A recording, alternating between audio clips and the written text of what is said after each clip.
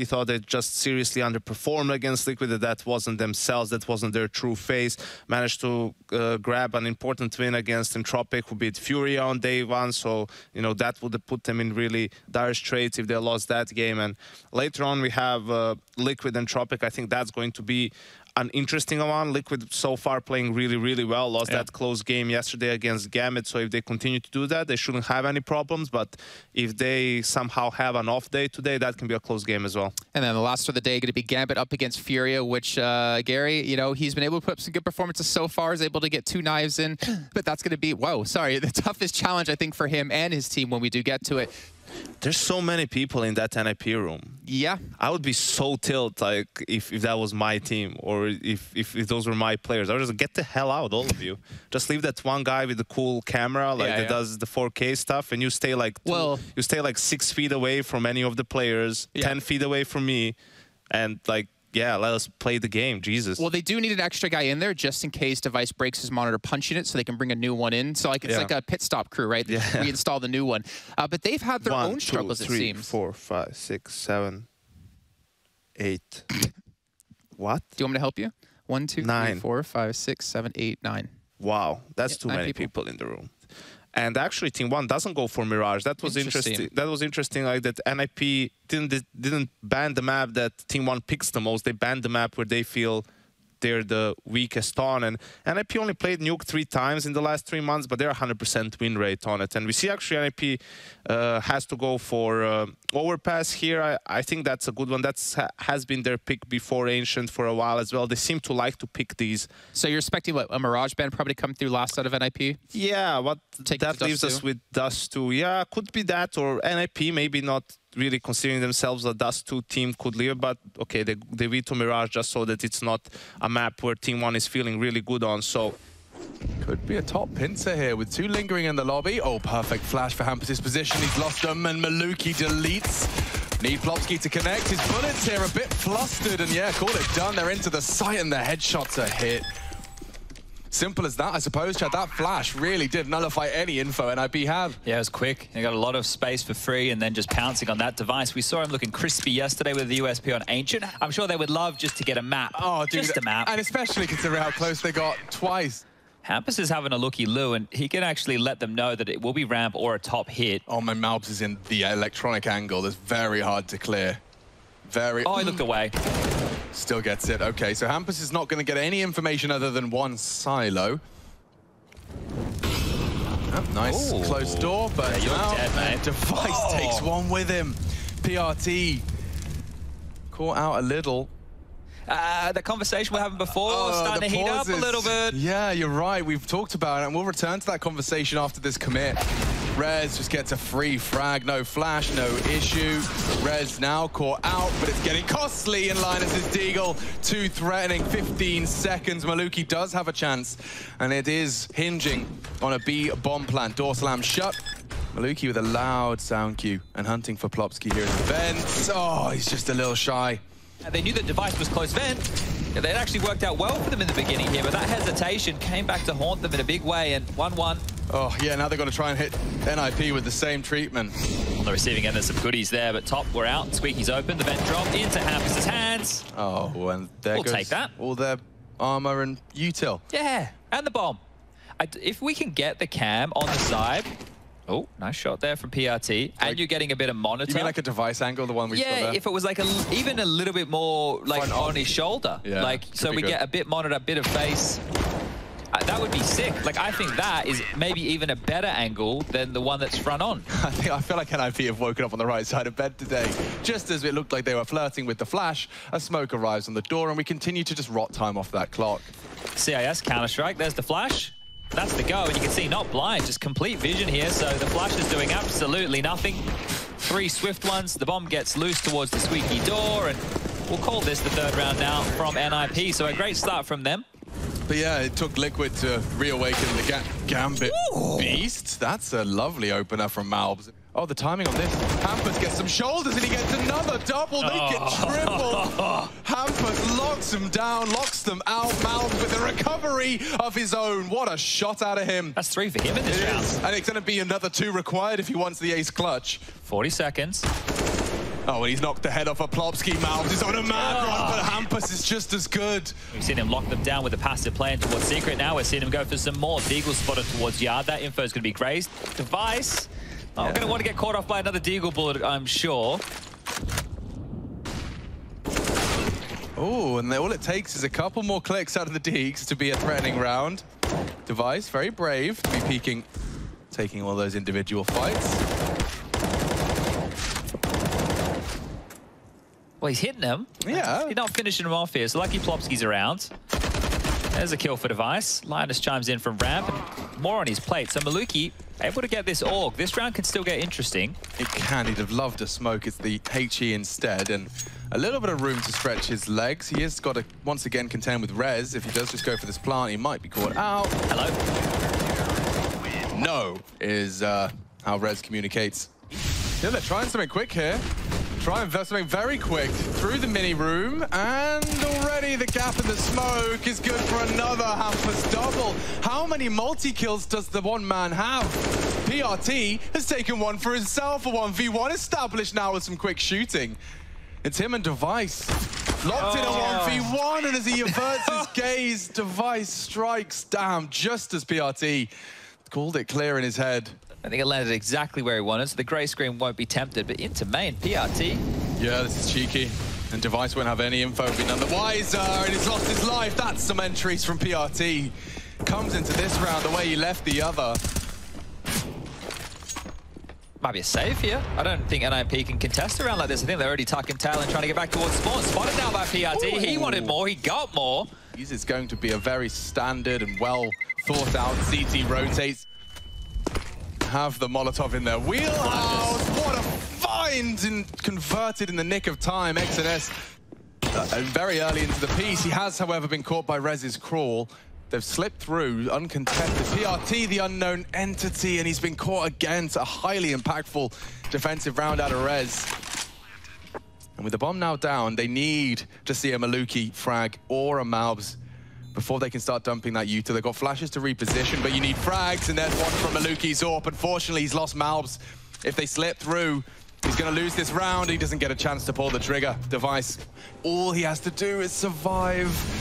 Got to think about this. Device trying to actively contest. He's done well to force the fights, but he's just lost his teammates. Oh, all of them. They collapse. The entire Team 1 squad gone. If Device is forward, Device will at least falter. The kill comes in. Hampus gets the final kill. Great grenade there. Look at that, right in the legs of two, and there's still a gap in the smokes. Yeah, there is. Hampus can contribute. Just got to time his spray well, and he has chunked two of them. PRT and Malbs, the walking wounded. Plopsky in a prime position just to poke his head up at the right time. It's a strike as the tail end does go through. He's kind of pinned, isn't he? Yeah, he's actually got a lot of work to do. He can claw them away in. He can see he's jiggling to contend with one. How has he found that? Rez has gone down, and Malbs is the one to step up. Doesn't matter of the low HP. He's pulled them two frags out of nowhere. Pesadeo to plant. LNZ can't. Maybe he can. Pushing in. Cost a lot of health, though, to Pesadeo. Oh, no. He goes down without a single word of concern. And Malbs has to do it all. He can't do it. They ask so much of him. He can only really jiggle, right? He can't stay on the line too hard, but back towards ramp, and Device is here. Ooh, that's a start, and if they can just humble this AWP, Device stands and delivers two in a big capacity. A trio of frags leaves Team 1 with only two. Oh, broken, and now a flank as well. Pesadeo adjusting to one, not ready for the Plopsky crunch. And PRT, they know and suspect he was the one walking yard. Not ready for the off angle there. Lucky to land a couple of bullets. I would take 5, and I'm sure they would too. It would require something crazy out of this Mac 10 and pistols, and that's the start. That is a good start. That's a great start. Now let's not stop. Let's not stop at all. Keep holding that W key. Or to pressure out that AWP, perhaps. That could be cool too. They're closing the gap. Device will be on a timer here. Nasty smoke. If you just hit that little lip, right, that little red lip, the smoke stops. Oh, the door swings open. XNS's Deeg fills the feed. Chad, there's something here. Okay. Malb goes looking for another fight. Hampus has had a Good bit of damage inflicted. The Deagle's taken him down to 30. Device times this so well. And it looks like he could get another. Well handled. Pesadeo jumping in to keep him honest. Hamper shouldn't win this. He shouldn't, and he doesn't. Pesadeo recovers, and it's Pistols breaking through the ramp hold. Yes. Very familiar, very familiar. Pesadeo's having a go. It is only unarmored Deagles, so we would expect this to be done. Thank you, Maluki. That's the no-scope necessary. They have the top site. Hampers could cause chaos here if they're not expecting it. Oh, and I don't think they are. I don't think they are. He's on the ladder, does tag him up, doesn't opt to commit, and so I can calm down. So here for Team 1, when you're down in such a hole, right, they're just assuming that NIP probably had enough money to go for some form of a buy. So they've just gone with a classic top pop, right? It's something that is a bit risky when you go through the smokes. You saw the initial exchange and how it could have gotten out of control, but handled. Yeah, and when you're doing top pops, especially when Plopsky and Linus have both early into this half proven that if you run out of hut without good util, we're just going to kill you. Yeah. Rez did as well from his hut position. Device back down towards Secret with the AWP. Let's see if he can stop PRT's crawl. And PRT just through the smoke. You'd love to see it. This would be a lot, though. At least keeps him humble.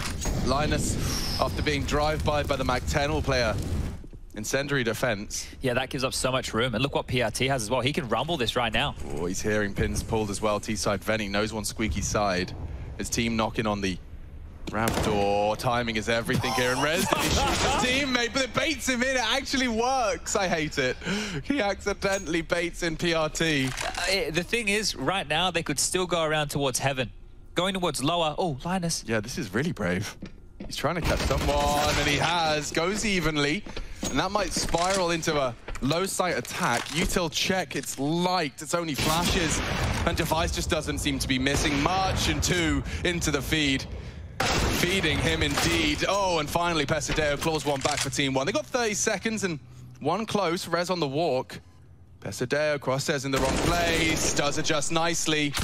Looking to shape up, we're running in with his knife out. Plopsky, the element of surprise, and there wraps up the half. NIP, prime position to collect themselves the final 5. We swap in sides, NIP to attack to finish off Nuke. Team 1 are looking for a little bit of that here on the CT side, and the P250, I think it has other... This strategy before, you put a P250 on simple and go up yard. And Chad Birchall's School of Counter-Strike has employed it before as well. It hasn't translated directly into the win. Device, however, with 2 from his B250, has done mission. His presence alone has pulled Malbs out of position. Maluki has spotted him, and Device continues to confirm CT locations. X and S. Oh, a bouncy T, and Plopsky does knock his head off. Oh, Malbs short-lived as well. Falling apart now for Maluki, and Device to finish the job. He started it well, and it's Rez to finish. Well, obviously. Well, the weasel was popped. Yeah, and you can only pop 1 weasel. Certainly.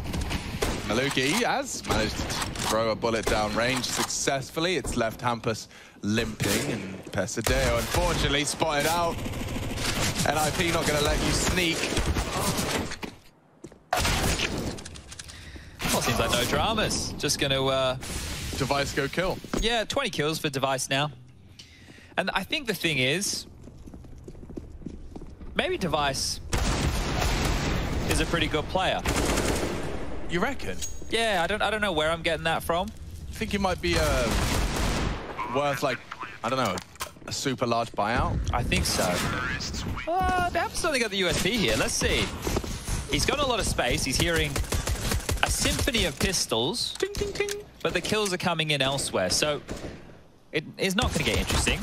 Even if Hampus goes down, he just loses a USP. It's not the end of the world. They were just sending him fishing regardless. That dink's not too bad, though. Ooh, oh, he gets the info. Pesadeo, just a little unfortunate on the timing there. Now, guys, I don't want you to stop watching the broadcast. Definitely keep watching the broadcast. But I want to give you something to do in the interim if this is a quick 2-0, because the next series doesn't start until 4:45. Now, Elige, he released a video on his YouTube after their game against NIP just the other night. He did it. It was like a 24-hour turnaround. He has a video out on his YouTube channel with the voice comms. It might just be the slightest of gaps here. There you go. Oh! What was that out of Malbs? 2 bullets as well. Yeah, 2 bulleted. Just a little railgun. NIP just put towards Yard and were denied. They will need to find a frag back. I don't think I want to go near Mouths, actually. He does just seem like the real hottest prospect out of Team 1 so far. Like, I mean, he just seems to be capable of finding frags when no one else can. Heard Fury need a 5th. Plopski's no slouch, so it is about timing on these jiggles. He's got a chance and a perfect execution. He's got the bomb on his side, and he wants more. Walks in, tucks in, bombs in front of him, and PRT's been Molotov'd out. His brief position cost him his life, and if Hampus can work his magic on this, he's been spotted out prior to contributing. And yeah, this should be the end of it. Malbs just with more. And Team 1 put their first defensive round on the board. They are lining up the nades here. Hampus, the smoke over towards Heaven. Yeah, it could be a big top. At least it feels like it. Let's see how the CTs react, and accordingly, PRT's just been Molotov'd out. Didn't really get much of a chance there. Gobbles up a flash after the flames force him into the open, and another body's already dropped. Team 1, very short-lived celebrations. Of course, it's Mouths that makes this threatening. He's got to clear that angle as well. He's so aware, so alert, and he's pulled his team back into a viable retake here. Device looks the wrong way. Maluki can strike. Team 1 set for a go here. Even Linus is low here, and more from Malbs. I can't quite believe he's doing it all. Linus with 6 HP. Malbs is going to swing in first. XNS to trade, and just enough time for the retake. I don't know where they found him. He will be cleared. They know. Slomsky looked away at the wrong time. Rez keeps it honest. But Maluki's dealt with Rez already. Now, there is a sound cue required. The window, I think, just legit saved his life. You think from the ding? I think the window just saved his life. It reduced the damage that much that he lived. Yeah, it was nice. Triple pane. That's crazy. But bullet resistant. Not bulletproof, but bullet resistant. Device, last man alive. Every bullet out of his M4 was finding the mark there, but Malbs too good. 22 for Malbs. This is aggressive. Yeah, Hut aggressive on the Plopski's shoulder is enough. And Maluki spots more. He's ready and brave. He wants more frags. Continues to contest this lobby position. Hampus is going to swing straight into the Maluki AWP. And just as you called upon him, Chad, he delivers with some flair. A lobby push. They continue to force the issue, and why not? There's only one man left, and it's Rez.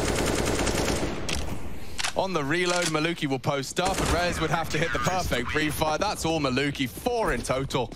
Looks like a lot of fun. I've seen Launder's stories. Run away. Malbs has got a whole team ahead of him, and just as the perfect timing, Maluki arrives in the ramp. He's lost his life and his AWP. Plopski just completely betrays the smoke. He seems to have a good idea as to where Pesadeo is holding. Oh, and the tracking is just phenomenal from Hampus. Malbs struggling with his 30 HP, he's toying with him. Plopski swings wide, and this one is falling apart at the seams, yeah. And all Malbs can say is, they came ramp and I only got 2. Did more than my job, sorry guys. Soz. Yeah, it's a tough one to lose. The thing is, he like delayed. Like, what more can you ask of him? I don't know. Like, and we know his death. That was when he was dancing with Plopski, just got eventually wide swung. Doors open, and it looks like Device's door is slammed shut. Maluki responsible. And aggressive. Changes his setup and a deep smoke into lobby. That will keep the NIP boys busy. Don't mind that at all, right? They're going to have to spam through. They're going to have to flash to clear, and Hampus, well, the fact that he's going to find himself now back behind the red box, I think he wants to help this lobby. XNS lays his life on the line to take one with him. I mean, they are still pushing. Part of me would be fine with them just be taking the advantage while they have it. Oh my goodness. Who's accounting for main? They've got PRT and Pesadeo in heaven, and there's the frag required. Looking to extend play. 2 frags separating them from it, and Rez has done very well onto PRT. Oh! Plopski out-AWPs the AWPer with his AK. That felt like a guarantee. Yeah, I thought he'd have that all day of the week. Maybe there are still a little bit of potential for NIP to finish it here in round 24. Rez planting, Plopski checking. He knows where you are, Malbs.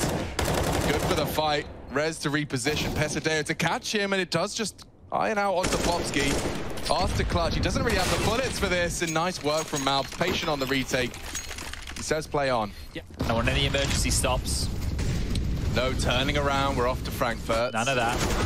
And Hampus this time. Pesadeo with an aggressive maneuver, and they don't have info on what's behind that wall. Full commit to a spray and bit walked on. Malbs has got nothing. It's up to Pesadeo, and some sharp shooting sets his team up for success. Maluki will go wide. He'll give you what you desire, and it is another round for Team 1. Using it to exploit perhaps with a bit more of an aggressive maneuver. An aggressive maneuver is exactly what Maluki's pulled out. Rez just obliges. I think he's just on the jiggle.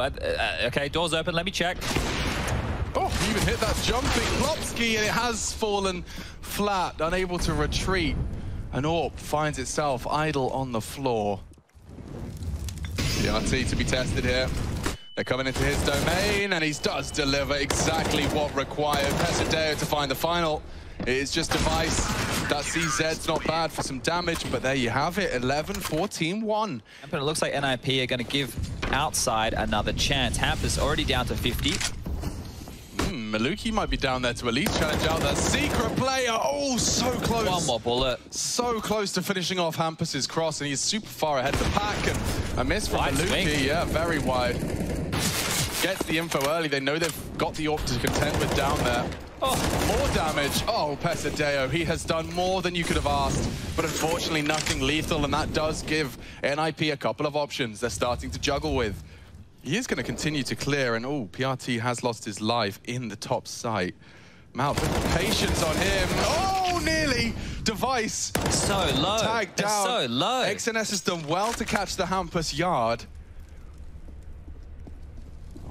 Okay, hoping to bait with the steps. The adjustment from Plopsky's not quite quick enough. One spotted Heaven, and the other planted. Nade doesn't quite hit the mark. They're both now isolated on the side. These flashes are their last-ditch attempt.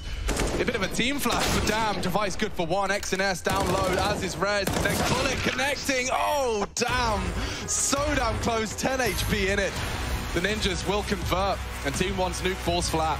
Though we can say this, we had a couple of members on the side of Team 1 step up. Mob was able to put up some decent damage, 26 kills for himself. And Maluki, when it comes to CT side opping, this guy is on point. But unfortunately, they weren't able to close out the game, weren't able to get enough rounds on the CT side to take it themselves. Yeah, I think they just managed to make it look respectable in the second half, really. After NIP won and converted the second pistol round, they were up 14-4. You know, you could tell even in the way they were playing, there wasn't really much respect left there. They were just feeling, you know, this game, we're going to win 2 rounds, whatever we do. And they weren't too worried about what was happening. And even in the final round of the game, right, you see it's a 2v2. I think Device gets the first kill, and then he just re-peaks in a 2v1. It's like he would never do that against a proper team in a proper close game. You know, what was it, 15-11, right? That's like kind of close, right? But he just doesn't care, even though his teammate is low. That's just a reckless play, really, and just shows you the mindset that they had towards the end of that game. Probably like also from the very beginning of that game. 1xBet odds very clearly favoring NIP. Scurry up, scurry in. Hey, and of course it's Malbs, the shining beacon of hope for Team 1. He's been kept very humble. And a 3v3 established. Once again, they armor up Device's P250, and he's still good for it. He has to do an awful lot, though, Chad. This is far from a guarantee, and XNS will have a rewarded jiggle eventually. All right, Rez. Oh, he's got so much work. A lovely goosh. Just one Glock, one bullet out of it. Jiggle again, I dare you. Yeah, that's going to give him some respect. And I mean, there's the threat of him going, right? He seems convinced that they're going to be coming from here, and now he's chipped away at another. XNS is working with nothing. They got 21 points of health between the remaining 2 of them, and even less now. Rez with 5 bullets left. It's all he needs for the first. Pesadeo saves their hide. If I was going to hazard a guess? I reckon he works in video. You reckon he works in video? Yeah. There's no way. No? No way. He's hanging out with too closely of a threat. Digital bullets, huh? Digital, but we don't even see the bullets, do we? No, nothing more than a flashing light texture. Nice little boost there. Maluki grabbing the opener here of round number 2, and I think this one is going to be difficult to claw back into. Hampus' AK. 45 seconds on the clock, more pressure towards A. XNS's flank is coming, and he gets one for free. Look at that. Lovely, but they did lose Malbs in the process, and it looks like Plopsky's not stopping. He's taken another. Pesadeo, just on a jump, loses his head. Have to turn around at some point here. They know XNS is coming behind, and they're not ready for it. More damage done. Two low players, PRT strikes, and we find ourselves at a 2-on-1. Playing from heaven, yeah. Off angle at the moment adopted by Hampus. So this is the hard clear. He's done the first of the two. Nice reaction. Yeah, this fake and adjustment's going to have to be perfect out of XNS. It is a plant for heaven. Plopsky. I was calling the bluff. Completely calls the bluff. He won't have to be able to do the same on the second. Ooh, and XNS just doesn't have the time for this. Plopsky, through positioning alone, will take the round. XNS a valiant attempt, but two 1v1s in our opening two. So they change over the guns right now, put the AK into the healthy member, flash out long. Rez will peek eventually, and well, Hampus is the one to get the kills. He's now going to be chunked on down to around 30 HP, and XNS, the toes are spotted. Look at all this damage. Yeah, this is really promising. Okay, gonna have to adjust quickly, and he has managed it very well. Takes another with him. Device is dead here. Malbs just need one shot from this in the back. Should be a sitter, and it is. The rest falling apart as Maluki scout again in the feed. Rez after clutch, there's too many men. Stack nades in play, and Pasadeo, he's a little bit far away to cop all the damage of that. 84, he remains. Out of these two CTs, Maluki and Malbs though, standing vigilant. Goes for a clear and finds Rez. Nothing else to report. Maluki wants to go over his own smoke here. It's effective. And he will stick around. The rest have not chosen to unload their pistols. Eventually he topples, but set up for success. And these Armored Eagles do not last much longer. Team 1 pull ahead. Alive and kicking as you can, and a nice little nade out of Malbs' hands there will take them a step in the right direction, softening them up, ready for any aggressive maneuvers. And oh, he gets 2 for his troubles.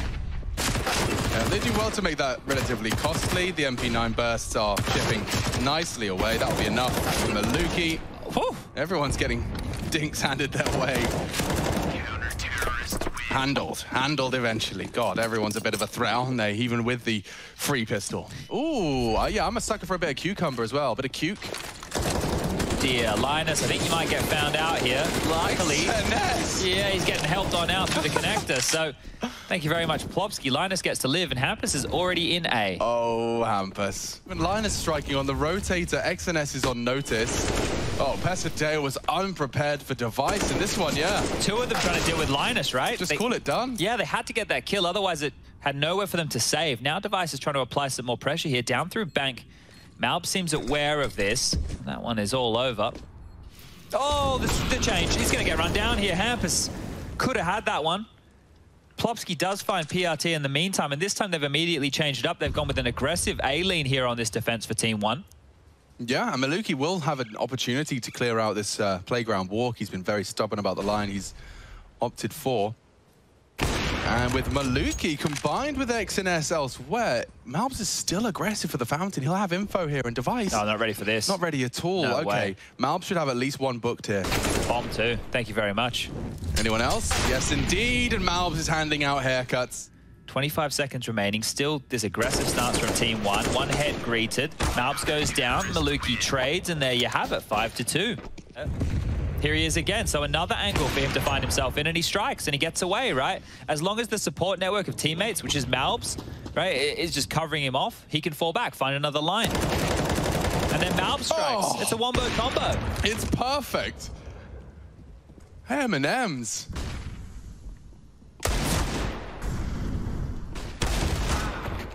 Nothing left. It is definitely got a bit of a nutty center, but I'm right there lurking in the smoke with a perfectly timed spray.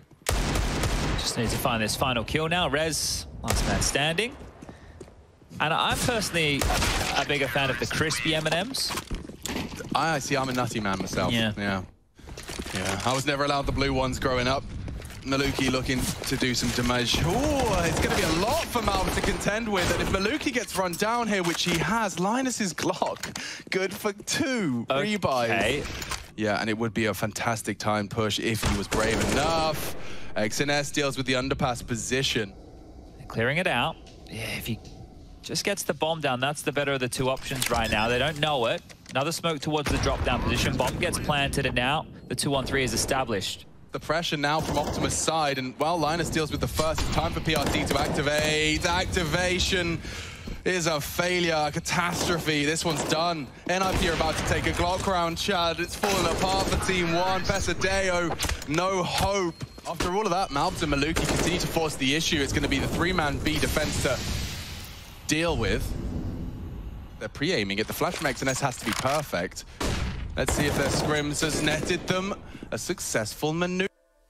ESL Pro League is brought to you in part by Gaming Malta, Intel, US Air Force, 1xBet, DHL, Monster Energy, Coinbase, Mech Arena, and CSGO Hub powered by Coil.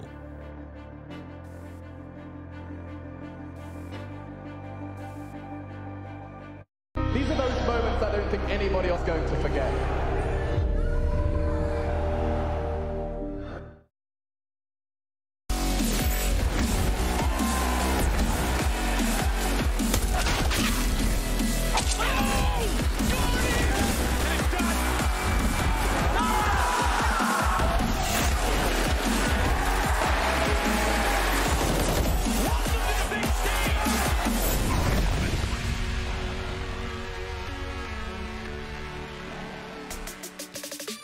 It's qualification Saturday here for our last group of the ESL Pro League Season 14 as Group D, and it's 6 teams try to get themselves into those top 3 positions to advance through into the playoffs, kicking off in just a few days' time. And as you can see here, Team Liquid, Gambit, and NIP, you pick up a win here, pick up that dub, and you're into the playoffs. You're into playing against the best teams in the world and for that chance to take home the trophy and obviously the prize money that comes with it. I'm Jason Kappen, joined by Yanker here, so we're going to start to talk about this. And I think this is like the first group we've had where it's come down to day 4 and just a win for each would get you through. Yeah, it's definitely the first time, and also it's in a scenario where each of these teams is a clear favorite in their matchup, so it's highly likely that they will end up winning their games. Today, for me, the closest one will probably be Gambit and Tropic, right? A bit of a domestic matchup, yeah, and whatnot. I have a lot of faith that Liquid and NIP will win their games, but yeah, compared to Group C, which was, you know, a bloodbath, and FaZe not making it out despite having 3 wins, this one is a little bit more clear-cut. I think there's even a chance for someone to get through with like 2 wins, maybe, if I read the email correctly. Mr. Slavinsky, I was very tired when I read that, but we can see our current standings at the moment. Gambit sitting pretty on top, and if they win here, they again, I feel like they should be almost guaranteed through. I guess it comes down to the match versus NIP if both teams win. If NIP beat Gambit on the final day, assuming both teams win today, maybe NIP can steal away that #1 position. But you know what? I'm not even going to pretend I'm in League Ops or know how this all works out. All I know is that Team Liquid and Gambit, they've already played against each other. Gambit went out in that head-to-head. But in Tropic, we've heard a lot of good things about this team, especially from Hobbit. But right now, they're not really sitting in a good position to qualify. It's very difficult for them too. Yeah, it's been pretty tough because they've had, you know, close losses against Liquid. Sure, it's a 2-0, but 16-12, both maps. Those are close games. NIP, the Dust 2 map was 16-14 as well.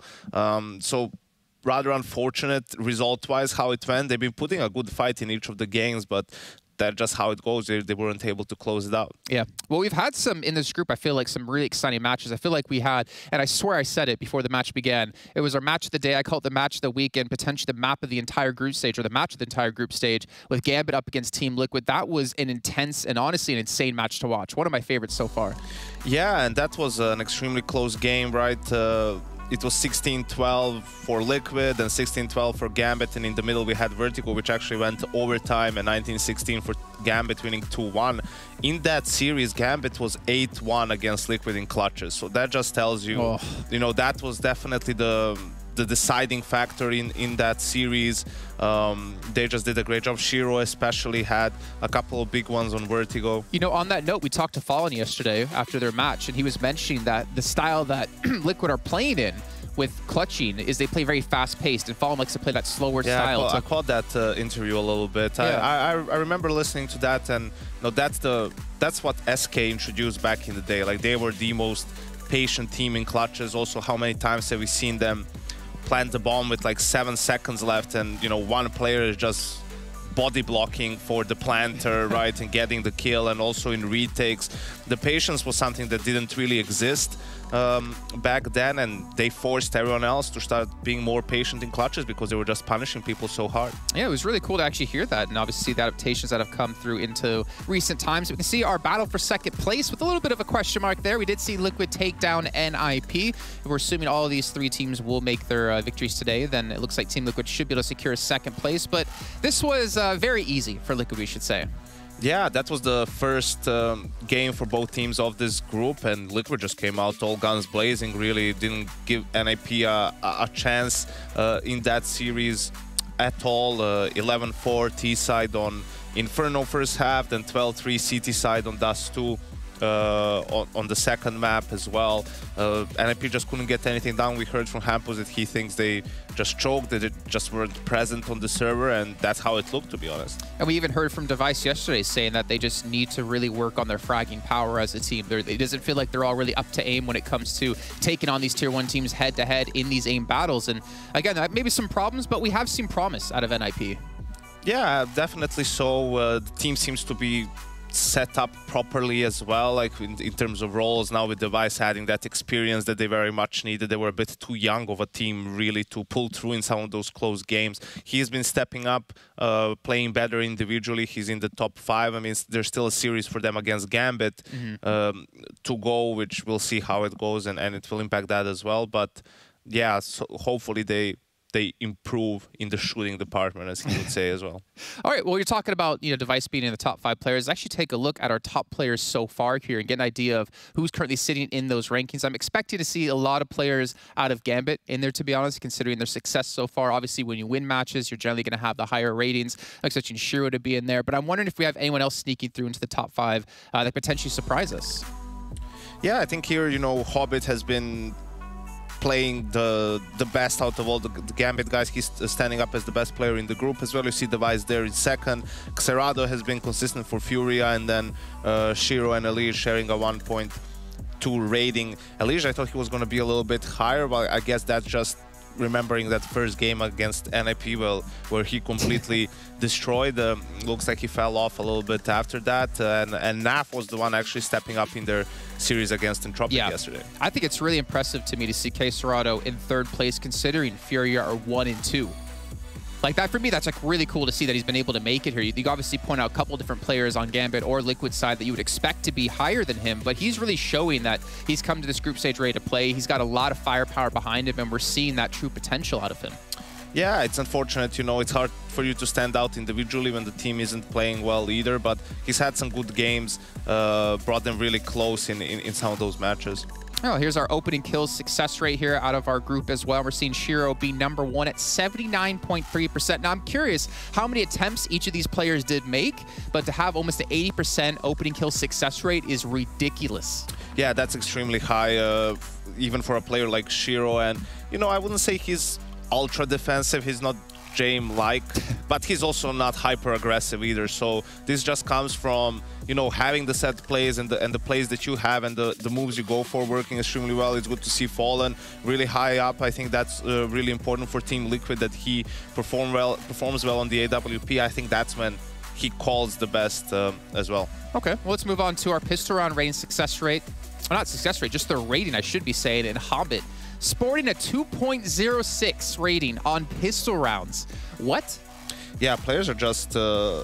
I think Hobbit, I want to check that now, really. I think he's been this year, just in general, really, really good with pistols. It just seems like every time you watch Gambit play in pistol rounds, Hobbit has a lot of input, just like Hunter for G2 or Rain perhaps for FaZe, right? He just seems to be a specialist when it comes to that. And, it's a huge deal to have players that are extremely good with the pistols. Pistol rounds are really important. It translates also to force buys a bit when you go to Deagles and so on. So having that good start really helps a lot to have some good wins. Well, especially if you can win the second round and not get forced up against you. But we're talking about our top 5s here in the group so far, but I'm really curious what our highlighted players are for our casters, because we have so many great players, so many great standouts, as we heard about Hobbit, we heard about Elige, even Naf yesterday, Sponge and Machine. What about you guys? Who's your highlighted players so far here in this group? Ooh, highlighted players. Okay, so mine's hard because I think my highlighted player is from a team I haven't cast yet. Okay, give it to me. Fallen. Fallen, all right. I like that. I know I'm piggybacking off what the desk is saying, but just to kind of elaborate, he not only has seemed to have recovered Liquid in terms of strategical depth and looking like the whole squad looks like a team again, but he's also doing that flashy close combat AWPing. We're seeing all of the best bits we used to love back, and he's averaging a 1.08 rating so far this month. That's solid. I mean, we're having peaks of 1.4. He's popping off at times. Yeah, look, I think that Fallen has definitely been one of the standout players here. I was sleeping on Liquid. I thought they were going to come in here and do nothing within the group, so he's been a component in that. What about you? I have my player pose on. I don't know if you noticed. I have my player pose on. But for me, I think it has to be with Heartbreak Hotel of Team 1, right? Malbs is putting himself on the market, right? Yanko got out of him yesterday that he speaks 3 languages here, so maybe if there's an international squad looking for a rifler that can, the Guatemalan could be one that people could be looking towards because he's been more than handy, right? And he's not a standout in the sense of they're going to run through the playoffs, I'm going to see more of him, but a player that maybe in the future could be something that we can really get excited about. Now, you see this mark on my forehead? I've got like a little red dot. Do you know what happened? No. Now, Jason, do you remember when I used to headbutt laptops when back in the day? Like Pasha Biceps is leaving the interview and I like head... Yeah, that looks... There's no stunt doubles. Looks very familiar. No stunt doubles. Yeah. As I was laughing. Yes, I was laughing, I headbutted the laptop. Well, last night I was laughing and I headbutted a metal straw. So now I've got like a bindi spot of a red dot. Oh, well, we're saving the turtles, but we're killing Alex. Yes, yes. One step at a time. Let's prioritize the turtles. Doesn't sound like a fair trade because they're both pretty cute. I just want to say I think Alex is worth 1 million turtles. 1 million? Yeah. Oh, how much would Sponge be worth that? All the turtles. I'll trade all the turtles in the world for 1 more Alex. Okay, well, what about Sponge then? If you're giving me a value of Alex here... Chad is like, maybe like 10 turtles. How many flip-flops would Chad be worth? That's the real question. I don't know, or thongs as he likes to say it. But yeah, I just had to check this. Actually, Gambit has 3 players in the top 5 this year in pistol rounds. Exile's 1, Shiro's 3, Hobbit is 5. So probably not such a big surprise that they're doing so well. I don't remember that ever really being the case. Yeah, I'm curious to see if they can maintain that, though, obviously into the second half of the year, which is a little bit lighter for them, like we talked to Hobbit. But ladies and gentlemen, we don't really have much time left here before we hop into our first game of the day. So we're going to throw it to a quick little break here. We set things up here for our debut match here in Group D on day 4. It's Team Liquid taking on Team 1. And it's going to be coming down to Team Liquid winning this match. They're through to the playoffs.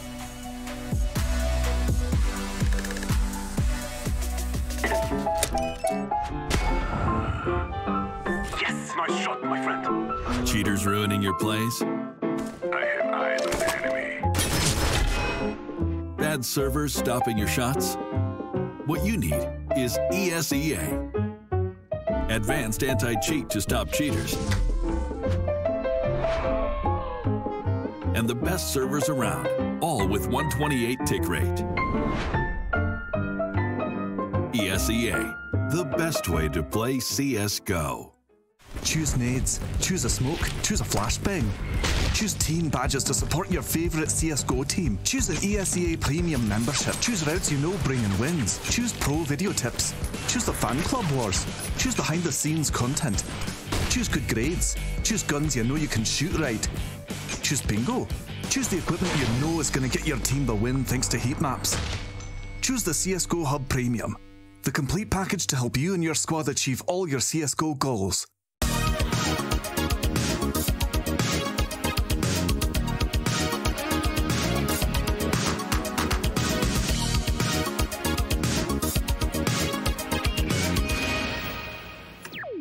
In Group D, one of the most impressive teams is currently Gambit. Since building a new lineup around their in-game leader Hobbit, the CIS lineup saw great success with wins at IEM Katowice, IEM Summer, and 4 other events this year. At IEM Cologne, they fell a bit short, but Gambit will do everything to strike back here at ESL Pro League. NIP's latest team adjustment was very surprising to many. Stealing away Device from Astralis and making him their new AWPer wasn't expected, but holds a lot of potential for the Ninjas. Completed is the roster by stand-in player LNZ coming from their academy team, and now they need to turn their new potential into a deep tournament run. Liquid has struggled lately with their results, but with their new addition of the Brazilian in-game leader Fallen, things could change. Speaking of Brazilians, Furia could be as good as the old Luminosity Gaming lineup with their young talents, or maybe their fellow countryman Team 1 could prove them wrong. Will Gambit show again why they were considered the strongest team in the world for quite some time? How strong will the Ninjas be? Is America's Counter-Strike scene gonna make a comeback? This season of ESL Pro League will tell.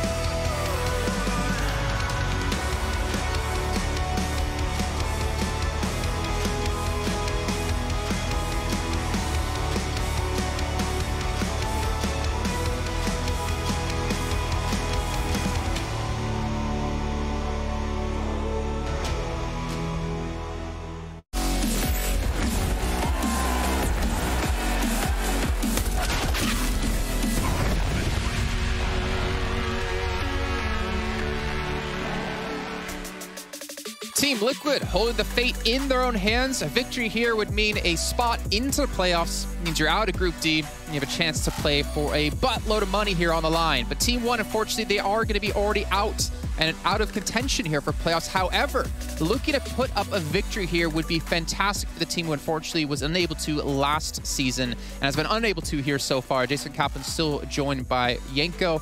And off the bat, we heard like Alex talking about Malbs. We have to talk about this player. He's been phenomenal this entire Pro League. He's done extremely well even when his team hasn't performed. And it always has that lingering question of what happens if he decides to go to an international roster. Yeah, I think, I mean, I also tweeted it out yesterday saying that teams should definitely look towards him after the major. Obviously, probably not going to see any changes before that happens. But after that, if you're looking to shuffle players, if you're looking for young, new talent, he replied to me saying he doesn't only speak English, but Portuguese and Spanish too. So obviously, Brazilian teams are an option, but they're also international rosters. He's only 18 years old. His English sounds really good in interviews. You can tell the skill is there, the talent is there, and he's not just aimlessly running around headshotting people. Like, he has a good amount of game sense already. So definitely, I think a good investment for any lineup for the future if they seek an upgrade, right, or if they want to make the team younger. Yeah, I love to talk about him, to be honest. I also love to hear from him, and luckily for us, we had Sadicus interview him yesterday. So let's hear what he had to say and talk a little bit more about him when we get back. Well, all right. We're back again with Mobs. Once again, joining me in the early hours of the morning in Canada. But the lovely day has started over in Europe, and you guys are ready to take on another match in Pro League. Today, you play Team Liquid. You guys have had an okay affair so far. Some close matches. Nearly actually beat Furia in one of them. Nearly beat Gambit on the opening day as well. But what's the European experience so far been like for you guys? It's been a great experience, to be honest. We have been learning a lot, and I think we improved a lot in ourselves. And we also wanted to win the matches in Pro League because, like, we were so close, as you said, but it is not as we expected. But we're going to work at least to beat some more teams like Liquid or Entropique. Do you think it helps maybe that Fallen is starting to do a little more leading with them because he's Brazilian? You guys have probably studied or looked up to him for a while. Is that something that maybe works in your favor? He has helped us in a bunch of stuff in our game, so we're kind of playing on like his playstyle, kind of. So we kind of know how he calls and stuff, and I think it's gonna work on us, like on our side. So I just want to kind of switch subject a little bit, because when you touched on it with Europe and you're learning a lot, obviously that's one thing we talked to Bad News Bears about, and they're not with an organization right now. They had to go back to North America as soon as their group was over. Do you guys have plans to maybe boot camp a little bit longer and stay in Europe a little bit longer for practice? We don't really have like a plan to stay in Europe after Pro League because we're gonna play like the NA tournaments, like the DreamHack is coming and other stuff. So it's like we're gonna play the NA tournaments and maybe we can just look to come back to Europe, but we don't have it planned right now. Okay, fair enough. I was just curious. Well, again, starting against Team Liquid today. Maps, do you have any idea in the head-to-head? Because you guys play some different maps than the other team quite often. I have no idea, to be honest. Fair. All right. Well, I wanted a prediction. You're not going to give me one. But good luck today, because I think this could be your best game in the group, and it certainly would put a statement out if you guys were to beat them.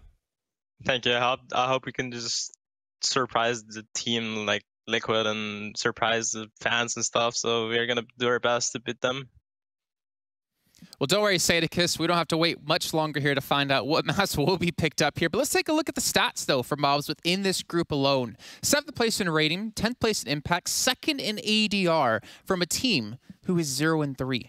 Yeah, he's had some great games. I think every game they played, he had impact, he had good rounds. That's why I said I think his talent is undeniable at this point. And for him, it's just a matter of keep working, right? Seeing if the team is going to get better around him or if he is going to get picked up or an offer is going to come in from a better team where he can really, you know, shine and play more often and more consistently against these tier 1 teams, right? That's the problem. Most of the time you're just farming like tier 3 teams in the NA region, really, and it's just such a huge difference coming in Europe and playing against some of these other teams. And that's why it's so impressive that he's still being able to do his thing and hold his own. Exactly. I mean, considering they play in North America most of the time, right? In the Americas, I should say. To be able to come to Europe and be able to do the damage he's been able to do against players of this caliber without really much practice going into it is kind of insane to me. And I do wonder,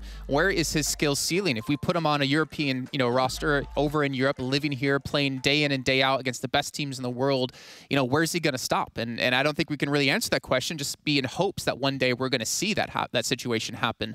But we talk a lot about Mobs. We have to talk about his right-hand man as well. There's another player on his team who's been able to do some fairly good success, the opera for the team Maluki. And I wanted to point out something in particular when it comes to him, because his CT side op has been so damn good. It's unfortunate he's not able to transition that success to T side, because obviously T side you have to play a little bit of a different style, and not all maps are, nice for you to play on the op on that side. But look at this, 1.28 rating on the CT side, 1.52 KD with a plus 27, again, out of a team who's 0-3. That just shows his impact. Yeah, it's just maddening how huge the difference is between the CT side and the T side. And yeah, he's had great games, very mobile with the AWP, right? Always keeps his opponents guessing, has some good rotations, good decision making, how to open rounds as well. I think, a lot of his skills are coming in just due to good positioning, reading the game well, and just putting himself at the right spot at the right time. And then on top of that, he's had some rounds where he's just hitting some nice shots consecutively, and just shutting the other team down. So definitely one of the main reasons why they've had success on the CT side and why some of these games have been so damn close for Team 1. Yeah, I think, what is it, 3 out of 4? 4 out of 5, but that doesn't make sense. So I think like 4 out of their 6 maps they played, they've actually gotten to 14 rounds or more. For some reason, Team 1 just can't seem to close out matches, and I'm curious to see, as we get into our videos as well, what maps will be played here. But that's always been the struggle for Team 1, it seems, within this Pro League. They can put up a good amount of rounds, they can challenge the likes of Gambit, but to close things out seems to be difficult for them, and I don't think we're really sure why. Well, I think it's not so much closing out the games in a sense of, it's not like they have a big lead and then the other team comes back and they can't close it out. Like, the games are just neck and neck, right? They're close along the way. I think the problem is they're losing some rounds where they have usually big advantages. They're losing too many anti-equals. They're getting force bot after winning pistol, or they just straight up can't win pistol and they let the other team convert. And in these close games, that's all it takes, a couple of mistakes here and there. I mean, they lost the game to NIP, losing a 1v4 to Rez. In the first half, they lost 3 rounds to Pistols as well. So that's just, it's a 19-16 game. You could have won it 16-10 if it weren't for that. But as we go into the veto here, there weren't going to be too many surprises, really. The perma-bans are out for Team 1. They just go back to Mirage, where they've looked the best so far in this group. I think Liquid expected that. Liquid going for Inferno. The thing with Liquid is they've only played Cologne before this. And that's it. They didn't qualify for Blast Finals. They didn't play IEM Summer, right? So that's it. In the last 3 months, really, ever since CS Summit, like they haven't played ever since the 1st of May. They've only played IEM Cologne and this, which is like just no games really. Yeah. So yeah, it's hard to tell where they are right now in terms of their map pool as well. We see that in the end, the third map, I believe, was Overpass, which they also had some good games at here in Pro League. So yeah, I think for Liquid, it's just about staying focused, not taking anything for granted, approaching the game seriously. And the way they've been playing so far in Pro League, I don't expect them to have any issues winning this one. Okay, well, we'll see what's going to happen here. We'll kick off this first map in the series. It's going to be on Mirage, and it's going to be over to our commentators, a Machine and Sponge, to carry it away for you. Remember, if Liquid win this match, they're through to the playoffs. They lose this one, well, I'm not the League Ops admin. I can't tell you what's going to happen, but let's see if they can pull it out right here, right now. Oh, I'm going to get Jason Kaplan a shovel every time he digs himself deeper into that League Ops hole. Mihal sweating bullets with every word out of Kaplan's lips. But yes, a lot at stake. Team Liquid definitely in a prime position to collect a top 3 exit here. And Yanko really raised some eyebrows for us here, Chad. Just talking about how little Liquid have played. Yeah, it's one of those quandaries, right? They decided to not spend too much time in Europe. They're just before the break there, wanted to opt for a bit more time at home. And well, coming out the gates here, that's one of the reasons I had them as a sleeper team, and not sleeper in the terms of they were going to... Resident sleeper. Yeah, they were just going to find themselves a slow group stage, but they're the favorites here as per 1xBet odds, and we are looking like a B lean. I mean, 1xBet, it's getting extreme now. 1-8 before a single round of play. And Elige has been looking fantastic so far, though. He's found nothing and locked out a short. The smokes are up and the bodies are dropped. Kit on the site, so they'll have a good go. Grim goes down, and Liquid are running out of players here. Team 1 with a flawless pistol. X&S looking clean as well. And yeah, this could get interesting. Now, Chad, I think now would be a perfect time for me to ask you to give us a quick lowdown on what you've learned about Team 1's Mirage. You've seen them play a couple of times. It seems to be their most comfortable pick. And now they're 1-0 up. Yeah, some of the things which are a bit more quirky about the way they do it is they're this team who, if we see them go A, you'll see them take a bit of space and then kind of pause out. That's something that we've seen a bit working in... let's say mixed bags worth of success. I think as well here, this is one of those maps where if Malbs can find his comfort zone, he can just find a lot of multi-kill impact around middle. I mean, yeah, you will watch Malbs throughout this game. If this is your first Malbs showing, just wait. Tune in and catch as one man does his utmost to keep his team competitive, even in the face of large disadvantage. And while we have Naf in B halls there, when we do get Team 1 onto the CT side, they've had this maneuver they pulled out a couple times, right? You may remember it. They boost 2 players up towards the B apps and they go aggressive on their CT side for room. So it's a couple of notes, just little cliff notes. Yeah, certainly. And I mean, this is my first look of Liquid in this group, so I'm actually just excited as well to be casting the North American squad. I've been enjoying the games. I've been enjoying the success. Of course, that loss against Gambit gonna haunt them. That will too. Naf, a single shot out of his scout. He's kept very honest. Elige so paranoid about short. And this force buy could not look any less threatening. Yeah, just a save right now. Team Liquid wanting to hold on to their investment here. Now, something that we need to add the framing to, maybe you just missed the death segment. What's on the line here is Team Liquid can secure themselves a top 3 placing with the win today. And you need to know that Team 1 are already out, right? Team 1 cannot qualify no matter what happens in their game today. And tomorrow they have no way of making it through. So for them, they have everything to gain in a win. In the sense of, it's just going to be them getting that... voodoo out of the server, right? Yeah. Because it really has felt agonizing here. Pasadena are going to hunt for a little bit more. Don't you feel as well that, like, when you're in a Team 1, when you're a team like Team 1, we've seen multiple, you know, Tier 2 nipping at the heels of Tier 1. There is often this phase where you start looking quote-unquote competitive, certainly on your map picks, but it's always those little breakpoints, those small, like a couple of anti-eco losses. A couple of double Linus Glock kills on overpass. Glock kills transpiring. You know, like, they go overtime multiple times. Yeah. They've pushed and clutched and done it all. I do think for them, it's just a case of, as you put it, breaking that curse, and I do think that it's par for the course for a team like Team 1. Yeah, and now in this environment, when I say they're playing for everything, obviously they can't make it through, but based off of your conversation, the whole point here is for these guys to get the confidence to know that they can win against some of the better teams in the world, right? And then if those floodgates open, and then they find themselves up 14-10 on Overpass, then maybe they're converting that map in the future as opposed to losing, right? We won't have to play Billy Ray Cyrus, "Don't break my heart, my achy, breaky heart. I just don't think it'd understand." I couldn't believe that Hannah Montana's father was so successful. I can't believe Hannah Montana was so successful. Look at Miley go. I know, right? Wow. I mean, that's a shout out to Miley for breaking the whole Disney princess character. Snapped it over an E, didn't she? Yeah. I think that's what the whole Wrecking Ball video was for. It's how she got out of her contract. Well, there was the whole. Who was the guy who she did the song on the bit of grinding on the stage? But it was something like that. I'm pretty sure like that was the only way she was going to get out of her Disney contract was to grind her crotch on a Wrecking Ball. Yeah, well, but fair play to her. Each to their own, I guess. And I'll tell you what, her live acoustic version of Jolene. Jolene. Oh, she's got the voice, man. She's got the voice. Recommend to a friend. Some people get on giant wrecking balls, other people leak documents, but either way, you get out of the contract nonetheless. 3-0 for the scoreline.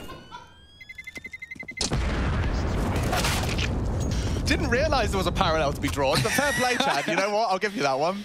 If we don't laugh, we'll cry. Yeah. There's sad scenes out there at the moment. But let's take a little bit of a looky-loo here at Team Liquid. We'll go through the square window for those of you from Play School here today. The square. We have the AWP out for the big man, Fallen. Elige is another standout. Naf really starting to get his juices flowing. So we'll see really how much pain Liquid can lay down range. This is the type of game where you don't want to get complacent if you're Liquid. This is the one that you should be converting, and you want to keep it as quick and easy as possible. Stewie 2K, as always, attracted to that smoke. Trying to find an angle around it, and actually he's managed to evade all of their nades and bullets so far, so he'll still be relevant. They are setting up, they want to once again test B, which is so brave considering it's Naf and Elige, their sharpest soldiers. Here they come. Straight in, Naf does deal with the first, that's PRT snapped.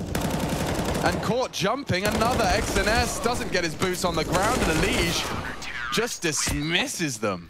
Oh, well, get the hell out of here. I think against the lower buys, it looks a lot easier than that does. And you're right. If you said to me, you just gave me an option, you gave me two options. Hey, you can go towards A. It's going to be more where Grim and Stewie are. Or you can go towards B. That's where Naf and Elige are. I can tell you which one I'd be picking, right? But this could be testament here that Team 1 are just going to play their own game, right? They're not going to play necessarily around their opponents. You know, it's okay, we want to condition B early. Regardless of who's there, that's the game plan.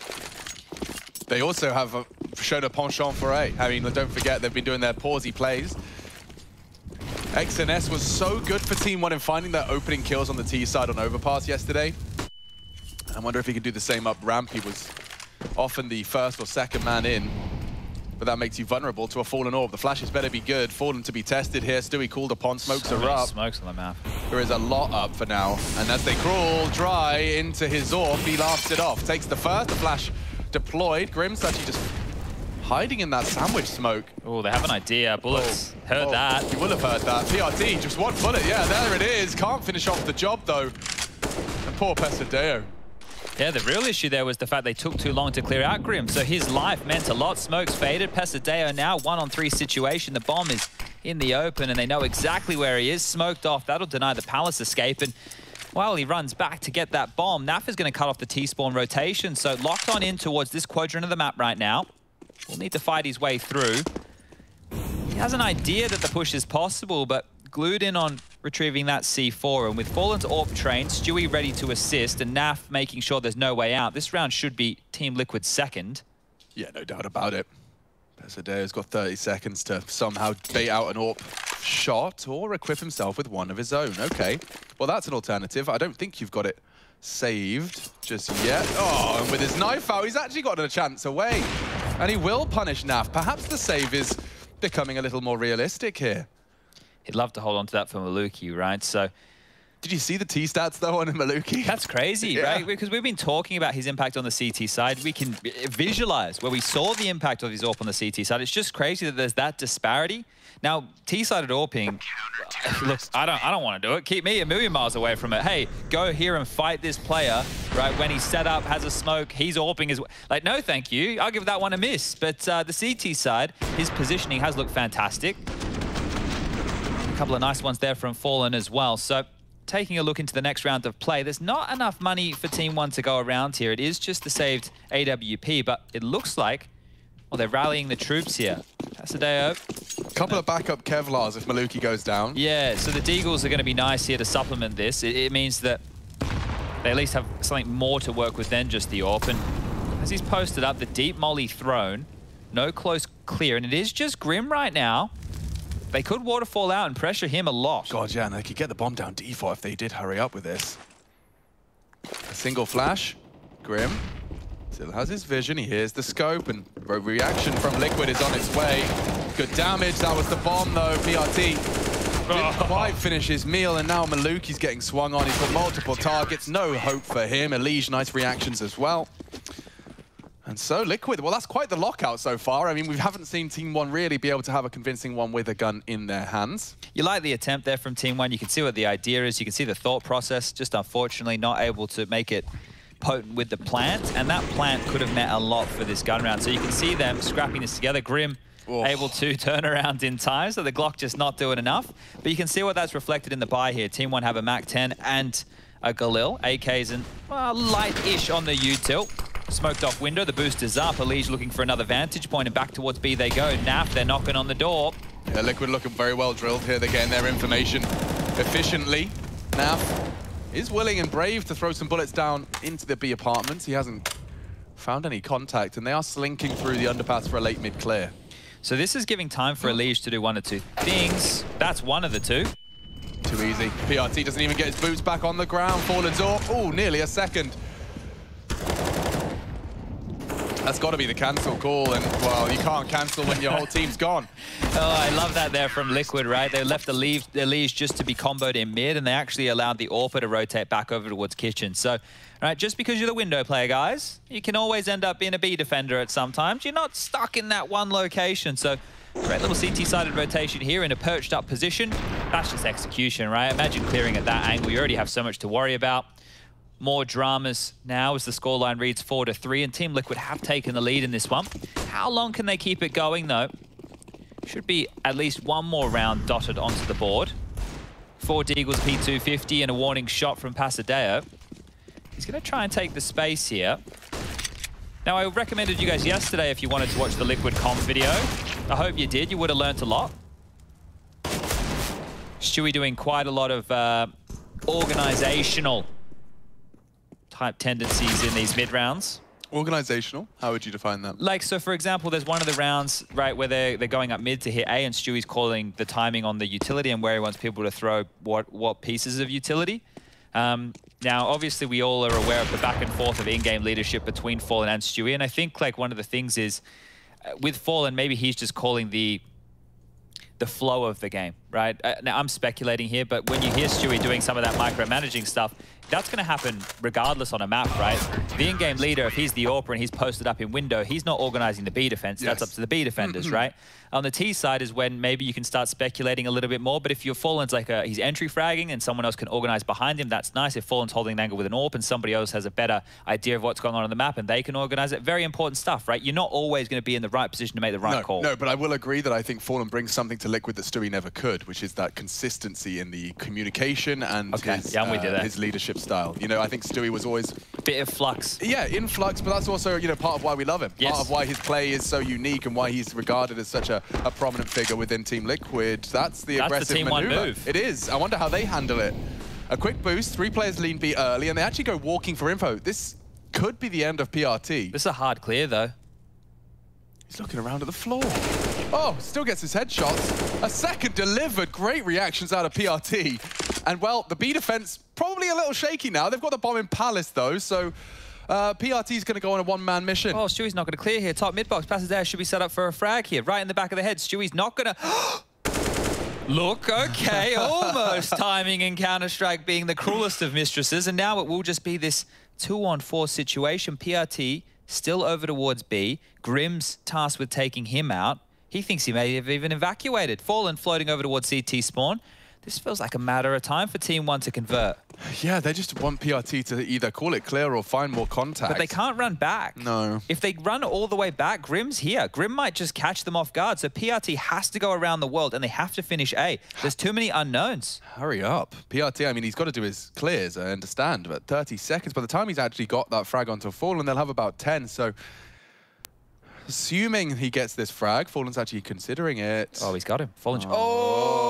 Is he going to come back? He might have another look. Now they're distracting him. Yeah, they're throwing the nades. Everyone's staring at Palace. PRT to book him here. And that should be the end of it. And it is. Grim coming around from T-spawn. Bomb to be planted. Just about 15 seconds left as the clock is extended. And Grim, going to be a predictable close from him. If he goes for a couple of kills here, right, he doesn't need the clutch, but if he can just damage this economy, take a weapon or two with him, job done. Oh, was he spotted? I think so, yeah. The bullet signifies that. The AK as part of the heist.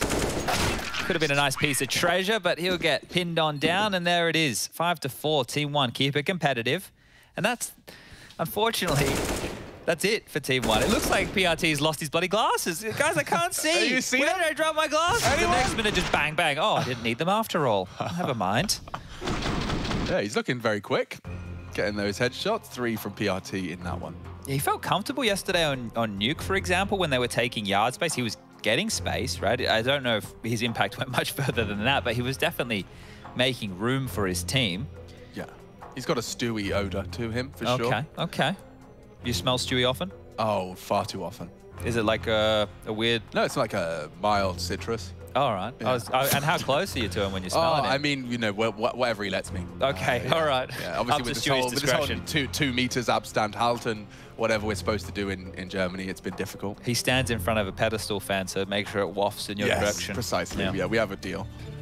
And that's the end of that. So fortunately, we get to jump straight back into the Counter-Strike. And again, they want to test B. I mean, you're not going to get another double out of PRT, I'll tell you that much. Fallen's throwing some aggression middle. Does he have support? He really doesn't, actually. I mean, Alicia's around the window, smoked off for now. Fallen sprayed through the underpass, will be able to retreat if he desires, but he doesn't. And actually willing to stand his ground here on an aggressive stance. He'll be able to call mid-clear. Stewie's holding his underpass here, so he has a safety net. There's not going to be a flash over mid, so it's just if Stewie is drawn away from this position, it could be problems right now. It's a hard one for Pesadeo, and just as he's caught out, Fallen collects an easy one. Mid is completely clear. Like, it's just Grim on the site, and they're playing retake for this one. Yeah, so a lot of space for them to get into that site. See if Team 1 can find that impactful double they desire. Smokes are up, and Grim going to be scouted out on that CT box. Towards that ticket position. Sandwich is there. They do need to get the bomb across the sight line, and there isn't a smoke for it. That's it? Yeah, this one's going to suck for Team 1. Easy collection, just like that. Grim strikes as well, and one by one they fall. X and S, the last man to go, but that is Team Liquid extending their lead. Oh, I feel that there were so many eggs put in that Pesadeo basket, right? Because if he lives, he's the X factor that is trying to deny connect to jungle window, and then that smoke is maybe not as important because they're dealing with him and maybe in the chaos they can get across. Now, lots of maybes there. Sure. But when you see them going for an A take with no jungle smoke, there has to have been something up, right? There has to have been something missing as part of this. That can't be the desired finish here. So the money's still decent. Team Liquid do respond. Nice smoke there. I was going to bounce a million miles a minute as they run onto A. Yeah, really quick into A, and still he can't believe his luck. He's already collected one. So blind, he CT flashes. Fallen has just caught the whole team blind, and it enables Grim for 3. He's done very well with that, and the rest falls into place nicely. That's a shutdown. Oof, and that's a big pace change to have there with what felt like a pretty decent looking round from Team 1. So that falls flat quickly. And now they have to be scratching their head and asking some questions. This is the type of round you wouldn't mind Tech 9s in that round, and then you can take advantage of maybe those gaps. But regardless, it's already happened. Scoreline could get a lot worse here. Here's the highlight package for you. On the way out, the AKs are everywhere, the AWP even in play.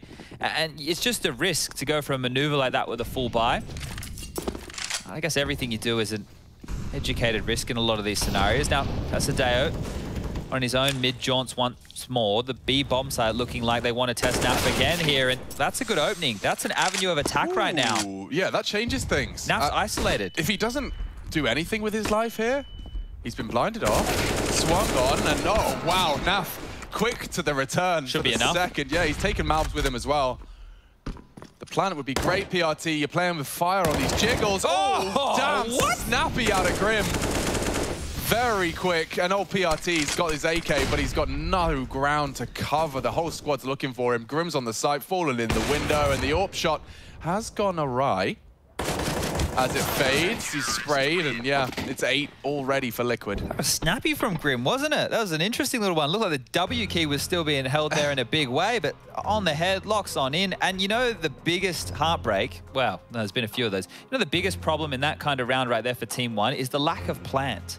Right? You feel that when you get those kills, Elige dying on Cat, you frag out Naf, I know he takes 2, but getting the bomb down, it felt like that needed to be essential because Pasadeo went for a hero AK, which means now he's still operating under that 4K mark. Everybody else can buy, right? I'm sure Maluki would have loved a little bit more with the AWP, you always do as an AWPer, but that was a great opportunity for them to get the bomb down, and they weren't able to make it happen. Let's see this again. Like, I mean, he's not looking, it's just in his peripheral vision, but he gets straight to that head.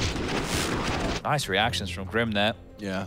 All right, well, no T-sided AWP here. Team 1 maybe wanting to keep to some of these faster pace maneuvers. It's going to be 5 rifles, 1 with the Galil, the rest with the AK, and now they're just setting up for a bit of a map spread here. Malbs having a cell middle on his lonesome. 8-7, still within reach for Team 1, but it would have to start now. Ooh, it does look a lot like they're going to do an A fake and then try and take room B. Pasadeo isn't committed with the bomb. Here's the fake. Yeah, well, it's fallen out of kitchen. Mission accomplished. If you get a frag, it's only going to sell it further. PRT through the smoke, trying to time it on the reload. You know, Stewie's there, but Elige, the bodyguard, delivers. And now, open for business is the B side. Naf from short, a bit late to the angle, but we'll confirm there's action B. Team 1, a man disadvantage, but you've got the site mount. Very likely to find impact. Fallen's hit a very quick one.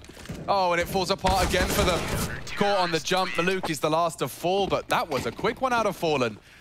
They were taking space, but denied at every front. Yeah, I think Naf really, his positioning as we caught it shows a lot because he is just peeking up off of the sound cues in towards the B bomb site, aware of how much ground could have possibly been lost here. This one could have been the difference maker in the round, really, couldn't it? Just unable to convert that one. That's a bit of a nightmare, bit of a problem. I mean, if you have that kitchen position in Naf's cross to the site, suddenly doesn't become so easy. And maybe, just maybe, that 5th could be on the board now, running away from them. We will once again see that slightly lighter rifle buy. Stewie's over here now as well. They're not drawn towards middle, so set up for this. Okay, Stewie with the single pop flash. He can drop this. It's going to be a perfect time. Fallen's already taken 1 down. Blinded off. They do descend. Big from XNS. Sprays there too. Fallen still finding impact as that CTO. Oh, they're all in. It's chaos. 3 versus 2. Elige needs a multi and has delivered exactly that. He finishes with some style. 10 is already locked into the Liquid bank. And 3,700 just doesn't sound like enough. A distinct lack of plants, Chad. Ever since you mentioned it, it's just been eliminations. Yeah. Like no diffuses, not necessary. It's hard to keep the game competitive when you're not getting that bomb down, right? We all know the importance of the economy in a game like Counter-Strike. And I think they're just being denied. There's lots of shutouts. There's some rounds which maybe look like they have potential, but realistically, they're not. And now we're down to the final round here, round 15. 4 Galils, 1 AK, and a Dream. Team 1's felt a lot of heartbreak right now. Maybe they're just aching too much.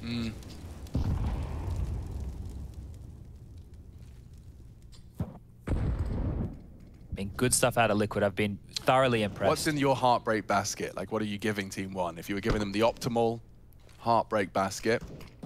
Tissues. Tissues. Yep. Maybe even like a face mask. A scented candle. Scented candle. Some incense sticks. Yeah.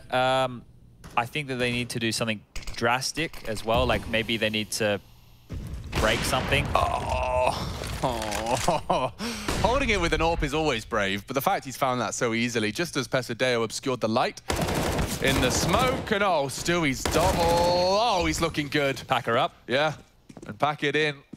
Team Liquid's 11th starting to begin. Tink as well. Yeah, Stewie takes 4 there, and his teammates will finish it off. That is domination from Team Liquid. And this is on Team 1's pick. Short work from the Team Liquid boys, 5 rounds away from picking up the first.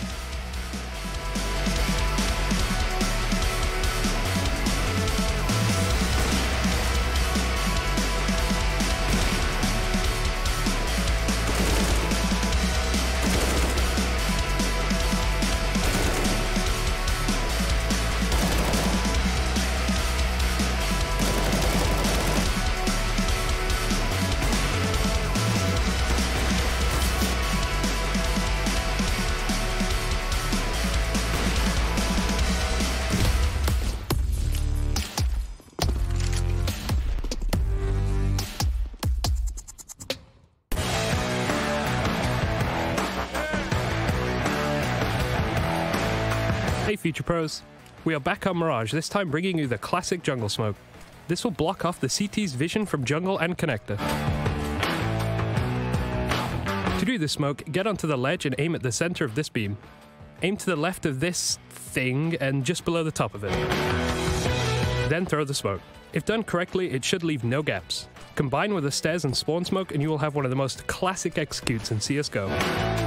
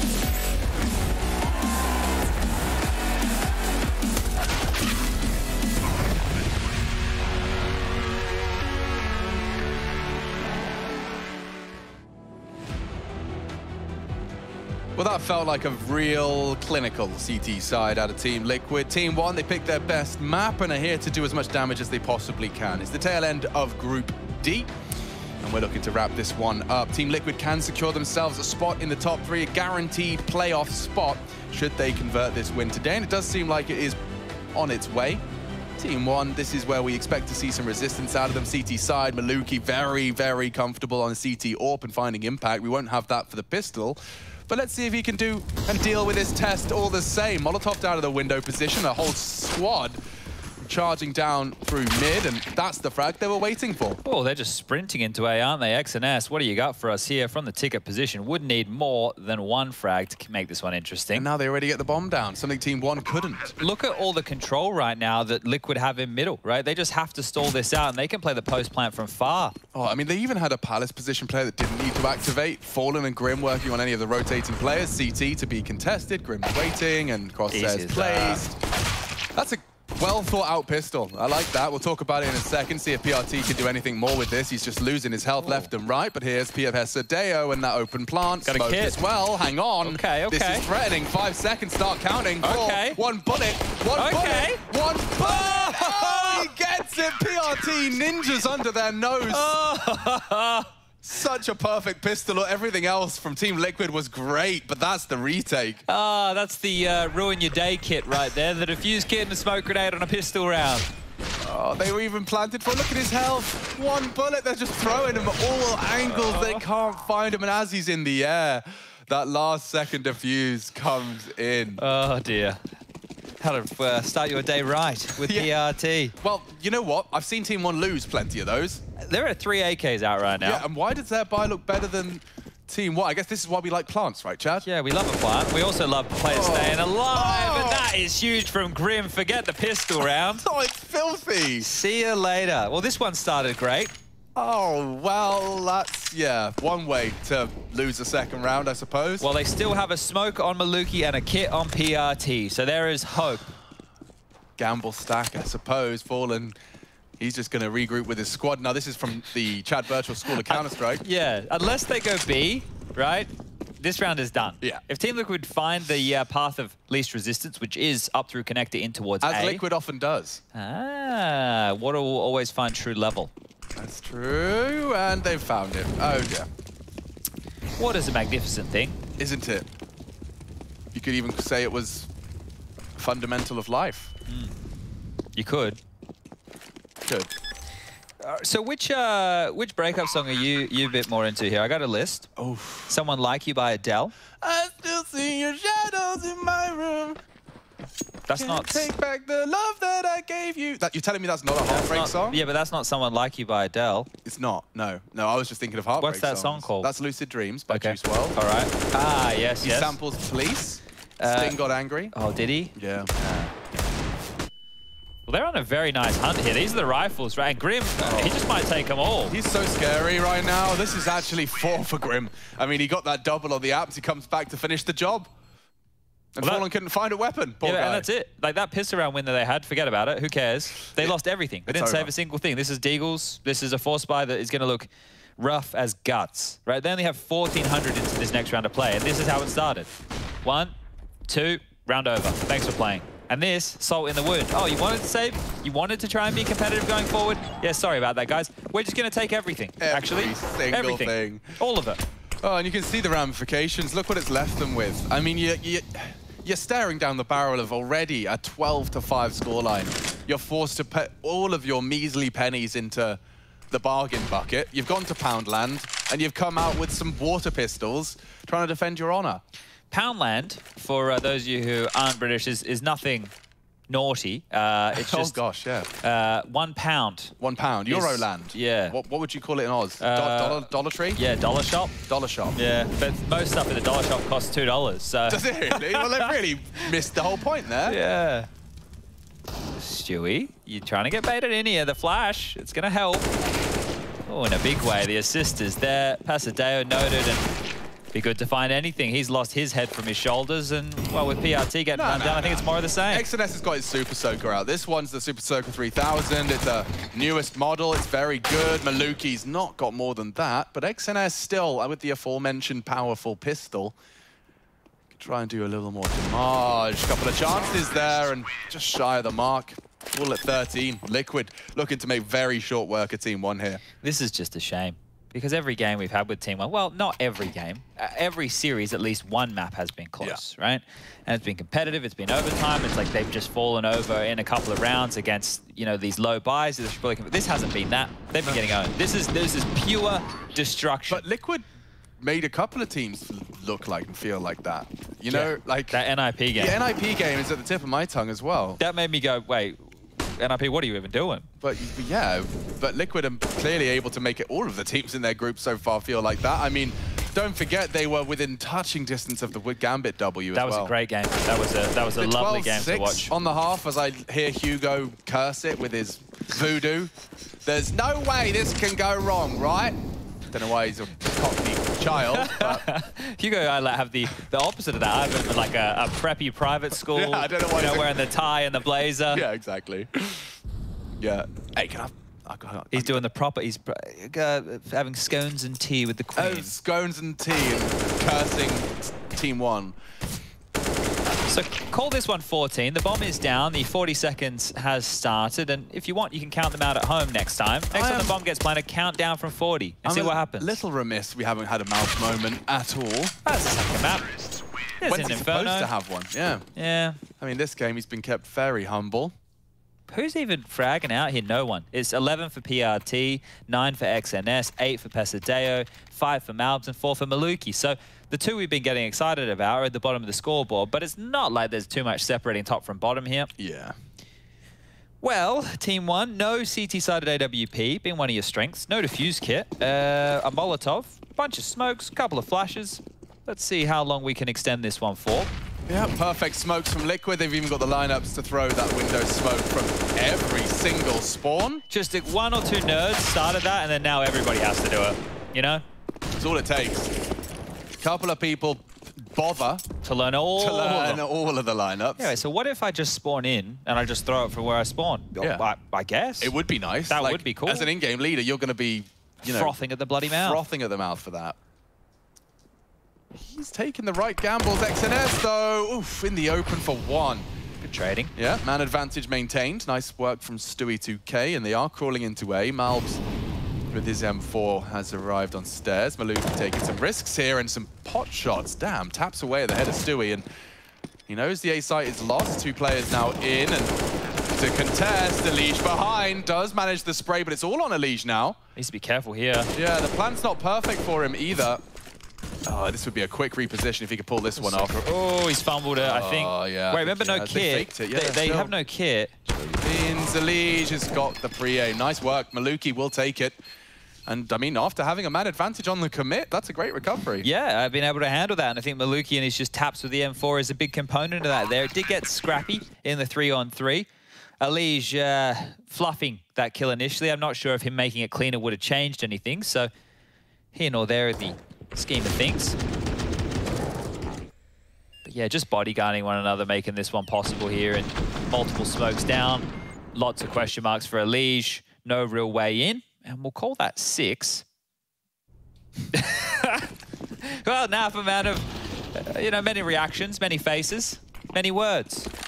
That was the most words he's spoken all game. Oh, this is aggressive. It's very aggressive. XNS is pushed up with his partner in crime. Pesadeo, they need to trade. Oh, and Liquid will. Grim keeps it level and favors Liquid again.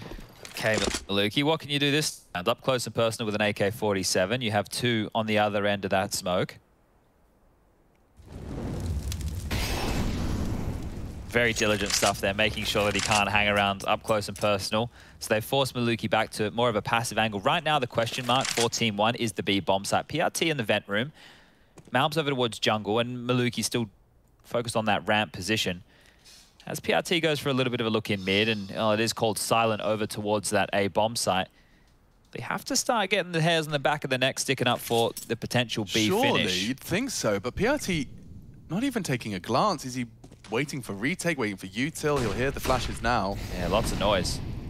And one's through. Oh, a chance presented itself. Stewie's just too good, and the rest will have to save what little they can. Oh, saving on 15 to 6. Yeah. Or, well, saving on 14 to 6 when it's about to come 15 to 6. Yeah, what? You're not going to retake the B bomb site down a man. So they went for another one of those more gambly style maneuvers with the leftover members. And Team 1, with that desperate mid push, right? They're just trying to take the game to Liquid here. So looks like we'll get back to regular programming. It's just the 2 rounds now for Team 1 on their CT side. 1 the pistol, 1 a rifle round. Not a lot to boast.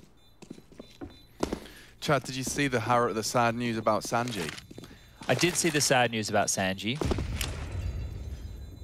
What was your initial reaction? Were you surprised? I think, unfortunately, he Like, I mean, if there was a name that when VP were going to make changes... Well, it was always going to be Sanji. It was always going to be Sanji. It was always going to be Sanji. The thing is, I would have liked to have seen how Sanji could have operated in the team if he wasn't so selfless. Like, we're assuming that he's being told to do all these things. But imagine if he was just doing that off of his own. Like, that, if he was just more confident in himself and maybe played as just more of a standard member of the team, a bit more like a Tizian and less like a Sanji. I remember when he first arrived, prior to his days with the VP boys, and looked like a real prominent fragging presence.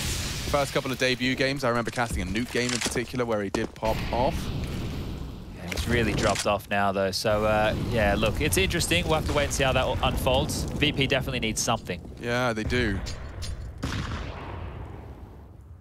Is there a rumor for the 5th? No, I haven't heard anything at the moment. Could be anybody. I'm trying to think of Russian free agents. Bring back Flame Dogger. I think he's done, mate. Oh. Well, there's another one in the feed from the CTs to start us off. That scout is in play, and finding that insta headshot is a dream. Oh, good info there on the jump peak. So they're working with something here. Sub 1 minute. If you do peek again, though, I feel like Fallen has had that information relayed and is now ready for you to have a gander. Ooh. Maluki, oh dear, both of them backs turned. Elige is hunting. But behind. Oh, that's a really nice finish. And from behind, Malb's now up the ladder. Elige is strafed around. Look at this, the movement god nearly converts the full round. It is into A, bomb to be planted. They're clearing it out as we speak.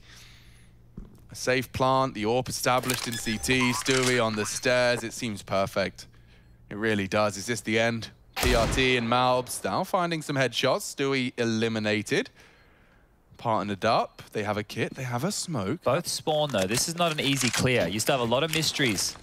And I think that flash kind of tells exactly that. Yeah, and they just used their smoke as well for connector, so they really don't know what they're up to and what they're up against. Missed shot from Fallen, and Grim has to come up clutch. The first found, and dancing with him, rotting the clock. He has to force the push. PRT does deliver, but I'm not sure if there's enough time. He's got a kit. It's going to be close. Right down to the wire, right down to the very last second. He says play on. Just. PRT with the recovery, and that kit, again, worth its weight in gold. Yeah, we'll give that one as a Team Liquid fumble there, right? They had the advantage, just caught looking the wrong way on Stewie, I believe that was. And as I mentioned, there's no way for Team 1 to know where both of those players were. They had very, very limited information. Fallen's miss, really just making those problems stand out even more so. And you feel that Grim has done a lot here, right? He stayed patient for PRT. He knows that he's against the clock. He knows that he has to hit that shot. The defuse will come on through. They keep their head above water, so they're bobbing around now. Definitely no safety vest being applied just yet. But there is a whistle to attract attention. A light. Someone's probably thrown the ring in the water. Yeah. Right, so they're swimming for that right now. How does it go? There's a tube to top it up. Yep. Is the light to attract attention? There's a light to attract, and a whistle. And a whistle. Yep.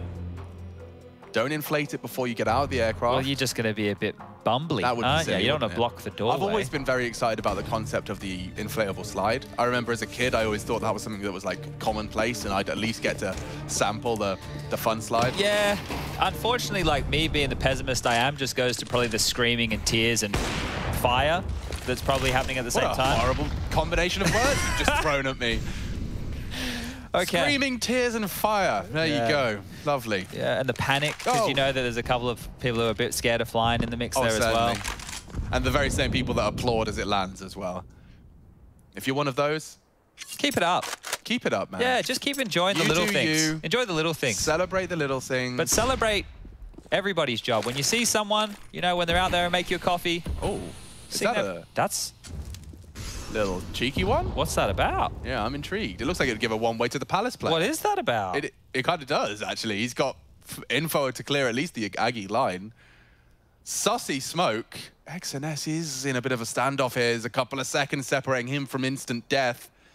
Oh, and he does recede at the perfect time, trying to dink out the walk-up, and he does hit the bullet, but Grim Seike's better. Kept even. Maluki needs to contribute here, and he has tucked in to do so. Missed his shot, doesn't get on a second opportunity, and now PRT with it all on his plate. One Palace, bomb planted. They are ahead of the smoke. Liquid looking to convert this map, but they're making it costly here. Malbs is making it threatening. They know there's one on ramp. They only know there's one ramp now, and he's so low. This is looking like another successful retake for Team 1. The plant is not for Grim.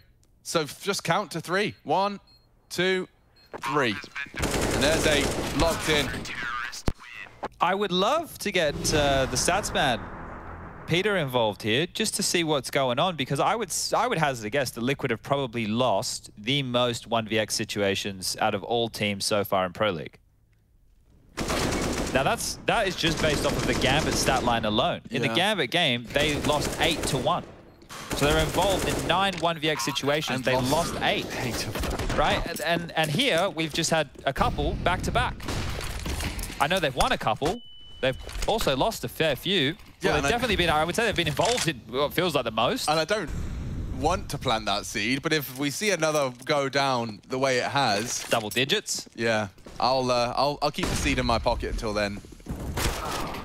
Maluki on to Stewie, and now Liquid crunch into the A site. They've got so much room here. Turns the flash nicely. That's aggressive from Pesadeo. He hasn't finished his first, but Maluki only good for the one. Elige is such a threat.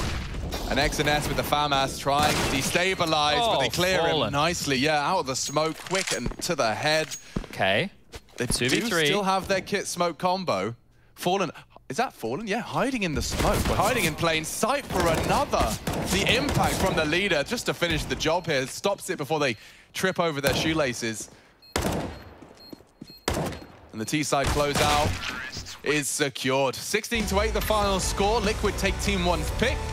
And they continue their winning ways. They are only one map away, chat, from locking themselves in to get out of Group D and into the playoffs.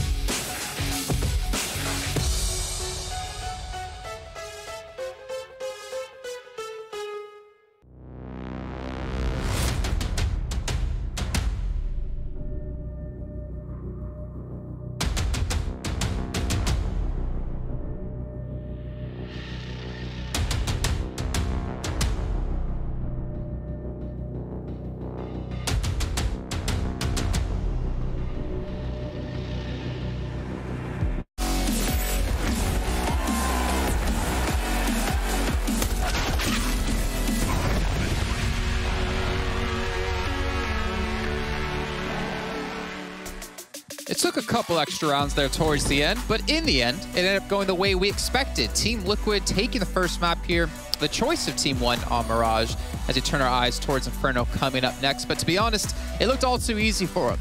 Jason Koppen joined by Yenko, and that's what I'll lead it into here for you. It looked just too easy for Team Liquid. It did. They were in full control of this game from start to finish, really. After that first half, Team 1 just managing to win one gun round. They had a 3-0 start thanks to winning the pistol round. And after that, Liquid just started shutting them down. I think, obviously, it's difficult for a team like Team 1 after you play Mirage a couple of times and have close games. Like, you're using all the plays in your playbook, really.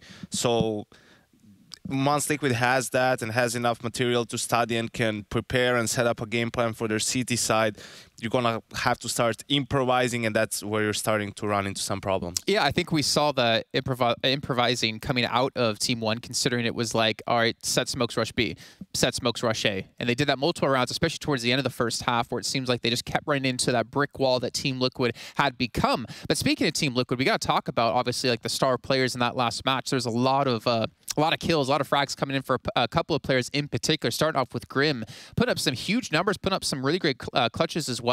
And I don't feel like it's every day you see him top frag for the team.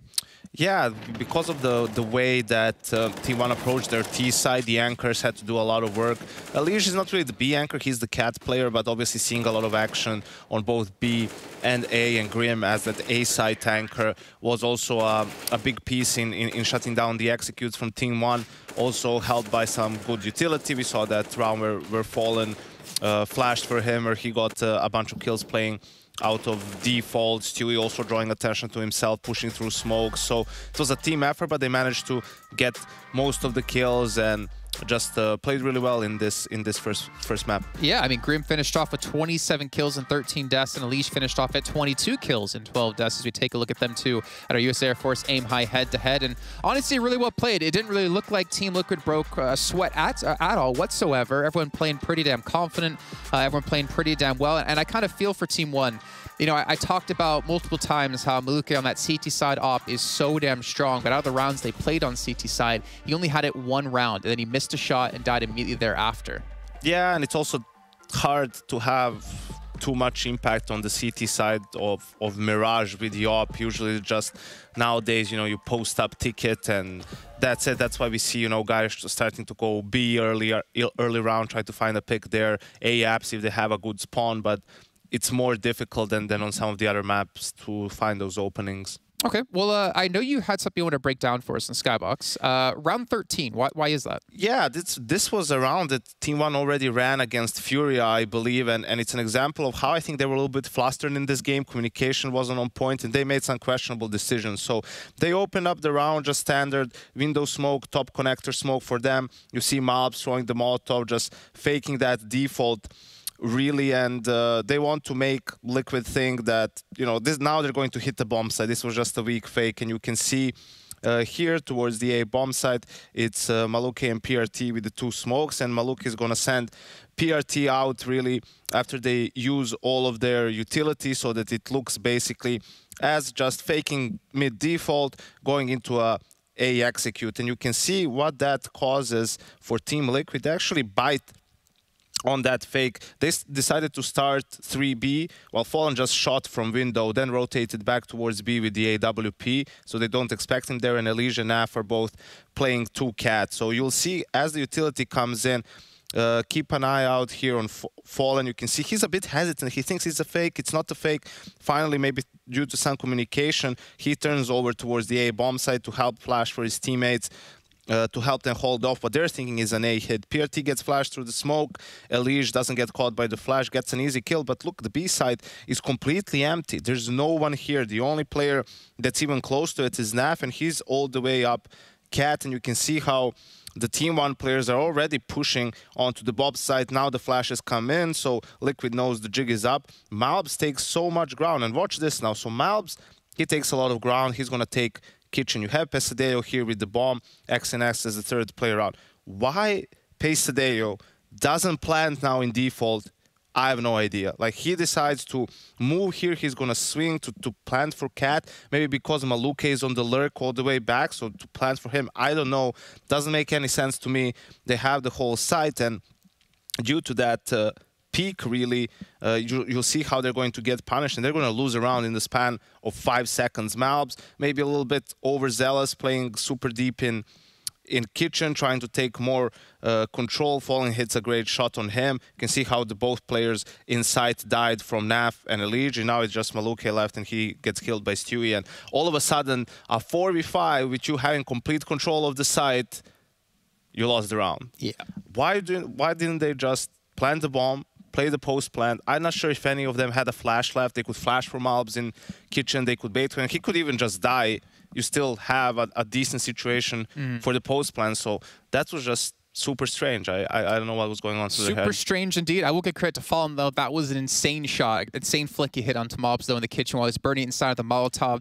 That's the thing, but they still would have lost the round if Malbs gets that kill, because they didn't plant the bomb, and the casters were talking about it a lot. They didn't get those plants, and you could see in the second half, even though Liquid was losing some of the clutches, they still got the bomb down. They kept the pressure on the economy, and they could keep re-buying, and eventually they got there and they broke the back of Team 1. Well, we're going to see if they can break their back yet again and break through into the playoffs here. With one more map victory in this match, they'll be qualified into the playoffs. But we got to go to a break, and we're going to find out after that if Team Liquid can do it or if Team 1 can bounce back.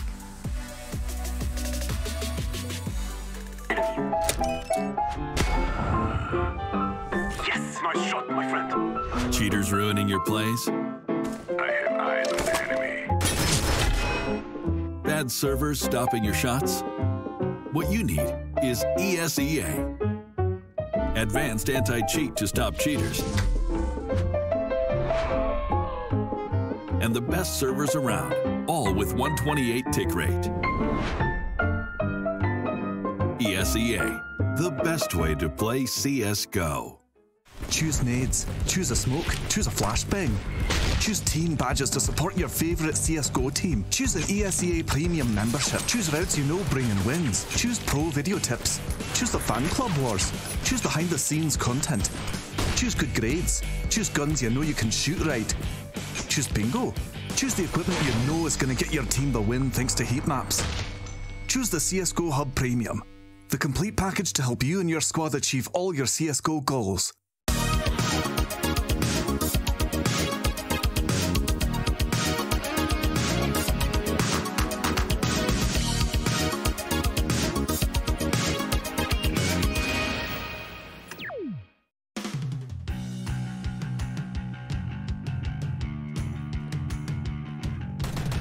Maybe not. Backside, maybe. CT rush. He's right click. He's right click. Harry! Oh! Nice rush leg. No. The other guy was hit too, but he could have gone mid to B. Yeah, planning. Flashing over. He's pushing you. No rush. Up mid road. Dude, attack nice garbage. I missed. One in A rush. Hey, Harry, mid-choke, and rush off in B. No, dude. We need to play together. We talked about this. We need to play together. Follow me or lead the way. We're going for the 6-0. We're going for the 6-0. The 6-0. Both mid. Both. Or maybe I'm lying.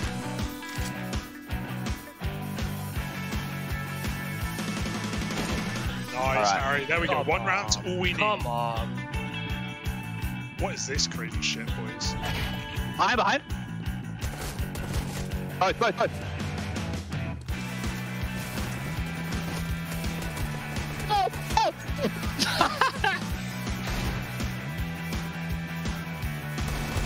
He's top mid.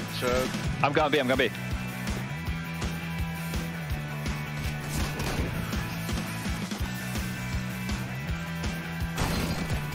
Oh, dude. How does 10 HP in apps? He's fucking spawn, bro. Where? Let's go 10 HP. Let's go 10 HP. What is he? Panic. Dude, I'm panicking right now. I'm gonna mask his footsteps.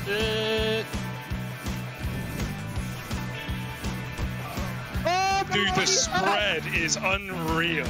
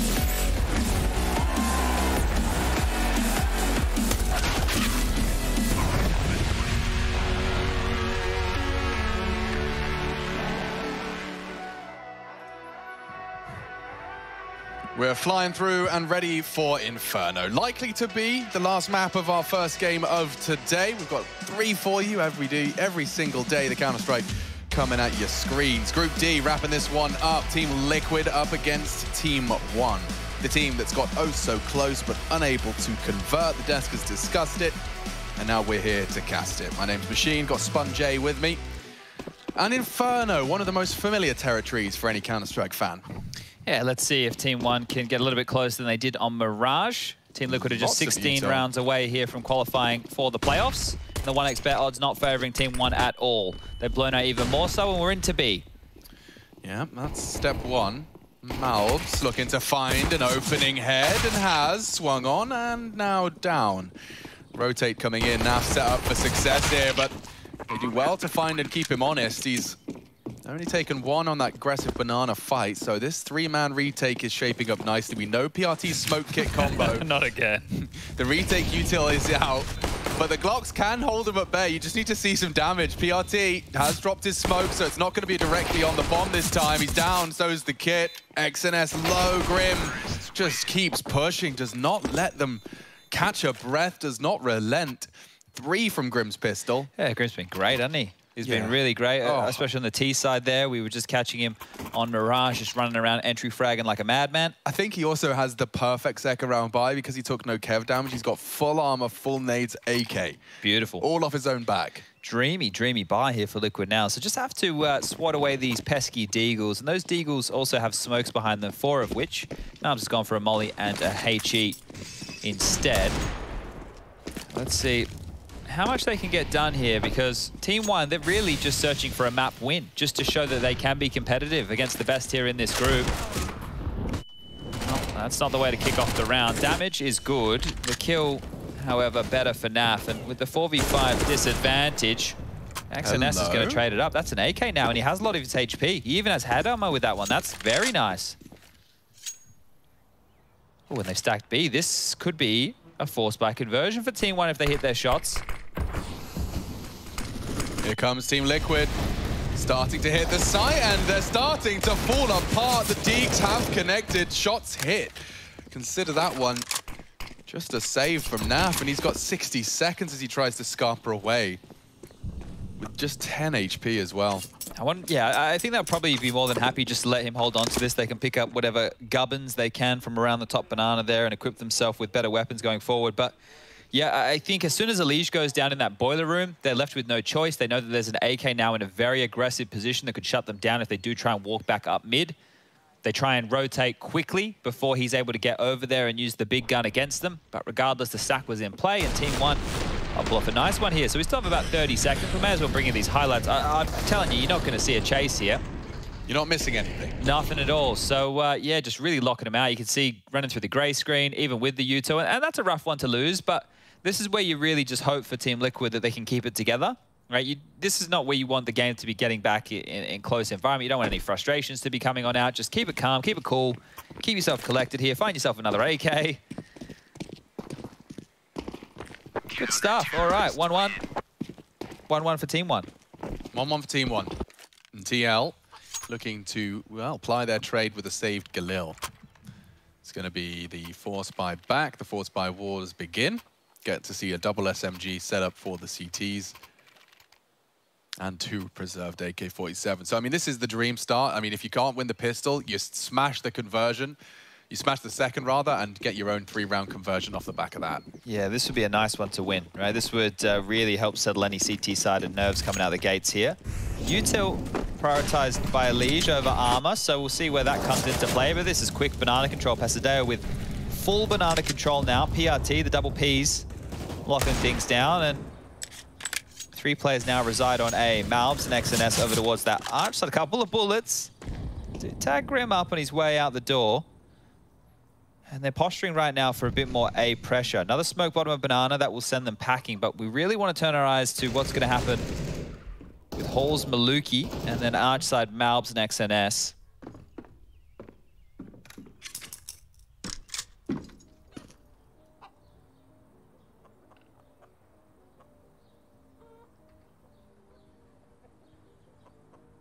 So NAF's going to have a little look prior to the smoke.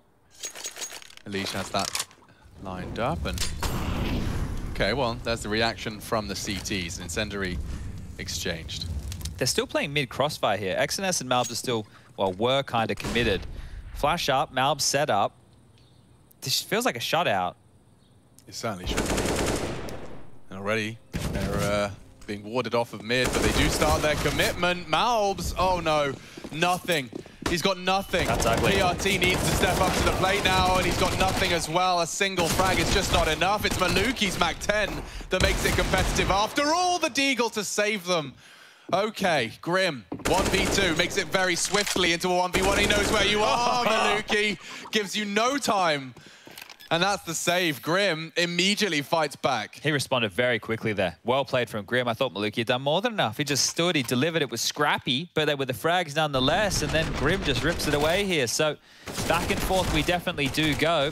Lovely stuff here with that Mac 10. And yeah, the Deagle third. Oof. Yeah, that was great shooting here. But you can see Grim, knowing the time's an issue, 15 seconds straight through the smoke, leaping on in.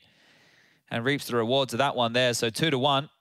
You will not play with me. You will not force me into some weird hunt where there's 2 seconds left and you're crouching in a corner. Great play from Grim.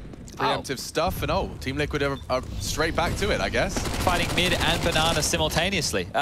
Grim has been fantastic with just going for these aggressive openers. You can see the level, I don't want to say level of respect, but he knows that he can take it to them individually here, just really pushing and forcing his way through. XNS should get another here. And there it is. So 2 rifles to work with the bomb going down over towards B. I'm sure Maluki will want to hold on to his M4. XNS wants to get his hands on that Galil, but we should call this one done. A retake, not likely at all. Kill or 2, possible. You can see a Liege low floating around the chicken pit. Grim keeping it moving. Wanted to hunt for a little bit more here. Plenty of HP for him to work with, so why the hell not? Yeah, and you've got that Mac 10. You may as well have a little bounce around.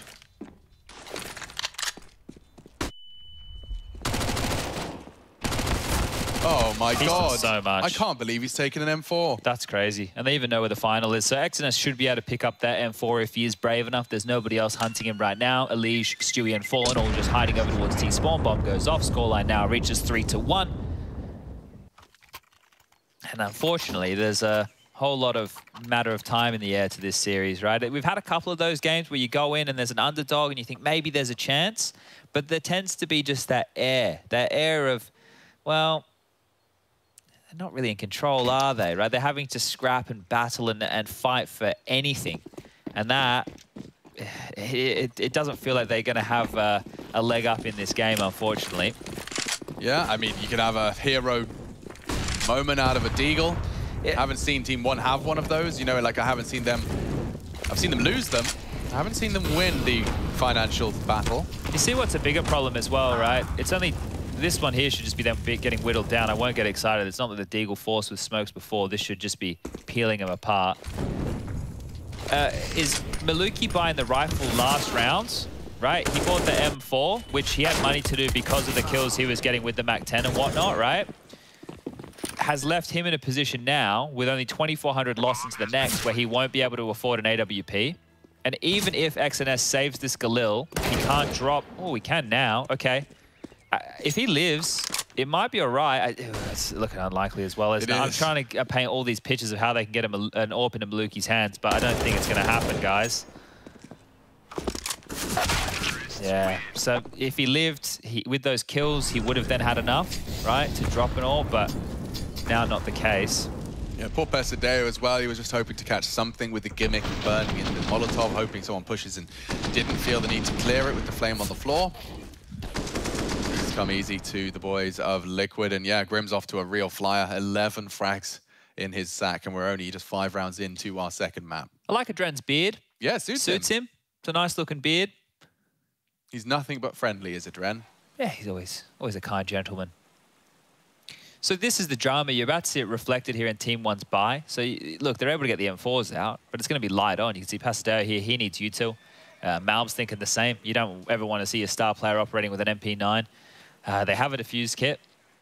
But until we see an AWP, they either have to convert this one, right? Well, even then, they're not going to be able to afford one. So yeah, we'll take our time before we get into the AWP discussion, I suppose, because Team 1 are And we'll see where they choose to dispatch their blunt object that is Grim. I mean, look at that. Elige hasn't had to do anything in these opening rounds. Yeah, you're right. Well, that's a luxury to have. It always feels like there's a second member showing up in these games, right? You get Naf and Elige, you get Fallen and Elige, you get Grim and Elige. Like, there's always two of them, and that is mandatory. I think a third would be necessary for the big boys, cream of the crop. Yeah, for the Navis. Yeah, right? Yeah. We need someone else. There's the retake util set coming out, but that's only going to buy them until just under 1 minute here. So if Team Liquid want, they can scurry for control of this. You can see even a molly in exchange. There's so many different ways. Like in Scissor, Paper, Rock, right? You know what beats what? Well, here it's kind of the same. It's just drawn out even more so. So this beats this, and this beats that. Right? There's so many maneuvers in the util set. Nice quick mollies to take this mid control. And they will be able to get up without too many problems right now. So with 45 on the clock, it will just come down to picking a bomb site and trading efficiently. Team 1, to withstand this, are hoping that they can stall out the Liquid Crawl with some multi-kills. It looks like they want to go for a little lapse. Pop, Fallen and Elige joining Stewie. And the util to be dumped out through.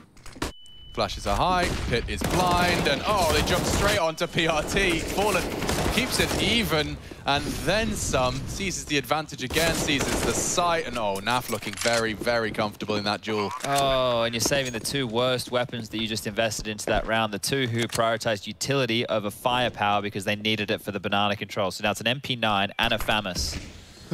Yeah, indeed. I'd love to see Fallen maybe, yeah, there you go. Pick up an M4.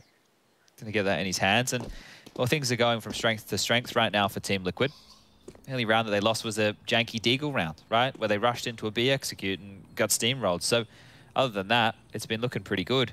And I think Pedo was tweeting about the only gun round in that first half of Mirage that Team 1 won was where Liquid pushed B apps into PRT. Remember that? So that was it. Yeah, it's not good. It's not good. It's not good at all. So if PRT does get this first one, Fallen arriving right in front of his face and getting a bit lost, Fallen then getting a second. And that was the A site lost. But they had about 18 seconds left as well, so not feeling too threatened by the clock, and it looks like it's all smiles over at Team Liquid HQ. Yeah, I'd say quite the opposite for Team 1, unfortunately. Yeah. Just some of the opponents they've gone up against, right, and they've kept it close. The Gambit game is the one that sticks out. But this would be such a stacked group, even more so if Furia had a fifth. Like, that is true. How many good teams are in this group? It's crazy. Yeah, and Entropic are of a similar vein in the sense of, well, they've been competitive, but we were expecting more from Entropic. I think now for them to make it through, they'd require a miracle or something similar. Yeah, their losses early. Like, they've had close games, but the losses just it's costing them their chance. Yeah, I think... Oh, hello, Elige. Let's see if he goes monster mode. I love seeing, like, watching Elige in that game when he was just on against NIP the other day. Everything he was doing was the right call, and sometimes you just hit that flow state as a player, where every decision, every angle, you know, every little moment, you're just hitting a shot. And Elige found that form just the other day. Yeah, I mean, just seeing the intricacies of his 1v3 as well from that graveyard position, like the fact he had two targets in front of him. He heard the AWP fire a bullet and immediately just realized, right, that buys me just enough time to prioritize the rifler, then deal with device. It's all happening in, you know, a fraction of a second. I'm running down the clock here a bit, Liquid. The mid to B would be the right play, but this is just going to be a wrap. And we'll have dispatch to the rifle. Flashes are high. PRT's Deagle would have to find multiple targets here, and no Vesper Mound, but pistols are connecting. It's happening again. Malbs is happening again. And there's no time for this. Grim in the 1v1, he still wins it out. That's a shame. Both of the bodies dropped. XNS in the crossfire with Malbs, an heroic and Herculean effort with an MP9. But Liquid still leave with the round.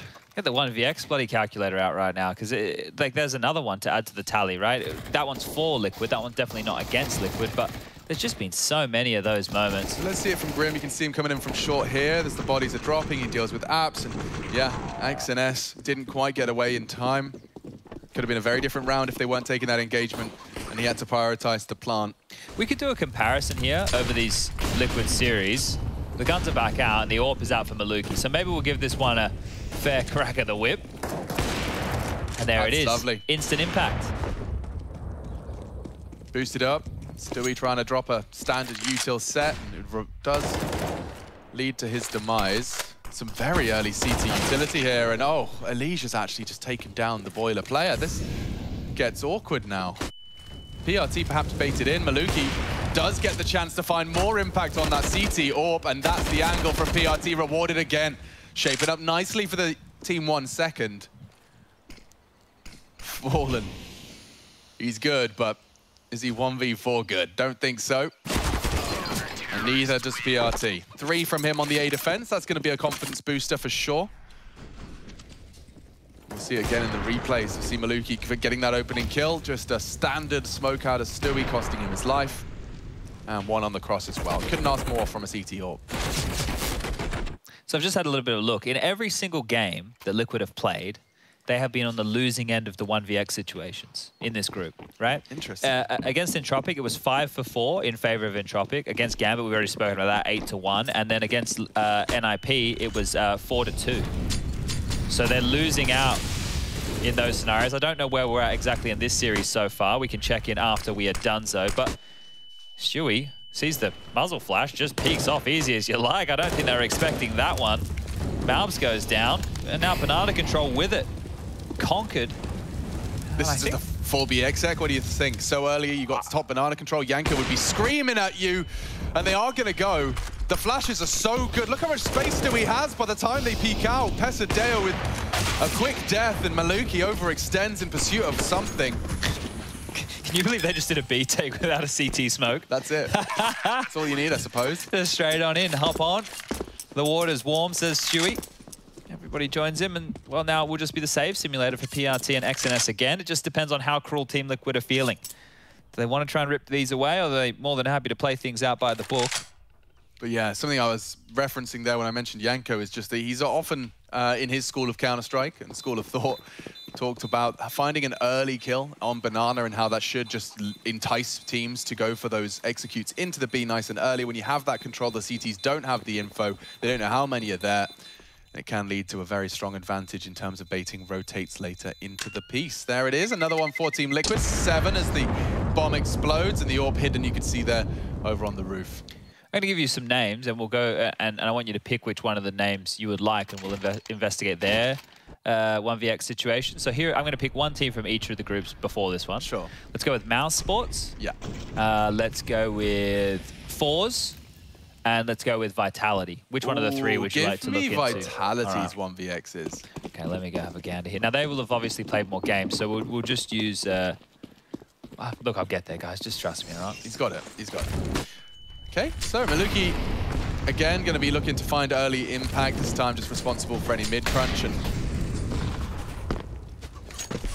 I don't know where XNS's health went down. Was that the bang from Naf? Yeah, it was. All right, well, he's working with a little less. Malbs finds a little more. Stewie, again, the opening death for Liquid.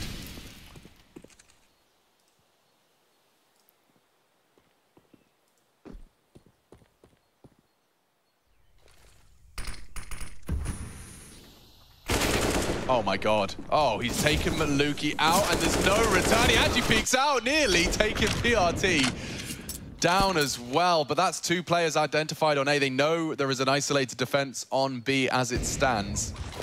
Fallen firing off shots. It baits out the smoke. They'll throw out one of their own. And it looks like the util implies it's a go.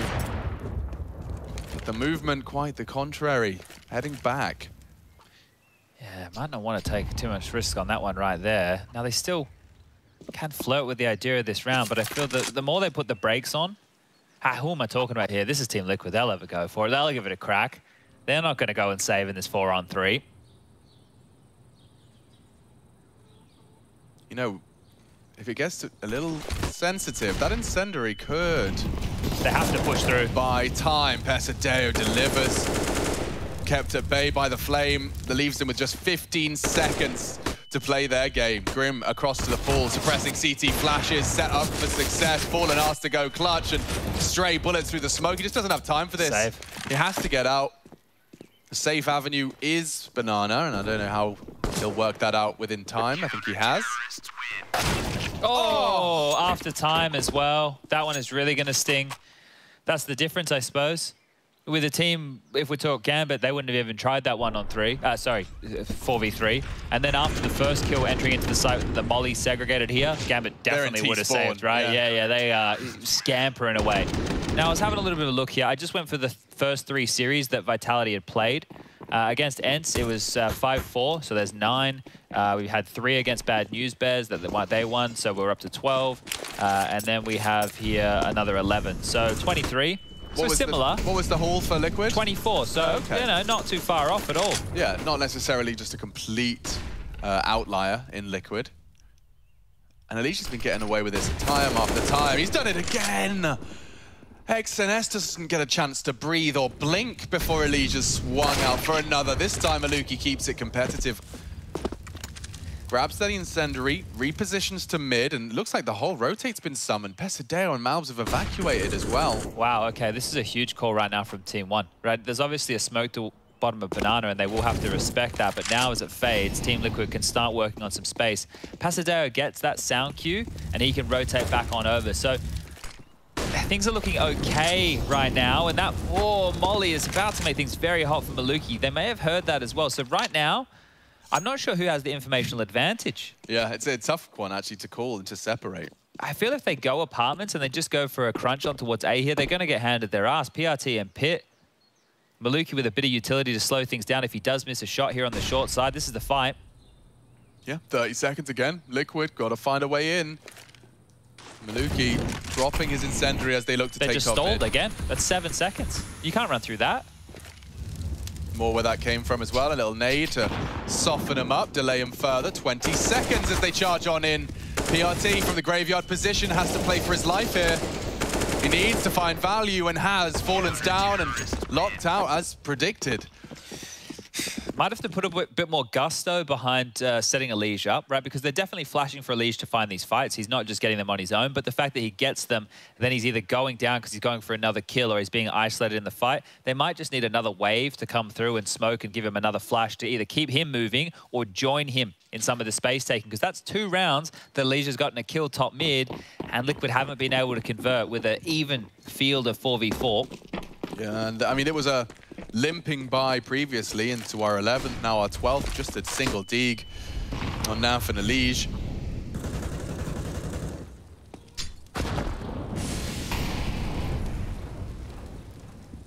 Silent into the apps, courtesy of Fallen's head. They're not going to lose one of these, are they? Nah. Nothing to be concerned about. 1 Deagle bullet has connected into Maluki, but that should be about it.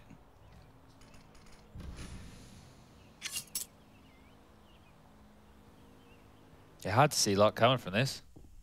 We could tell you a story. We could try, but the last 4 rounds of play have seen 3 go the way of Team 1. Team Liquid have definitely let it slip just a little. I like this angle. Yeah, I mean, he should have a vantage point onto this site player. It's just so much for Grim to worry about. Oh, even Pit maybe on that bike. Yeah. Oh, it's hard shots to hit. Grim can't convert. And that only confirms their suspicions now that it is going to be that A site take. 1 for Liquid. Still, he's found it out of their balcony position. They'll take it. It's something. They have to take it. They didn't get anything else. So 7-5. Guns will come back out. No T-sided AWP available for Fallen now. And this is where Team 1 can get a respectable scoreline. The best they can manage here will be 8. Oh, a lot of util being brought in from Liquid here. They've prioritized Galils over AKs. So they have kept rifles in their hands here. What are they going to be opting for into round number 13? Will there be more behind Elige this time? PRT up close, drops a defensive molly. HE will follow. Aggressive play from Naf now, just trying to dissuade anybody from being too up close and personal. So they're working on their boiler and halls control, which they will get for free. So 3-man lean over towards the B bomb site right now. So if they were to trundle forward, they might be able to find an easier avenue, but it is the double pit setup. Banana control is, well, it's clear, and Nubs is actually pushing. This is a problem for Grim. Poor Malbs. Late to the punch, doesn't even pull the trigger. Grim's element of surprise is enough to net them the opener, and it's on to one of the stars of the show. They've got full brackets control. They're pressuring onto this two-man pit setup, which is ambitious to say the least. And here comes the Stewie project up long. It's got a Liege alongside, and oh, a lovely gap in the smoke for them to start their crawl. Pasadeo does fall off of the line as well. And Grim punished for his jiggle peaks, trying to maintain control and info. This could be a big swing for Pasadeo. It could be. They've crawled through. He'll have to suspect it when he calls it clear off the flash. Oh, they know where he is now. Yeah. Oh! Stewie knocks his head off. And now they can pincer into the site. This is that two-man setup. Let's see if it's worth its weight. Two around here. The graveyard push is coming in and still good for it. XNS and PRT deliver. Liquid weren't expecting to. They just stayed stoic there the entire time, right? They didn't help their teammates who were in trouble in other parts of the map. They just kept two in the pit. They knew what the setup was. They knew that they had that site locked down if they came their way. And they get it converted. So Team 1 really getting some wind beneath their wings here. And this is actually an underrated kill from Grim. I know it looks like he's just holding a line, but that's on Malbs' tempo, right? Malbs is the one deciding when he is going to fight, when he's going to take the peak. Grim has to make sure he stays focused. Picks up a big kill, but not enough here. Scrambling now, Team Liquid will be pushed on down towards these pistols for round number 14. They will have one more shot at a gun round. But yeah, Team 1, I'd be happy netting the half up in an 8-7 variety, considering how this one has gone in the earlier stages. Can get something a little bit more interesting out of Liquid here, right? They don't have to take the full save. They can upgrade a little bit, can get themselves some pistolas, a little bit of util, keep it a bit spicier. Maybe just go in for an all-in B, you know, see if you're able to dissuade that top banana play. Maybe Maluki goes picking with an AWP. You can pick that one up. Lots of ifs, buts, and maybes. Lots of intangibles? Yeah. Intangibles. Intangible. Okay. Cannot be tanged. No tangent around here. Not to be confused with intangerine.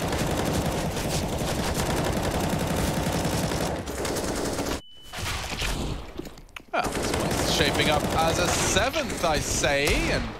I say. Golly gosh. A jolly good show out of the Team 1 boys.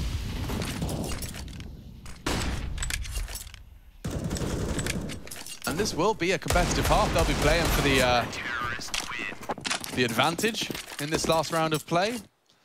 We'll get to see that potential for their T-side AWP. Fallen would have to sacrifice it. Yeah, he does go for it. Okay. Not a bad bit of momentum either, especially if Team 1 get this final round. That'll be 6 on the trot to get them to the half. You know, if you're going to be starting to believe, we see their overpass is the 3rd map if required, and their overpass yesterday, not too shabby whatsoever. No, I thoroughly enjoyed that. So let's see. Team 1, this first half, the comeback has been impressive, but you're going to need to carry it through on your T side of Inferno. Not going to be an easy task. No, absolutely. They could use every bonus they could possibly have. A last round here would be great.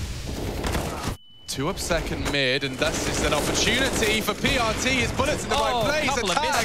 They finish the job at least, but it's a Liege that immediately responds through the smoke, catches the aggressions of PRT and Maluki, and wow, hold up a second. Opting for the AWP to catch the flanker. Pasadeo going aggressive. He seems aware. Takes the fight down mid, and he knows where the last is, and that's the end of that. What was that? Deathmatch for our final round of play. 8-7, Liquid with the slightest of leads and looking to close it out in 2.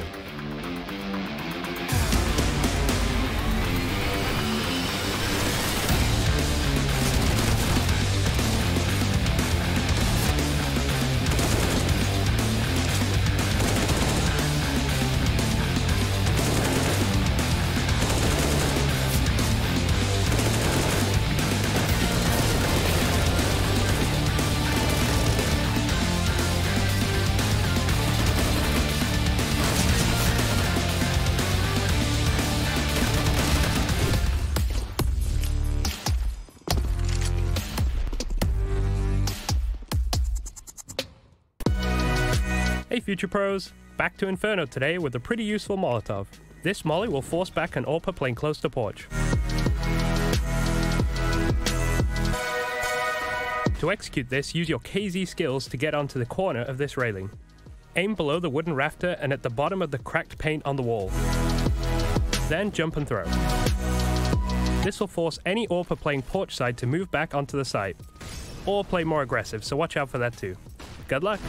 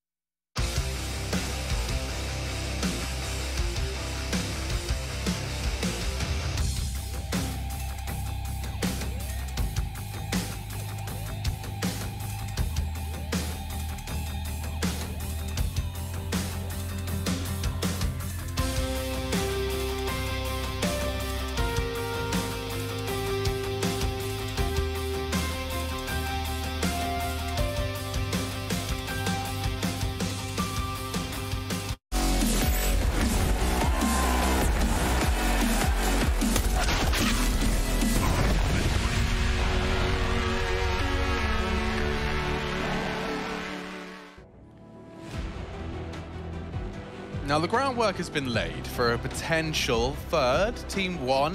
What looked like it was just going to be an open shut Liquid Inferno. I mean, we got at one point, I think it was at 6-1.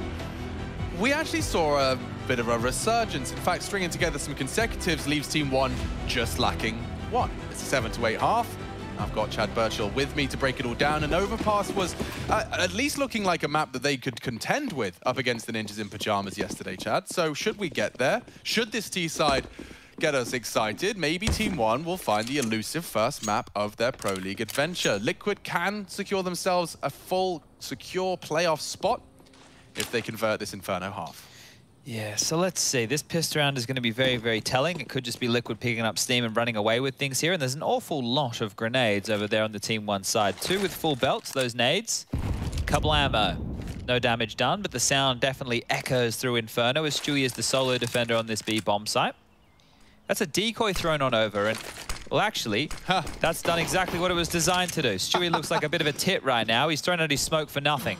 Yeah, I mean, this is going to be a weird one because they're going to fight to defend Banana without any of the control up B. Yeah, okay, Maluki loudly getting the info. 4 mid, he screams, he decrees, and now they'll execute into the wide open. But Stewie rotated back as well. It's kooky as hell. Look at all the flashes for this retake right now. They have 4 flashes in total.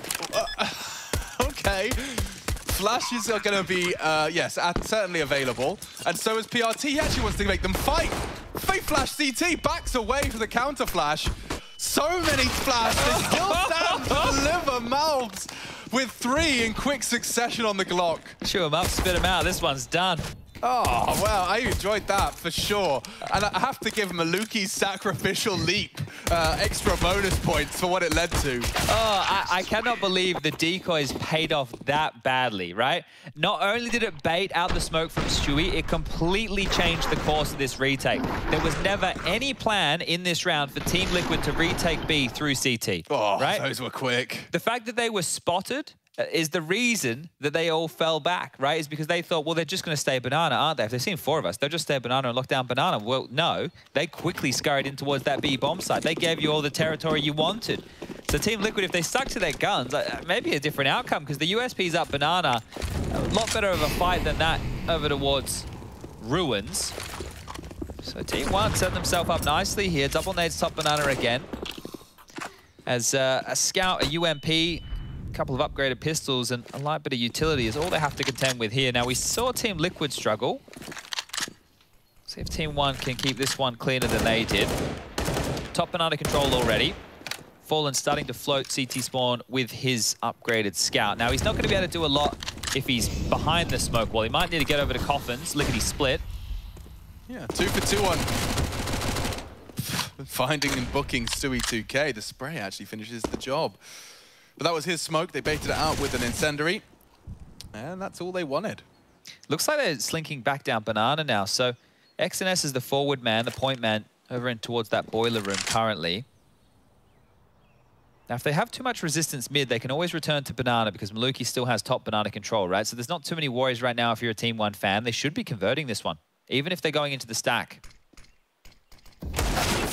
Yeah, Malms continuing to hit some shots, and with the smoke denying Elige's got nothing to really say about this, and they're actually slinking away. Maluki walked into B as the contact was felt on A. And that's, I mean, that's the perfect play. They're just not allowed to get caught out on the flank. No, the CTs don't go pushing early, so there really is no risk here. I would kind of be happy with this if I was Team Liquid, because you're not going to lose everything now. Whereas I think if they did walk into your bomb site, you probably walk away with nothing. So don't speak too soon, Chad. It does look like they've dispatched a little hunt. Okay, the dog's a lot off the leash here. Yeah, so PRT bounding around with the MAC-10 and Maluki with one as well. Pesadeo is going to crawl apps. I think they're going to go for a full-on hunt here. This is actually very promising for Team 1. If they can seize as much of a lead as possible here, and by taking all these weapons away, if they're allowed to, it looks like Naf causing some problems for them. Fallen has been brought down very low, finished off, so no scout for him. Naf maintains Pesadeo, though. His, and yeah, Pesadeo coming in from the apps will take it all away. Wow, that works out wonderfully. No complaints from Team 1 there. And that's the 9th on the board. Liquid bring nothing through it. This is Stewie behind the smoke. I think he just got caught on the jump. And I don't know, did he expect Maluki to stop spraying? He didn't start to evade that. I think the molly made it difficult for him to navigate. Like, I guess he could have jumped backwards into the water or gone wider. Still a bit spit booky, yeah. Yeah, it's not something you want to be getting away with. So, okay. Well, Team 1 should be set here for their 10th round. This is looking great. Now we are getting back to regular programming with Close But No Cigar, Heartbreak and all that jazz as we're into B. It wouldn't be a Team 1 game, Chad, without viable opportunities to win. They've got to have a couple of those and then have their heart broken by just a saved Deagle. Oh man, USPs, what's happening? Hold on, hold firm. Malv has been dinked. 2 of them within the one-shot radius of Fallen's USP and Naf's scout. So yeah, Maluki, you really have to save the day here, and another one bites the dust. He's so alone. Come on now. Holding on, waiting for the backup to arrive, and here comes the cavalry. Maluki needs to save Team 1 from utter embarrassment. I think they're all right. They're definitely all right. Okay. They're all good. They're all good. Fallen trying to get tricky with it, seeing if you could go around the world in time just to give them a different avenue of approach here, but now it's going to be too little, too late. So it was a nice kill with the wild USP. He hasn't checked it. I don't think it's going to matter. I told you it wasn't going to matter. Don't know, maybe I'd have liked to see a little knife kill or something. Well, could have got all the nades then. I'm not going to lie, I didn't think he was going to get presented with a completely back-turned Maluki. A stationary and back-turned Maluki? Well, okay, so really, it's on his I undersold this, because if Fallen did make that kill, maybe he could have won that round. He certainly could have. Yeah. All right. All good. All good. It's not like all of his teammates just saw that either. No. Unlucky, mate. NT in the chat. Nice try. Next time. Let's get it, boys. Gun round now. Yep. Let's go. Ooh, and a stack nade success. Even Malvs is looking worse for wear. His jaw hanging loosely on by the cheek. That left a mark. Yeah, okay. And up against a fully bought up Liquid, they're already hampered. I don't want to be that guy, but there is no kit for Liquid, so if Team 1 do find an avenue in, Maybe we can get talking about this. Fallen isolated towards short. We'll need the backup of Elige towards long. Grim anchoring pit. Yeah. And a well-timed smoke here. So just sub 1 minute. In exchange, they'll have a lurky one come out of apps. That'll rejig this CT defense. Fallen's tucked in passively towards the site. Grim's still staying alive in pit. And Grim still has a smoke. That might be the difference maker. Okay, XNS is starting his crawl now. And elevated over the smoke of his own design is Grim. He knows these angles well. He's forged them through use of his own util. He loses a Liege in the process, but Fallen's Orb still vigilant on the site. And Team Liquid repel the invaders of the A site. Just holding on to his Orb now is Maluki. And those B defenders, they're going to be in a position where they could perhaps catch him. I think they are wrapping around T-Apps early, so careful now, Maluki. If you die after time, you're going to be left with nothing more than 2,900. Oh, he might die. Oh, he will die. Well, you're right. Lucky he went down before the time expired there, but he will lose that AWP and he won't get one back. So nice little hunt there. And this, as soon as the rifles come out, Team Liquid immediately get themselves a double nade kill. Well, we should definitely, yeah. Single nade kill. Take notes, though, for your matchmaking games. That pair of nades looks like a perfect way. If you get info of someone getting close, rushing half wall, bam. Yeah, that's a perfect one. One over the top, one off the wall. And an opening kill in a map that really does tend to favor those in those 4v5 conversions or 5v4 conversions, to excuse me. Aggressive? Yeah. And against pistols, I can't believe he's going for a repeat. That's very brave. So is this from Stu. Happy to take full banana control info on his own. And that'll do. Yeah, you can see that this is where we talk about the different configurations of utility for Banana here. So in this configuration, obviously wanting to go for the deeper clear, Molly logs, Molly deep Banana combo with that smoke, and they're able to clear out the close wall with a couple of good flashes, a couple of good nades, and Fallen, he's had a few shots. He hasn't connected a whole lot here. Elige, well, he'll do the cleaning. And Grim comes in just to pick up that final sock left on the floor. So a spotless round. Team Liquid walk away with all 5 surviving.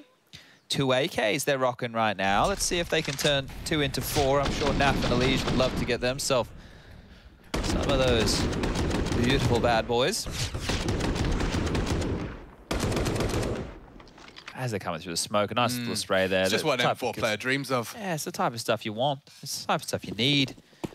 And now we need Maluki on this T-side AWP when they know there is quite the disparity in his CT versus T-side stats. Let's see if he can find some impact with that. Oh, he's been tagged down immediately here, so this is aggressive.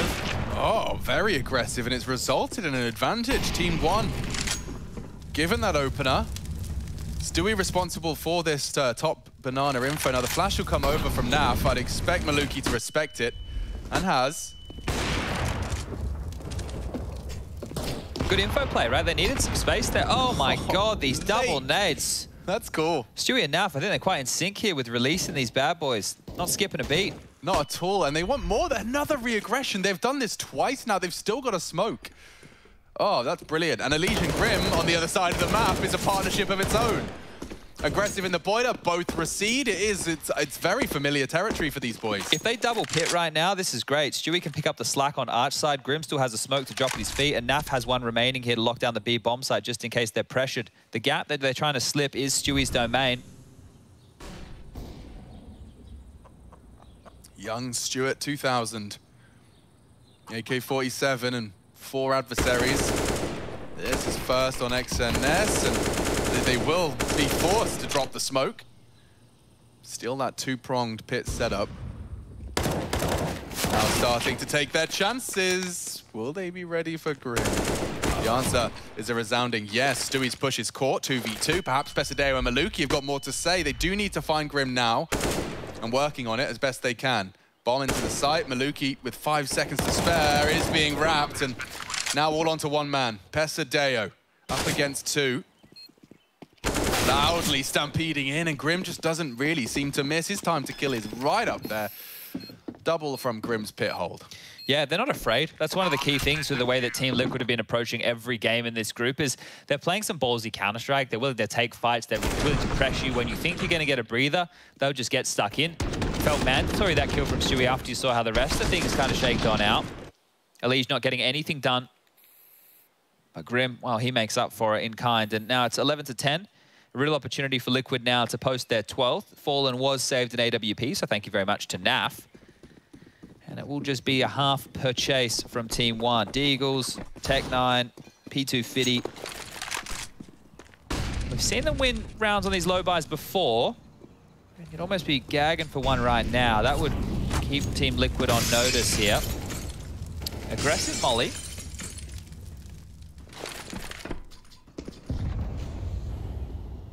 Yeah, feels like an app's pop, doesn't it? Looks like an app pop. Yeah, it's got all the makings of one.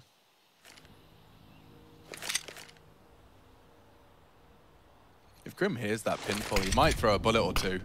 Hasn't done so. And Elige actually choosing to drop off and respect that smoke. Stewie with a full banana push to confirm that it is the A all-in. Just that lurker found. Grim blocking them as they try to leap out. It works fine. It works wonderfully. Him and Elige, no issues whatsoever. Pesadeo's Deeg, short-lived success. Does put a couple of players on the rebuy, but 12 now locked in. And that's 4 in a row for the Team Liquid defense. If Team 1 were going to give us any kind of evidence, any hope that we are going to have a full competitive game here, it would require a hot one out of this timeout. Bit of a detail on this one here as well. So the plan from this maneuver was to nade Grim, who's played the bike position and been a bit of an issue for Team 1 in multiple scenarios. They had a couple of HEs to try and rock there, and well, they weren't playing the bike position, right? You can see where Elige, where Grim was, they had a different setup, and they're able to make up for maybe the shortcomings of each other. And it will be a buy from Team 1 here. Just take your time to discuss and make sure you know exactly how you want to progress with these final few rounds of play. 7 more within regulation if we do go the distance. But only 4 more for Team Liquid here. And denying another plant, stopping Team 1, not allowing any saves. That's going to put you in a great position if you're a North American fan. Oh, they're collecting chickens. It's a daisy chain. Well, not daisies. Fallen. He's lovely. He's not getting a lot with his moves, though, is he? No, he likes his Aggie move, and Maluki might challenge him out. Oh, and he does. He's really not getting anything for his aggressive plays. And that's the response out of Stewie. A quick wrist breaker onto the Pesadeo jump. Catches them as they progress through the half wall. And that seems to be enough for NAF. Like, he's happy to rotate off and leave Stewie's AWP as a responsible caretaker of B. Unfortunately for him, it seems like the call at the moment from Team 1 is to gather their resources. Yeah, they're calling a gamble right now. It felt like Stewie even wanted to get a move on. Naf's coming back over now, and oh, he won't get there in time. So this might be a retake on B or a save call, because here they come. Smoked off, you've got nothing you can do. He's waiting to boost up Naf, and I feel that's going to be predicted here. Yeah, it's certainly going to be pre-aimed, you'd expect. Down goes Nafly. The rest surely going to want to save this one. Grim and Elige, it's just not worth it. Well, you don't see a huge amount of Liquid saves, but this one makes a lot of sense. So gambling incorrectly, expecting it to be another A finish here. It's not to be the case. Might need to start putting a leash on himself, old Fallen, right? Like, he's gone for the apps push, he died. He went for the mid push, he died. Like, it's great to see him still wanting to be aggressive and find openings, but he's stepping that, he's going that one step further. Yeah. Right? Like, he's not just holding an aggressive line, he's manufacturing an aggressive line. Sure. I think the T-Apps one definitely is a good example of that. Pushing down, trying to fight second mid. I mean, it's viable. We see Orpers go for it. There was a timer on it through the flames, but Maluki just decided he'd rather... It's a miss molly there. Oh, it is a miss molly. He took no damage from that. Yeah, so it looked like that mainly landed in the trench, right? So it was a bit of a flub in terms of the util being the unraveling moment. They can get the buy again, right? But things are still pretty precarious for Liquid. Yeah, I mean, the beauty for Team 1 is that they know they're up against a double AWP. Stewie put his in the feed. Fallen went aggressive. I think it's safe to assume there may be another in play, but when you're up against those AWPs, if you can just keep punishing that B site, retakes just look less and less appealing. It's that util on the jump up. Look how low they are already. And they're just going with it. Wow. XNS is taking a lot of liberties here, and he's going to get cleared. Back turn, Fallen. That's a big frag to find. High impact frag to post. 4v5 on the other foot right now, so that's a great response there from Fallen. Now he can tuck away and play passive. I don't think they want anything to do with that arch side. turning their attention again towards B. Denied by the drop of the smoke, and well, Elige denying even more. So PRT also hits the floor, and now it is a 3-on-5 situation with B being the only viable bomb site right now. Yeah, I think you can tell what PRT was thinking as well. He's just like, right, perfect. You're crawling A, you're crawling B. I'm going to get myself into the boiler and lurk. Elige is there actively contesting, and oh, the frags come one by one. Pre-util. Stewie's in a prime position to punish anything from that elevated position of Pesadeo. Oh, and Maluki's his next one. Clearing it out. Nafly collects his 13th, and that's a spotless defense from our North American squad. Yeah, so I think now it should be another buy here coming forward from Team 1. Have enough to do so. It's enough to even get a Maluki AWP out if they'd like. I've seen him buy into a rifle here, but you can see the difference, right? Fallen getting the opening kill as opposed to Fallen going on down. Makes a world of difference here, and Stewie hitting a couple of tidy AWP shots, not overstepping the mark, not rushing things here, even standing in the flames. So they will get the buy out. PRT on the Deagle, and he's been kind of nifty on that. Hasn't been terrible in terms of his Deagle work. Extinguish and Banana. Malbs would love to see some more impact from him here. He's going to get caught in the open, and Stewie will unleash back-to-back AWP openings now for Team Liquid, and Stewie's going for more. It's just going to be way too easy for him. A second kill, a 3v5 established one more time, and 1:30 still on the clock, so things for Team Liquid are looking great for the 14th. And from here, Alex, they should be able to just sail home. Yeah, I mean, they're in the boat. They are just, maybe, what, I can't think of a single nautical reference. What do we do with the sails? You put them up. Put them up and down. Yeah, I guess you need to worry about the wind. We lay anchor, but what do we lift anchor? Well, I would say right now we've probably got a 25 knot easterly breeze here blowing to get Team Liquid back home. Now, obviously, they're coming from Europe. They want to go the long way. Yeah, it's probably no coincidence that North America's best team spends most of their year in Europe. Where the best Counter-Strike is. Yeah. And I mean, that's one of the reasons you've been grinding so much recently. That was always the case. Europe always had the best CS. Yeah. But you were just saying you had that realization that now you actually get a chance to play it every day. Yeah, I get the luxury. Lucky me. Here they come. Lots of nades. Stewie's already found impact, and he is burning to a crisp. So that's one way to, I suppose, open up the B bomb site. If they do deal with Naf's boosted position, we've got a conversation to have here, and no one's pre-firing it. They're in, though, and he hasn't found another frag, so Fallen... As it fades, he's going to deny it. This is perfect. They can't even plant. The frags have come through. There's no time.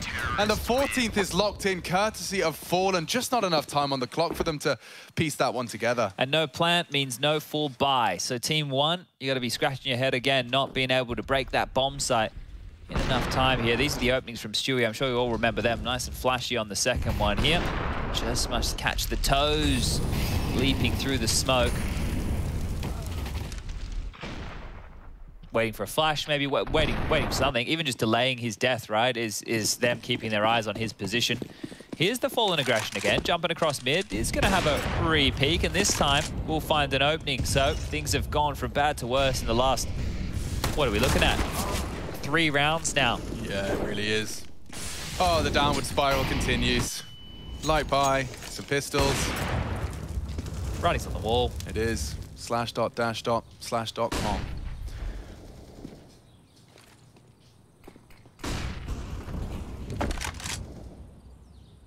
So Team 1 are going to essentially be leaving Pro League without a single win so far. Yes, they play Entropic tomorrow. So unless Entropic win today, both of those teams will not be able to progress. And even then, you know, I think it's going to be a bit of an odd one. So Bad News Bears is going to be updating their bio soon, I believe, if things continue in this direction for Team 1. But here we go, the final chance for Team 1. The buy, it's in. They've got everything they want and more. Their AWP with the AWP, their rifles with the rifles, and the util to make the round possible. But what's the call? Malbs, tasked with Banana one more time. Car Molly, cops a big chunk of damage again, so softened up to 82. Exchanging nades this time round. Will hold Stewie at bay, but he gets a tag through the wall. Yeah, he's been a real nuisance with this AWP ever since it's graced his palms. He's looked very effective with it. Confirms the Maluki's pushed up on the line, and That might incite a smoke. That's if he fires off another shot. You don't want to walk into this dry, do you? You really don't. Come on now. And not as Malbs. You know, he's supposed to be second in, clearing up, closing out.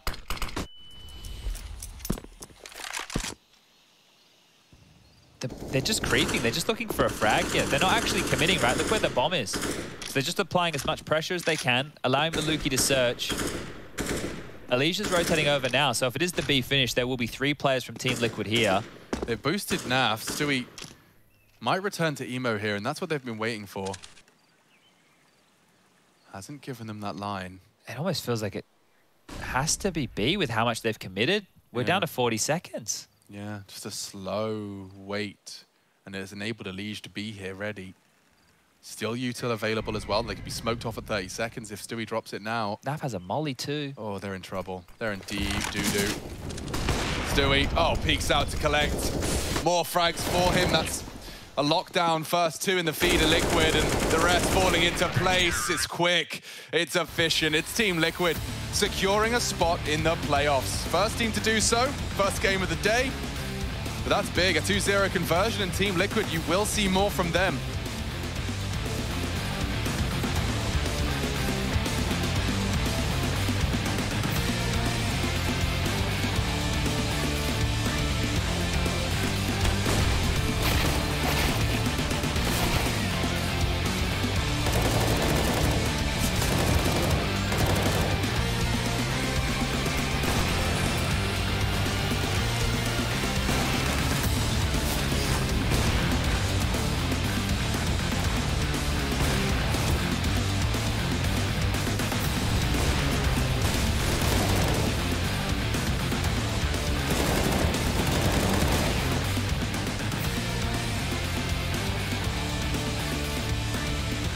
We've got SK, we've got Liquid. Second map coming up. I hope you're ready for it.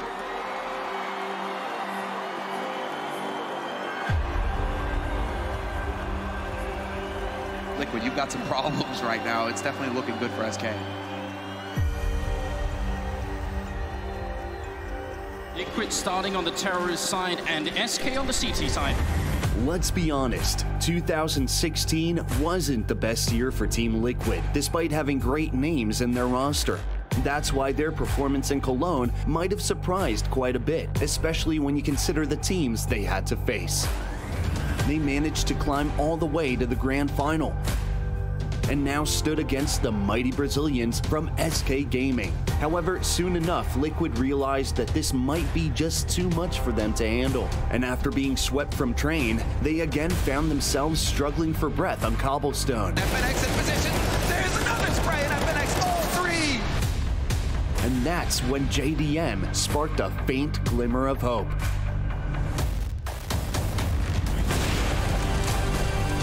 Seconds on the clock as JDM picks up 2 big kills, a third one coming in. The American sniper saves them, and that's an ace in 1 round. JDM destroying SK.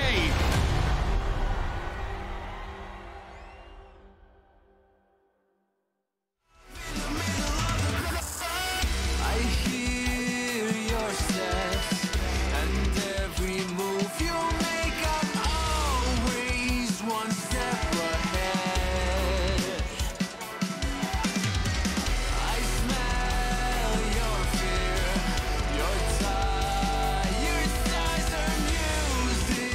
To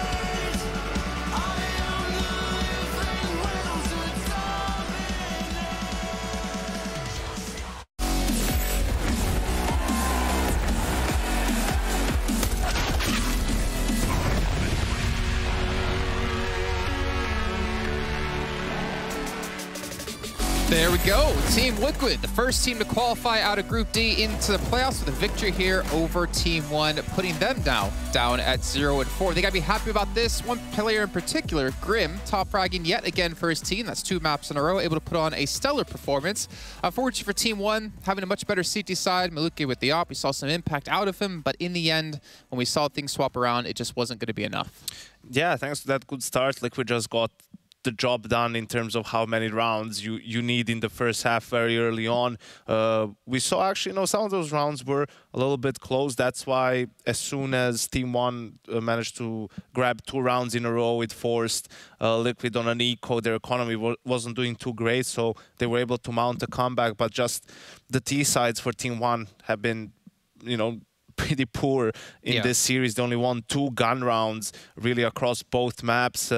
Luckily, they won both pistols on the T side, but yeah, they just couldn't get anything done against Liquid on the T side. Okay, what about round 9? And again, another round you wanted to break down for us as we looked back on Mirage before. What about this round? Yeah, because Liquid is nowadays mostly a team, they play a lot of default, take map control, like try to keep you guessing where they're going to finish the round. But here's an example of a bit of Stewie's impact and also them changing the pace. So Stewie, as you can see him right here, he's their main banana player. He's usually there like doing his own thing, trying to get control, trying to bait out utility.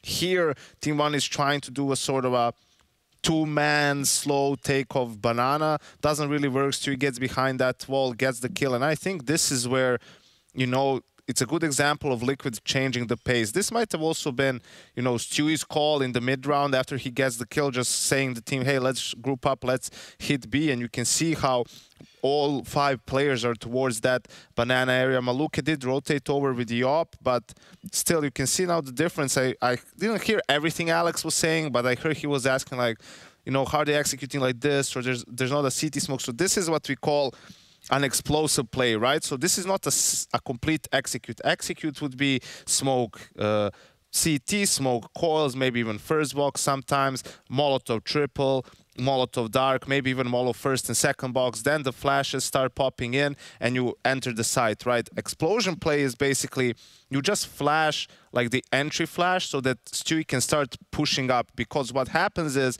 when you do the full execute, right? That's when the CTs, you see they have a smoke out. Well, both of them, this is like good timing for Stewie. What they do, they start pulling out their utility to counter your execute, right? So the explosion play is there to push in and get the kills while they're just pulling their nades out. And look, that's exactly what happens. So the players are blind. Maluke has to fall off the angle. Stewie is already in pool. The smoke for Ruins pops. So Maluke tries to, tries to kill him to maybe bring the round back, but he just misses the shot. Stewie is already jumping around behind the corner and Team 1 has to save. So that was a great change of pace from Team Liquid. Shows you what Stewie can bring to the team, with just 1 kill, or I think he even got 2 kills in this round. But just the space that he creates, let's say he dies there, Team Liquid still gets the trade on Maluk. He has to peek too wide to get that kill. He'll get traded. They'll have the sides in 4v2 at that point. That's a 1 round as well. So great round from Liquid. I feel like you brought this round up in particular because you knew Stu would be interviewed here after. You wanted to highlight his play. Let's actually bring Stewie in here so we can talk to him about obviously winning the match and now qualifying through into the playoffs. First of all, how's it feel, man? You guys look fantastic so far in groups here. You're now into the playoffs. It's got to be a good feeling after the break and the grind you guys have been on here to get back into shape. Yeah, it feels good. I think I'm a little nervous just coming back to Europe because the North American scene there, it's a little tougher to play. And coming back into EU, we have to transition back into the European style and, play a little more together, play a little more honest, less bad habits. But overall, pretty excited. Cool. Congrats on the playoff spot. I have a question for you. How do you feel about your team's schedule? I mean, the way it has been up until this point. You guys have only played in the last 3 months just Cologne and Pro League. I know you like to play a lot, so were you getting bored? It gets boring a little bit, but back at home, I'll be playing with Tarek. I'll be playing with those guys there. But I think our schedule right now is tough just because we're going to have to be living in Europe in order to, become the best team in the world. We're going to have to play here a lot more. You basically just have to live in Europe right now to play top level CS. I feel like back in North America, it's more more so of like a downtime, keeping your skill up, keeping your mechanics up, and kind of keep the good habits. And then once you come back to Europe, you're always starting a little behind because all these teams are still playing, they're still trying to improve, they're boot camping. So I don't know how our future schedule will look like, but we'll see. All right, you guys have been looking really, really good. You already made the playoffs. We'll see how it goes when it comes to there. So how long do you think before you change the in-game leader role again? Actually, now I think I just took a different approach to it because back then when we made the first swap, when Fallen came in, I wanted to help. Like I'm, like you know me, I'm naturally just always saying stuff on the fly and trying to say my side. And then I think this time around, I see a lot of differences still. Like sometimes Fallen will call something and I would still think the other way, but I wouldn't voice it, and I would just let it pan out, see how it actually happens, and see his side instead of kind of always giving my side. But there are times where he would randomly ask me to call when he's a little lost, and it puts me in a tough position. I think he did it. Yeah, forget it. All right, that's cool. Okay, I guess last thing here for me, Sponge's been mentioning in some of the videos that Elise just put out about your guys' comms and playing, says you're doing a lot of micro stuff. Is that something you just inherently wanted to do for the team to kind of help Fallen out a little bit, or how did it come about with that? I think that's one of the things where I'm trying to say that I just do it naturally, and when I see things that I think is the right thing, I'll be saying it, and that's where it could really hurt you or it could really do some good. And a lot of times I feel like I have the right idea, so I try my best to voice it and at the same time not really interfere with what's going on with the round, and just try to feed information and just try to throw out ideas out there if they're not thinking about anything. Well, let me ask you this: Did you see the round we were just breaking down? Were you watching already or no? Yeah, I was watching it. Was that you making the call after you got the kill to just end the round B, or? Yeah, it wasn't after the kill. The plan was already to just go and B pop, and then after we got the kill, we said we could literally go right after the molly, and I was listening to where you said there was no spawn smoke. We were actually trying to smoke it, but I was telling Mike how after the round that he should wait for the flash to pop because rotator will always be the opper, right? Yeah. And then he didn't wait for the flash to pop and he got opt, and that's why we didn't have no spawn smoke. Cool, thanks. Okay, a little bit of in-depth knowledge there. Okay, so Stu, thanks so much, man, for coming on and doing the interview with us. Congratulations on the win, and more importantly, congratulations on getting to playoffs. Looking forward to see what you guys can do.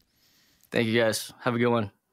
All right, interesting stuff. It's great. I love Jake. I think he brings a lot to the team. From when I was coaching him on MIBR, like he is very vocal, and every team needs to have that second voice. That's why he always had the tough roles. Like Banana, the player who plays Banana, the in-game leaders cannot tell you like do this now. I'm gonna flash through now. Like you have to. The timings are so specific. It's such a fraction of a second. Like you need to know what you're doing there, and you need to take command of your role in that sense. And that's why I've always praise them, even if statistically he doesn't look great maybe. I just know how he is as a player and how much that helps the team and the in-game leader. And I think it's great what he said. It seems like he matured a little bit in the fact that, he doesn't always like voice his opinion if he disagrees. He lets the situation play out, leaves it for afterwards, like the team can analyze it together and figure out what's best, because that's how you need to approach it. Everyone wants to win. Yeah. You can sometimes disagree about the best ways to achieve that, but everyone has their best intentions in mind. Once you realize that, like it's just about, nailing things down and like figuring it out and being on the same page about how to get there. Well, why don't we turn our attention now with this first best-of-3 series done of the day to our second coming up with Gambit up against Entropic. A little bit of a domestic matchup between the two teams. And we've already heard Hobbit say himself that he feels that Entropic are an insanely good team and definitely can put out a couple spoilers out there. What's your early thoughts on this match?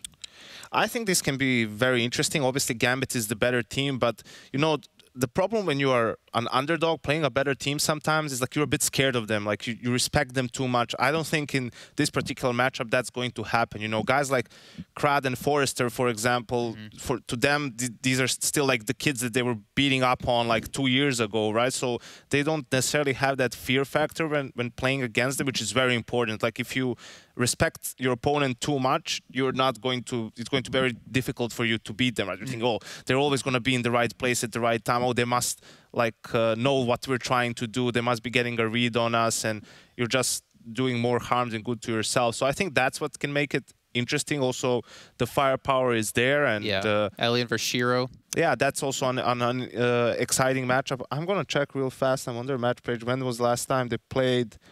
Well, they played in May. And yeah, it was 2-1 for Gambit. Well, it wasn't really that close, but, you know, we'll see. Maybe they put up a better fight this time around. Yep, I'm really excited to see what's going to happen, but we do have about an hour and 10 minutes until that match actually starts, though we'll be back a little bit earlier to break things down for you and get you guys ready to go for this one. So we'll see you then for our second match of the day. Remember, Gambit, they win here, they're through to the playoffs, and Tropic will win here would definitely help them have a chance to get into playoffs. We'll see you guys when the match kicks off.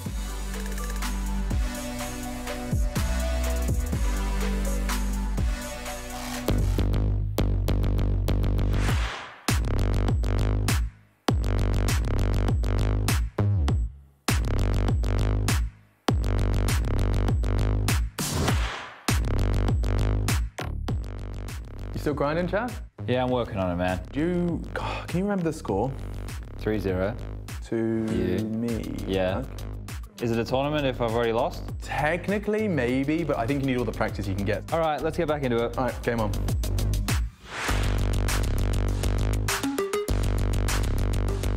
Game 4, as you mentioned, control point again, Paradise Plaza. I'm playing for Pride. You've technically already won the series. Technically, but I plan to rub the salt in your wounds. All right, let's go. 3, 2, 1, go. Get out of my way. There's no way the shield just tanked all of that. Sponge now I down. need to die. Oh, I helped. Okay, well, I can capture it at least. Sponge, behind you. No. What? That was nowhere near me. That was nowhere near you. Wait, how am I meant to track the jump? That's the plan. Go! No! You are running out of robots. I'm running out of robots. Oh, and there you are. Oh, what a shot! Yeah, run away. Yeah, you better run. Oh, you better run. Uh-oh. Oh, Chad. Imagine if you got cocky. How could I choke Imagine this? if you got cocky and lost a 4-game run. So close. What are you aiming at? I wasn't aiming. I was capping. No! Oh, dear! That's the game. I think it has to be. I need to capture A. Oh, no, you've got a bot. You've got a bot. Yeah, but you've already overtaken in points. Oh, we have. We actually have one. Now I'm spectating a bot. That's so funny. That's funny. Oh, no. That is funny. And here comes the... You got the 100 points. Yeah, he's just going to walk it in. One-handed victory from Machini TV. Oh, no. But we talked about you getting cocky, bro. We talked about it in the 2v2. You're even MVP. How have you pulled that one off? I'm so sad. 50% of team damage. That's 4-0. That's 4-0. That's 4-0. Game, good game. That's 4-0. I'm sad. We talked about it. I'm going to come back stronger. Yeah. In the next game. Okay. See you then.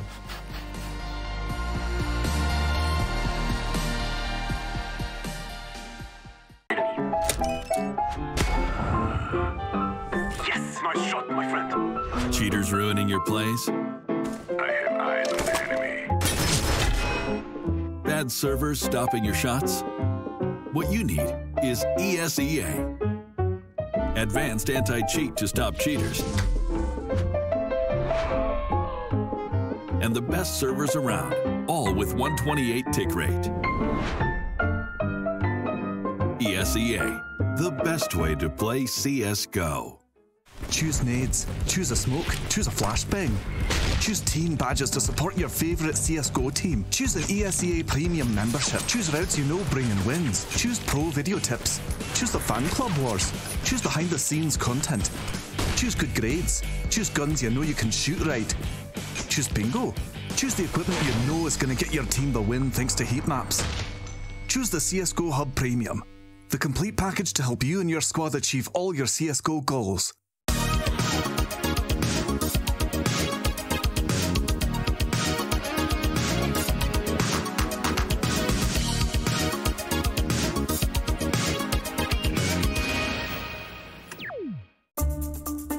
Which teams at this event has a logo that represents an animal?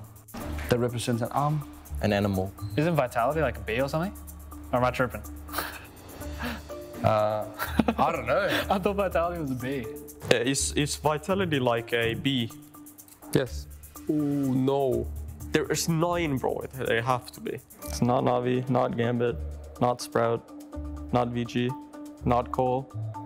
Not Vitality. Not Vitality. Not Astralis. Not Astralis.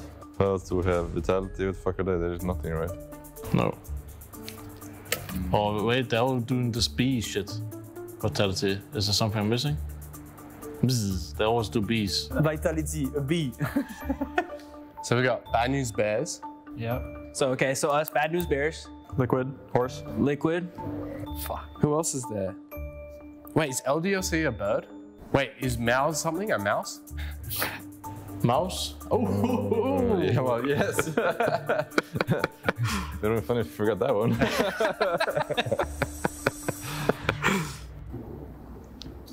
Big. Big? It's Big, an animal? No, yeah. it's not. The beer? Yeah, okay. The beer? J'avoue. Wait, so spirit. Spirit is something. Dragon, right? Yes, Spirit. Yes, Spirit. Closest in this tournament. VP is a VP is one. What do they have, bro? Virtus Pro has always been like that. Oh yeah. Fucking... Yeah. Get it, boss. Okay, if you have to think about it. Furia. VP, what are they? They're Wolf, right? VP, yeah. VP, Wolf. LDLC, oh yeah. LDLC? Ah oui, it's Fox. Fox, yeah. It's true. Yeah, Vitality has a B on their logo. Oh, LDLC? LDLC? But bro, they just have LDLC, right? No, they have something else in it, right? What? Yeah, we've said it. It's on camera. It's a Fox. When? Oh yeah, true. It is. Furia. Oh my gosh, dude. No. That's so easy. Furia? Virtus Pro. Yeah. Okay. And Vitality was right. Wait, really? The B, which is technically an insane. Oh, it is a B. Oh my gosh, you're right. I give up. Virtus Pro. Oh my god, yeah, I didn't even think about them. LDLC is a Fox. Yeah, Oh, true. And you got the rest of it. I mean, I'm proud. Vitality was No, a not bad. Not bad. Ooh, VP? Oh, true, yeah. The beer as well. We're done. You're right. It wasn't Good bad. job, guys. It was Furia. Fury. Oh, Furia. Nice. That was good. You did all the answers, Fury, to be honest. What's I was going to say LDLC, the Fox. Really? Yeah. Oh, I think we missed one then. Yeah, you missed We have 8. Who? Furia. Yeah. Furia, man. Yes. What? Furia was one. Oh, for fuck's sake. It's a like lion or Panther or something. Almost. Yeah, lie. You got a lot. I did not know there was a B in Vitality. Same. Thank you. It was decent. Yeah, that's pretty solid. Yeah, very.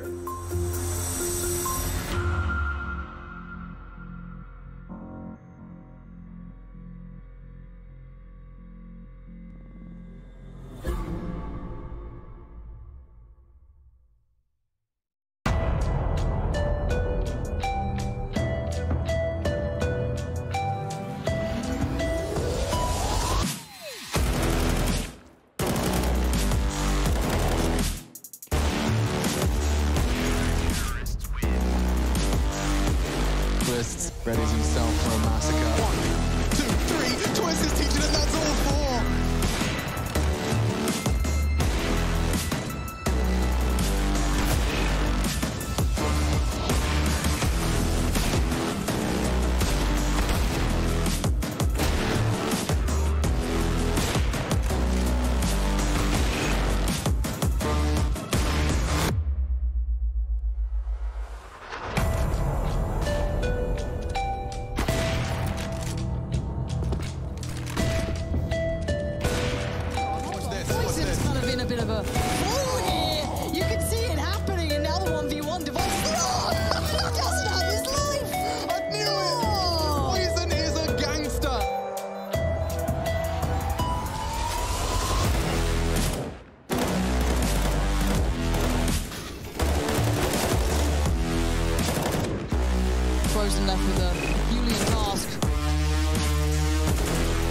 How do you get him off of this one? He knows he's sticking it. He's got to go now.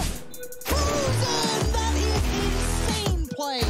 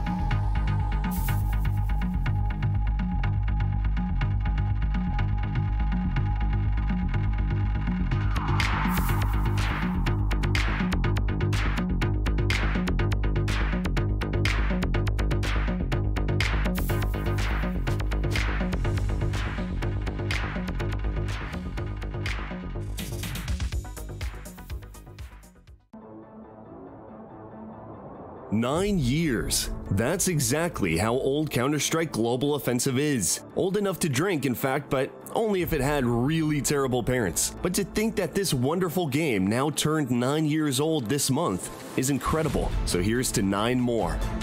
But now it's time to see who squeezed through Group B in the ESL Pro League Season 14. G2 were considered clear favorites where the others had to find their feet to seize a spot in the knockout stage. But what could G2 present to us? Let's be honest, if you have a guy like Nico on board and you're taking on the biggest underdog, who to this day is the lowest ranked team at a tournament of this scale, you simply cannot lose. Or can you? Because actually the Czechs surprisingly took down the world's current number 3. They're pushing in 2 from kitchen side. Weapons have been recovered. Oscar, he's going to have to do a lot of the heavy lifting with B-Stick and Shock with 6 points of health between the 2 of them. But the angle's perfect for Nico's walk-up. Does get spotted out, damage inflicted, doesn't finish the job. Nico 3 HP, 1 bullet is found.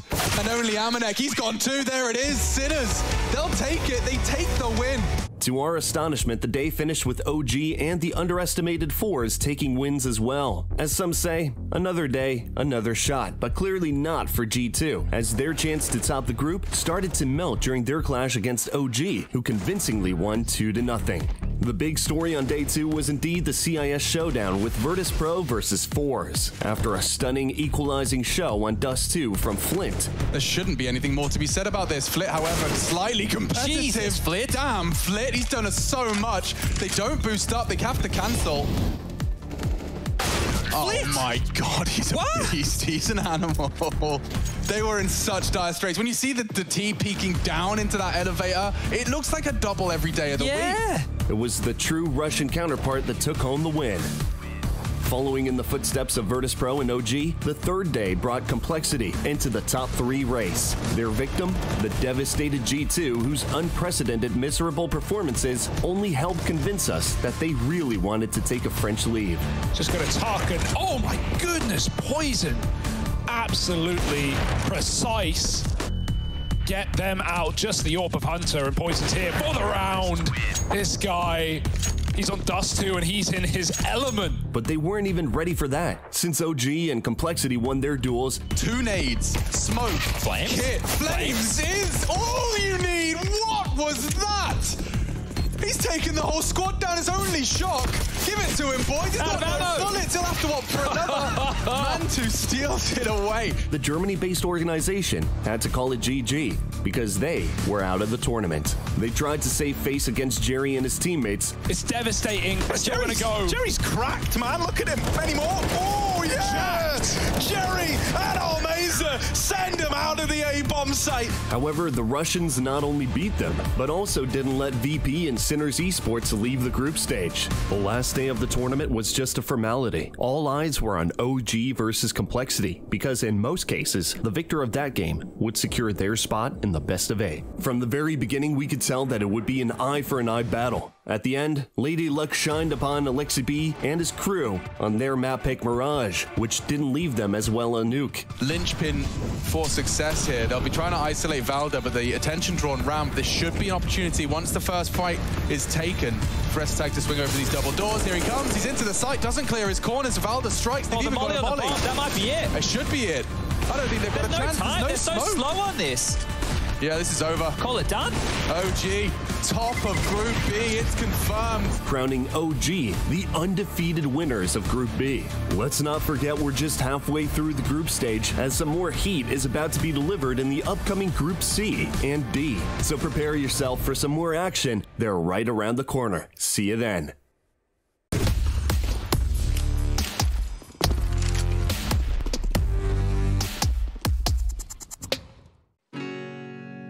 Hey Future Pros, on Inferno today, and I thought I'd show you how to throw the classic one-way to help you sneak out of the A apartments and maybe find a kill or two. To throw the smoke, get apps control, then position yourself on the edge of this door. Aim at the lower middle part of the extended bit of the arch.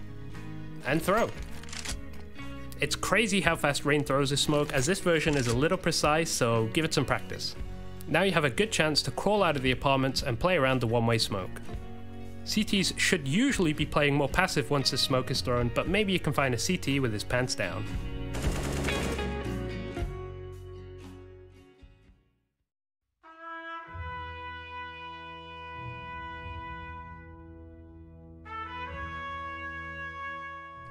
Yeah, it's already dropped. Yep, I'm going. Two of them here.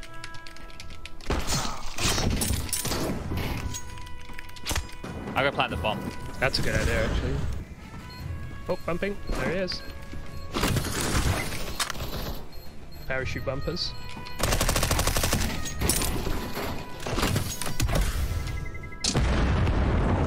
Oh, you killed one! Oh, and I served. What a victory.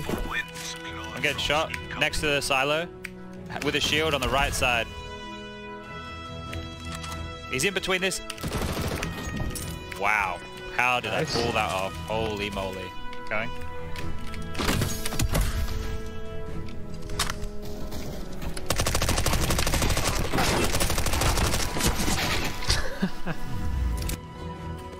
I'm here. Over here, I'm going. I'm getting shot at from behind, but I'm going for this guy. Two guys down here where I'm landing, Rush. Coming. Yeah, Yeah, I'm on the other. Nice. Oh, two guys on the team. I'm going. I see him. Going for the back guy. Leaving him. Nice. Casbah through the front door. Oh, I see one fella. Another one. Oh, no, wait, that's... I'll go for that parachute.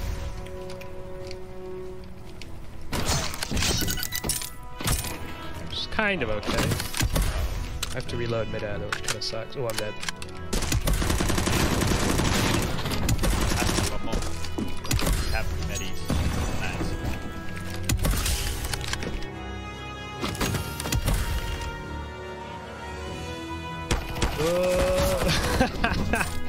99 in 1. What the? Watch this. Watch this. 99 damage on the goal.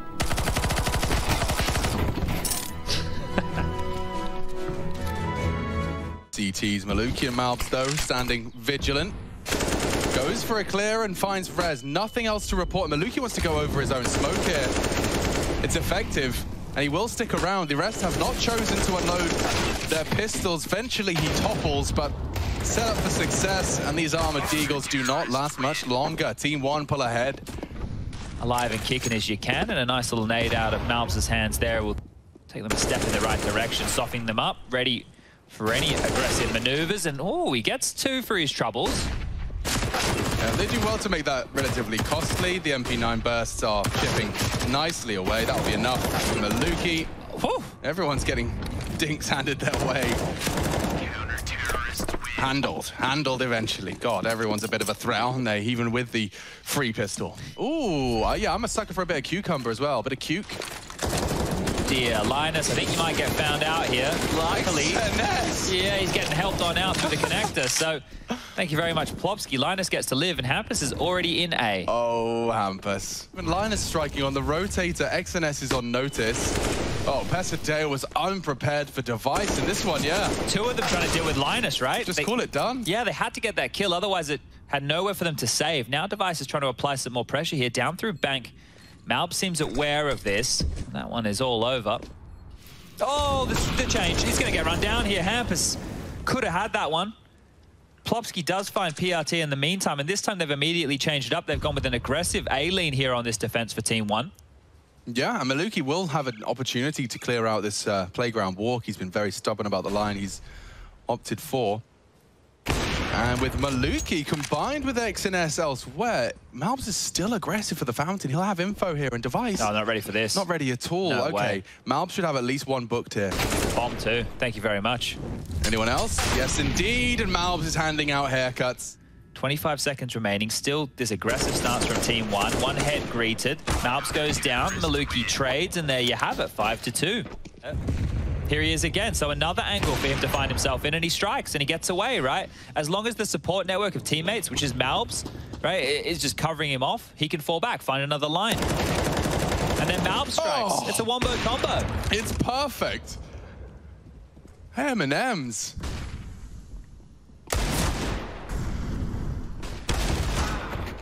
Nothing left. It is definitely got a bit of a nutty center, but I'm right there lurking in the smoke with a perfectly timed spray. Just need to find this final kill now. Rez, last man standing. And I'm personally a bigger fan of the crispy M&Ms. I see, I'm a nutty man myself. Yeah. I was never allowed the blue ones growing up. Maluki looking to do some damage. Oh, it's going to be a lot for Malbs to contend with. And if Maluki gets run down here, which he has, Linus's Glock, good for 2 rebuys. Yeah, and it would be a fantastic time push if he was brave enough. XNS deals with the underpass position. They're clearing it out. Yeah, if he just gets the bomb down, that's the better of the 2 options right now. They don't know it. Another smoke towards the drop-down position. Bomb gets planted, and now the 2-on-3 is established. The pressure now from Optimus' side, and well, Linus deals with the first. Time for PRT to activate. Activation is a failure, a catastrophe. This one's done. NIP are about to take a Glock round, Chad. It's falling apart for Team 1. Pesadeo, no hope. After all of that, Malbs and Maluki continue to force the issue. It's going to be the 3-man B defense to deal with. They're pre-aiming it. The flash from XNS has to be perfect. Let's see if their scrims has netted them a successful maneuver, and it has. The flash converted. They haven't winced to A either. They're still so aggressive. Look at this, Rez. There's no way he's going to be expecting that. Yeah, and now PRT's off angle rewarded as well. Looks like the slate can be wiped clean. He is going to be booked, and now we could open up the world of a knife kill at the very least.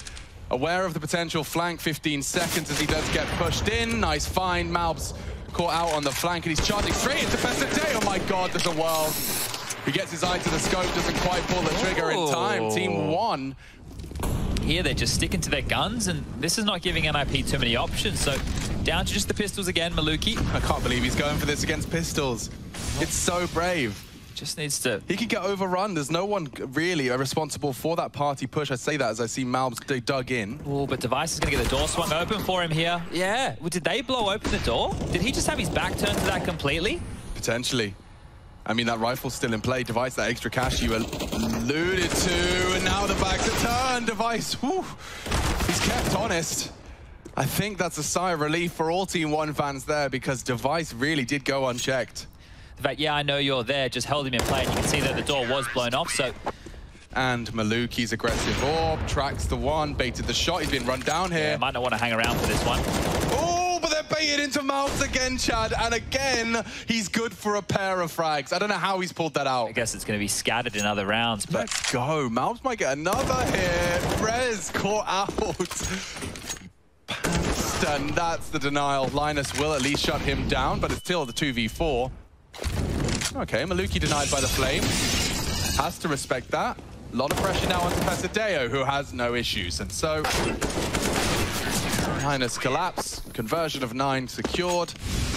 Your services are no longer required here, Maluki. Get your ass over because Monster is busy. Oh, and Rez has got busy with the CZ. He shouldn't be getting 2 I don't know how he's got 2 in the clip. 12 bullets, 2 heads popped. Pesadeo's been spotted out and over push. Not again, not a Glock, and then Tech 9 round.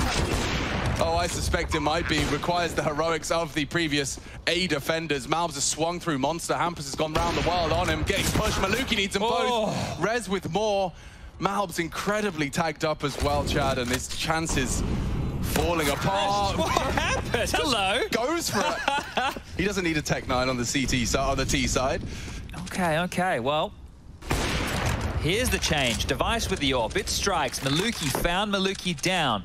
Trying to pick over towards B now, thinking that's where NIP might test, and they were right. It's a good call to make at this time. He's very vulnerable though, and yeah, Hampus will knock his head off. Puts a lot onto XNS's AWP, and he's got multiple targets to contend with. That's great shooting. The smoke as well to lock out the bomb. It does more than enough. Another frag out of the AWP, and they're recovered. Team 1 set for 10 here. Plopsky's low. Does eliminate the Pesadeo threat. And XNS last seen. Malbs' flank. My God, yeah, I just saw Malbs' flank as they focus on retrieving the bomb. Malbs with a trigger discipline will eliminate another. Puts it all onto the 7 HP of Plopsky. Team 1 with the recovery. It's XNS's AWP. Sleeper OP. Oh, baited the shot. Plopsky perhaps with more to play here. Multiple targets. Malbs, core, XNS has to save the day here. Plopsky looking sharp. 7 HP, the AK's a better choice. Oh, damn. XNS will finish off the party. 10 found.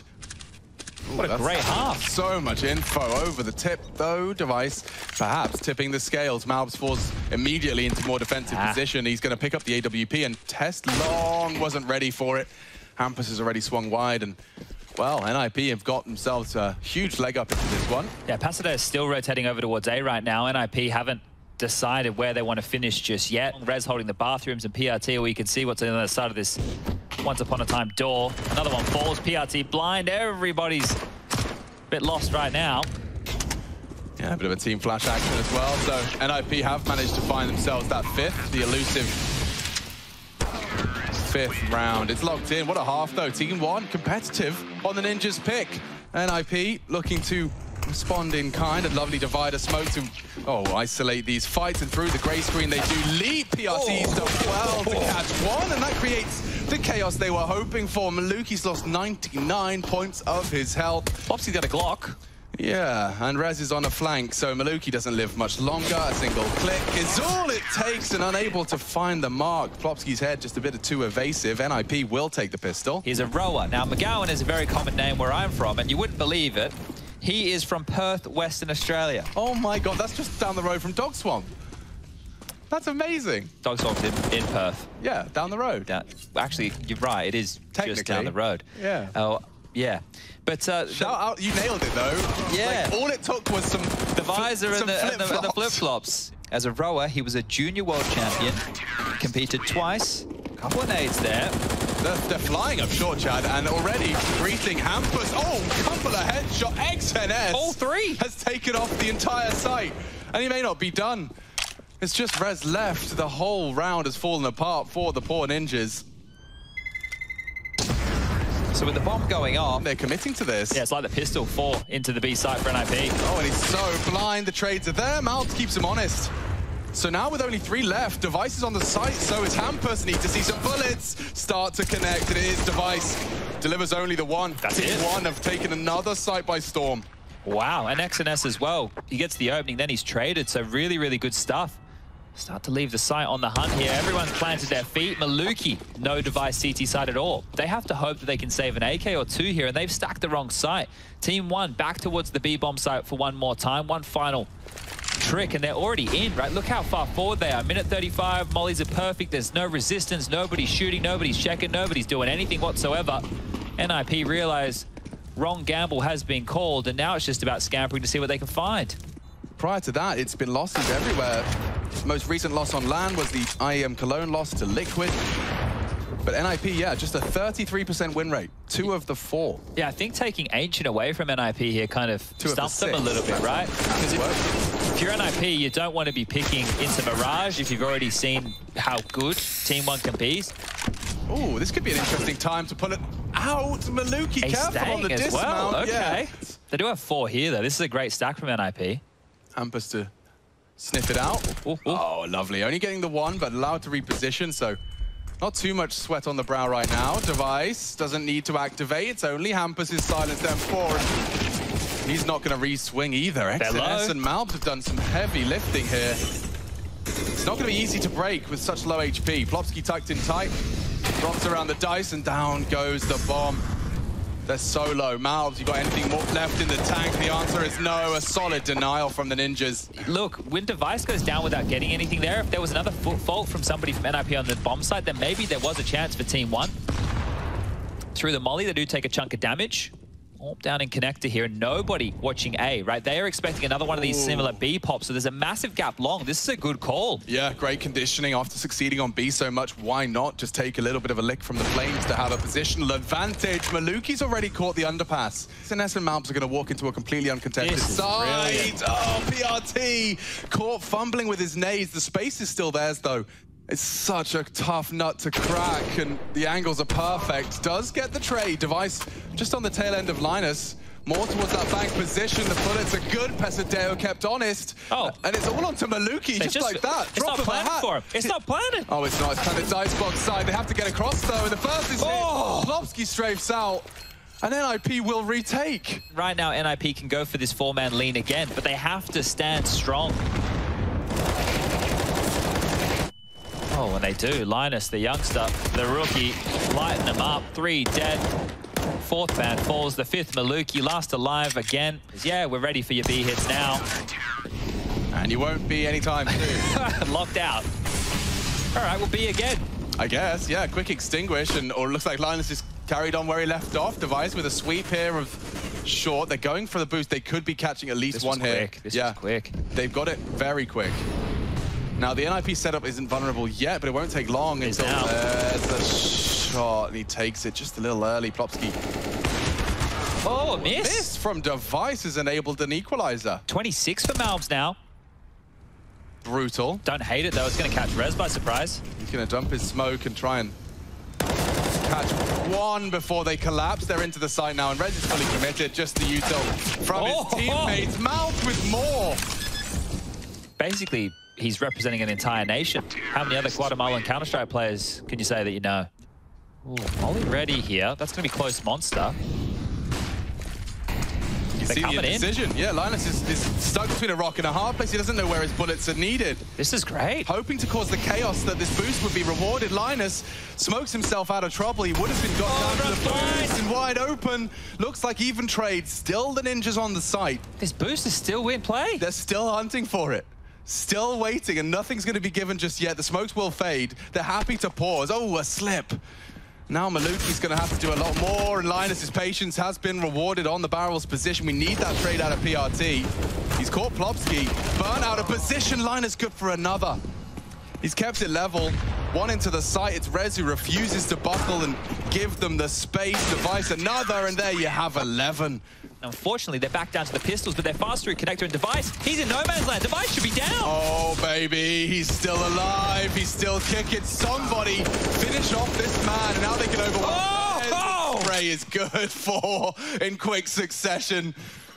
That could have gotten so out of control. I thought that was going to be an AK and an AWP in Team 1's hands. Malb's surely going to be doing a diligent clear. Device bodyguarding nicely, and Rez is worming around. He's gone uncleared. Rez down. That's a big one from Pesadeo. Flash from Hampus. Oh, and PRT doesn't finish his job. He's going to take another device. A man possessed with 3. Use their bullets. Oh, he's jumped up. Yeah, a little bit of a walk up, but XNS just booked. Maluki crawling.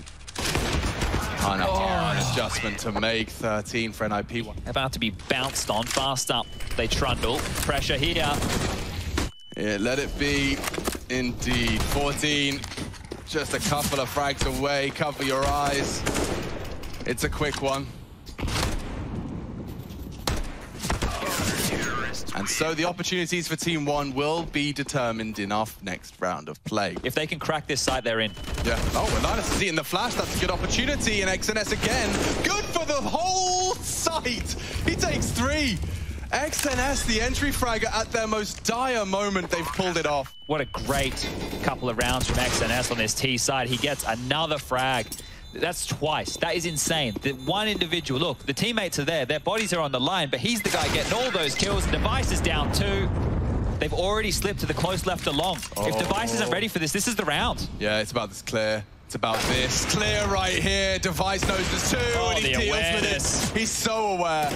And already it stinks of overtime. Team 1 ripped out of their plans to walk up on that contact long. This is so spicy, yeah. Oh, that's the round. Just books him. See you later. I'll be taking you. What a threat. Hasn't need to use any of his nades, just the AWP on his back. Now multiple targets to contend with.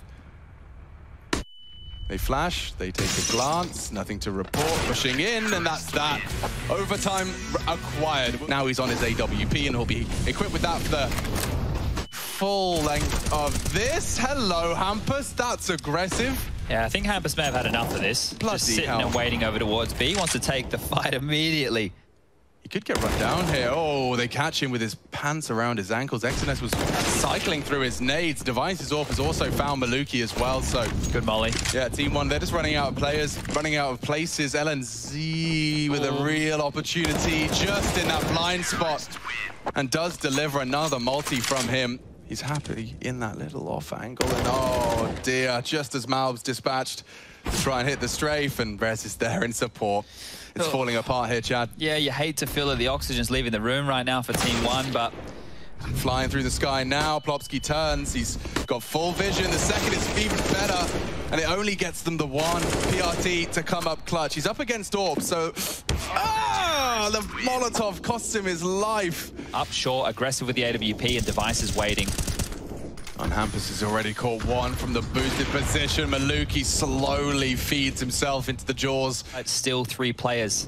Stand stoic. If they get 1, Chad, their CT side was good. Yeah. I could see a flawless CT run. There's no way in. There's no way in. It's locked down. Malbs, Pasadeo. You got 40 seconds. You're not going to just jump through the flames, but their chances fading fast. More utility to be deployed by the CTs, and... Oh, a miss from Device gives them a little window that Linus slams shut. Sometimes you have to close a door to open a window. Dear. Maluki and Malbs were brilliant on their CT aggressive maneuvers, and this time they've been humbled by a flash. Hampus working on a quick project here, and does look like they've timed themselves nicely. What, just by existing? Just by being noisy about that push. That was an opportunity. Plopsky, he'll take it. Okay, a slight advantage here. Blind spot, blind spot, jump does get the info, and the shot, Maluki, quick to the draw. A very uncomfortable duel for Malbs. I can't believe he's gotten away with that. Look how low they are, Chad. It could still go wrong. Nade on the wrong player as well, so they're conceding the site. Malbs will be coming behind them here with the flank, and that's beautiful. Rez has already put bullets down range. 1, and no, 2 already. 25 seconds, that low HP. Starting to look promising. Malbs on the flank, so the dice box will be his safe haven to plant. Clearing it as well. In the open, another body drop. Team 1, you can't lose it like this. Please, Rez. Rez to throw the knockout blow, and there goes Pasadeo. Rez, it is easy for him. It was a little bit of an uncharacteristic CT side, so to speak. They were just going constantly for aggression towards mid, really A, with whether it's Maluke on the AWP or Malbs with the rifle. He was absolutely insane in that first half. Sometimes they would even send 3 players, and you know the reason why that's uncharacteristic or unconventional is because, well, if you just do a monster rush or a monster expo or any sort of a fast B hit, that's really hard for the CTs to hold with just 2 players or even 3 sometimes, right? And your rotation is also so far away if those 2 guys are playing far up. So that's why teams have stopped doing it really that much in Europe, right? Because it's so easily punished and you're worried more about those early B aggressions, monster expos and so on. And maybe that's why NIP were caught a little bit off guard and they couldn't get any momentum going really. Every time they would win a round in that first half, they would lose the following one. Team 1 just managed to get the reset every single time. Nuke was good for us, good CT side. In general, looking at the whole match, we didn't play good. I think that their CT sides were good because that they could play under individual skill, which is something I think they're very skilled, but they're very one-dimensional in their tactics and in general with the prep we did with our analyst and our coach, it was easier to shut it down on CT, which is something that also carried on to Overpass, right, where they had a lot of B hits, which were kind of telegraphed. And yeah, I think like we got away with it today. I wouldn't say we played good. Pretty disappointed. I think everyone is in some way a little bit disappointed. With how we played. We want to be better than this. So yeah, I would say that they are a really good team, but they just need to figure out how to mask their stuff better.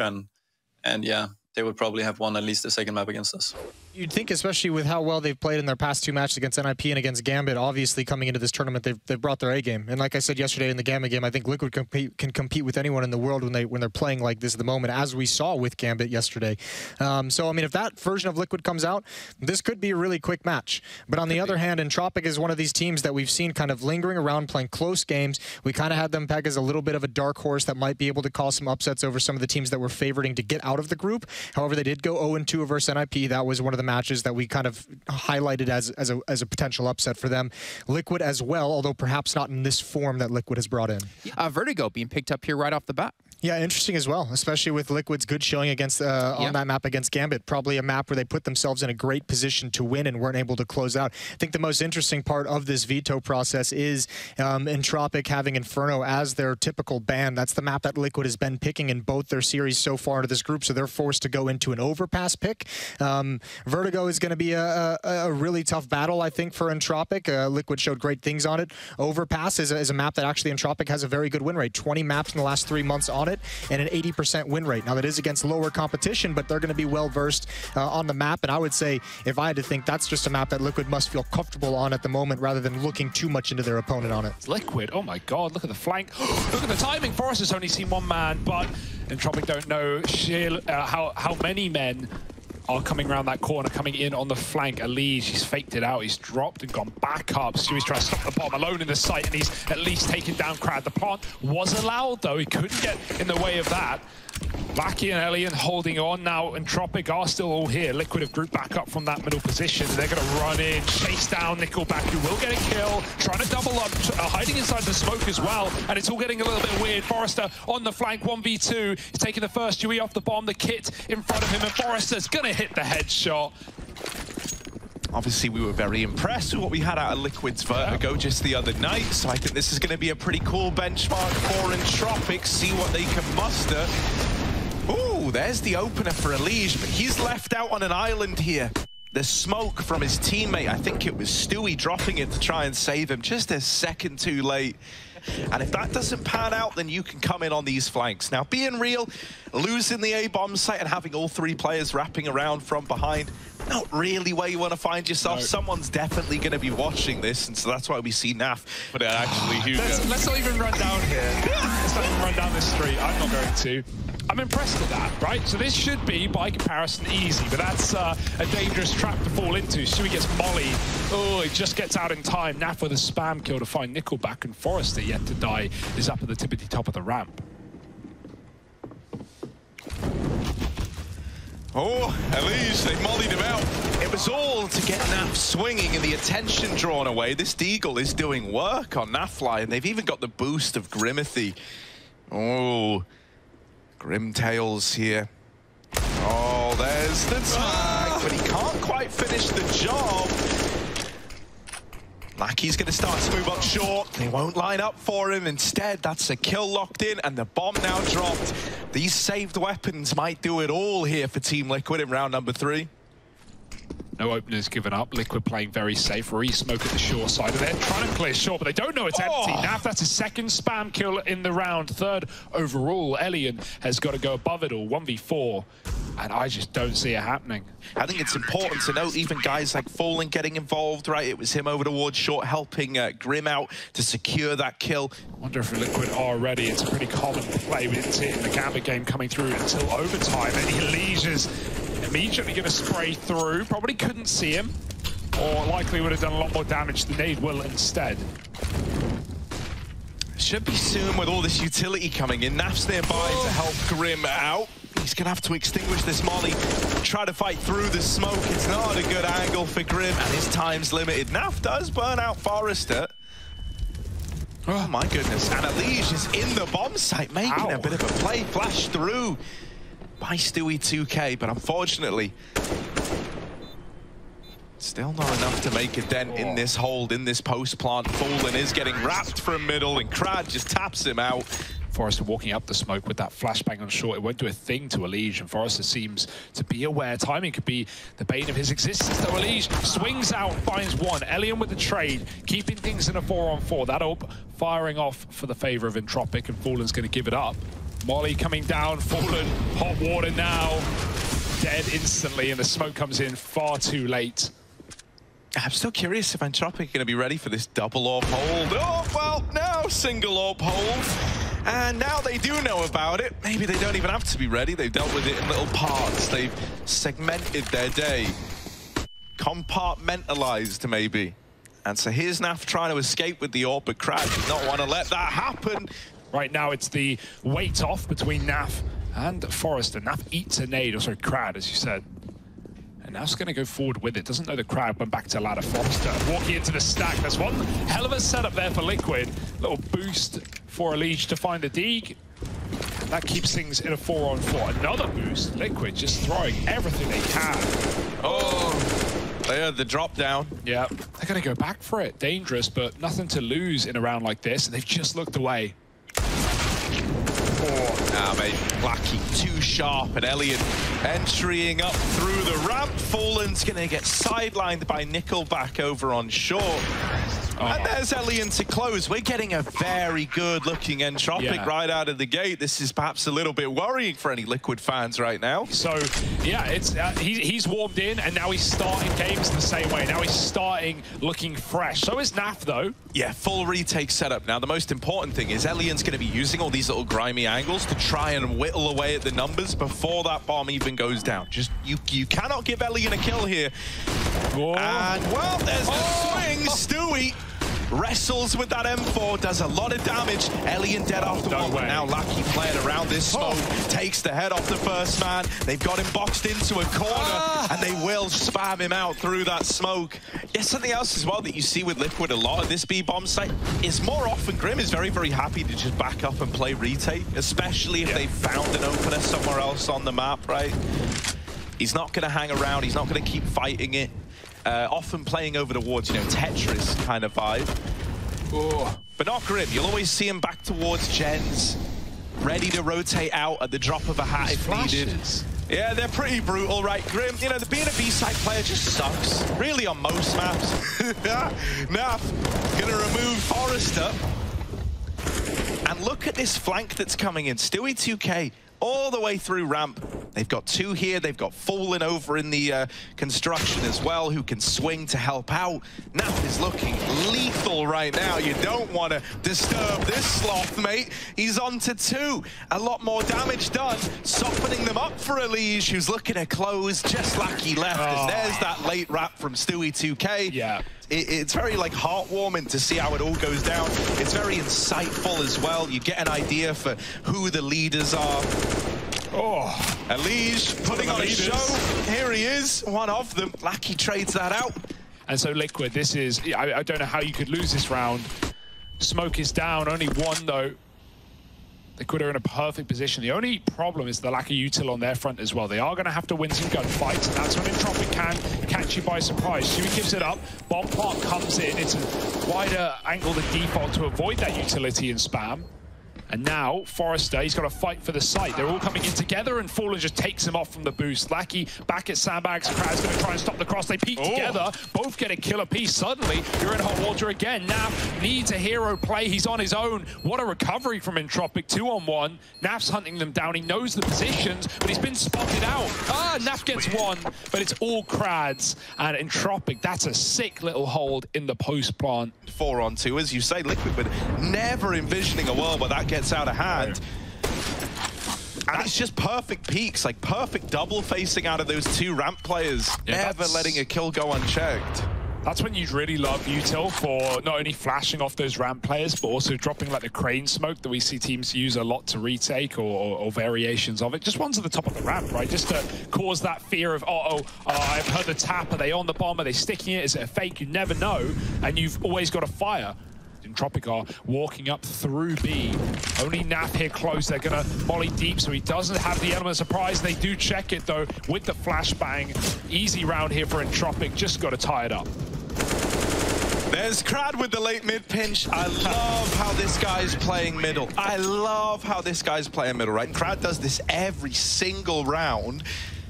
And eventually, the mid player has to discount it, especially if your team are whittling down things on the other side. Right there, that's a pug mid play. You flash yourself in, and there's a double setup. Liquid, they are ready, they are aware of it, and sometimes you want to try and stop it. Now they've got to stop the B play as well. Elige dropping a smoke, but mollied out just lives as he gets around the corner. They're hunting kills, and Forrester finds another. There's no way. Entropic keep digging themselves out of this hole. None down either. Elige trying to distract, trying to cause problems. Both players low. Fallen bites one. There's the trade though, and Forrester falls off the top. He's got the bomb in his favor. Forrester trying to make this clutch happen. Both players so low, and Forrester's just waiting, knowing that Elige is the man feeling the pressure. Forrester. Even though the kills come in for Elige, it's a round one for Entropic, up to 8. Here we go. Here we go. The Nickelback Bison, baby. He's coming through. Come on now. You can't be called Nickelback and use a Bison and get Team Flash to open up the round. That is just against the rules. There's no question about it. Flash has fallen short. Elige gets the dig off. Here we go. Nickelback gonna hunt him down. Bison more than enough ammo, but immediately trades out. It's a sad state of affairs. Shui's still got the AWP. He's tagged up from the molly earlier. He's going to try and find Elian and succeed in doing so. Another gun dropped as Entropic run back to B, and this is being calmed by Grim.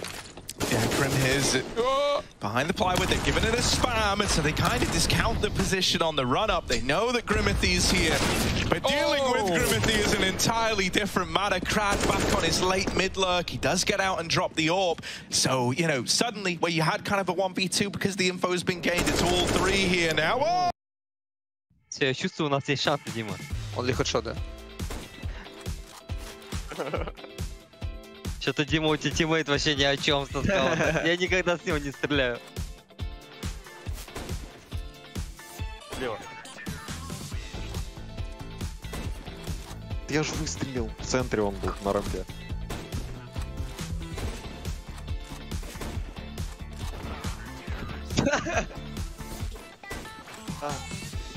Горю, горю! Хорошо, что он не хэдшот. В смысле? Что? Да не, скаут, это вообще не мое. О! О, найс. О! Да ты. Good job. Слева сзади у нас. Найс. Вот это мне нравится. Слева. Упал в подвал. И справа. Смотри, Дима, как я стреляю. Ай. Да, как вы так стреляете? Неужели это тренировать надо?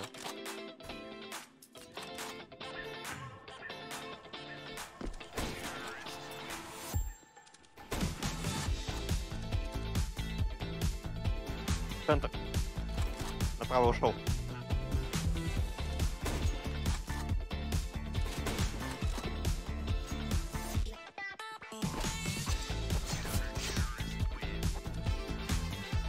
А перестрелка жесткая. В центре оба. На! Где-то справа. А, во. О, это хайлайт.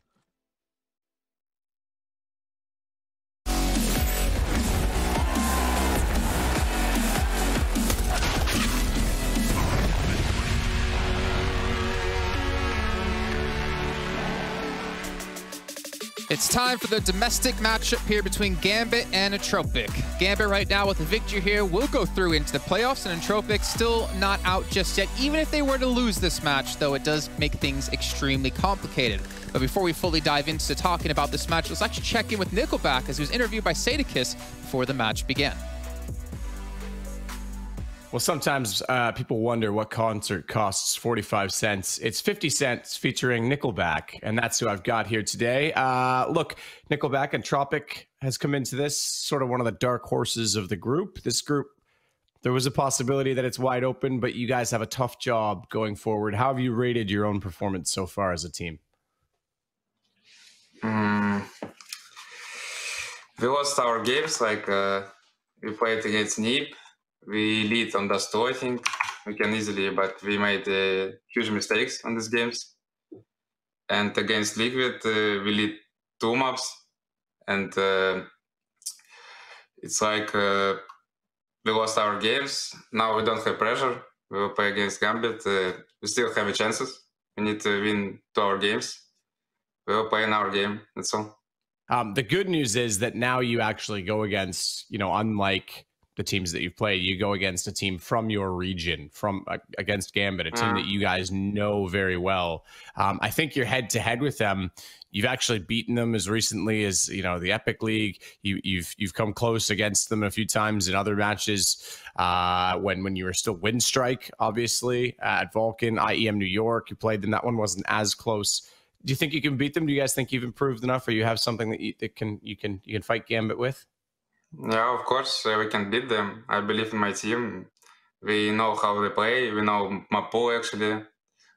Today, we knew all 3 maps. We preparing hard. I think we can do it. Why not?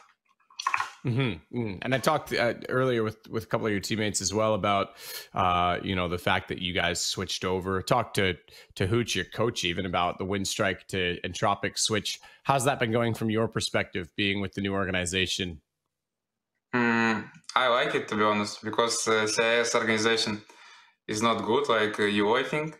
Only few organizations in CIS good, like Spirit, Virtus Pro, Navi, Gambit. And in EU, we have a good opportunity. Like we talk with them, they're really good. I really like them. Well, as you heard Nickelback saying, they feel like they can beat them. They know each other extremely well. And honestly, Yanka, when it comes to these domestic matchups, things are always tricky, right? It's not easy as black and white between these teams because they know each other to a degree that they don't really know other teams on a national scale. And they play each other in so many ways.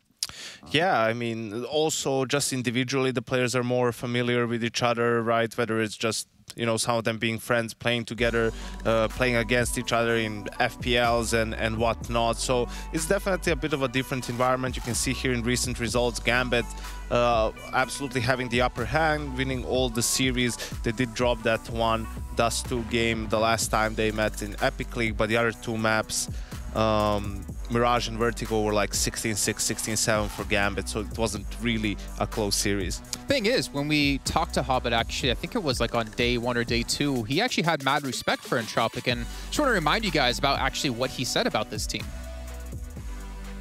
Which team, in your guys' opinion, will give you the biggest push, will be the biggest threat to that #1 spot you're looking to take?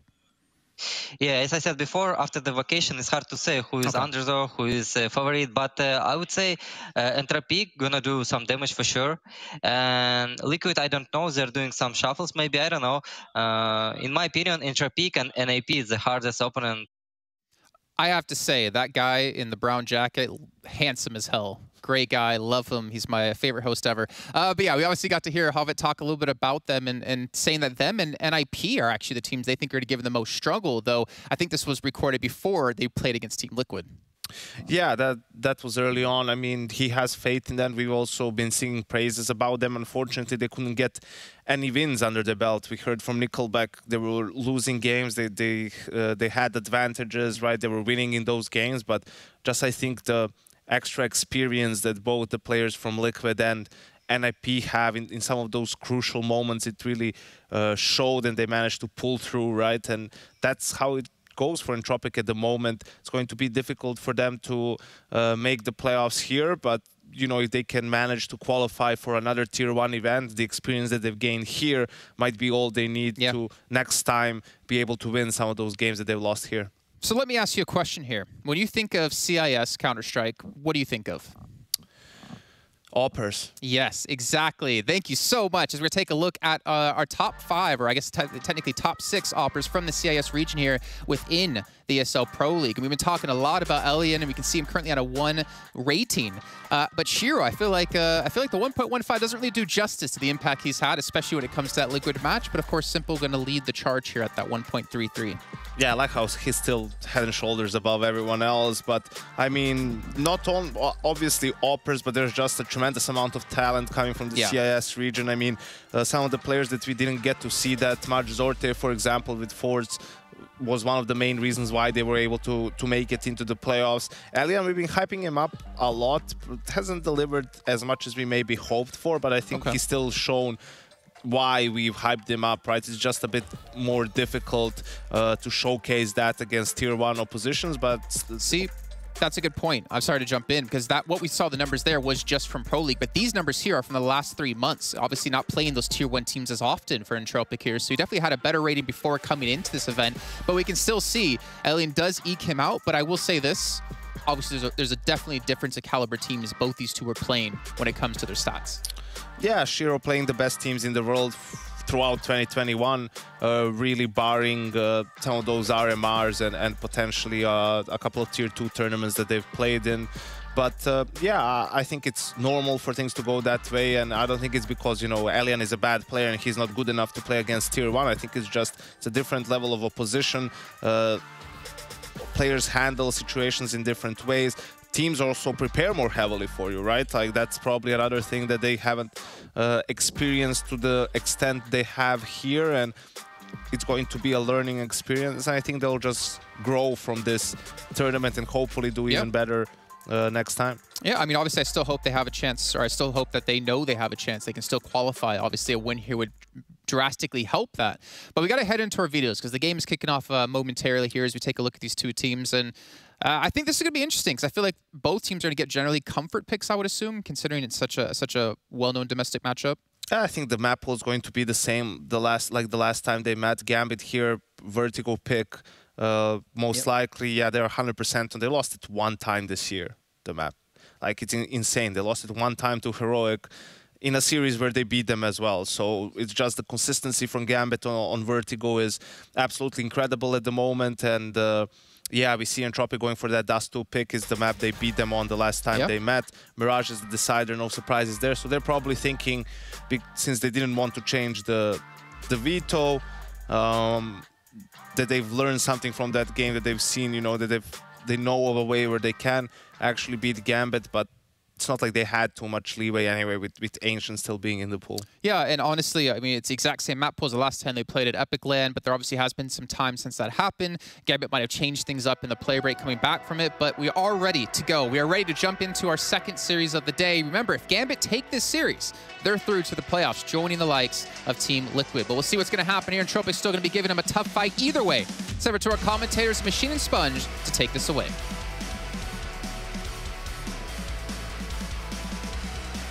Thank you very much, fellas. Gambit versus Entropic.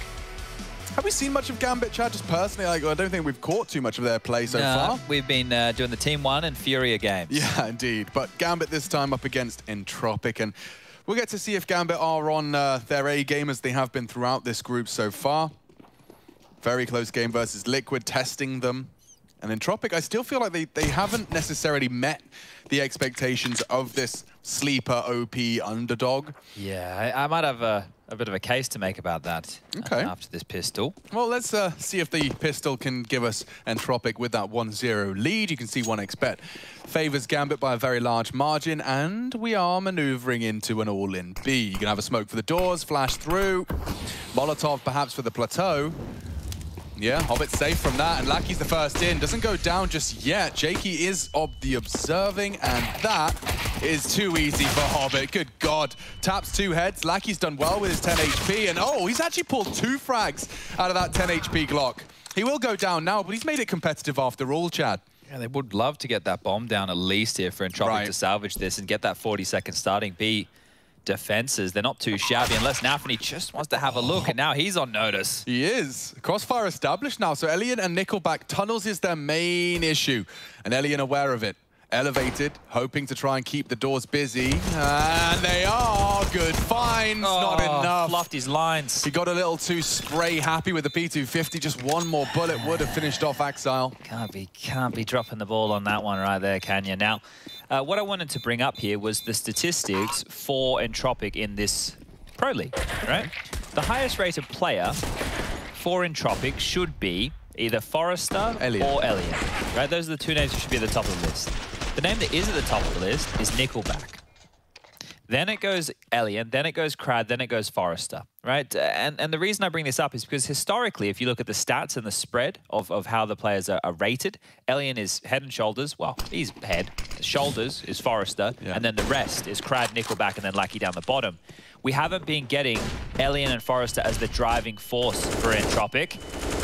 And well, you say his name, and here he goes, out long. Forrester with 2 quick kills. I think he may have heard me. I think he might. Supposed to be that second in the chain. Forrester does deliver when brings the pain. Look what it's done to Gambit.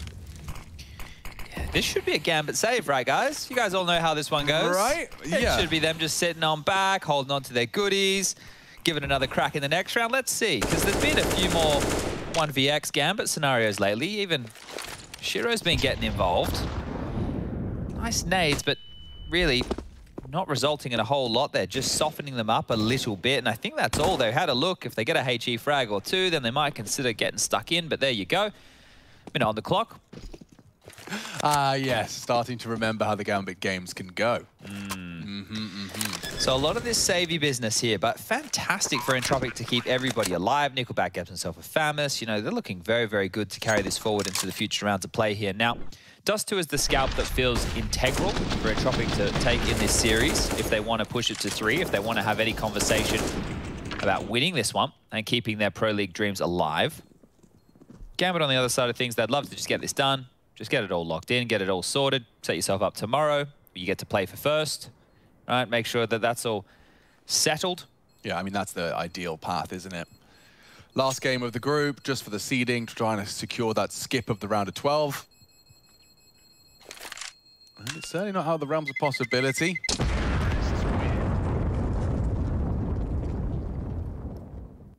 Okay, Gambit, get another bite now. They're going to have another try. I'm surprised they haven't gone for a Shiro into a scout buy here. I thought that maybe would be a mix-up, because you could still rock something that at least resembles a gun round here. If Shiro had a scout, he could apply that as an AWP. But they've gone for Deagles on both Axel and Shiro here. So let's see. How potent can this one be from Gambit? I'm not expecting a lot, and that's for a very good reason. The buy is much superior on the Entropic side. And he's trying his luck again, and it's worked out again. Hobbit's humbled. Nafany's added to the list. The Crad fully flashed. Maybe there's more from Axel's UMP. The answer is the resounding no. And I can't quite believe how quickly that full force has gone flat for Gambit. Yeah, it's an all-in, right? That long fight. You win it, you grin it, you lose it. Well, you're in a lot of trouble. And Shiro eventually lands the shots he needs to, but still, this should be okay for Entropic. Forrester's low. Nickelback, he could be in trouble, and Shiro is threatening right now. He wants to take the fight. He's going to be mollied out of position. He's dancing around with this one, Shiro. Yeah, and it's enabled him to tag up another. Lots of damage. Softened him up. This FAMAS could do damage. And Entropic in the hot pursuit of the information, Inters reveals himself and Forrester collects. So patience rewarded there, but also 2 for 2 on their long conversions. Yeah, now I think we'll have to be making sure we keep an eye on when they're going for those long plays, who has the spawns, right? You've seen Forrester being able to get out there with openings in 2 rounds. We want to keep our eye on that. If Forrester doesn't have the long spawn, are they still going to go long? Are they going to change their tack? That's something that is really important here on a map like Dust 2. On the other side of things, well, Gambit, they will just be down to an eco round. So a smoke for Hobbit, a HE for the likes of Axal, and USPs to Wield. And this is the type of round where you really should be expecting almost nothing. Elliot will not know that he's actually tagged on through the door there, so Nafany will have to reconsider.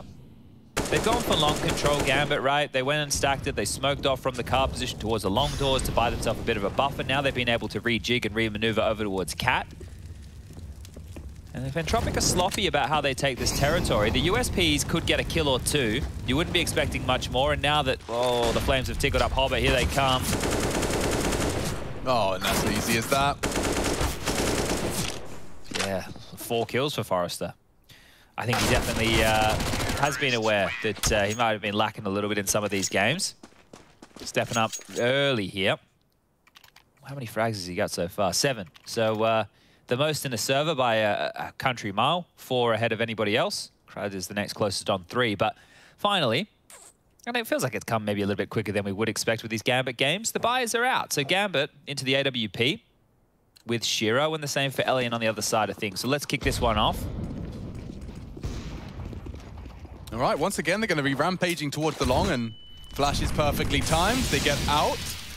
Axal retreats. So long supremacy won out early by Entropic.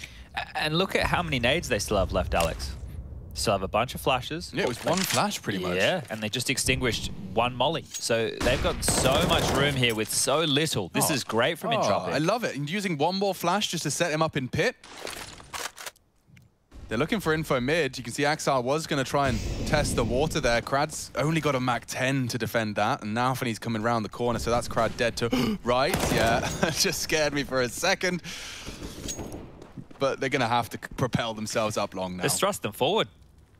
Shiro Zorp is holding that tight line, and Util so far has been great from Entropic, and one across is Forrester.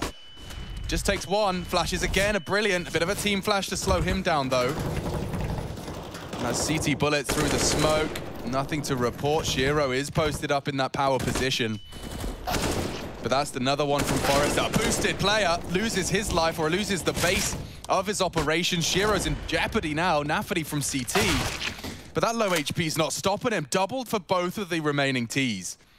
And so Nafany can take this clutch. The health definitely, favored him, but now a tag and finished off nicely. Good recovery, and it's just the 2 of them. Forrester and Elian get the job done. Yeah, the Stars stepping up in a big way here on the map pick of Entropic. 4-1 the scoreline reads right now, and back into the questions that are Gambit CT economy here. Will have to be a save, but this was just handled, right? This was just a couple of nice shots. You think with the opening kill, yeah, okay, Gambit have the number advantage, but we know how difficult it is to stop this cross, to stop them from getting into the site. Well, they do a good job of making it like dribs and drabs, right? It's not just like that onslaught of Entropic, but then they just come out on top of the kills. So might need to tighten the screws here a bit, Gambit. This is not going to be an easy win by any means. Oh, no.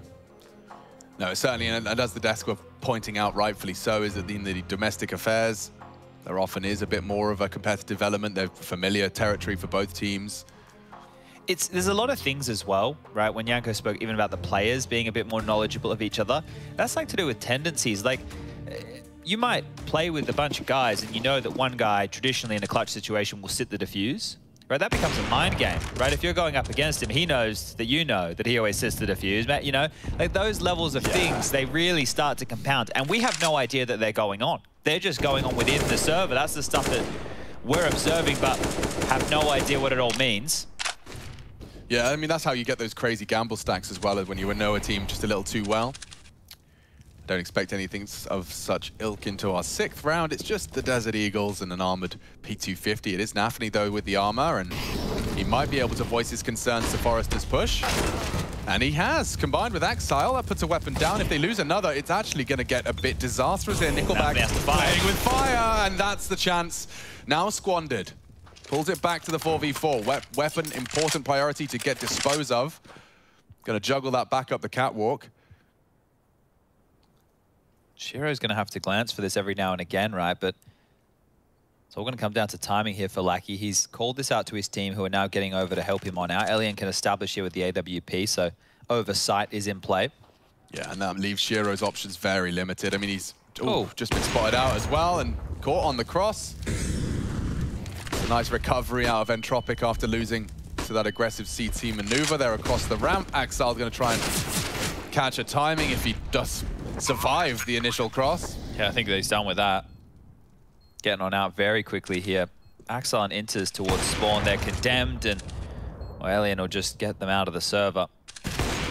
No dramas whatsoever. 2 quick ones. Now it's just Hobbit to find, and looking for that AK. Yeah, sorry guys. Entropic clean up after themselves. Can our Rob's team find out where it ended up? It was up cat somewhere. Yeah, so where do you reckon they threw it? I guess they could have. The roof up there looks clear. Like the one above, the tarp above Suicide. We saw people use that before. They could have even gone for like a really long up throw. Here, yeah, like up there somewhere. That could be it. It's like a fun game for our in-game director to try and find. I think it's gone. Playing with Hobbit, yeah. No, we can't find it. Completely disappeared. Okay, well this was, it felt like Elian had a sixth sense, right? To the fact that Shiro might be behind that box. So Lackey could have had a little bit of info on that previously on his push, but good stuff. The mandatory frag to find. And here we go again. Good for it. 5 already in the T-bank. Yeah, I think this is one where, you know, Gambit aware that they could just stomach this loss and then move on to Vertigo without too many qualms, but you never want to let a map just go quickly. Want to make sure you're warmed up here, and wow, lots of action towards long. That's not where the finish is going to be. Smoke's lined up towards tunnels. Lurk, Smoke in exchange, so they're going to negate each other right there. But they are setting up for a mid to B split right now, and that would be the call because Inters is floating. Hobbit 2, it's just Nafany on the site on his lonesome. So if Entropic stuck towards those mid doors, they would have been looking good. Right now they are postured a bit more for a cat take, just still garnering this map control. Bit at a time. Just. Wow. Inter's managing his angles very well there, just using the smoke. Evades Elian's gaze. And back to long. Now they've got a very aggressive setup here in the form of Axile. He's playing a lovely angle to the first, and now he can disappear. Oh, or aggress. Charging straight in. That's Nickelback with the bomb. He really can't afford to go down. We're at 45 seconds here, Chad. They're forced to flash out the long doors. Axile's done an awful lot for the time. And now Shiro's posted up as well. This just spells trouble. Better be a brilliant flash. Still pulls the trigger, and there's Axile as well. Looks back to regular scheduled programming for the Gambit CTs here.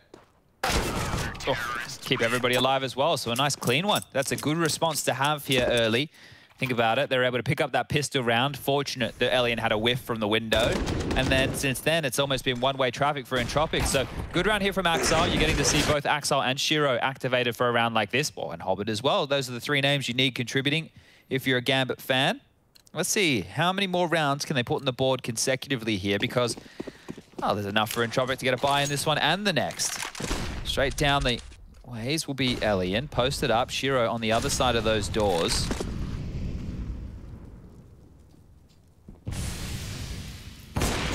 Oh, and Elian obliges. Thank you very much.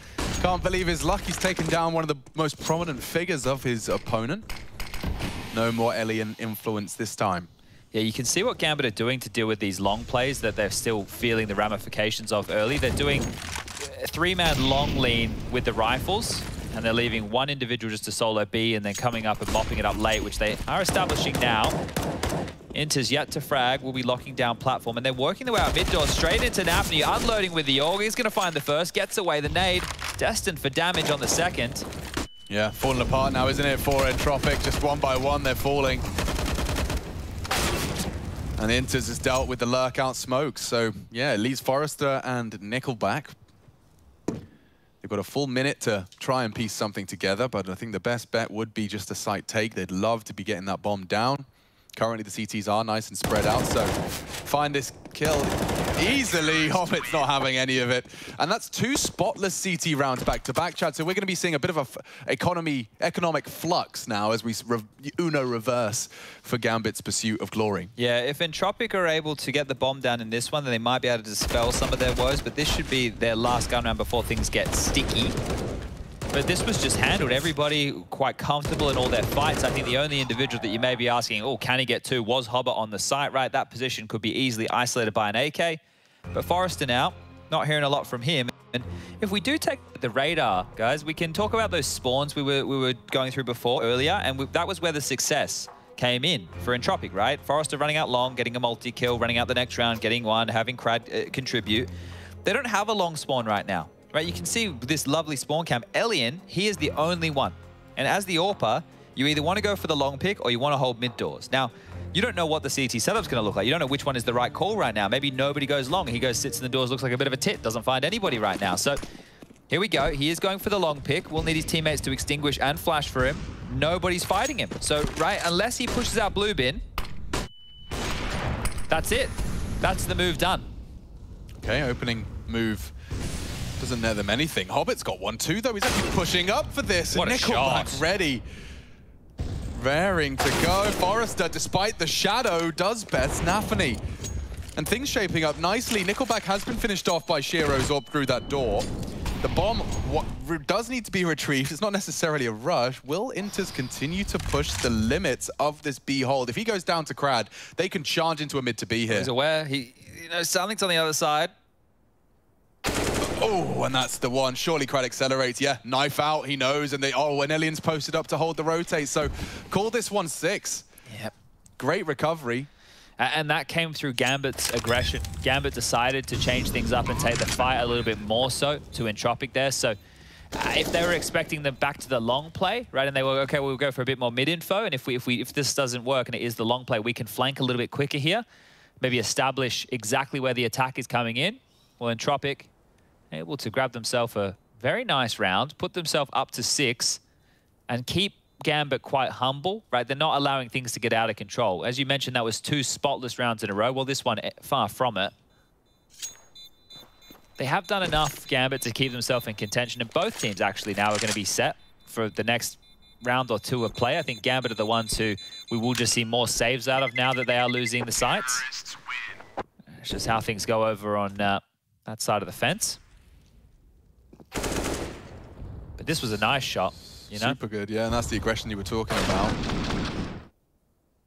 And that death. A tough one for Nafany. Both of you hitting the head. His weapon's just a little better and cheaper. The best of both worlds, really, isn't it? Yeah. But you do have to run through the choke point. So I guess... Yeah. Forrester's at the front of this long peak. Let's have a look if Shiro's going to greet him with a bullet. Straight out the blue bin, and oh my lordy lord, he's showing no signs of slowing. That's the fight he's been waiting for, and again he profits. Finding the opener, sure, Shiro got the frag, but he's not committed up the site that he'd need a boost. And so for now, he just has to play the elevator position. It's really far from ideal. That's so good from Forrester, right? Like the pace on that and the trust in his teammates' utility is denying the players who go aggressive long any ability to scamper back up the ramp into the site. If they want to do it, they'd have to boost. That's going to take time. It can get clunky. Comms can get really weird and janky. Forrester's 3 for 3 on that so far. This is brilliant. Yeah, boost is up, and interesting they opt for Inters. Hobbit alongside for the ride. 2 CTs ready to receive on A, and no one's got the door locked. I think that's the Crad project right now, is he's just gone to make sure no one's in T-spawn or pushed up suicide, trying to get those clear. Oh, he's playing a very passive role here. Going to smoke off Xbox again to sell something a little bit different here. And with Nafany and lower, he can confirm this, but it will peel him away from being able to help anywhere else. Hobbit should be having this one dead to rights, and he does. Eliminates Crad. And the CTs are still here to receive you. They're not falling for any of your silly reindeer games. Oh, Elian saw something then, it felt like. He certainly did. Fired off a shot. There's 2 of them playing close to the smoke. These pot shots aren't far off, but standing their ground. What a flash. Still, the vision's there for Hobbit, and again, an impactful double. Okay. Well, we're willing to go round for round here. This is what we want to see, right? the grind from both squads is Gambit will find their fourth. That whole battle from Forrester out long, yeah, okay, he's not 3 for 3 in rounds anymore off of the move, but he's at least 3 for 3 in finding that space, finding that kill. They're going to get it again here. Now, you can see, just trying to keep things a little bit trickier, but Nafany's real estate that he held onto, they knew it wasn't going to be anything naughty, right? They were set up to deal with it in case it was, so yeah, Crag getting punished there. Now, we do get an Entropic buy for one more round. Elian even has backup cash here to get an AWP out in future rounds as well. Smoke to cross, and it is a closed doors smoke, right? So with it in play, oh, we're out long again. Hold your horses. Oh, Nickelback straight through, and there's more around the smoke. Hobbit should have him, does have him, and another one from Hobbit. I think he truly is the knower of Counter-Strike. All his frags seem to come in pairs. And Elian, very, very brave. Nafany, he's 2 for 2 on that boosted position. He's been getting some freebies from it. Oh, they're going to test Inters over towards B again. Nafany would love to get across this smoke, and, well, he will now.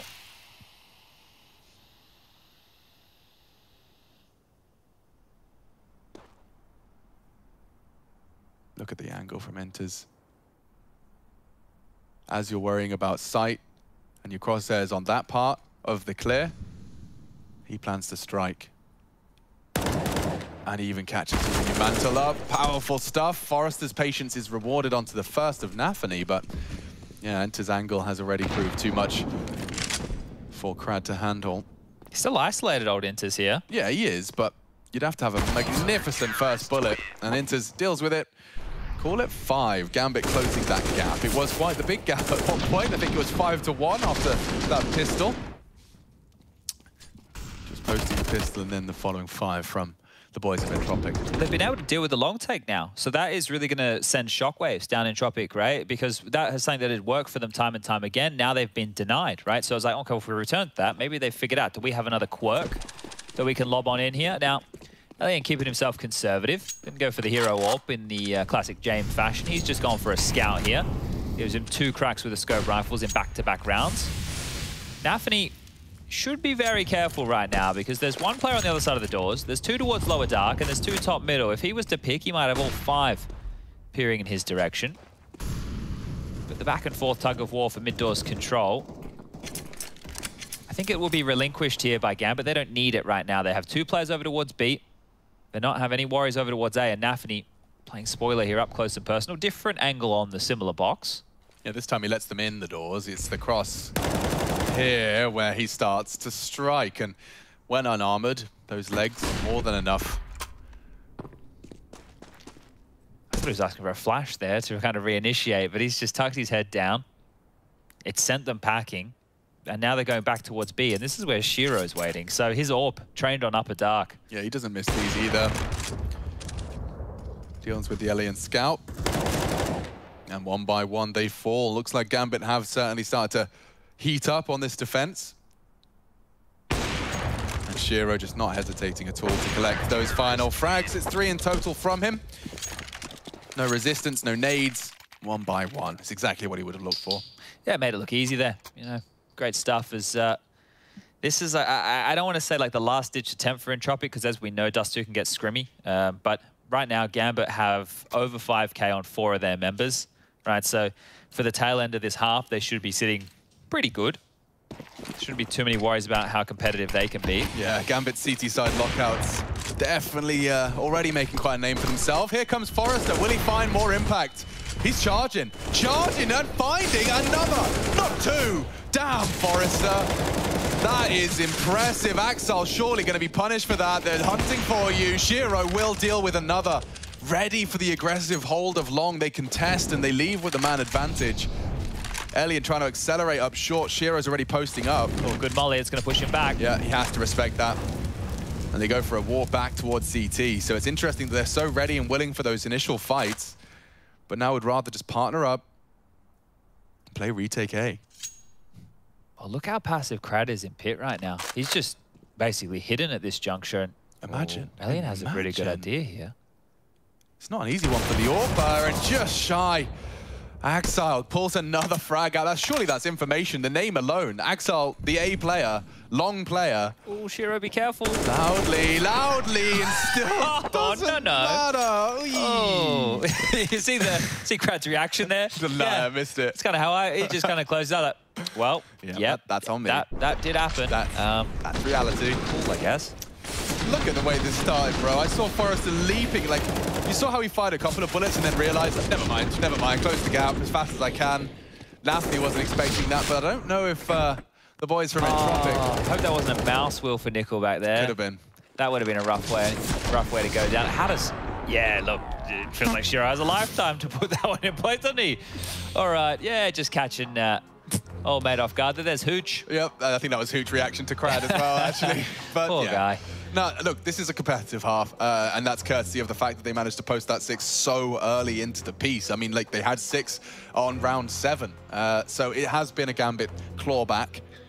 My question is whether or not we'll get to see that gap close any more from Entropic. We have got a bit of a conservative one here. It's going to be some Kevlar and some Tech 9s. Wouldn't mind seeing just like a bit of a mid to B type maneuver here, right? That's normally when you have the Tech 9s in play. You know, you get your lower dark control, or you could just do an all-in B, right? Where you set up the doors smoke, you have the lurk smoke like they tried on Pistol, I believe it was. They weren't far from pulling that off, so giving it a rinse and repeat. No dramas. Early smoke, though, and Inter's... Oh, he's got it so ready. That's the perfect HE. The flash is good, though, and it does enable them to enter the site. Pretty much unscathed here, Chad. There's a problem for Shiro. Nafny's caught one through the door spray. If they find another, it's game on. But with that weapon recovered, the site is theirs. Util dumped, Forrester evasive. There's still a smoke on the doors. Axile taking a long time around the world, but it's worked out for the Tons player. Oh, they're going for this, I think. Gambit really do want to fight tooth and nail for this. They got the funds. Still plenty of time on that bomb as it ticks. 2 from Tons, 2 from doors. They push out. It's what Nafny was waiting for. Oh, he takes them all down. The pressure coming in from Tons. A all flood into Nafny's crosshair, and he just mows them down. Nice Liko bash there for Nafny. It's good when they come to you. You don't have to do the hard work. And there you have it. Gambit win the half. And I think that might even be good for 9 here. This was similar to the pistol round strategy that just didn't have the Lurky Boy smoke in play. Inter's nade, right? If that was half a second earlier, it lands on 4 of them. I think it only landed on 1 of them in the tail end of all that. So a little bit unfortunate timing. Yeah, great recovery, though. I mean, losing the B site. Nafny catching 1 stray bullet through the doors on the cross. Through the smoke. Certainly helped them. We do have double AWPs in play, actually. So Inters was dispatched towards long. Axile, with a quick use of his util kit, has maintained control of long. Hobbit loves these little early walks. Up short, hoping the Molotov will force him off, and it has. Good use of util. I kind of feel like they want to go late long here, just with the formation we're seeing from Entropic right now. 3 players towards the back of Cat, not doing a whole lot, while Forrester... Oh, Nafny, you gotta be careful with that. Brad's chunked you down. Hobbit flashed off the line and drops off. So he'll be slipping back up towards the ramp, trying to tuck in. There's so much time, but it looks like they want to go now. The inter-secondary AWP, it's a curious one, isn't it? Yeah, he could get run over. Hobbits and Goose, they've just cleared out the tunnels. Well, there's a lot of bodies here. Inters does have to extinguish and has failed to do so. He'll play around the smoke regardless, but he's lost Hobbit. So this AWP really does have to do something now. The rotate's on its way. The cavalry are coming. Survival perhaps is priority. Oh, booty sticking out there. Yeah, didn't connect. Shy. And this is a big chance now. Forrester as it fades. Can't quite find the second, so Axile lives on long. Lackey planting safe. They can boost for this. Lackey a second away from his death. Oh, the tabs are off. And he's got the frag. It's all onto Lackey, looking the wrong way. Gambit end out the half with another spree of their own design. That's 6 on the trot from Gambit. Closing the gap and then some. 9 to Entropic 6. We're going to catch our breath, take a quick one, and we'll be right back with the second half of Dust 2.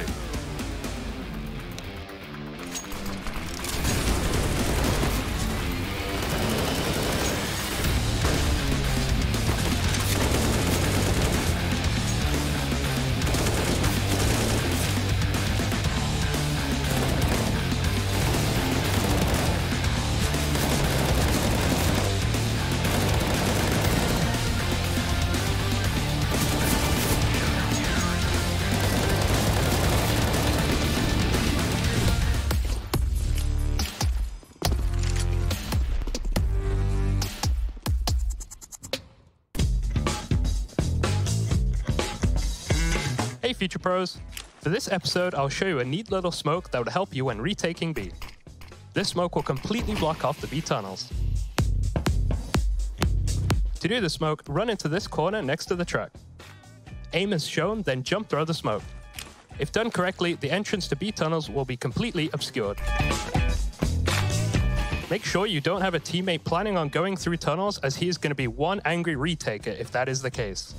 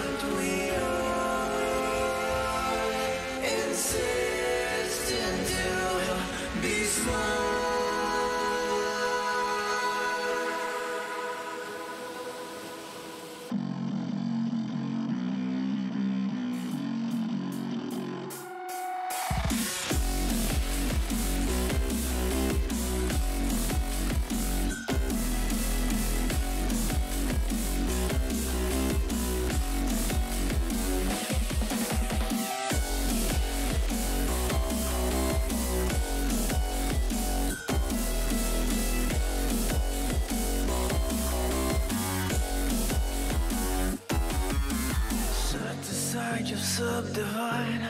I'll show you how it's done. There's no sides we go inside. The man, he is the one. You build your walls with faith in God. They never come around. Then wonder why we all defy the burden to be born.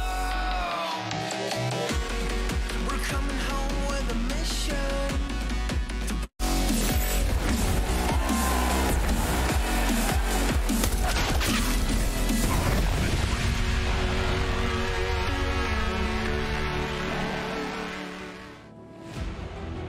So Chad, let's just say I want a competitive series. All right, it's Gambit. I want to be able to see at least an intense map. Maybe even I get 3.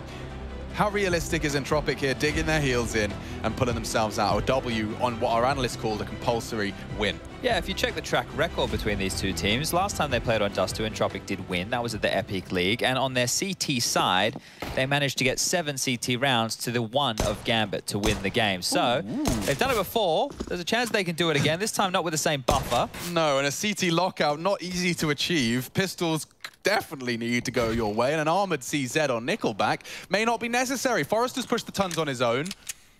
He's got Nafany with the bomb at T-spawn confirmed. Nickelback in support. You know what? I think they might have to go somewhere else, Chad. Yeah, me too. This is looking really, really poor for Gambit out the gates. Not only have they lost a player, they've lost Chiro's HP. He's going to have to hope for a couple of taps. Nellian, well, wildly missing there is we have the 1x bet odds at the top of your screen. You can see clearly favoring Gambit here, but Entropic with a better shot than I suppose what Team 1 were in their series. Yeah, here they come though, and they've gone for a double cast setup. Forrester to be baited in. Yeah, they've won this. If he takes one, Lackey, if you could just give me one headshot, if they molly him, die. Forrester, screwed, I thought. He burns, but they took one with him, and that should be enough. Here comes Hobbit, he has arrived. Hello, everyone. Armor when you've got Hobbit's Glocky. Switch over to the P250, and now with Lackey down. Ooh. Yeah, exactly. And 40 seconds. It's not like that bomb's going to be impossible to retrieve. Nickelback, you can't flub your lines here. It's a balance he has to strike between aggression and containment might be the priority with Hobbit glancing doors. 30 seconds, even a smoke on him to try and provide some cover on the cross. Nickelback now timing this to perfection. It's the CZ at range. Easy peasy. Oh, Hobbit left to do it all and just doesn't really have the health. Nice collections from the boys of Entropic, and that's step one if you want to get that CT side lockout as you did previously. Yeah, and that's great because not only, right, did they win the pistol just here, they may have lost the pistol in the first half, but they won the force fight and then the conversions. So their starts to games, even though the scoreboard doesn't reflect it perfectly, has actually been pretty good. They just need to be able to hold back whatever Gambit are looking to throw at them for round number 17. And, well, this one here, I don't think Gambit could fight their way out of a wet paper bag with 5 Glocks versus the likes of 2 MP9s, 2 Famouses, and a Scout. No, nor I. Looks like fun, though. If you're Nafany, you get to play a whole new position. Yeah, if you go and you watch that video I was telling you guys about with Elige and the voice comms, I think at one point on Vertigo, like, Fallen's like, oh, they're just baiting out nades, right? Like, they even could identify against the ecos of Gambit, like, what's going on, right? So we all know what's happening right now. This is basically just a formality. The only way that you can really mess this one up is if you were to walk into them and not shoot. Krad has resisted that temptation. You can tell, though, he wants the Yeah, he's very, very leashed right now. He's chomping at the bit to have a go. And, oh, the catapult successful. Nafany was sent across, and now the Scout of Elian gets a couple of targets. Just for everybody at home who wants to be an All-Pro or a Scouter, you have to wiggle it. It's a wiggler. If you don't wiggle it, I don't think the bullets actually hit. See? Didn't wiggle. Oh, he didn't wiggle? No. Well, the bullet didn't hit. That's it. That explains it. Give us a wiggle. Concrete evidence. There's the wiggle. Oh. Well, a clean one from the boys of Entropic up against the Glocks, as you would expect, and now we get the bonus type situation. Everyone gets a full belt of util, but you're up against AKs with Scouts, SMGs, and FAMAS. I don't mind what they just did with the CT pistol, where they had so much dark presence. If you can get the SMGs in there or the FAMASs in there, right, that's not bad. You're going to completely deny that. It's obviously a risky maneuver, but one that I wouldn't mind seeing thrown on out. And they will take a timeout, actually their 3rd timeout of this map already, just to have that discussion, because if you win this round, you are setting yourself up for success here in this second half, so take it seriously. We call it a bonus round. Realistically, it's a round you'd love to win. And yeah, and let me reframe it as well. Like, in terms of just the longevity of your defensive half, if you not only win the bonus round with the bonus guns, you end up leaving with armored AKs and no investment into the following, it really does propel you into a winning stance. So this is a big one for Entropic, and that's why the timeout's certainly justified, just to make sure your head's screwed on right. Your pitch, Chad, I'd gobble it up in a second. You know, lower tons presence. I know that T's will jiggle for that lower tons rush. I don't know whether or not that's going to be... Oh, no, it's not being held. On the B side here, Alex. Maybe something aggressive tunnels now. Elian aggressively posting up mid. Hello. They're going for it. And, oh, Nafany giving a warning shot across the bow. There's 2 of them on the left side. They are both... Want to buy they were both isolated. Molotov, and their smoke actually saves their hide. Oh. Wow. Okay, they got away. This is brave. Very brave. There's so much long space right now, and Gambit aren't anywhere near it. If they only knew. Oh, and there's some info for the Tons players there, and as the hinge smoke's dropped, Elian makes it clear there is that mid-door scout they'd have to overcome. He's aware that the little pixel jump up. It's still just Krad on A. Like, Elian's coming over now, but it's a pretty weak A defense at this juncture. Just gonna walk out. Yeah, and so blind, caught on a reload. That's just a perfect summation of how caught out they were. Maybe he's gonna not clear the site. Yeah, Hobbit's looking the wrong way. It enables Krad for 1. 1 is all. And that bonus discussion now becomes something very different. Forrester and Nickelback to try and hold on. They've even parked Inters in the Tons, dude. Yeah, I think right now, if you're Entropic and you push up a dark and you can find Inters, that's probably the best of this bad situation. They'd love to hold on to the Famouses. Now, they're not the best rifle, but they're also not the worst. So as we sit here with the bomb down, already halfway ticked, it's a question of, does Inters want to have a peek? And I'm going to tell you guys, oof, Inters is the type of supportive player who won't. He will do his job. He will be the soldier that you need. He knows his role. He knows exactly what he has to do here. He's not going to overstep the mark. He's not going to allow them to get away with anything. He's putting up a dark and he'll contain them. So As far as Inters went, that is one of the most exciting rounds you'll see him play. He loved that. He loved that. That's the type of round that Inters, you know some of you like long walks on the beach, or you like, going out for a fancy... Inters likes containing the upper dark push and not moving. Yep. He loves it. Like, he has dreams about this. He's like, oh, no one here, and he sees Hobbit's name in the feed, and he's like, oh, good day in the office. Good day in the office. Done my job. I hope Inters doesn't become the new Sanji. Well, we need one, at the very least. Yeah, you're right. I think Sanji's the original Sanji. Yeah, no one else can be Sanji. No. He does represent an entire nation. He does. All right, well, same again by the looks of things, guys. Dark Presence down towards lower, hinge smoke drop, short control being worked on, and well, this time the buy is a little bit more potent from the Entropic boys. Those Famouses looking tidy, but the rifles much sweeter, as Alien won't get forced off until the flash comes through. I spoke too soon. His bullet gives up the AWP in play right now, so transitioning back towards the mid doors to see what he can find. But all in all, the back and forth nature of this is going to peel Alien wide. He's been spotted. They've dropped on in. This is really dicey stuff. Oh, he's got it and got away. Re-aggressing? Dry, blinded off, and hunted down. Punish. Hobbit punish immediately. And Nickelback forced to drop off defensively. They've lost a lot of space here on A. The smoke on short gives Krad just a little bit more of a voice in this round. You just realize now. No nades. It's like maybe he's wanted to flash in or something, but nobody could help him. Dry. The well is run dry. And, well, the clock is 2. 30 seconds quickly becomes 20. You really do have to hurry up, and Krad slowed them down even further. Need another here. Crosshairs positioned well. Shiro's just better, and now a FAMAS separating Nickelback He could still spoil this. from Glory. He has to be good on the first, and is... Oh, Nickelback does more than you could have demanded of him. That's the round. It is, and Shiro might die after time here, if not before. Ooh, he spelled himself out of trouble there and thought about it for a second. Nickelback was like strafing back and forth in the open for a moment or two there. So, sheesh. Shiro almost cutting him off at the pass. So both will survive. Bigger questions now about the economy of Gambit and Entropic are really in the position right now to scramble together a buy to get the AWP back in Alien's hands, but it's still going to be pretty weak for some players. This was great from Krad. This was better from Nickelback. Really good shooting. And this was the almost moment there as they grace each other's screens for a millisecond. But the buy's back in. Deagle for Inter, Shiro onto the scout, rifles for the rest, and Nafni laying bullets down range. Krad will get this long control. Smoke to secure it, and that information will now be Gambit's to play with. Decoy orb. Intimidating at the very least.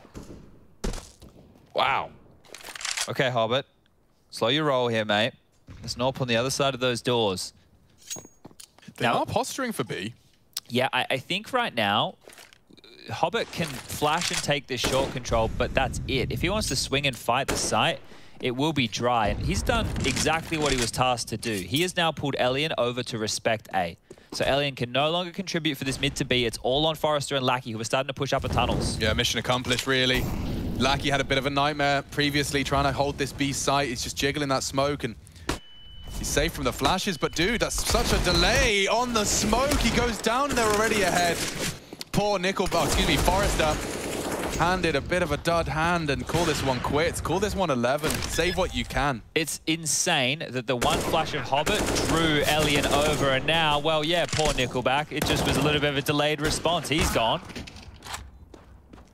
Alien shouldn't be too long for this world either. Look, they've completely cottoned them off here. Hobbit has been everywhere this round. Hello.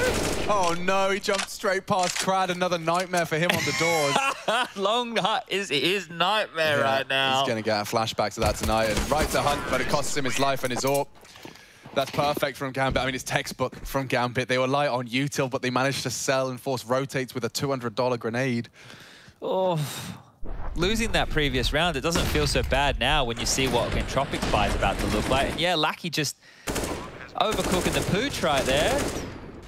I've seen it multiple times of him getting exploited on that B jiggle. Like, I haven't seen it work once. He gets the info and then he kind of bumbles it off. A bit late. Starts climbing up the climbing frame. And he's dead. And he's dead. He's dead. All right, well, here's an aggressive move. Nickelback, I think he's fed up of being dealt the dud hands. Oh, unfortunately, this one's going to sour the mood even further. Shiro ready for it. Your casual, leisurely stroll up mid's about to be cancelled as well. Crad, Nafany fancies his chances. Ooh, okay. Will he get away? I don't think so, and neither does Nafany. Problem solved. Don't you go dying on that site, Lackey, because Forrest is making a competitive round out of this. Just survive. Inter's trying to be as intimidating as possible. Here comes the whole Gambit squad. It looks a little rushed. Maybe there's some kinks in this. We could see the boost of the AK from Forrester. He'd be able to contribute. Get him up. Get him up. Now it's his first contact. I'm not sure how much has been heard. There's the bullets. Forrester does deliver. That's huge. And the Deagle keeps Hobbit at bay as well. He's so low. He knows where they are, though. So one well-placed bullet could change the entire state of affairs. Just like that, it falls. And he can plant safe. Oh, look at the bodyguard, Shiro here. They haven't heard from Forrester in a while, so the short presence, the long presence, Shiro will have to worry about that. And that's the gap to boost for Hobbit. Go on, lads. Now they've found him. Isolate is not planted for Shiro either. If they use the full health defuse. Elian should have this. Forrester's done so much for the squad. He's not even peeking. And sure, you'll get the first, but what's he supposed to do about the next one? He'd have to close the gap, get his Nikes on, running for the off-angle, pistol in hand. Oh, he puts his back to him. And what the bloody hell was that? He gives it to him. Just takes his hands off the bomb and concedes. Whew, okay, getting a bit of heat in this one here. Elian with a tough choice to make, but the AWP, right, carrying that one through. Sure, it's not worth a round in the previous. Maybe he can make it worth a round right now. Oh, I loved it as well. Like, everything they were doing was so well-informed. Played out perfectly until this moment. Look at the defuse. I mean, he knows he's dead. Yeah. He knows he's dead to the P250. He'd rather take the kill and the AWP, and fair play to him. It's something out of what would have been just a brutal loss. If he can find some picks here, still a chance, right? Entropic it down to just pistols. Forrester upgraded the rest. Basically eco, and there you go. That's what you need from the save door. That's huge. Run around the world now. Go wherever you want, mate. That will slow Gambit down. Returning to the doors, partnered up with Crad. And going for a sweep. Ooh, Nafany, they may have heard that close doors. Shiro, however's one of the B defenders. They're returning through the lower tons, and Crad going to be hearing a lot of that. Oh, Nickelback, unfortunately, though, doesn't do anything with his USP. Timing on this. Timing is something. Crad spotted. Elian should have this one dead to rights now. Just as I say that, Inters disappears off into the B site to secure the round. They might get stuck here. The bomb's in T-spawn. Yeah, if Shiro does get caught, we were talking about a real chance here. Uh-oh. Elian awakens. That's two off. One close. Has to hit it. Doesn't. Nafany bails Gambit out of trouble. God, that was a real opportunity.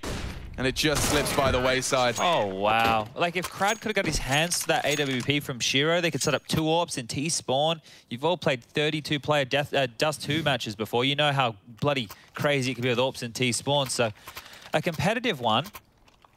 But I'm fed up of saying that. I've said it every Team 1 game. Yeah. I don't want to say that anymore. I want to see something. Come on, Entropic. You're so close. You're giving this one a good crack. And oh, Nafany, 19 kills for him. Having a bit of a field day in the server right now. Nafany with 19, 19 for Shiro, 17 for Hobbit. Good stuff. Do you know what I think is amazing as well is how quickly the community has observed and appreciated what Nafany brings to his team in the server. Like, I was reading a thread of just like, give me your Dream 5, like your Dream 5 CIS roster. Nafany featured in almost all of them. Like, I mean, it makes sense, of course, when you've got the world ranked #1 for the majority of last year. In-game leader, why not take him? But yeah, he does seem to be a prime example of the new breed of leader who can indeed have those pop-off games as well. He gets to play the fun Counter-Strike. He does. I think that's the cool thing when you see an in-game leader like Nafany. He's getting to play the brawly CS. He's being set up by his teammates, and well, you're about to see that as he's trundling towards long. Waiting for the flash, so this will be an explode, and go. Caught out, and booked. Forrester, a taste of his own medicine. Crad trying to pull the ripcord, and the spray's brilliant, actually. It actually caught Nickelback significantly. Lackey, in the meantime, calling tons clear. That is a boatload of information for the CTs to have so early. But it seems it might be misinformation. Yeah, I feel like Lackey has to just chill in lower dark, right? He needs to do what we saw Nafny do in a previous round, where he just picks either upper or lower tunnels and just sits. He can't, well, commit to anything. He doesn't need to. Elian, aggressive, uses that Xbox smoke against them here and takes Shiro down. Yeah, that's not bad at all. If they find Nafny before the rest of these boys connect. Well, Hobbit's not going to hard clear this, I don't think. Yeah, no way, Jose. Okay. 13-10. We are done and dusted with that round. And, wow, Gambit, through the tight nature of these last few, have been left in a sticky situation. A conversation needs to be had. I think we will be looking at a safe round. In the next round of play, they'll only be getting the $1,900 loss. It will be enough for them to get a purchase. And that's why this one, you won't see too many investments whatsoever. What's the most literal sticky situation you've been in? The time I had to go down with Carmack.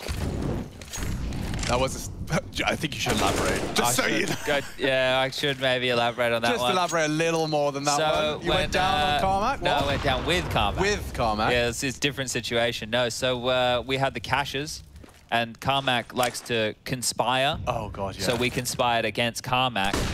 But unfortunately, he used his judo. He did. And we couldn't get him down. So I'm laying there. I've got Carmack in my grips, and I'm like, just take me with him. Just take me with him, and we're throwing what were we trying to throw him onto? A bed of cream pies, yeah. A bed of cream pies. Yeah. Yeah, I remember that, and I remember he had his favorite pair of like H&M dad jeans. He had his favorite jeans. I think I'm sorry that I wrecked the jeans. I didn't want to wreck the jeans. You did, Chad, and you were entirely responsible. But then I did the desk segment in a towel. Yeah, I just remember the bathrooms in, was it Sydney or Australia? Yeah. It's covered in like chocolate and cream. Yeah, and I'm getting out of my ears I posted a photo at one point. It was just like your shoes covered in chocolate sauce. It was fun. Yeah, it was a really fun situation. That's the stickiest situation I've been in. That's not bad. What's yours? Oh, well, I can't beat that. It can't beat the bed of cream pies. I think it was probably back in my Warhammer days. Okay. You know, you know me. I'm not the most coordinated. I don't think I have the steady hands of a surgeon. Okay. So when it came to the super gluing of my figurines, wait for it, Space Wolves. Space Wolves. Tank. Space Wolves tank. It was a tank for the Space Wolves. Yeah, it's a Space Marine spin-off. But yeah, I was building my tank, and I ended up kind of gluing pieces of plastic to various parts of my hands. Okay. These things happen. Yeah, it was a sticky one, for sure. Let's get into it, though, because, well, perhaps Entropic are going to be sticking around here on Dust 2. Nickelback again with this aggression. First Ellie, and now Nickelback. That was enough, actually, and he's right to pull the plug on that. Lower Tuns had just arrived, and now we'll play much more of a passive setup. Yeah, I'm curious to see what the answers can be for Gambit right now. You'd love to just see them get a bit of cat control and go for a set piece. See if they're able to execute in a 5v5. They're working on exactly that, as Nafny will drop the hinge smoke. You're seeing the rinse and repeat here, ladies and gents, but they need to make sure they take their time. You don't want to rush this. Look at the setup, though. Look at Entropic's setup. They're very ready to fight this. They've given up long. They're not spotting it whatsoever. 2 players ready and raring. You've also got Crad down towards spawn to help. Alien, oh, he's moved away, and whatever's signaled that, it's actually going to leave a bit of a gap now, because Short is ripe for the taking here for Gambit. Yeah, you can see the changing of the guard. They send Nickelback long doors, and we'll have Elian to provide any support they may desire. Mid to B smoke, counter incendiary, that's perfect. Absolutely perfect. Crad does have flashes. If he's a bit too fast about this, he will be caught out. Where are we going, though? We've only got 40 seconds. Well, 30 now. Yeah, well, Lackey gets the contact flash through from Crad. Lackey, more impact. Justifies the AK in his hands in a large way. Shiro trying to bail his team out, and he will deliver the first, but the smoke's going to fade. Inters is into B. Forrester has to do damage from this car position. Forrester has to do damage, and has. Axel with the bomb. He's only got 10 seconds. Has to either survive. Playing for his life here. And not even getting that. Great defense. Oof, and that's going to mean that we should see things tied up at 13-13 here. Really starting to fall apart now, Gambit. And we've spoken about the potency of Entropic CT side last time these two teams met. Well, they haven't been able to hold them at the door. They've let them in, but now they're showing them how it's done. Lovely shooting here from Lackey. You don't see too much from him, but they're important kills. That's some impact right there. And you know what, man? We'd love to see a bit of impact from Inters. You know, in the first half, I can make do with the CT side positions. Here on the T side, only 5 kills to his name. Would love to get him at least knocking on the door of the double digits. A timeout called. Just maybe to have a bit of a breather here, because in the next round of play, the 2,900 loss bonus will come on through. I feel like you'd love a plant here, wouldn't you, Gambit? You'd love to just get that bomb down. Maybe have one of those moments where Axel and Hobbit get a deagle kill apiece and make the round seem threatening, because there you were stalled out. You couldn't get anything through, and now you have to go up against the double orbs. Lackey equipping one. Alien still with his. And Entropic looking good for the home stretch. Yeah, I really wouldn't fancy your chances of getting the bomb down. Okay, there we go. That's the first. Yikes. Now we just need an Axel deagle. Well, yeah, Hobbit kind of starts Alien's life off with a bit of a kick in the dick. And trying to deny that weapon. He's patrolling now. Doesn't want to let anyone slip through the doors. I mean, that's a well-placed nade. It should do damage. Has nothing to report. They're slipping up short. Navi's trying to pinch the M4. Navi stole the M4. He's actually got it from... That's what a heist. Yeah, and he's pulled away. He gets away with it. Thanks very much. Okay. Well, Forrester, now you have no choice but using the AWP. He's an AWPer now. Decided by Nafni. Here they come. Forrester tested. They're swinging in, and on the repeat, it's easy for them to collect. Okay. Getting threatening here, Chad. They're lucky towards B with the AWP and Hobbit. Wait, where's his deagle gone? Where's his deagle gone? Would have loved the deagle there, wouldn't you, Hobbit? Bloody well loved it. Well, maybe Inters is going to finish it off with a bang, and whew, saved by the Crad. We call it 13. Everyone can take a nice sigh of relief. Oh, no. Gambit threatening regardless of what they're equipped with. But I mean, you know, let that one wash over you. We'll see it again from Hobbit, the super slow-mo style points indeed. Yeah. And this is the heist as you described it. Yeah, perfect pickup. Just ninjas it away. Okay. But we've got a competitive Dust 2 here, and I'm intrigued to see if the double ops will be rewarded. Lackey's equipped with his, and it does mean that there's a very bare-bones B defense initially. What is going on here? Hobbit mantles straight into Nickelback. And on the ascent is another Nafani, looking to once again maintain control of the short position. He's ahead of any utility thrown out, so maybe that smoke is enabled a walk up here that will lead to a very surprised Nickelback. His toes are visible, good finds, but Lackey activated. Axel's taking the bomb long here. Yeah, he's got to get through Lackey at car, and Elian who's also over towards the side. Yeah, this is about to get weird. It's going to get really fruity. There's some weird gap. Lackey's not really addressing it. The smoke is guys, the walk up from Axel. This is going to be an elephant. Wait, what? An elephant? Axel strikes 2 from behind, and maybe even a third as well. Oh dear, Entropic booked. And a gap by their own design. Lackey's smoke obscured the walk up. And that is a harrowing way to lose the round. Will they lose? Forrester perhaps can tip the scales back in their favor. 2 to find a well-placed incendiary. Oh, I like this pressure. And now some headshots. Whoa. Just shy of the mark into the shoulder. Instead, it is 14 for Gambit, but I do want to address that one more time. Wow. Wow. That just maneuver in the beginning, right? The aggro short, where they get the free kill on the Hobbit, that just feels really strange, right? But this here, Lackey's dropped that smoke so that he doesn't have to be susceptible to long. But he, with that smoke, has given Axel clear passage to car to get 3 kills and call it 4 on the way out the door. Oh, that right there, poor Lackey, man. It's going to be coming back to bite him after all of that. They weren't expecting that whatsoever. Nobody focused long. I mean, Axel had the bomb solo. Yeah. And he's walking long. Yeah. Oh, you can't even put a number on that type of a round. That one, it would shatter your soul. Like, just when you go back and watch it in the demo and understand exactly how it transpired. He's pipped the perfect gap. He's used the smoke against them. Lackey's rotated to get himself in a more power position. Little does he know that was the round. And you saw him consider it, but as soon as we saw him glance at long, see nothing on the right side of the smoke, he was operating under the assumption it was clear for the rest of the round. Oh, dear. Oh, well, look what it's left them with, Chad. It's not fun. Chiro having a little bit of a pot shot through that smoke. Nothing to report.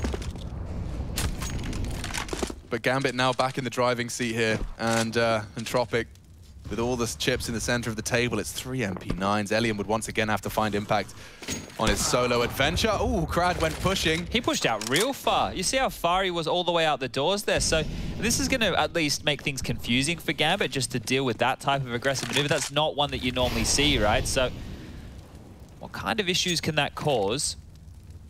Forrester does have the other big gun, and he's on that B site, right? So there's still a chance for Elian and the likes of Forrester to get some damage done here, especially with Hobbit on his lonesome. Ooh. That's a nice flash. Yeah, Hobbit's safe from it, though, and Lackey will call it clear. That could be misinformation, and pulls out his smoke.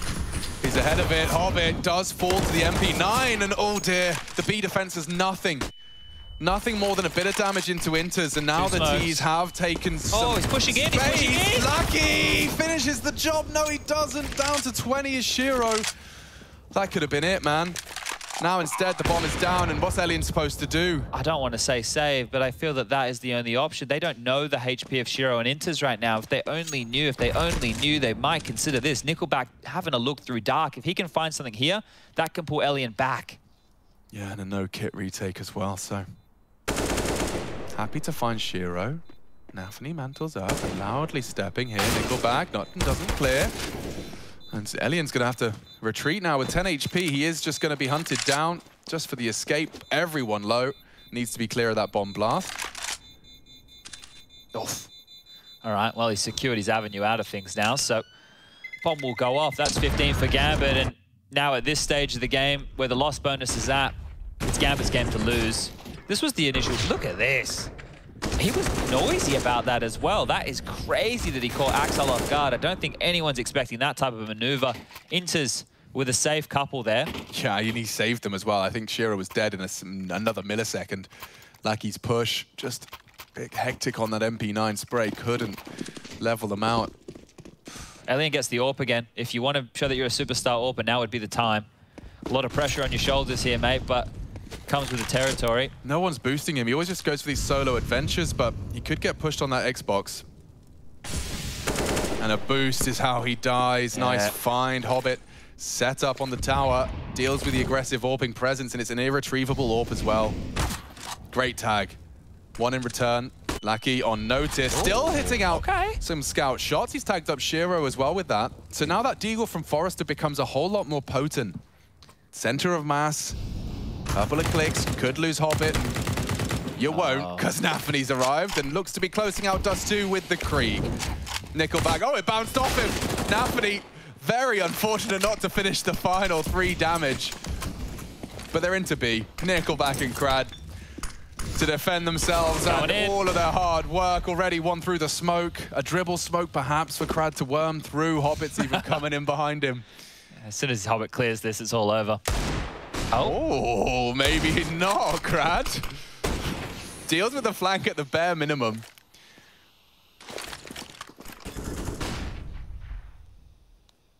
Another close one, but Gambit have struck their revenge. Just Krad last to take... He's taking some pot shots for sure. Not far off of Axel's head, and that's the end of that. 16-13, 29 rounds of play. Gambit leave with the W, and now setting sights on that 2-0 conversion, locking themselves in for the playoffs with a W.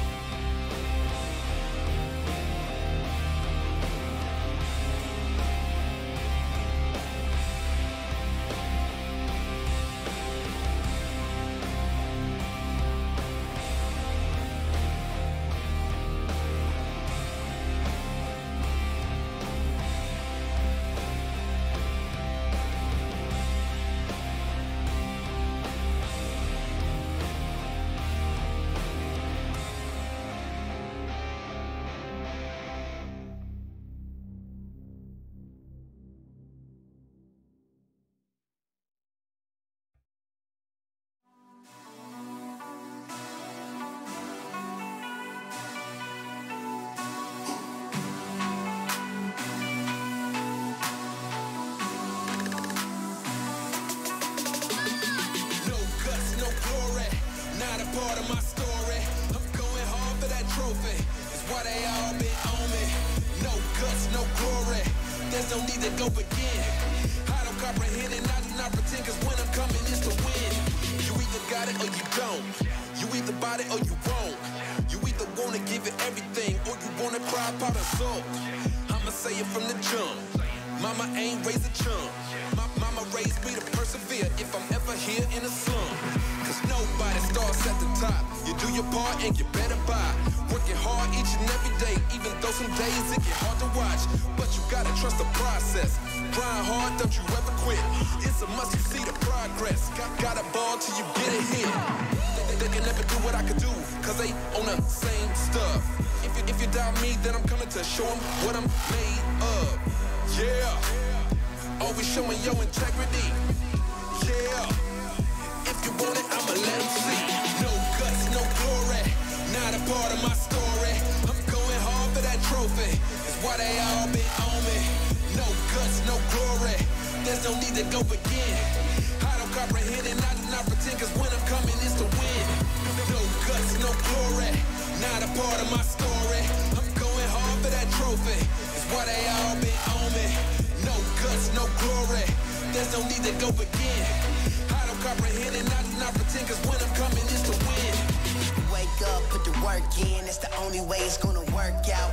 Hard work and dedication, no time for procrastination. Takes a lot of time, a lot of patience, a lot of heart mixed with motivation. On the days that you feeling down, look in the mirror for your inspiration. Like, woo, just notice, never stop, never quit. People wanna see you doing good, but never better than them. Gotta push yourself to the limits, you cannot lose if you are not in.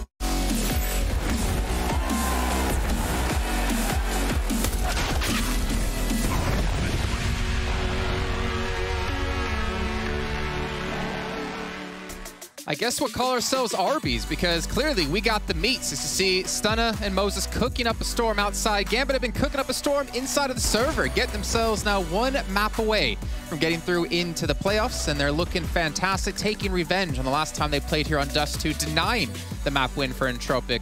Jason Kaplan still joined by Yanko. I have to ask, man, those meats were looking delicious. Did he get anything outside? No, Trace, of course, the bully that he is and the protector of everything, right? I tried to grab myself a piece of meat and he just pushed me away. That was kind of rude from him. But I also understand, you know, everyone needs to eat at the same time. That's fine. I'm not mad at him. Well, it's fine. You know, luckily, we'll wait for it. When we get into the next match, I think it is our time to eat. But we got to analyze what happened here in this first map. And this was a crazy match, actually. I brought up, you know, right before we start talking about it, the fact that Gambit were able to get redemption from before. I think that's important for them, and also shows like how damn good they are right now, able to bounce back from that last time and really put on a good show. Yeah, and that's without, you know, winning pistols or having good starts. They had to always come back into both halves, really. And we saw in the first half from Entropic, it was really all about long, right? Whenever they would have that long spawn, they would go for the long fight, and they had a lot of success in doing that. They were winning the early trades and then just closing out rounds where they had a numbers advantage. But when they didn't have the long spawn is when they started running into some problems. When they had to play a bit slower is when it became easier for Gambit to figure them out a little bit. They tried to come back to long late round, but that's when, you know, Exile was in some good positions, started shutting them down. So that really enabled Gambit to get a couple of rounds. So they have something to work with in the second half, because it looked like Entropic can just run away with the game. I think there's a lot of adaptations that came on Gambit's side as well when it came to long. You know, I think Nafni was making some good calls of like how to take that position back. As you mentioned, like they had a really tough time in the economy game to get up like enough utility, enough weaponry to take control of that. And when we did see Gambit start to finally contest that, that's when they started to win rounds and denied quite a few away from Entropic, who took 5 out of the first 6 and then only took 1 the rest of the half. So really well done by Gambit. Then as we move into the other side, I think a lot of pressure came onto one of the players we talked about in particular before we even hopped into this match, to Elian, to make that op whenever they had the money to invest into it, to make it shine. And it did in a couple of rounds, but as we saw towards the very end, it just didn't seem to work out too well for him. Yeah, they just couldn't do enough really in that second half. And for Gambit, you can see the difference, right, in the T sides. Even if they don't have the long spawn and don't try to, you know, go for that fast fight there, they're still a very well-rounded team. The default is working well, taking map control, hitting different sides. They focus a little bit more on the B side. I don't know if it's something they saw in their preparation or just changing it from some of the previous Dust 2 games that they played. But there were some close rounds. I mean, this round was weird that we just saw with the defuse, right? Well, we pinned these two when we started things off, talking about CAS hoppers and taking a look at these two in particular. Alien had the better stats when it came to the last 3 months, but again, as we discussed, the caliber of teams were completely different. But we're seeing here in this map, Sheer was definitely able to outshine him. Look at that ADR, but also the sniper kills and purchases yet again. Obviously, you know, teammates could be buying him the AWP, but able to really shine with the op when they needed it. Yeah, I think it's unfortunate really for Alien. I don't know if we maybe put like too big of an expectation on him, right? It was you, man. Day one, you're like, yeah, Alien, looking forward to it. Yeah, because like I watched him play, you know, for example, they played Extremum earlier in the year a couple of times. That's Kassad's team, so I watched those games a little bit, and he was just, you know, a menace, really. So I expected some of that. We haven't seen it to the same extent. Maybe I just overhyped them a little bit, but we'll see. You know, this was an ideal situation for him to maybe take over the game a little bit, but that didn't happen. Gambit managed to close it out. We had that crazy round towards the end, really, you know, because in Tropic, it's a game where they're leading. You could feel like they even have control of the game to some extent, but they just let it slip away at the very end. Some of these small mistakes, things that you don't really account for, and Gambit, based off of some of the experience that they've gained over the course of this year, just playing against Tier 1 teams constantly, it shined and shined in the end for them. Well, we are going to Vertigo next. I want to get your thoughts on this really quickly, because in the past 3 months, Gambit have played it 9 times and have won it every single time. And Tropic have played it 14 times, only won it 43% of the time. What's your early thoughts? I think Gambit closes it out here too, most likely, unless we see some something like, you know, in Tropic, winning a lot of clutches, like swing rounds, those crucial rounds, reset rounds. If they manage to win every single one or the majority of them, that could push them over the edge. But Gambit is just unstoppable on Vertigo right now. Okay, well, let's throw it over to the break, because Yanko, you and I are both hungry. We're going to go share a sausage while we get this next match going. We're not. And we'll see you guys in a little bit with Sponge Machine. It's going to be happening. Don't worry, we'll take a picture. I'm not hungry anymore.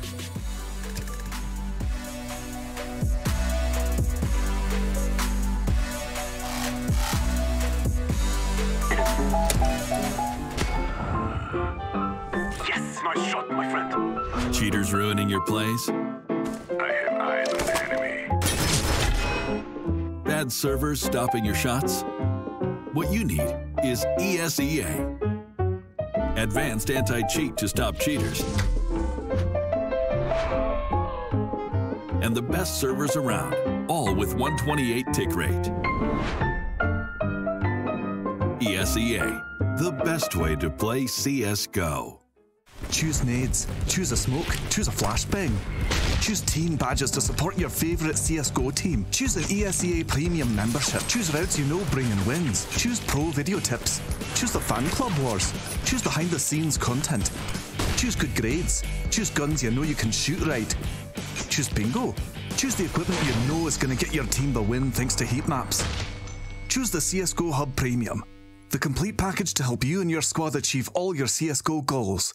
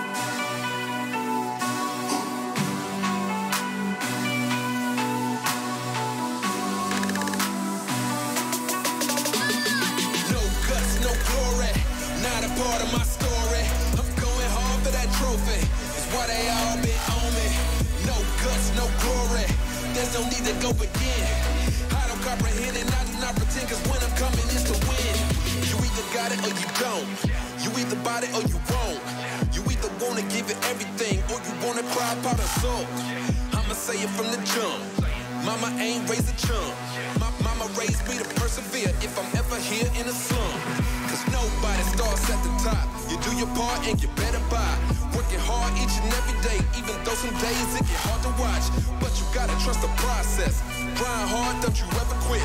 It's a must, you see the progress. Got a ball till you get it hit. They can never do what I could do, cause they on the same stuff. If you doubt me, then I'm coming to show them what I'm made of. Yeah, always showing your integrity. Yeah, if you want it, I'ma let them see. No guts, no glory, not a part of my story. I'm going hard for that trophy, it's why they all been on me. No guts, no glory, there's no need to go begin. I don't comprehend it, I do not pretend, cause when I'm coming it's to win. No guts, no glory, not a part of my story. I'm going hard for that trophy, it's why they all been on me. No guts, no glory, there's no need to go begin. I don't comprehend it, I do not pretend, cause when I'm coming it's to win. Wake up, put the work in, that's the only way it's gonna work out. Hard work and dedication, no time for procrastination. Takes a lot of time, a lot of patience, a lot of heart mixed with motivation. On the days that you feeling down, look in the mirror for your inspiration. Like, woo, just notice, never stop, never quit. People wanna see you doing good, but never better than them. Gotta push yourself to the limits. You cannot lose if you are not in it. You gotta lose, sometimes it's to win it. Don't get discouraged, it's just the beginning. Yeah, turn up. Don't end up a Timmy Turner. Don't get caught up in the streets. Don't get caught up with a burner, don't be a slow learner. Oh no, you only get one shot, one chance. Talking March Madness at the big dance. Talking big man on campus. Like no guts, no glory, not a part of my story. I'm going hard for that trophy, it's why they all been on me. No guts, no glory, there's no need to go begin. I don't comprehend it, I do not pretend, cause when I'm coming it's to win. No guts, no glory, not a part of my story. I'm going hard for that trophy, it's why they all been on me. No guts, no glory, there's no need to go begin. I don't comprehend it, I do not pretend, cause when I'm coming it's to win.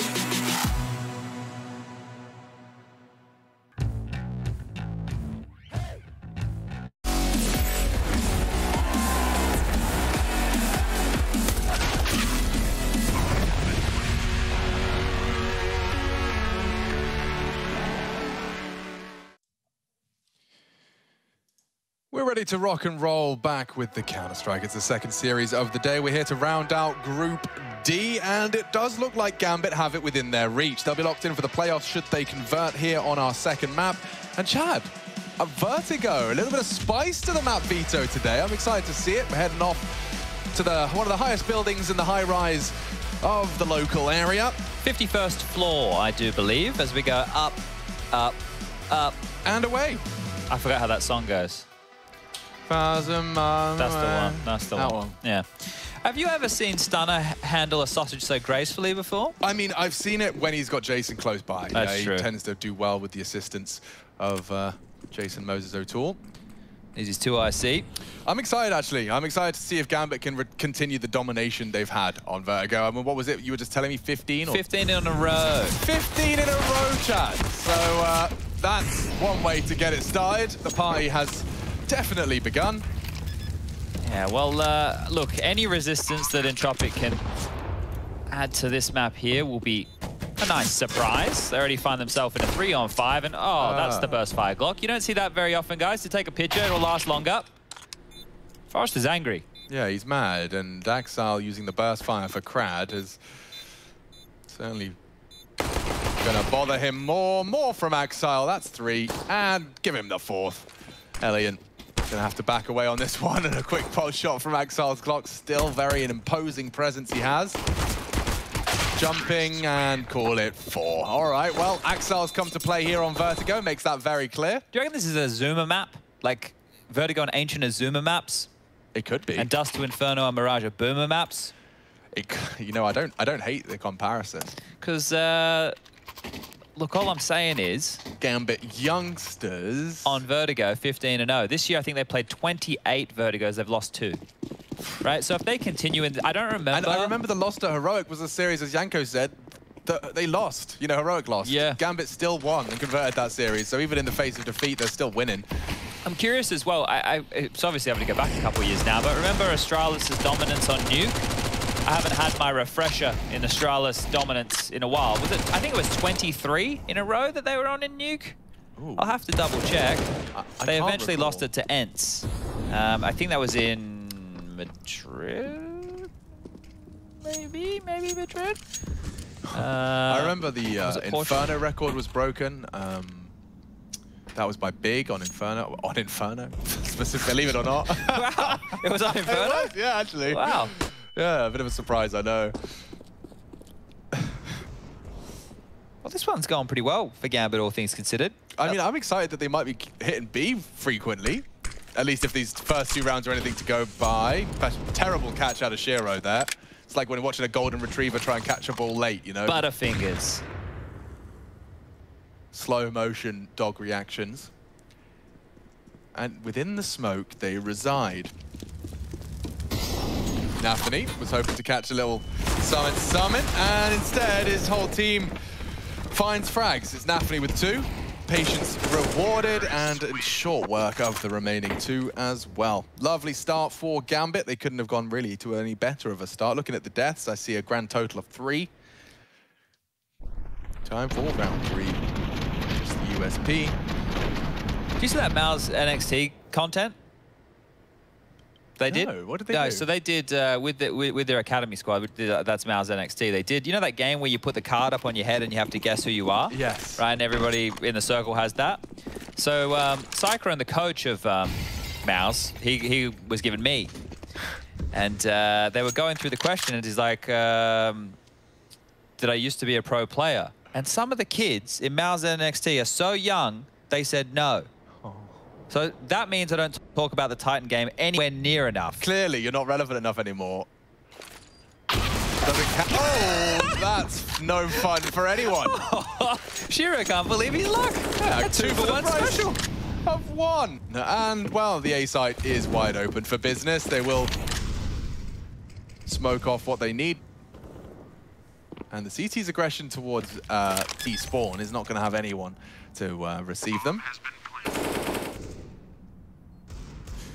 I think I'll keep this perfect start for Gambit dialogue running, because it doesn't look like they're going to lose anything here, he says, with bated breath. There's a little loose. Elian would do very well to retrieve that when the entire Gambit squad is here.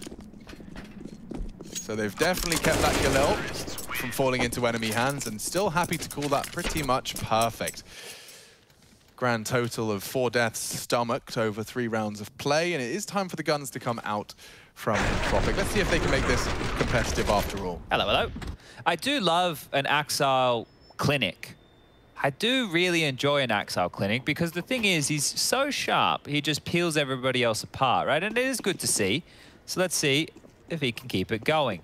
Somebody suggested, by the way, in one of the threads that we should give Malbs the nickname of the Doctor. The Doctor? What, because he fixes all of their... I think the glasses. Also, yeah. Maybe he's got bad handwriting as well. Yes, got that chicken scratch. Well, back towards B we go, and we like this, you know, just a bit of variety. The B bomb site is one that is, well, the least discovered out of the 2. This little smoke here from Hobbit, or is it a flashbang? Let me just double check Flash here. held at the moment. Okay, so this one here would be good to help them entry into the B bomb site. Little jump throw in the mix. Oh, isolated, tall box, in trouble. Lucky you're dead. Yeah, you were really dead. Very much so. Nickelback, as his vision's restored, it's blacked out permanently. Enters with a bullet to the brain. Like roadkill dead. Yeah, Hobbit's already on a pretty quick flank. He's been spotted out. Forrester deals with that, so we'll be able to hold on to what his hat. You considering getting into hats? I had a hat phase very briefly. How old were you? Were you like 16? No, more like 21. Okay, You know, so like a recent hat phase. Yeah, I had a lot of complimentary gaming hats given my way. I see, you're like a Rush hat wearer. Yeah, at one point I had like a kind of decorative hat display on my shelf. I see. Just not really knowing what to do with them all. Were they flat brims? They were your standard snapback. I had the Hellraiser snapback. I had, yeah, that's pretty rare actually, as far as snapbacks go. Yeah, it didn't last long. I was big into hats in school. Do you remember the floppy beanies? The floppy beanies. Like a lot of people like the kind of the Smurf. Oh, at the back. Floppy beanie. Yeah, I never really had much need for a beanie. Nor I. I suppose in Australia as well, you'd be a bit of a tit wearing a woolly hat. Yeah. Most of the year. I did when I would go to work in the mornings and it was 0, but it was only 0 for about an hour and then it would just heat up. But I remember in primary school, I had a visor and I had longish hair and I had the hair over the top of the visor. Now that is pretty gangster. Yeah. That's what I want to hear. I got visors banned. Alien is aggressive to say the least. Have you ever seen a CT AWPer there, Chad, at 1 minute 38? I haven't. No, and I think that's why he's going to skedaddle right now. He's going to set Lackey up, leave him here, pivot that AWP around. But I wouldn't imagine Lackey's going to be too long for this world if he hangs around. And you can just see here as these smokes start to fade as well. Nafany, this is where he does some of his absolute best work. Oh, okay. Went straight down his back pocket. Yeah, he went into his shirt. He was rattling around inside of him. Yeah, well, that was a lovely way to find the info, I suppose. Nafany trying to get up to a cheeky smoke trick. Sometimes he has his teammates flash him through as he gets up off the sandbags. It's an interesting smoke that they're throwing there, right? To land on that lip. Tight line, lovely impact from Forrester here, and Crad strikes as well. So, Entropic, this is a pretty strong message they're sending, and suddenly it's a 2v2. Lackey's flanking though. All right, keep the tempo. Alien. They're closing the gap fast. He'd love to slow them down. And a fake plant. Axel will collect another. This clinic you were discussing is not going to stop. It has no brakes. He has no bullets. And so they do break through. Lackey up against Shiro in the 1v1. He's going around the world to short. And that's the frag he was waiting for. Lackey does come up clutch when it matters most. And all of that hard work on ramp does translate into an Entropic first. I like that setup. Quite a nice setup, right? They had Forrester in charge of the walk-up there on the ramp. And then they had Crad in charge for the pop-up of the head on the sandbag. So a nice little setup they're able to pull up on the CT side. Might even catch it again in the highlights here. So Crad gets a very fortunate kill onto Nafany. This one here was nice as well. Just holding Gambit at bay. It did get out of control for a moment of play. Axel almost single-handedly bringing them into this one. Shiro on the low HP. Scrambling, and Lackey with some impact here. So good to see out of Lackey. And the double AWPs immediately brought on forward. So Entropic flush for cash. Nickelback with one, Ellie and the other, and away we go. Interesting. Nickelback takes that AWP to mid. It's an effective way to lock it down. Battle on ramp does deter Crad. Some bullets catching him. He lives on, but only just. It's going to be interesting to see how Nafany evolves in the way he wants to approach this position, right? Him and Art were the ones kind of bringing into the popularity, limping out that smoke close towards the scaff, playing up behind it, one-waying around it. A little bit more tamed than around like this, but still getting the same level of resistance. I feel that's a fight I'd have Axel winning every day of the week. If it was just Axel go kill B and he gets a solo fight against Lackey, why the hell not? Trades over towards A in the interim, and there you go. Lackey's dead. Just go B, boys. Yeah, and they will. Axel charging Nickelback's AWP. If he finds him now, might have something to say about it. Recovers a flashbang. That will catch Nickelback just a little. Oh, and that was his chance. Call it quits. Save again, yeah. Gambit 5. Yeah, they are going to get stomping here on the T side. If you kind of just think about what Gambit are doing, right? Imagine that they're like in a box and they're pushing on either of the walls, right? So they're pushing out on opposite sides of the box, pushing out either of the walls, and whichever one gives first, they'll just go back to that one, right? Like they're never really having to leave the box. They're just kind of, you know, pushing, and then, okay, well, we'll go. Now Hobbit has an opportunity here to contain. So once this is cleared on out, it feels like it's good info, but Hobbit, he's lying in wait. So pop, another one goes on down, and it's just Elian here to save onto this AWP. And he's got a barrage of nades coming his way here. Does hit a quick one. Going to do everything he can to hold on to this. They're clamping in all around him. Shiro on the scaff, Intas and Axel. Well, they've cut him off at the pass, and we'll call that 5. Going to be interesting how many other good Vertigo teams can you name? My list is all outdated now. Yeah, that's the thing. They're out of the player break as well. It becomes super hard. I feel like we've seen a distinct lack of Vertigo, like teams willing to play it. Let me get you the map stats for the tournament so far. Yeah, let me find, or let you find that. I'm intrigued. I think Ancient has been the lowest played, unfortunately. Well, I guess everybody else maybe a bit fortunately, but for us. Hey, that's something for Nickelback. I'm not sure if it was smoked, but it looked like it might have been. Nah, Hobbit's definitely addressing the potential. Ah, that's the classic Nafany play. Sitting behind that smoke, which you can operate as a one-way. Makes it a bit more precarious when picking down as a CT. Now, they do know that somebody's likely in that ladder room, and you can clamp him down from multiple angles here. You can take control of mid, and then he's isolated. He is going to fall down to his demise, and I don't think Entropic have too many shots in a round like this. They'd have to hope something crazy goes wrong. So let's cover off just so far in the Pro League what we're looking at in terms of map distribution. 27 Mirages played, 25 Infernos, 24 Nukes, 18 Dust 2s. I think we've probably done 17 of those 18. Yeah. 16 Overpasses, 10 Vertigos, 11 once this one gets counted, and 9 Ancients. Ah, okay. So yeah, significantly underplayed. 27 was it, Mirage on the high end? So most. Yeah, 27. So Mirage is first. Was it Inferno or second? Inferno, then Nuke, then Dust 2, then Overpass, then Vertigo, then Ancient. But yeah, 2 newest additions to the pool. 2 least played maps in Pro League. I'd be interested to see, however, when we... 20 seconds. Yeah, like it makes it slightly awkward if you could somehow not die. Yeah, now we're talking. This is going to get awkward for a second. Nafany might need to get a move on. We got 10 seconds. He's going to get around the corner. Oh, they've got Molly. Oh. And Shiro's got the frag. All right, problem solved. Handled. Short-lived in the excitement for Entropic, and I feel like that might be the trend of Vertigo. I think what I might do, Alex, is once the group stage concludes, is have a look at the maps played in the group and then do the percentages, how many of those maps played of the overall 100, and then we will be able to compare that to what maps are played in the playoffs. Because maybe we'll see an influx of maybe some more Ancient, or maybe Overpass will get played a bit more, especially with the likes of Fnatic and stuff. So, be an interesting one to keep tabs on here. This little nade from Hobbit there. It's a good way to take the AWP off the line that we saw Nickelback on before, and also if they want to go a bit Aggie mid, it's does deter them. Now, Crad, he's the one tasked with finding Nafany. I think he might get away with it this time. Nafany's already been chipped away, and behind he pivots. Nafany's just so aware. He just takes that one for free. Crad looks silly then, doesn't he? Yeah, I can't believe it, though, because right up until he gets the kill, it looks like Crad has an advantage. Nafany just doubles back on himself, clears it, well aware of the CT maneuvers. We've seen time after time in many Gambit Vertigo games how often they're effective around that ramp smoke, both on T and CT. Alien dead. How dare you besmirch his name?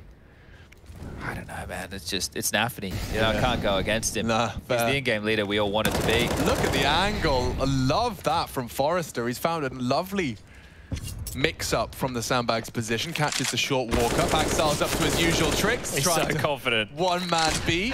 Just straight through the smoke.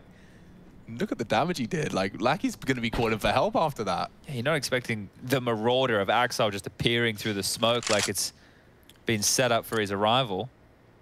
They're working up the ramp.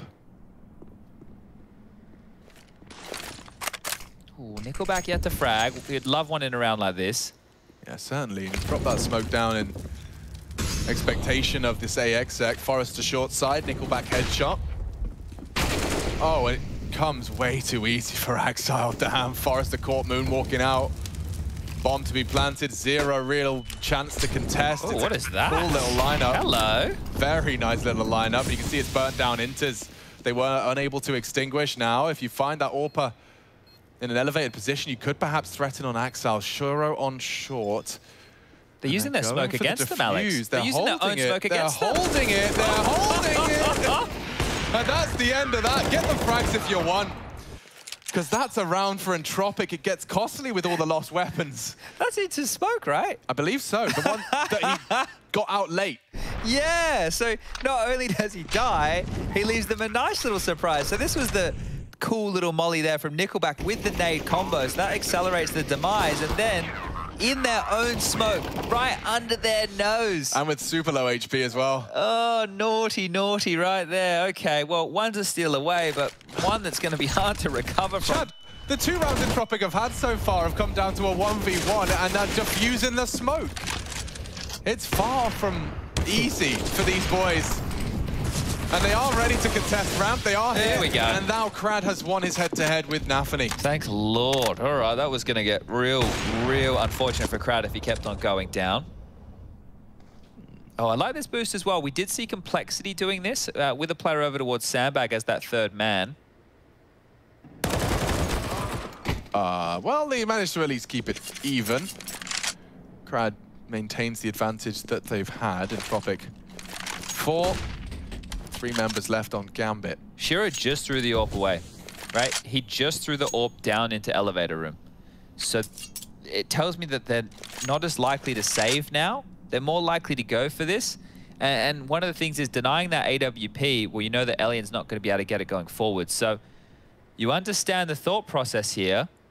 Now are Gambit able to make this one look magical. They still have 3 alive. They still have a good amount of util. They've cut noise. They've allowed a chance for Entropic to start thinking and having a discussion about what is open. Right now, mid, completely open. Yeah, no one's addressing it. Starting to confirm the CT's suspicions, and a couple of nades ahead of the push. This is good. Bonk. Promising. Yeah, that hurts. Definitely leaves a mark on Nickelback. Now more util dumped in. They need to clear close. They've got a lot of presence up short, and it's Forrester with his MP9. They know he's on site. Shiro should be able to isolate a 1v1 Time here. now has to plant. Where's the bomb? Oh, he's run over it. He's messed it up. Fumble. Ah, he loses his life because of it. I think he misread where the bomb was. He slips off, and he gets just caught on the cross back. So that's another one for the list of how Entropic won CT rounds. Yeah, okay, so 3 rounds here that have come down to the finest of margins. And you can see here just by jumping off the edge, oh, I've gone too far. And that's the end of you. No going back at all, okay.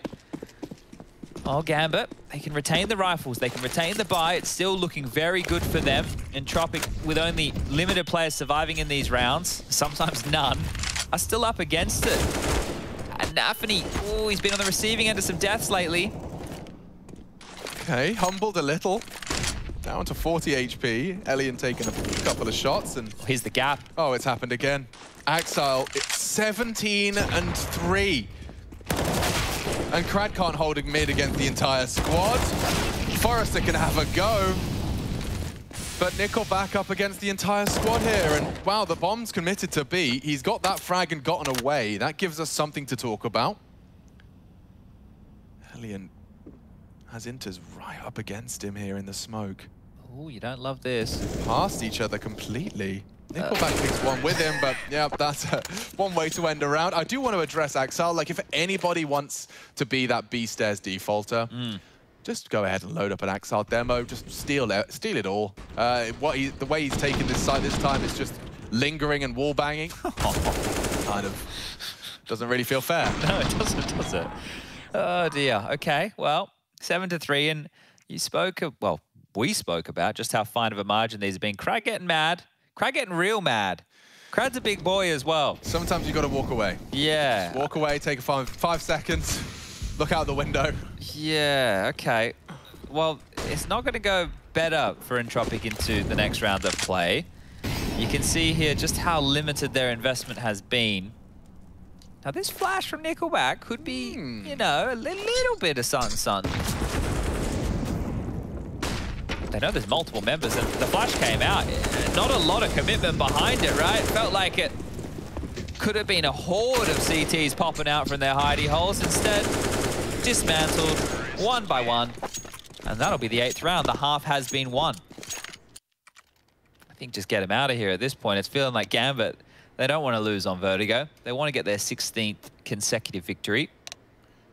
Wow, yeah, well, it's going to become a record. It's already established 16th if they take this one. It must be a Vertigo record. Yeah, it must be. Right, like I'm trying to think. There's no way. I mean, is that what led to your previous good Vertigo teams question? I had G2 Mouse when it was first released, and both of those have kind of fallen off. Like, that was G2 Kenny T-side AWPing. Do you remember, like, back when they just peek into the A site and you just get to play sandbags for 40 seconds? Yeah. That worked well. But no one's come close to Gambit in terms of Vertigo dominance. No, I know, like, in the super early days, it's something that Virtus Pro, I think when they were Avant-Garde, was something that they did like to play, or maybe that was just after they had signed for VP. I think that Furia as well liked it a little bit in the beginning. We do have a bit of a technical timeout, everybody. Do you know the crazy stuff, right? We obviously have this major coming up in late October. The amount of things that have happened between the Star Ladder Major in 2019 and the PGL Major that's going to take place in 2021. We also already spoke about how many days it was between LANs. How many days it was between majors is absurd. I still couldn't believe it. Crazy. Like, it was hard for me to believe that the last major was Starladder Berlin 2019. Yeah, and you can put yourself there. Yeah. Right? Like, Yeah, I of course remember I can. exactly what I was doing. It was when the boys, they made like a dream run in the event, right? They went super deep. I'm doing a shoey like an absolute idiot. That's right. Right? Like, but that, to me, feels like forever ago. And I guess it is forever ago. Like, you look at, here's this for everybody at home. Alex and I were commentating the minors, right, at the event before the player break in 2019. Then after the player break was the major. At that minor, we were casting Simon Gaming, which featured Perfecto, who is now in the best team in the world. Yeah, and is seen as the clutch master of Na'Vi.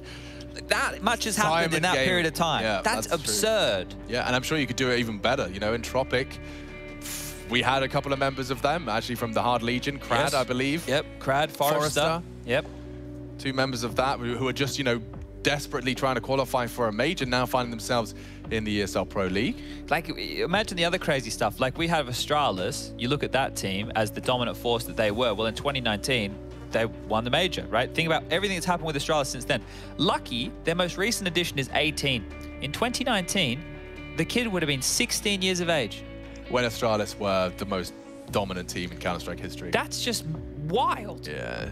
That really puts things in perspective when you start to look back and take a look at it and break them down into those little chunks. We had so much going on back then. Yeah, but it's also, you know, like with such a large void, I think it just puts so much extra anticipation onto what this major will deliver. You know, and thinking about the teams, like there's so many names that I think believe that major is there, like it's theirs to lose. It's not like it's a, you know, an Astralis defending the major kind of vibe. There is going to be, I'd need 2 hands to count the amount of teams that are going to be coming and thinking that trophy is set for them. Yeah, I think the thing is, like, we obviously have Na'Vi and Gambit. They're at the tip of everybody's tongue in the conversation, right? G2, if they could shrug off the form that they just showed in EPL, they were the grand finalists of Cologne, the most recent LAN.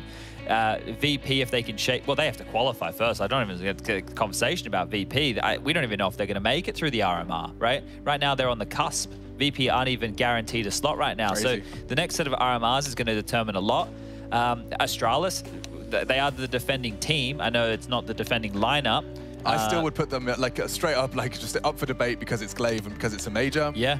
Right. Like I'm willing to succumb to the fact that yes, it is a very different roster, but they are still capable of defending that title.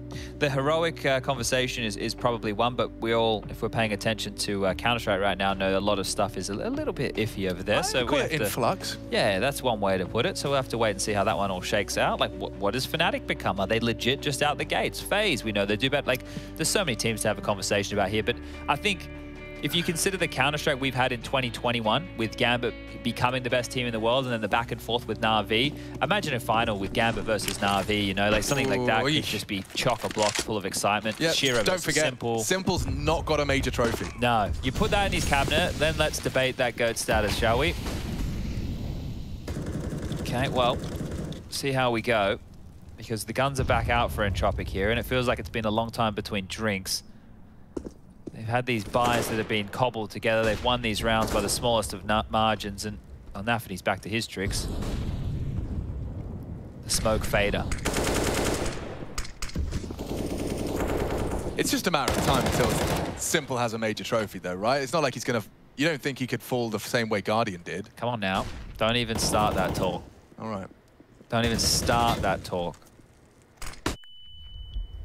Forrester's safe from the initial flash, but Nafany's wise to a lot of the games played around here. Oh, he could be getting caught out. He slipped through.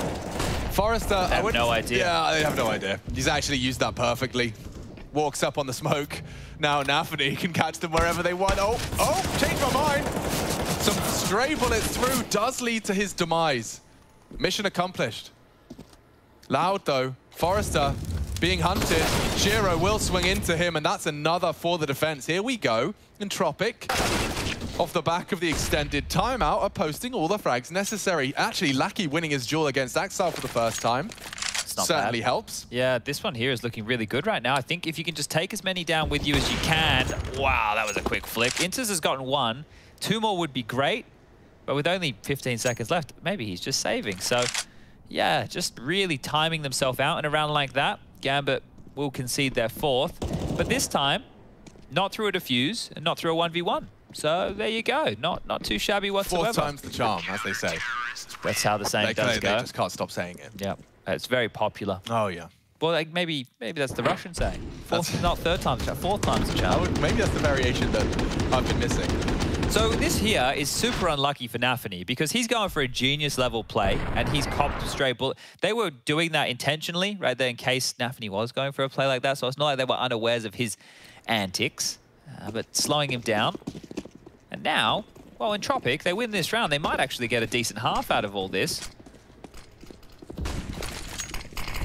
Here he goes again. Now you see Nafany throw 2 smokes, right? This one here to walk up ramp, and he does throw another one closer towards Scaff if he wants Scaff control. This time through it again, and it's on timing right now. Oh, he's passed. Oh, and he can't get it done. He's given away his life probably more often than not now. It's definitely started to shift in the conversation. Yeah, Hobbit slipping through though. I don't know if Forrest is anticipating this so quick, and yeah, the CT smoke short does nothing, if anything.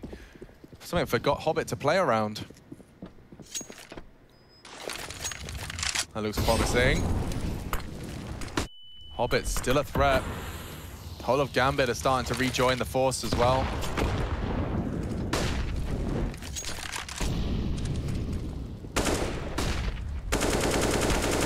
Oh, wow. Into the pre-fire. Yeah. Losing his head and disadvantaged Gambit here. Starting to see a bit of a half shape up. Now, they've cut noise and they plan to return to Lackey's B.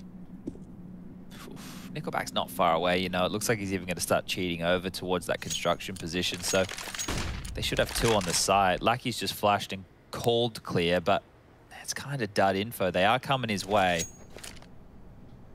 Oh, don't screw this one up with the sound cue here, Gambit. Oh, he converts it with the Kraus wallback. And now it falls apart. In Tropic, one of the best chances they've had, and the B defense falls flat. A well-executed boost. Axile posting more and more frags at this point. 19-4. That's a KD to be proud of. Oof. He's having one of those games. He is. Like, I mean, the speed by which he started that engagement after mantling up and hard commits to it, he's just got that confidence in his own ability that very few players can have. The thing is, I feel like he does his better work on the CT side when he just gets to aim at the top of those stairs. So there might be a lot more to come from Axile in this map. I mean, who knows the weak points and what the points to target than someone that plays the defensive B site as well. True, very true, right? You know those pressure points. You know what is the most annoying to play against. And not everybody, right? And I know we said download the Axile demo and have a look. When you watch videos on the CT side, we're all not going to be able to do that because we all can't hit pixel-perfect headshots. Yeah. But certain positions you might be able to take some inspiration from, I'm sure. On the T side, at least, there's some bits and bobs you might be able to pick up. Some smokes.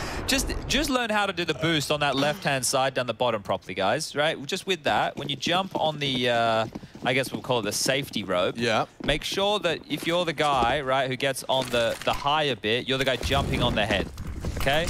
You use that pole to get on your teammate's head. That way, nobody has to crouch. And there is Nafany. It's the 4v5 simulator. Gambit wanted to practice. If they make it harder from the start, they'll feel more accomplished when they win the round. No, it's like they've got the training leg weights on, like Rock Lee. Well, because Nafany is the in-game leader, right? So this is just one of the drills that he does with his team. This guys, I'm going to run in and die. Then I want you to win a 4v5, okay? And then that's the strat. Okay, so I imagine it starts with maybe Axile, maybe Hobbit? Maybe the Hobnob. All right. Hobnob looking for a dunk. Oh, it's Elliot all day long. The 3v5 simulator does not sound like as much fun. This one isn't what Nafany planned for, so they're going to have to try again next round. Have they got 2? They have. Watch this. Whoop. Oh, Lackey down to 30. One a little too deep, but there is a death. Forrester, a gap established. Nickelback pulled out of B. A big rotation now. Thank you, Shiro. Thank you very much. Now all that has to happen is Axile has to happen. It's Lackey and Elian to receive him. Starts the commit. Oh, they flashed off the AWPer at the bare minimum. Molly there. They did miss the molly, but it's generators that's the issue. Like, how do you force Elian off of this line? You've got a single smoke. Run boost is nice. Oh, if he gets it, run boost across onto the box. Elian's quick. And Inters has managed to find one. Closing the gap now on Elian, and now a missed shot enables some more space. Shiro swings wide and punishes another. It's falling apart, a safe plant. AK found, Krad to rotate in, but Gambit, the 3v5. And Tropic, 2 opening frags. It doesn't matter. Inters with 3, Shiro the pair. And Gambit recover from a double disadvantage. Bit of a Listerine face on this one. It is, isn't it? Like, the 2 opening kills don't come much easier than that. This one here, oh, just finding him, lurching on out. This run boost, instantly denied, picked out of the air, but look at this, Inters immediately with the trade, runs down the space, takes it away to make things more awkward for Ellie. And that smoke that he throws, I don't know if it's deliberate, but it was deep and it left a gap so we could cover Shiro. I don't know if it was intentional, but it worked out perfectly. It absolutely did, yeah. And Gambit are going to be feeling themselves. Nafany certainly not, though. He's been on a... Well, he's not stopping. No, he's not. He's ahead of the smoke. You can't stop me. I will die. Let me die. Oh, well, Hobbit's the first to fall. Maybe this is Nafany's moment to come alive as he tries to be a little rat. He's going to die in the smoke again. And yep, his toes were visible. Okay. Well, we've seen this one before. I haven't seen the 2v5 before. No, you're right. Shiro caught as well by Elian aggressive, so they've demanded ramp control, and they've got it. In fact, control of the bomb as well, and looking to finish with a 5th. Snatched it away. Careful now. That has to be it. Like, that has to be it. Yeah, that's it. They do know it's Axel left, though, so alert, and oh, he's so scary. Keep on coming. No. He's here. No. Leave him alone, Axel. Stop bullying them. Thank you. 10-5, bloody hell. Gambit, pole position to collect and secure a spot in the playoffs. Vertigo, a whole lot of fun. Maybe not for Entropic.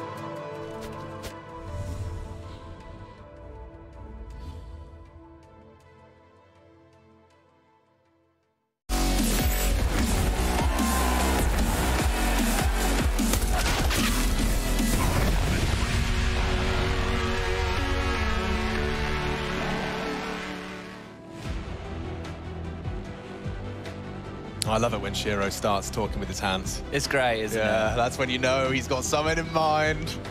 And Hooch, coach of Entropic as well, rather animated. But yeah, it's been a good half from Gambit, all things considered. They really started and finished incredibly strong. Axel gave us all just a bit of a tutorial on how to be the most dominant presence on the B stairs, the most inactive part of the map.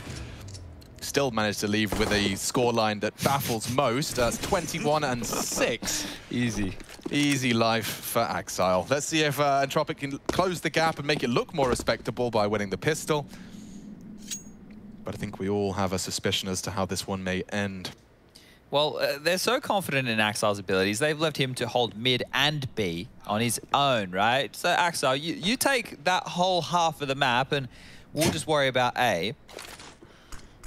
They're going to be quick on this B split. I cannot believe they're going towards Axile. They are. They decided he hasn't been tested enough. And he's got an angle for it. So have they. Oh, it's perfect. Inter's boosted up. Axile's got pressure on both fronts and just about finishes off Ellie and Lackey swinging. And that one bullet just shy of the mark. Lackey, though, does well to find the Nafany flank. It is only Lackey. And he's left lacking in the health department. 10 points of health. Shiro will finish it off. And yeah, 1xBet. It's got the most extreme it could possibly have gotten to. Gambit as close to 1 as they possibly can get. So, 11 converted. Entropic, are they forcing? Nah. Doesn't look like it right now. Just a couple of light upgrades here. Now, keep in mind for Entropic, things, if they do lose this, there's still some silly way with mathematics and all that stuff that plays into 1s and 2s. And basically, all the teams that have won have to lose, and yeah, it's one of those. So there is a chance, but it's not a very likely chance. Now, Lucky with a bit of revenge right there. I'm sure he's going to be feeling good about getting that one. For Gambit, if they win this, they're in. Look at that mid setup. Well, they're doing the Hugo. They are doing the Hugo without the smoke and a double man setup. One above, one below. So it could be the Hugo and the Harry. Ah, the Harry Hugo, yeah. A new variant.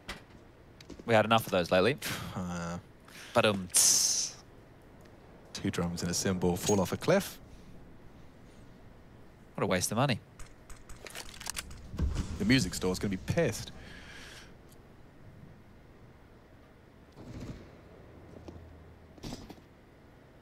Here they come, up the ramp with their pistols and recovered FAMAS.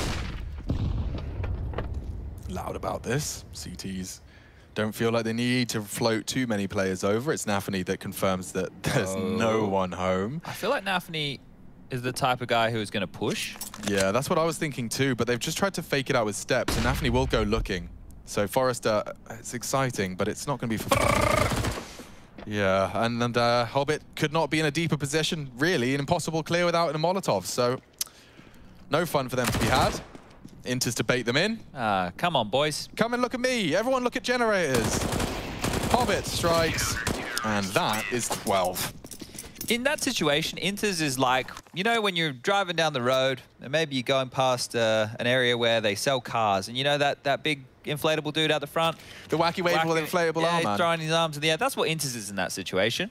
Look at me. We got cars for sale. Come over here. Woo. Come on in. But really, Inters doesn't have any cars for sale, and just like a car salesman, will probably take you for all your money. So this one is a bonus situation for the Gambinos.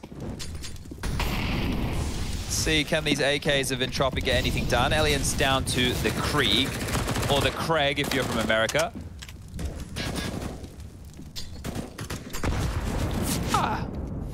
It's a heat-seeking grenade. Yeah, loud about this. They are starting their advance. Shiro caught out. Wasn't anticipating Forrester so pushed up, so Entropic with a crucial and must-have opener. That's a bit gappy. It is.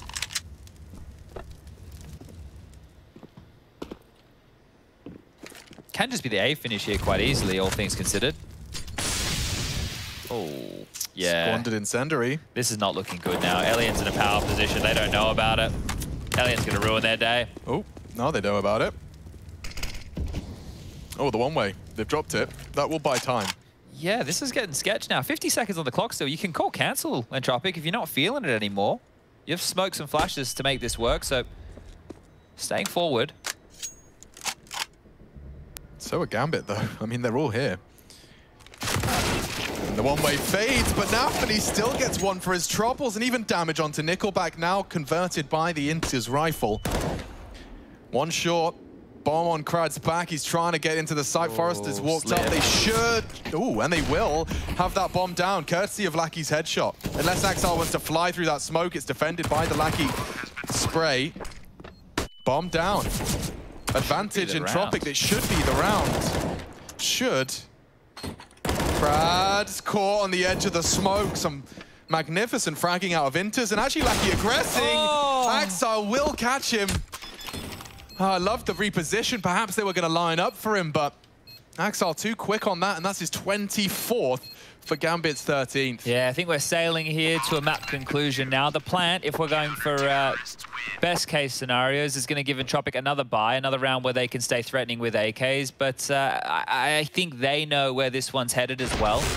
Gambit are just looking way too good right now. It looked good, like Entropic with all the space. Right? They had a lot of room to work with. They even caught Shiro off guard. How much can he see? I'm not sure. Enough, apparently. Yeah, clearly. But I'm always interested about like the way in which who's has the advantages around those edges of the smokes. It's a very nuanced battle. Look at. Oh, I was going to say, look at the lack of utility. Well, it doesn't matter if you keep getting these openings. I think Entropic, in terms of openings, a level at least. Yeah, I'd argue that. I also think Nafany just went for his typical like ramp smoke spray without a ramp smoke. Oh, there's two here. There is, and Hobbit's already pre-aiming it. Hello, guys. And see ya, guys. He actually gets them both. And a fake retreat smoke. They threw it. That hurts. Look what you've been left with. Krad descending. And you might have to go knocking at the B door, but I mean... Imagine if you go middle. If you go middle, you go into the AWP of Shiro. If you go back towards B, you have to go into the AK of Axel. And he's playing so passive right now, Axel. Like, he's almost willing you to come in.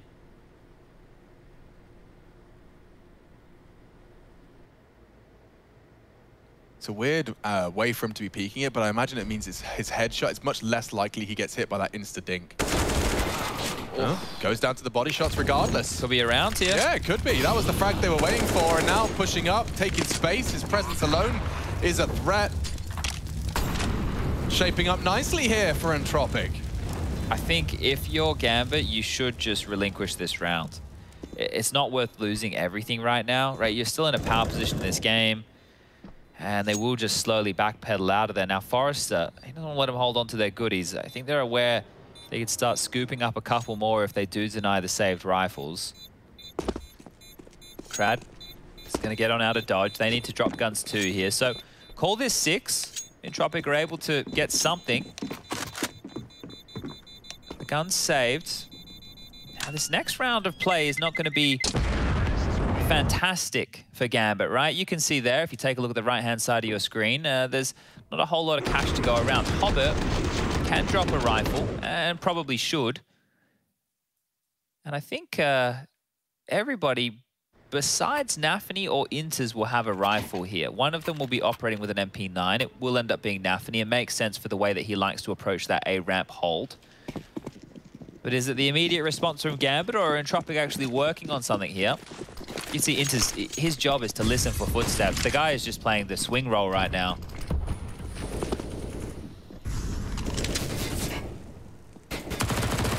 The pre-fire, you can see what the plan was. Forrester now up close and personal. Wants to punish this space, and he has done. Ooh. Oh, how does Nafany get away with murder? And pushing for more. Nickelback will burn from the grave. He strikes for his second. And it leaves Entropic limping. Yeah, you take that if you're Nafany. You only had an MP9 and you walk away with 2 kills here. So quickly they scurry over towards A, but so is the rotation right now. Axel calling B clear. He can be on a flank to ruin all this. Hobbit needs to get 1.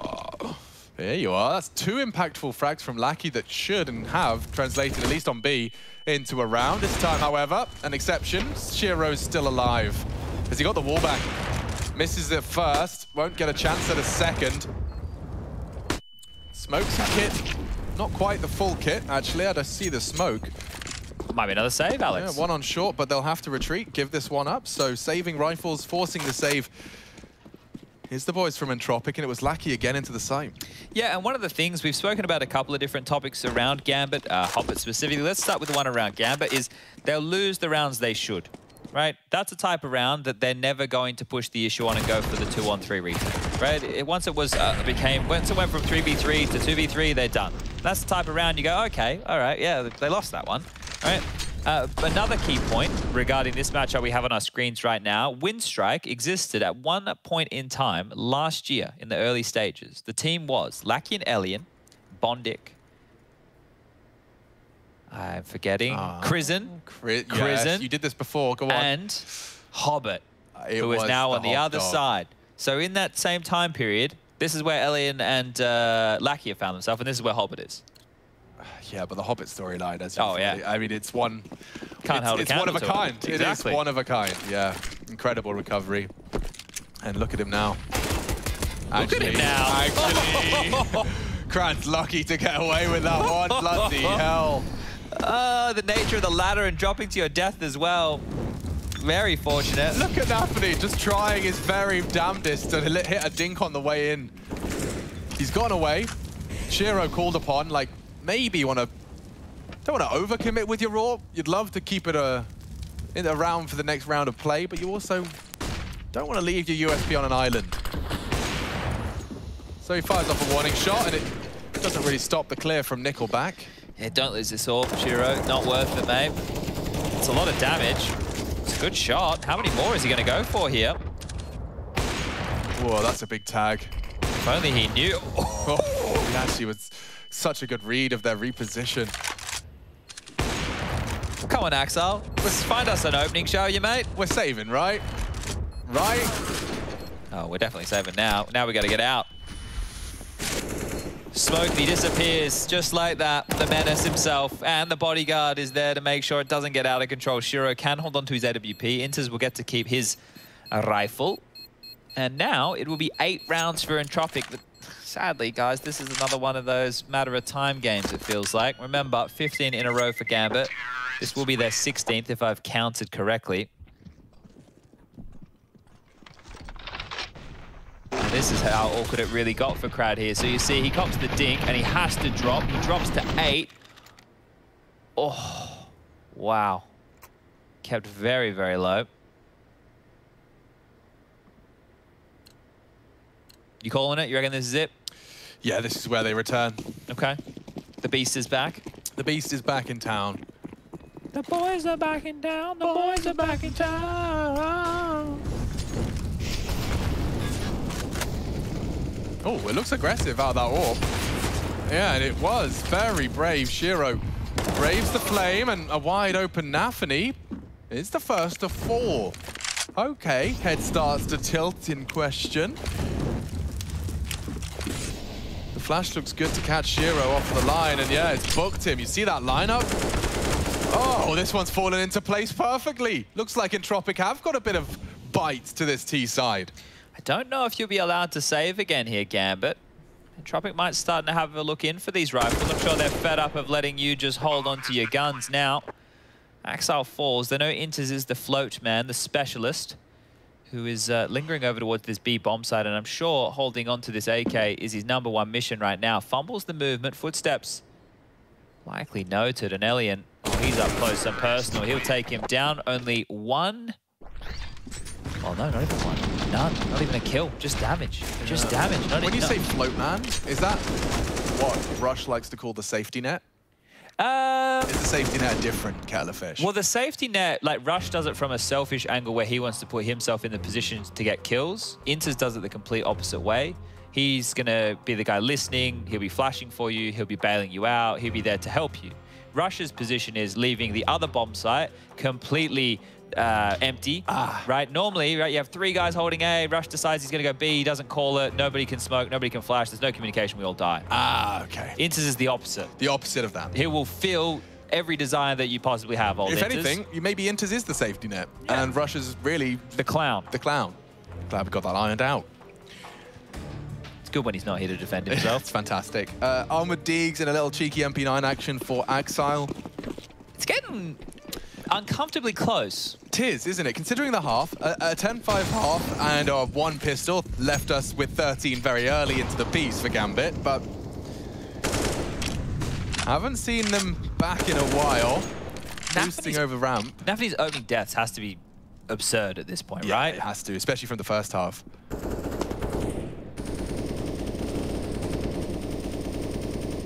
He's got to be sitting. I don't know if I don't have the exact number in front of me. Maybe 7 or 8 opening deaths, I'd say. Not all of them have mounted in round losses, but it's not great either way. And here we go. Oof, couple of bullets there onto the nostrils of Ellie, and he's living on. And here's the fight from Forrester. Crab walked in, and he won't be ready for another. The Deagles filling the feed. Lackey got 30 points of health. A single bullet would put him down, and it does. Oh. Nafany sprays down them both. And all it took was a couple of pistols, a light buy, a stack, and the chaos does haunt the boys of Entropic. Look at this. Look how many corpses are littered on short, and that's where the bomb is. Crad I get it, though. Will be allowed to pick it up by Gambit. There's no resistance here whatsoever. What are Gambit doing right now? Crad's going to plant for free here. The bomb's down. They're not just going to run at him. He's allowed to cross back. There they are. Okay, incredibly Crad. low. Yeah, Crad, if you can worm your way out of here. It's not planted for him, though. Their cut noise is so suspicious. And that's one way to finish things off neat and tidy. All right. Gambit, what a ridiculous round. The fact that they also leave with those bonus rifles, I'm not sure if there's another one on short. Likely is, yep. 4 AKs, dude. Yowza. So we'll see how this one did fall apart. It was Nafany that really finished the job. But one on the Deeg, tags another, and then this AK spray to finish the job. He just starts unloading. You can see there's just procedurally clears while spraying. That is spray and pray right there. Yeah, that was exactly what that was, and it nets them around. Around they had no right to. Well, Shiro's up to 19 as well, and oh dear, Hooch not happy with that. I think he knew that that was well, that would have gotten them to double digits. That would have got them up to 10, and they are really part of this comeback now, or at least they were. I think that conversation's been stalled out. Seen some very frustrating responses out of Crad and Hooch, so they're under the pump here. Held at bay by some util there. Crad will think better of heading on into mid just now. Lackey are making sure Axile can't post up close. And they will be turning their attention back towards the A bomb site one more time. Everybody making their way over. Oh dear, Forrester's already gone down, and I think now they're a bit flustered. Yeah, look at them. They hadn't considered sandbags as Forrester swung into the site. Now they're jumping their util for that. There's 3 CTs to receive them. Hobbit considering the one-way, opts for something different. See how quick that is? Yeah. Like just the different util he went through in his mind. Am I doing the one-way smoke? I've done a jump flash. I'm going to jump smoke to get... Like, that's the encyclopedia of nades in their head he just rifled through. Yeah. All from a similar position. And from that same position, you can throw that stop molly for the bomb as well. Like, that's a power position. Oh, they will be going into Nafany, Shiro, and Hobbit here if they do decide to finish on A. Hobbit is low. That's one positive. Nafany lingers in the fading smoke. He's done damage. Nothing lethal, but it's into spray that finishes the job. My God. Nickelback alone. Multiple targets. And this isn't going to last much longer. 29 points of health. He has to plan, and they're not going to let him. Just harassing him here, aren't they? And Inters with another one through the smoke. Let's make it 3 for the round. Inters peels in, just unloads, gets 2, and finishes things off with that final kill. Now, money is here.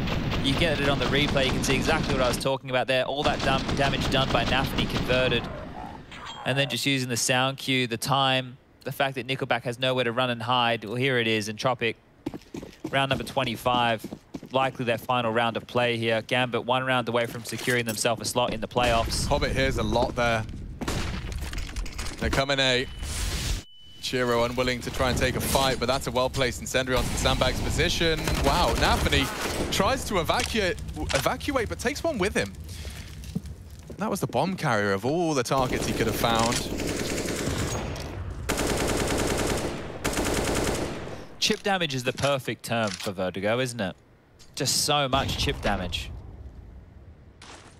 And look at this full Gambit squad re-aggress on ramp. They take back that control, using all of their resources and teammates to do so. And by the time that they get the answer, Axar's going to have to get his knife out. Yeah, he is charging. Now, Krad's waiting to catch a timing through mid. They're going to be late on to B here. They're not just going to start running. They don't have any util, right? So they have Lackey's one flash.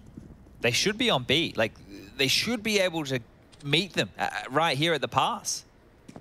And that's Gambit working their magic here. They're in.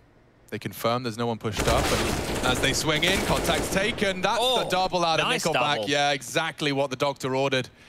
Elian trying to get across to post up. Shiro has the info at the bare minimum. This is the late lurk out of Krad, and his timing looks great, looks impeccable.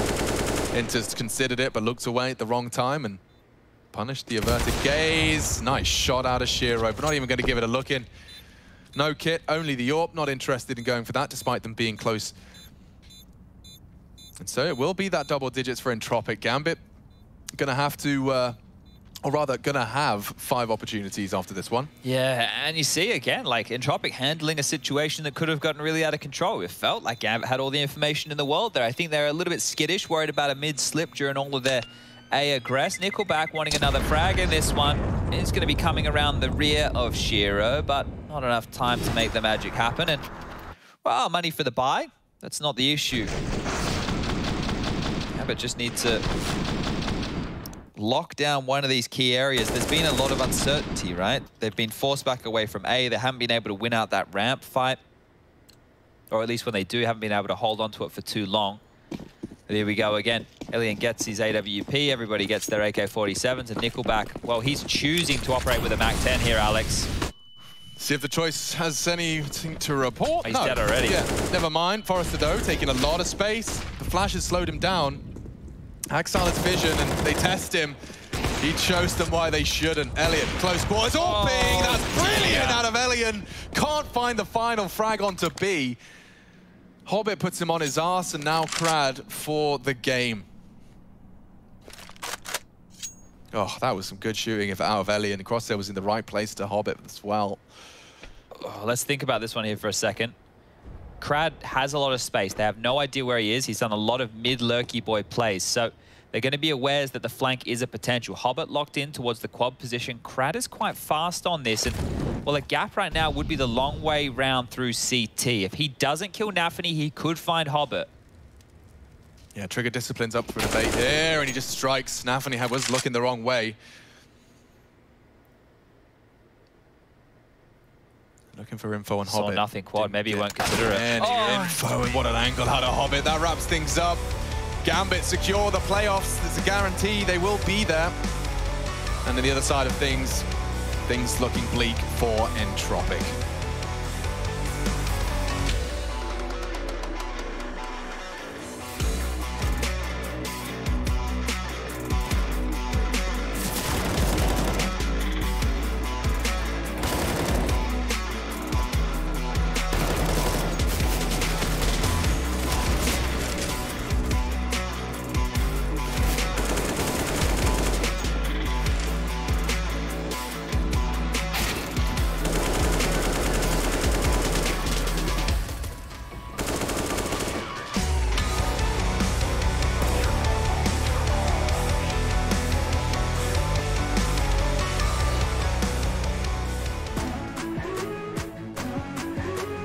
Hi, it's Simple from Team Navi, and this is my Prime 6. I would start with IGL. I think the best IGL of all time is Glaive, because Astralis with a lot of achievements, a lot of tournaments in a row, with really great result and really consistent result.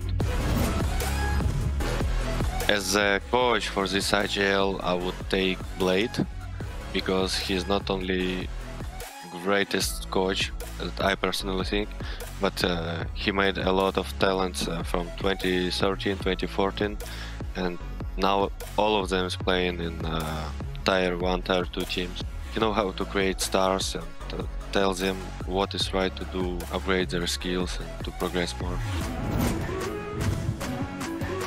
As Opera, I think I would pick Zaiwu, because first of all, he's a great player and he knows how to play with Op. He's playing that really smart, he changed his position, he knows how enemy plays against him. He can play aggressive if his team needs, he can play passive as well, so I would take him.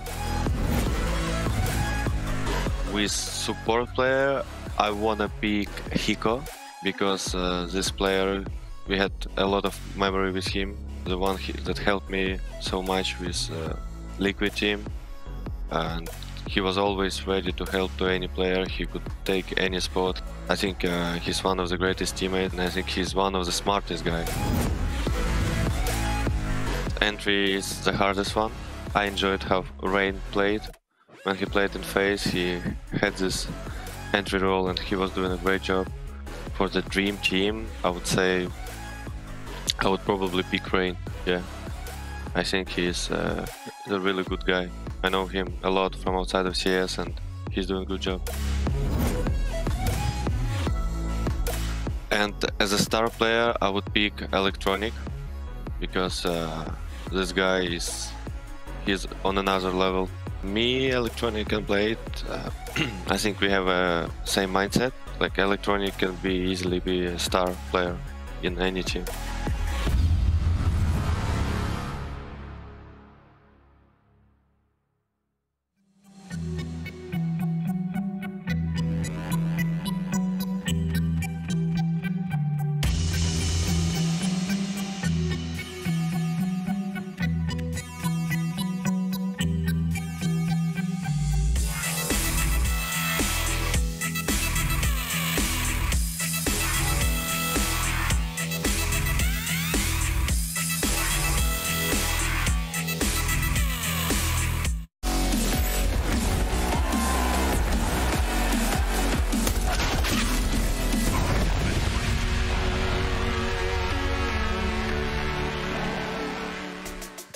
The win streak, excuse me, has been kept alive. Gambit now winning Vertigo 16 times in a row, but more importantly, going 4-0 in the groups. Now get themselves a spot into our playoffs here at the ESL Pro League Season 14. I'm Jason Kappen, joined by Yanko, and one thing that we are going to say is that Axile in that first half was damn ridiculous. 21-6, the numbers he was putting up for his team. And obviously, Gambit going to be very proud to be able to close this one, especially against a home match, I guess we'll call it here. But Yanko, for you, man, this was a crazy game. It turned out the way we expected, but Gambit definitely put up some sweet numbers and some sweet clips. Yeah, it was great to see Axile have, you know, a really dominant game. We haven't seen those happen as often as maybe earlier in the year, and he's just a menace, really playing that anchor role on the T side as well. I mean, a couple of rounds, he just won them by himself. He had duels against Lackey in that B side, and you know, he would just outright kill him and take control of the side. The team would just rotate in, so he was really doing a lot of work for Gambit on this one. Yeah, crazy to see like the diversity within the team, to have Shiro step up on Vertigo against Liquid, then to have Axile step up here against Entropic. It's great to see that kind of depth in the pool of players that they have within the team, if anyone can really have their own moments, though Nafany had a little bit of a struggle, I guess we could say, being the first death for his team a majority of the times. But Gambit, all in all, should be pretty damn proud of it. And, you know, speaking of one man who's going to be very damn proud of it, we have Hobbit here on the line to join us for the show. We got to speak to him, I believe it was on day one, talk about Entropic and how he sees him to be in a very strong team. But we got to follow up on this one. So, Hobbit, as we bring you in here, first of all, congratulations, man. You're into the playoffs. How does it feel? Hello, guys. Nice to see you. I'm feeling good, yes. Feeling good, looking good, man. That's what we love to see. So talk to us about this match. You when we last talked to you, you mentioned that Entropic you see as being one of like the big teams potentially in the group because you weren't unsure of how the other teams were. But you guys made quick work of them. Yes, to be honest, we have big respect to Entropic. I know them. I was playing with them. I mean, with Alien, Hooch, and Lucky. And they're doing pretty good, to be honest. And we prepared for them for 100%. We knew everything what they're going to do. Yes, we just showed our CS. Today, my team was on fire. Communication was good, but a bit we had a bit stress, of course, because we understand that if we're gonna lose this game, we have a chance to not not to go through the playoffs. So yes, I'm happy that we won. Right. Congrats on making the playoffs again. No surprises there, really. I have a question in regards to just a kind of map pool in general, because to kick the year off, you guys were really strong on Overpass, used to pick it the most. Train, obviously, right? And Inferno was something that people tried to pick a lot against you to punish you. Over the course of time, you got really good on Inferno, and now on Vertigo, you haven't lost like 16 Vertigo straight. It's like, how are you guys able to switch it around that much when it comes to your map pool? I don't know. In my opinion, we have really strong Vertigo, the best map for us. I think we have the best game sense in the world right now. We are not. We don't have a lot of tactic there. We just understand some things, and we know. We understand how to do rotation at some situations. So in my opinion, yes, before we lost a couple of Vertigo. I'm very sad about that, because if we would lose, win, we get 20 or 25 maps in a row, yeah, something like that, yes. So all good. We're not like forgetting about this map. We are trying to improve it every day, like every map on map pool, yeah. Okay, well, actually, on that note, as you're just saying, like, how often do you guys try to elevate your Vertigo play, or is it just kind of a map we know we're strong on, we don't need to, like, push the strats at all, and then you're focused on other maps, or do you guys still put a lot of effort into Vertigo when preparing? We are practicing every map, to be honest. We have six map in the pool, but the Vertigo, we have the best game sense there, the best communication, the best rotation, and the best feeling of the map. Nothing special. Okay. Well, I mean, you say nothing special, but you guys are winning 16 times in a row.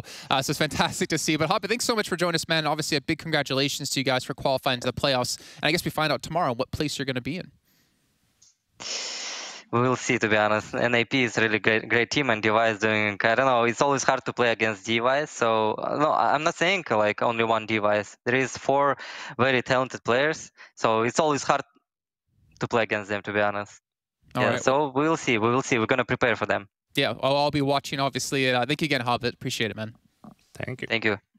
All right. I mean, you can hear he's a little bit sad that they lost Vertigo back in the day. They would have this massive streak going, like 22, 25 maps there, but they're damn good on it, and it just shows. Yeah, and I like what he said. Usually it comes down to that. When a team is really, really good on a map, it's not because they have tactics, right? Because anyone can copy a strategy that you're running. It's this understanding of, you know, he obviously doesn't want to say it, small things, like it's probably around, if we see them playing aggressive, like A ramp, you know, our reaction is to maybe put some pressure mid control, then the guy pressures B. It can be any sort of things, right? And for them, it's just really important, which they are, that they're all on the same page about it. So everyone knows you can't, you know, everyone needs to, that reaction needs to be quick, it needs to be natural, the rotations need to be fast, and that's why they are the best team in the world on the map. I think Sponge gave a great analogy during the cast, actually, talking about, you know, just imagine you're inside of a cardboard box and you push on all different directions, and which one, you know, gives the most give to you, you just go that way, and they seem to attack really well on the T side. So I really like that. And now to obviously move our attention now towards the next match to come up, because we've had every single game, and we'll continue to have every single game here as we finish off today, where one team can book their ticket into playoffs. Now, NIP up against Furia. If NIP win this, they're through to the playoffs, and we have our top 3 and our bottom 3, unfortunately. But what's your early thoughts on this match? I don't know, man. I thought this group was going to have more upsets, even with Furia playing with a coach, and we didn't have really any big upset happen yet. So maybe now is the time for an upset to happen, like for Furia to take down NIP. But just, you know, Gary, he played really well on that first map on Overpass, right? But ever since then, it's been more of a struggle than maybe we thought it was going to be. And we'll see. NIP Device was saying that they feel like they're not shooting that well. So this might be a good game for them to build some confidence up. And then tomorrow, they're playing Gambit in the last game. So you really need to be shooting well if you're going to go up against Gambit. All confidence levels on high, the potential to do so. But we are going to head into a break here. It's going to be a little bit of an extended one yet again. We have about 40 minutes until our next match will be kicking off. But it'll be Stunna and, of course, Momo, little Momo, whatever you want to call him. Moses. Jason Moses O'Toole, put some respect on his name. There we go. We'll see you guys soon.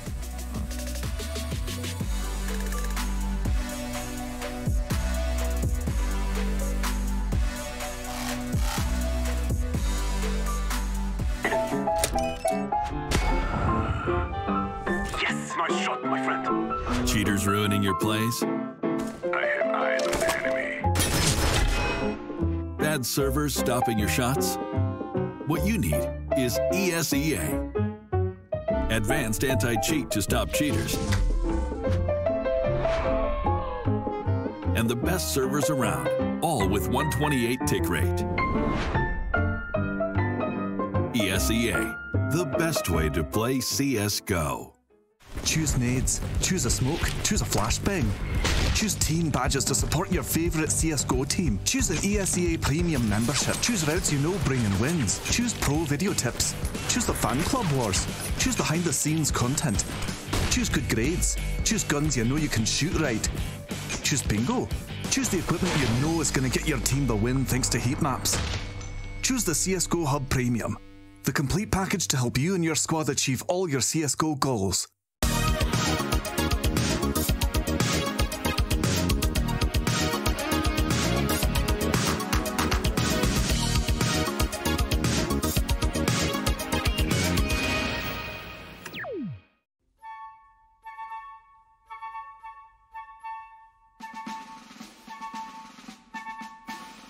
Oh, I see one up at this house. I'm just gonna go on the right side. Yep, on the right side, trying to go in. Other one's inside the house. Oh my lord, wow. Oh. Two of them. I'm coming, Bablo. Inside, in the corner, right doorway.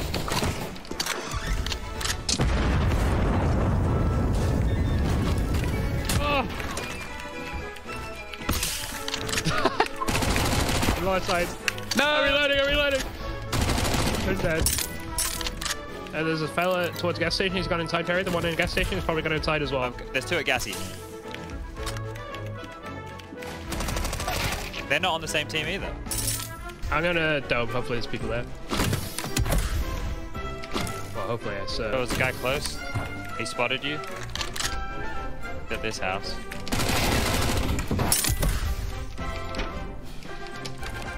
Trying to blow up that barrel. He was behind the rock. Yeah, next to the barrel.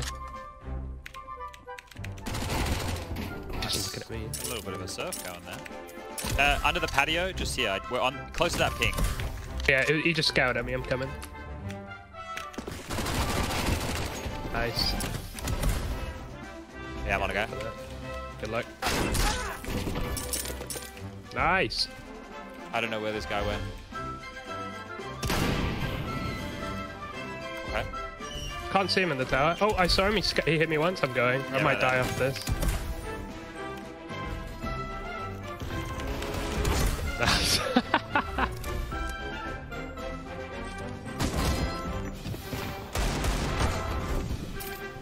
Congratulations on your That was a cool dive.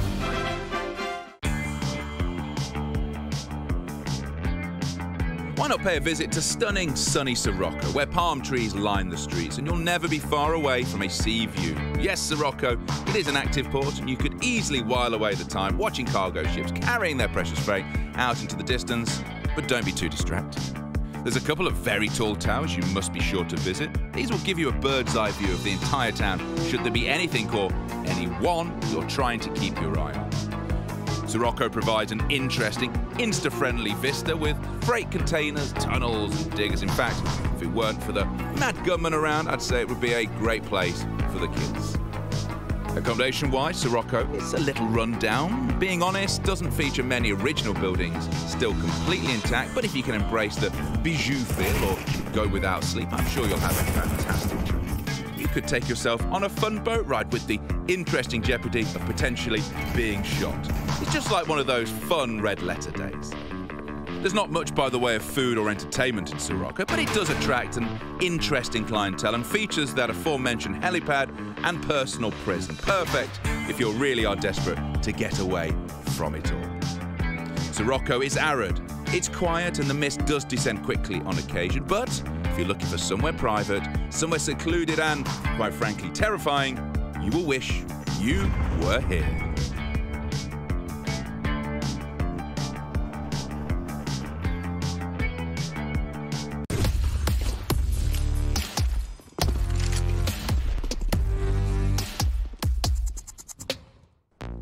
Hey Future Pros! Today I'm traveling to the wonderful world of Sirocco to teach you all how to use the mobility package to its fullest potential in Danger Zone. Yes, Danger Zone is still a thing, and yes, people still play it.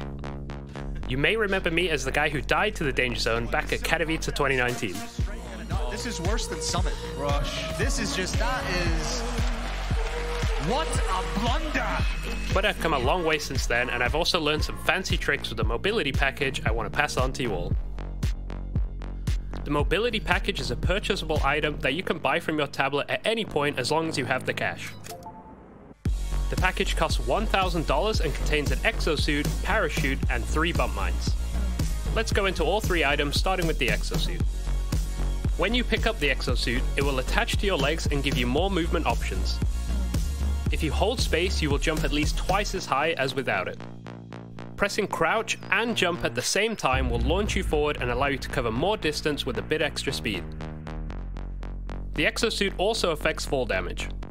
You take around 40% less damage with the exo equipped than you would do otherwise.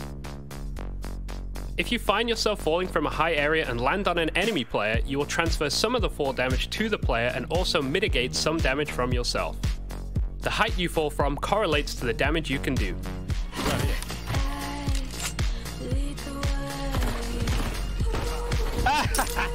You like the view? It is possible to kill a full HP player if you fall from high enough. I like to call this a Goomba. The second item in the package is a parachute. This does exactly what you think it would. However, I highly recommend not using the parachute. There are tricks to avoid some fall damage without it, and there's nothing worse than hitting a perfect jump only for your parachute to deploy, giving your enemy the easiest kill of their lives. Last but not least is the bump mines. This is where the fun begins. You will receive 3 of these in the package. Bump mines are a throwable object that stick to any surface and launch you into the air. When thrown, they take a small amount of time to activate, which will help you position yourself correctly over them. Your position over the bump mine heavily correlates to where you'll be propelled. Standing directly over the mine will launch you straight up into the air. If you stand in front of the mine, it will launch you forward, but with less height. When using a bump mine, try to always have your knife or your fist out. This will give you the most distance compared to having a weapon out. Now you understand what each item does, let's start combining them. When using the bump mines with the exosuit, holding space will give you an extra boost to your bump launch. This is also the case with the crouch jump too. Crouch jumping with your fists or knife out will give you the most distance from your bump mine. And that is how to bump. Now you have bumping down, let's talk about mitigating fall damage. The easiest way is to jump from a lower position to a higher one. Landing in water will also negate any fall damage you might take. On the advanced side, depending on your speed and trajectory, you can actually surf on slanted ground, which will cause you to take no fall damage. This is hard to do, so I suggest practicing this offline. If you start getting good at surfing, you can do ungodly things. For example, placing a bump mine at your surf spot ahead of time to allow you to cover practically the whole map. I enlisted the help of Sid and Cobra, a legendary duo in the Danger Zone scene, to show you this triple bump on Blacksite. You can find their info below. I hope this helped you all, and I look forward to seeing you in the skies of Danger Zone.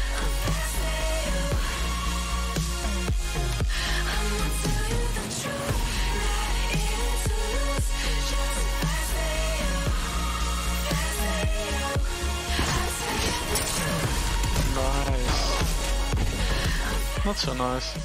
It was kind of nice. Someone clipped that maybe?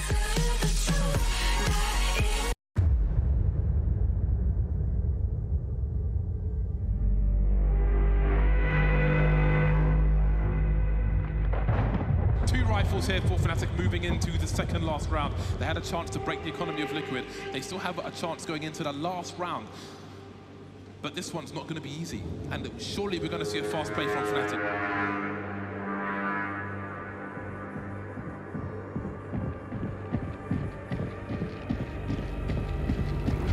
Look at this, Liquid want to get more aggressive in middle there. Not giving Elephant the space to breathe, but the spray down comes into play. It will be the Flames to finish off Olofmeister, but he's done. Crims and Dennis still stand, and they cannot be counted out at the moment as they are holding on to some pretty dangerous weaponry. They don't have utility to aid them in their eventual push, but what they do have going for them right now is time. They're very spread out at the moment, and Fnatic should be able to get engagements. What is that? Long-range shot connected by Crims. is history. And maybe there's a chance now for Fnatic in this round. 2 players now for Fnatic, just holding up again. They're waiting for the peaks. Who's going to be the recipient? It is going to be Hiko. That's a big frag. Simple is creeping. They see him with the AWP now. And a desperate play into B comes in. You see double smokes in the same place there. Simple just jumping casually into the site. He's going to fall down again. What is this shot from Simple? Are you serious? What is that? You can't do that, Simple. That's not allowed. This is not FPL. This is a major. He didn't even... He had one button on his mouse stand. He had one button. There was no zoom.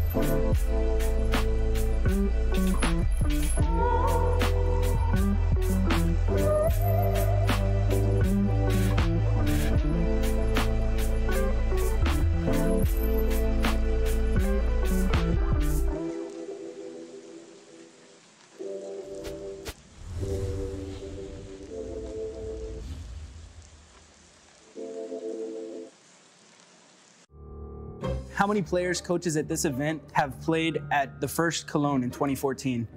You have to be here? Yes. Oh shit, right? Oh my God. Oh, it's gonna be tough. JW? It's not, okay, Fnatic is not here, forget it. Fnatic didn't make it, sorry. That's harsh. Okay, I can start. Me, Sip, Dupree. So obviously there is the Dignitas. So Dignitas boys were Zipnix, Device Dupree. So those 3 players for sure. Then Olaf from Fnatic. Yeah. Me.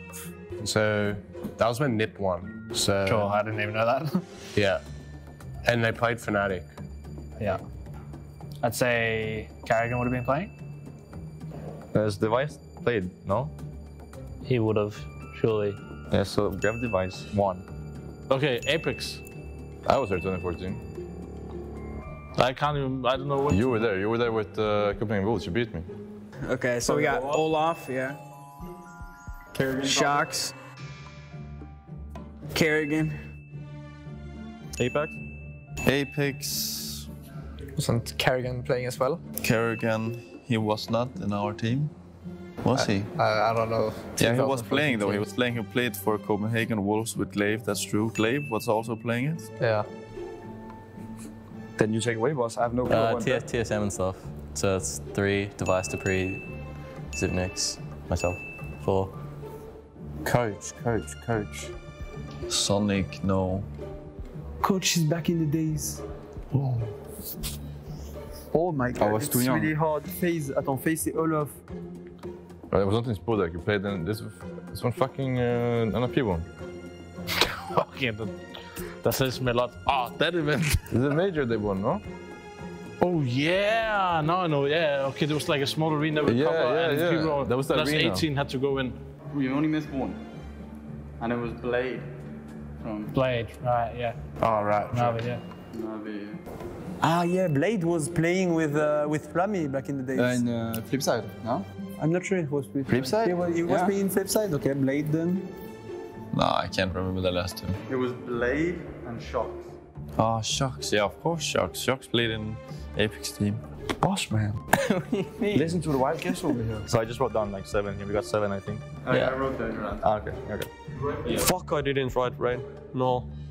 You're Okay. the only team to get all of them so far. Yeah. I did Shocks. We said 2 French. Yeah. Then you got all of them. Nailed it. I'm good.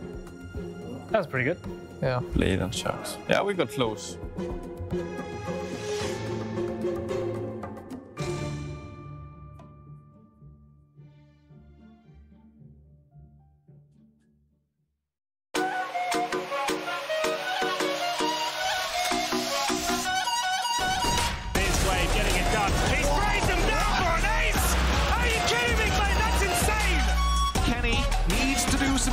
Jake finds the first, goes for the wide way around the no-scope. That's what you want to see, Kenny!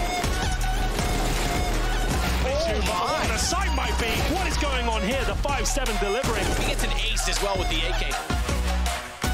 He's going to find the opener as well. Steel will be going down. It looks like he's even going to get the second as well. Great start from Nekus at least. And actually, he's just looking to do it all alone. He just had 4 kills. 5, never mind.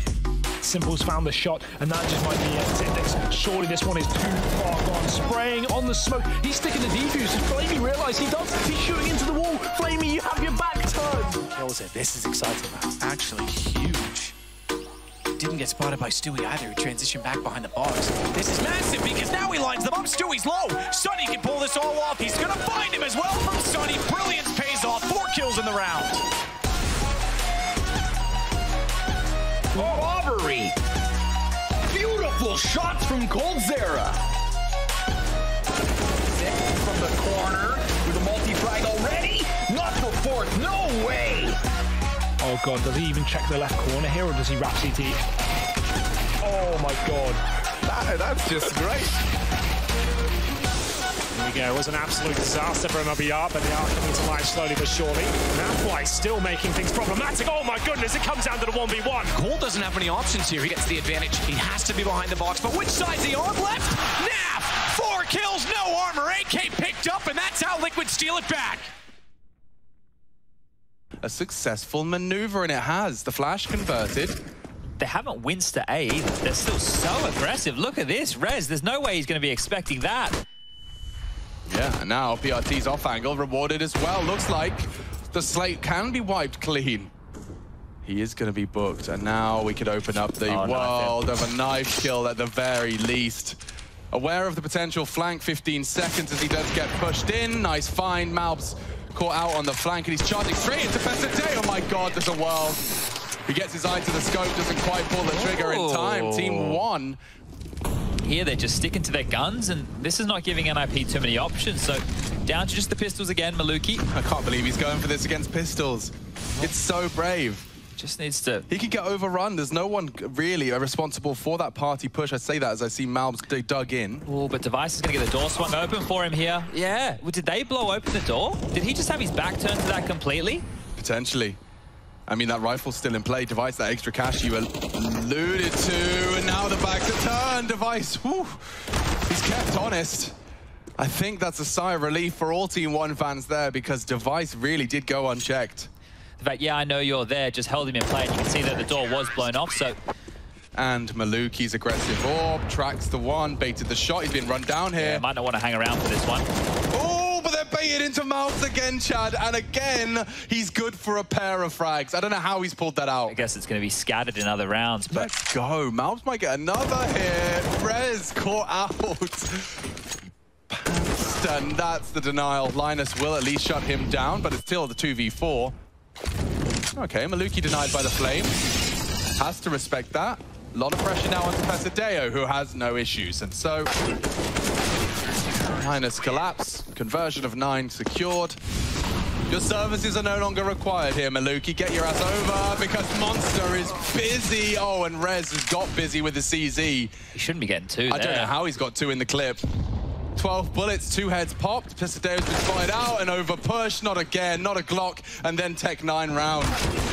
Oh, I suspect it might be. Requires the heroics of the previous A defenders. Malbs has swung through Monster. Hampus has gone round the world on him. Getting pushed. Maluki needs them both. Rez with more. Malbs incredibly tagged up as well, Chad, and his chances falling apart. What happened? Hello. Goes for it. He doesn't need a Tech 9 on the CT side, on the T side. Okay, well, here's the change. Device with the AWP, it strikes. Maluki found Maluki down. Trying to pick over towards B now, thinking that's where NIP might test, and they were right. It's a good call to make at this time. He's very vulnerable though, and yeah, Hampus will knock his head off. But a lot onto XNS's AWP, and he's got multiple targets to contend with. That's great shooting. The smoke as well to lock out the bomb. He does more than enough. Another frag out of the AWP, and they're recovered. Team 1 step for 10 here. Plopsky's low does eliminate the Pesadeo threat. And XNS last seen. Malbs' flank. My God, yeah, I just saw Malbs' flank as they focus on retrieving the bomb. Malbs with a trigger discipline will eliminate another. Puts it all onto the 7 HP of Plopsky. Team 1 with the recovery. It's XNS's AWP. Sleeper OP. Oh, baited the shot. Plopsky perhaps with more to play here. Multiple targets. Malbs, core, XNS has to save the day here. Plopsky looking sharp. 7 HP. The AK's a better choice. Oh, damn.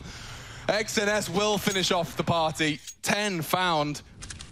Ooh, what a great half. So much info over the tip, though. Device perhaps tipping the scales. Malbs falls immediately into more defensive position. He's going to pick up the AWP, and Test Long wasn't ready for it. Hampus has already swung wide, and, well, NIP have got themselves a huge leg up into this one. Yeah, Pesadeo is still rotating over towards A right now. NIP haven't decided where they want to finish just yet. Rez holding the bathrooms, and PRT, where you can see what's on the other side of this once upon a time door. Another one falls. PRT blind. Everybody's a bit lost right now. Yeah, a bit of a team flash action as well. So NIP have managed to find themselves that 5th, the elusive 5th round. It's locked in. What a half, though. Team 1 competitive on the Ninjas pick. NIP looking to respond in kind. A lovely divider smoke to isolate these fights, and through the grey screen they do leap. PRT's done well to catch one, and that creates the chaos they were hoping for. Maluki's lost 99 points of his health. Plopsy's got a Glock. Yeah, and Rez is on a flank, so Maluki doesn't live much longer. A single click is all it takes, and unable to find the mark. Plopsky's head just a bit too evasive. NIP will take the pistol. He's a rower. Now, McGowan is a very common name where I'm from, and you wouldn't believe it. He is from Perth, Western Australia. Oh my God, that's just down the road from Dog Swamp. That's amazing. Dog Swamp's in Perth. Yeah, down the road. Actually, you're right. It is just down the road. Yeah. Oh, yeah. But shout out, you nailed it though. Yeah. Like, all it took was the visor and the flip-flops. As a rower, he was a junior world champion. Competed twice. Couple of nades there. They're flying up short, Chad, and already greeting Hampus. Oh, couple of headshot. XNS. All three. Has taken off the entire site, and he may not be done. It's just Rez left. The whole round has fallen apart for the poor Ninjas. So with the bomb going off, they're committing to this. Yeah, it's like the pistol 4 into the B site for NIP. Oh, and he's so blind. The trades are there. Maltz keeps him honest. So now with only 3 left, Device is on the site, so is Hampus. Need to see some bullets start to connect. It is Device. Delivers only the one. That's Team it. 1 have taken another site by storm. Wow, and XNS as well. He gets the opening, then he's traded, so really, really good stuff. Start to leave the site on the hunt here. Everyone's planted their feet. Maluki, no Device CT site at all. They have to hope that they can save an AK or 2 here, and they've stacked the wrong site. Team 1 back towards the B-bomb site for one more time. One final trick, and they're already in, right? Look how far forward they are. Minute 35, mollies are perfect. There's no resistance, nobody's shooting, nobody's checking, nobody's doing anything whatsoever. NIP realize wrong gamble has been called, and now it's just about scampering to see what they can find. Prior to that, it's been losses everywhere. Most recent loss on land was the IEM Cologne loss to Liquid. But NIP, yeah, just a 33% win rate. 2 of the 4. Yeah, I think taking Ancient away from NIP here kind of stumped them a little bit, right? Because if you're NIP, you don't want to be picking into Mirage if you've already seen how good Team 1 can be. Oh, this could be an interesting time to pull it out. Maluki, careful on the dismount. Well. Okay. Yeah. They do have 4 here, though. This is a great stack from NIP. Hampus to sniff it out. Oh, lovely. Only getting the 1, but allowed to reposition, so not too much sweat on the brow right now. Device doesn't need to activate. It's only Hampus' silenced M4. He's not going to re-swing either. XNS and Malbs have done some heavy lifting here. It's not going to be easy to break with such low HP. Plopsky tucked in tight. Drops around the dice, and down goes the bomb. They're so low. Malbs, you got anything more left in the tank? The answer is no. A solid denial from the Ninjas. Look, when Device goes down without getting anything there, if there was another fault from somebody from NIP on the bomb site, then maybe there was a chance for Team 1. Through the molly, they do take a chunk of damage. All down in connector here, and nobody watching A, right? They are expecting another one of these similar B pops, so there's a massive gap long. This is a good call. Yeah, great conditioning. After succeeding on B so much, why not just take a little bit of a lick from the Flames to have a positional advantage? Maluki's already caught the underpass. SNS and Malbs are going to walk into a completely uncontested side. Oh, PRT caught fumbling with his nades. The space is still theirs, though. It's such a tough nut to crack, and the angles are perfect. Does get the trade. Device just on the tail end of Linus. More towards that bank position. The bullets are good. Pesadeo kept honest. Oh. And it's all onto Maluki, just like that. It's not planning for him. It's not planning. Oh, it's not. It's kind of dice box side. They have to get across, though. And the first is hit. Plopsky strafes out. And NIP will retake. Right now, NIP can go for this 4-man lean again, but they have to stand strong. Oh, and they do. Linus, the youngster, the rookie, lighten them up. 3 dead. 4th man falls. The 5th, Maluki, last alive again. Yeah, we're ready for your B hits now. And you won't be anytime soon. Locked out. All right, we'll B again. I guess, yeah. Quick extinguish, and or it looks like Linus is carried on where he left off. Device with a sweep here of short. They're going for the boost. They could be catching at least one here. This was quick. They've got it very quick. Now, the NIP setup isn't vulnerable yet, but it won't take long until there's a shot, and he takes it just a little early. Plopsky. Oh, a miss. Miss from Device has enabled an equalizer. 26 for Malbs now. Brutal. Don't hate it, though. It's going to catch Rez by surprise. He's going to dump his smoke and try and catch one before they collapse. They're into the site now, and Rez is fully committed. Just the util from his teammates. Mouth with more. Basically, he's representing an entire nation. How many other Guatemalan Counter-Strike players can you say that you know? Ooh, Molly ready here. That's going to be close monster. You see the indecision. Yeah, Linus is stuck between a rock and a hard place. He doesn't know where his bullets are needed. This is great. Hoping to cause the chaos that this boost would be rewarded. Linus smokes himself out of trouble. He would have been got down to the boost and wide open. Looks like even trade. Still the ninjas on the site. This boost is still in play. They're still hunting for it. Still waiting, and nothing's going to be given just yet. The smokes will fade. They're happy to pause. Oh, a slip. Now Maluki's going to have to do a lot more, and Linus's patience has been rewarded on the barrel's position. We need that trade out of PRT. He's caught Plopsky. Burn out of position. Linus good for another. He's kept it level. One into the site. It's Rez who refuses to buckle and give them the space. Device another, and there you have 11.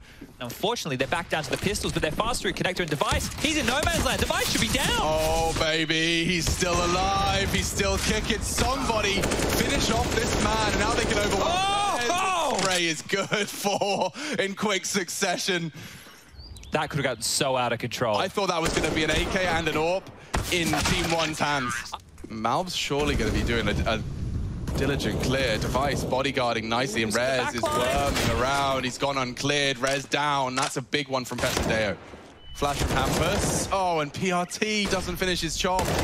He's going to take another Device. A man possessed with 3. Use their bullets. Oh, he jumped up. Yeah, a little bit of a walk up. That XNS just booked. Maluki crawling.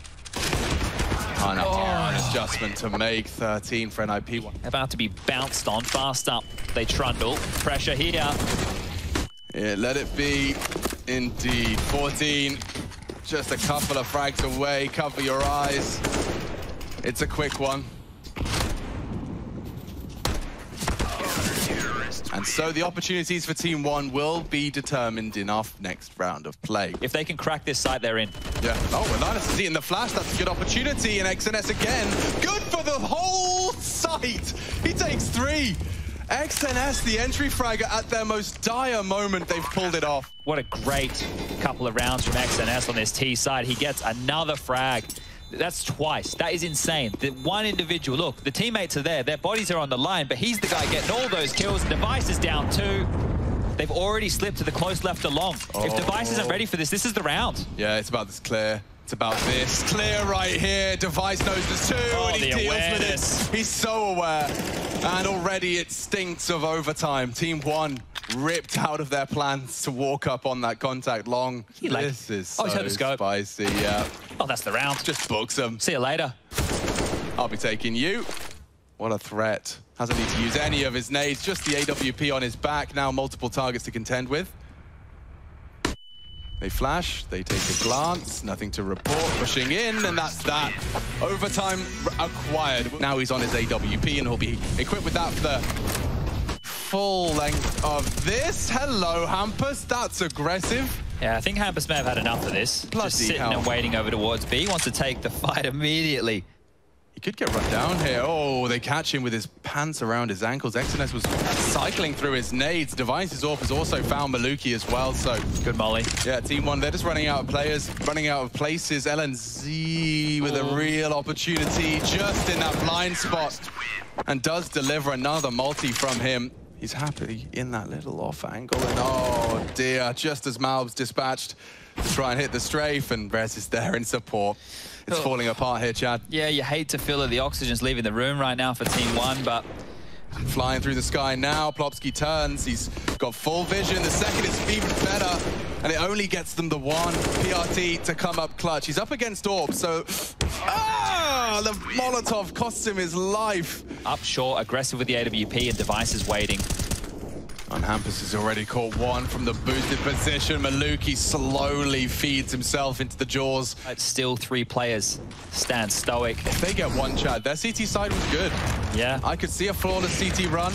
There's no way in. There's no way in. It's locked down. Malbs.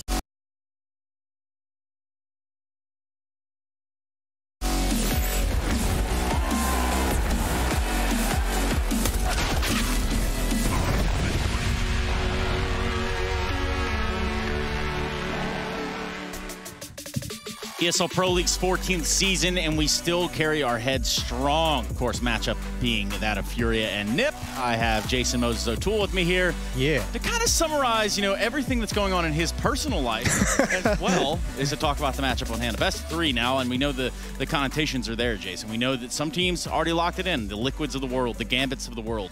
And now it's time for Nip to maybe do the same. Yeah, they can win this one. They're going to be joining that team, and then kind of I think we pretty much have everything figured out from there. And they've got a good chance to do it as well. Remember, Furia playing with Gary stepping in as well. We've covered that a lot throughout this week, but that's obviously not going to make things any easier for Furia, although this is a much better test for Furia with Gary than Gambit was yesterday. That one was just unreasonable. Yeah. I think this one's a bit more within striking distance. Well, we have seen Nip be mortal. And I think that that's something that'll go a long way when it comes to this matchup at hand, especially if you're Furia.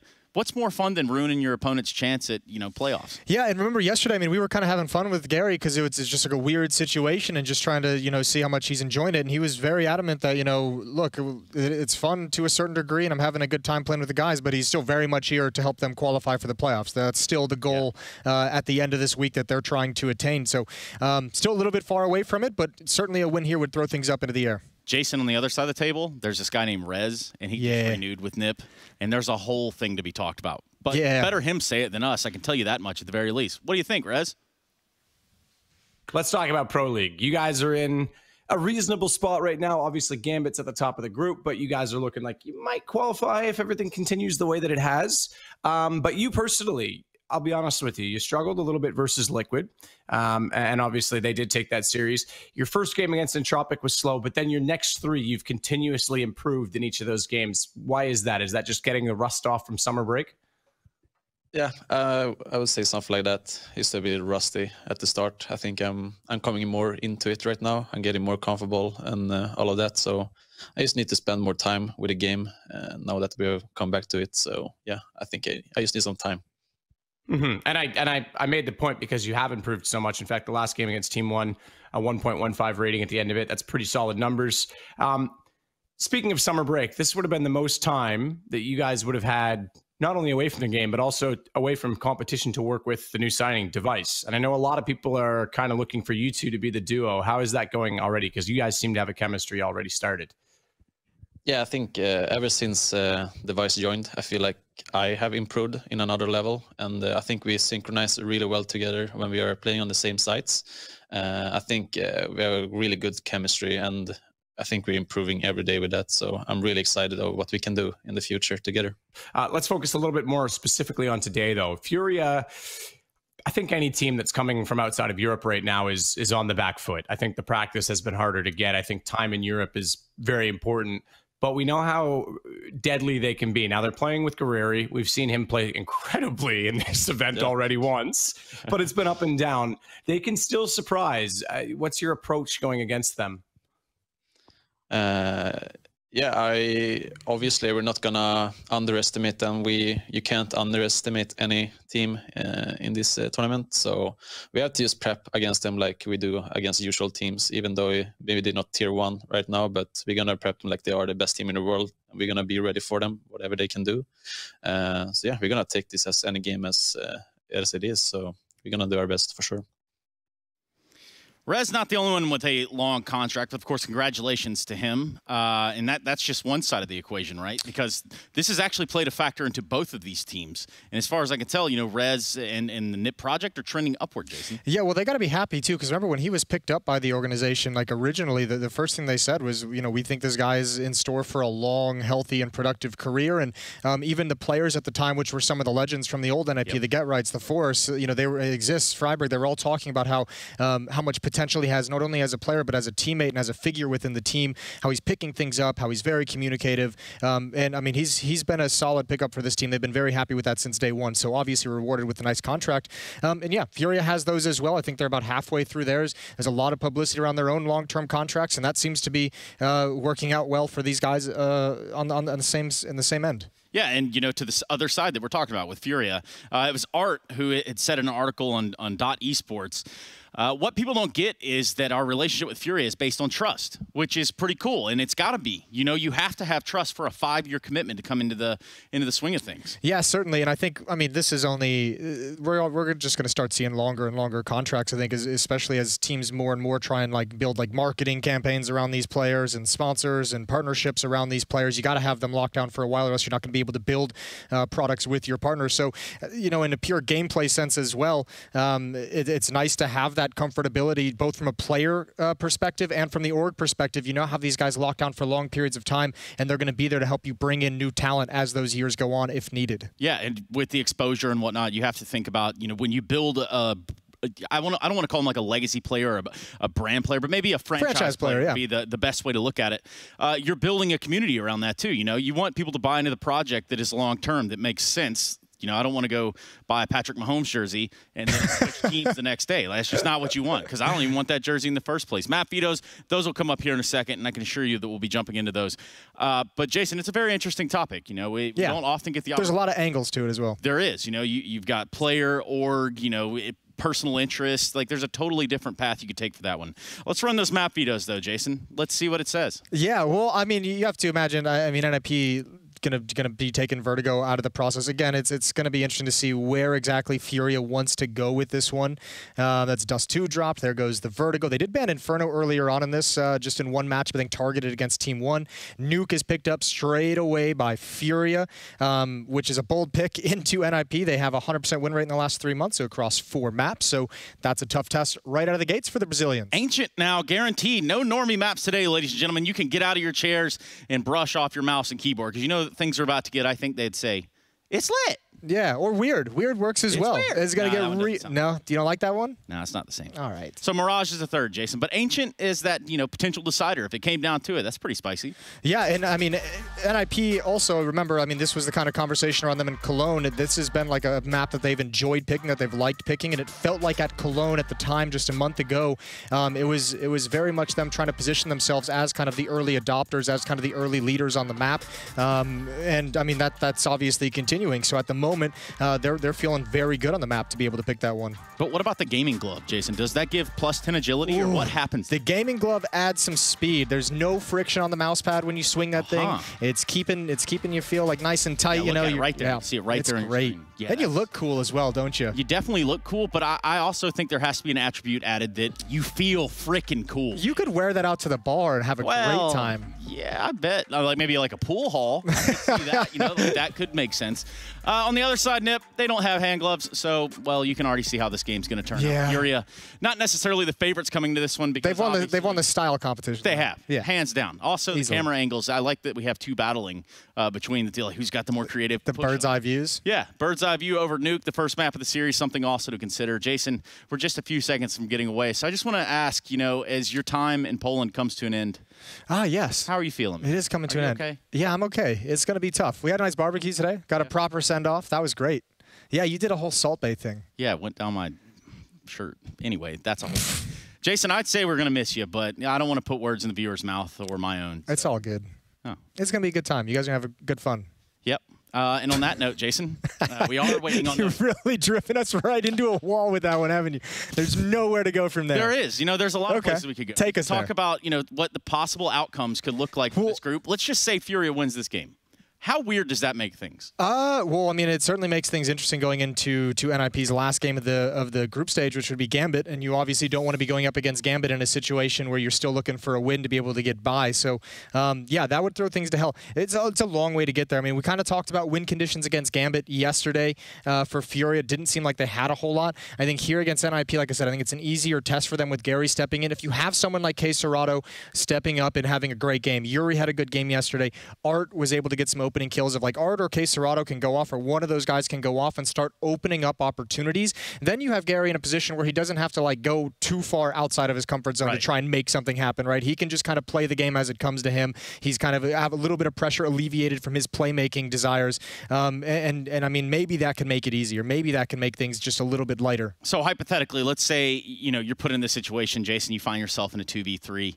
What are the comms like, you know, for you personally? And then if you think about the situation Gary would find himself in the moment. You know? I think Gary, like what he said yesterday during that interview was just like he was fully focused on like whatever he needs to do to help his team. So I think at any kind of 2vx or clutch situation he finds himself in a late round, it's all about Gary just going first. Gary, get in there, go find us where these players are. Go sacrifice yourself if need be. Go make some kind of a play that's going to give us an indication of where they are. And it's going to be all about him finding ways to set up his players, essentially. It's like being the coach and the player at the same time. Yeah, that's weird. It's pretty crazy. Nice. In case you're wondering why we're up here talking basically nonsense, it's because we are waiting for one player to get into the server. So about that personal note that we were talking about. Okay, here we go. Where do you want to pick up for? Because I feel like, you know, you've been bragging and beating up this kitchen. Like, that's your whole thing. So tell me a little bit about the kitchen you're going to do when you get home. Okay. It's gonna be nice. It's gonna have an island. It's gonna have an oven. An oven in your kitchen. Refrigerator as well, Trace. It's gonna be wild. Wow. I know. We're gonna keep things chilled and fresh in the refrigerator. Yeah, just like we do up here. Jason, I appreciate your contributions here. Thank you so much. You couldn't tell us the colors or anything. I guess that doesn't really matter, though. It's going to be rustic, Trace. Nice rustic maple. Nice. Yeah, there you go. Well, we'll roll with that. You are pretty close to Canada, being Michigan and all. Maple, we're not talking any stories here. We're ready to jump into a matchup. That is Nip versus Furia. God that one was bless. a stretch, but have fun with it, Harry and Hugo.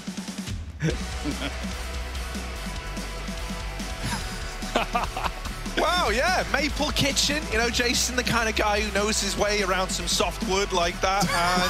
And now we get ready to head to Nuke. Thanks for that. Really insightful, you know, little closer there. We're into this one, Hugo. I feel informed, and that's all that really matters, Harry. You know, this is an important game, but, you know, home decoration also, it's up there. It's on the list for later, as is this game, as we have to wait out another pause. Don't worry, they can stop filling and we can start, but what a time to be alive. Fury and Nip, and yeah, safe to say, sure, you're coming into this game, you're looking at Nip, you're going, Nip, how can they lose this? Exactly. How can they lose this? They shouldn't be able to. Not my best simple impression. No. They shouldn't lose this. But if they do, that does throw us into a very weird time, right? It throws us into, you know, this potential of a 2-2-2 tie off where everyone's fighting for third place in between Nip, Furia, and Entropic, right? Gambit as Nip's final game, never fun. That's really what screwed FaZe as well. If you remember in Group C, Harry, FaZe looked really good, but their final match was like up against Na'Vi, who went 4-1 in the group. So it's like you don't even have that guarantee. It's the opposite of a guarantee. It might be the guarantee of a loss on your qualification game. So as far as this goes for Nip, this is a must-win matchup. Same can be said for Furia. If they don't win it, they're out. If they do win it, they're fighting for third. Yeah, exactly, right? Like, this is your best chance, right? If you wanted to go the easiest route to lock in playoffs, you win this series now. But, Harry, what's the easiest route to your kitchen? Well, to Mike, see, the whole journey starts in the whole... No, right, we're into this one now. Look, the little tech pause brought to a close. And that means we're ready to get into this bad boy. NIP with a CT side start on Furia's map pick. I think the fact that we're even on Nuke is pretty interesting from Furia. A banging veto. Yeah, and let's get into this one. Without further ado, NIP versus Furia. And it's all to play for. Yeah, throw those ados as far as you can. We're right into it. It's a bit of an A-pop. Furia with some util. Now, they might not commit to this. Breaking the door, Hampus goes down the vent. He's hoping they come and join him there. Did Yuri get to the spot? There's the LXCB flash. In they go to the vent. Hampus won. They're falling on each other's heads and no one's moving forward. No one's getting space. Hampus is shooting them in the face, looking for a fourth, backing out behind the B site. It's all a ruse, and Vinny will catch it out. Getting a kill, needing no reload. He's got 12 bullets, 11 left in the mag, and it's a 2v4. Digging yourself out of this hole. Keserato can't. Power Gaming Glove Vinny left in a 1v4 where he would have to ace to win this for Furia. Now he's got 2 out of 3. That's not bad. He heard a guy go up the vents, and now he's seen Device as well. Vinny gonna hit them with the glove. Invite Device to it. Ooh, and now takes his head off. And with a chance, Vinny has made this possible from a seemingly unsavory, unsalvageable round. He's now in a spot where he could look to make it happen. Rez holding the top of the vent. If Vinny tries to go up, he is a dead man, but he heard that rotation earlier on. He's He's going to have to look instead for this ramp fight. He's going to have a lot of angles to worry about as he starts to move in. Will he be ready for the fight at ramp? Oh, he's seen you now, Rez. That's a little bit of info for Vinny. Getting this bomb down. The Rez rotate comes in through the vent. Vinny waits for this fight. Flash is good, but he's closed the door on Rez's chance. And there's the punish, there's the finish. NIP do get it back under control, but damn, is it a good try from Vinny in what was a 1v5. He gets a bomb down, 3 of the 5 kills needed. Ooh. Yeah, you got to drop an NT there. There's no question about it. Really nice attempt at the 1v5. That flash was lovely coming in off of ramp side right, even though it wasn't exactly what got him killed. You know, it still caused a bit of problem there. Hampus, great hold as well, right? He's the one that gets that into a favorable spot for Nip. Reads the vent drop. As Fury drop a smoke and a nade outdoor. And yeah, Vinny's not too worried about that one as well. He tried his best and they're going to buy up. No question about it. With a round like that, with a bomb plant, Fury get double AK. Scout is out and Device is going to run red. Fury, they want to go back for more. Back to this A site. Hampus in main. Rez getting tagged up with a Scout. 2 shots will do it. Hampus is low as well. Fury have really tagged up NIP, and although they don't know about the damage they've got, they soon will, unless Plopsky comes to them, taking that first fight. Gary dead. Device trying to pad out this A site filled with wounded players. Oh, this hero AK and Vinny with the spray, with the quick flick to find Linus.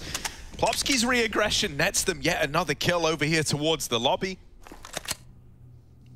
And Device has taken control down towards this lowest site. They break the glass. He knows they're out at ramp. He's going to hear them running on down, running on by.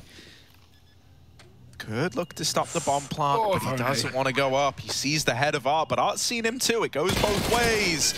The AKV Famus, and the Famus comes out on top. Yuri is left in this one.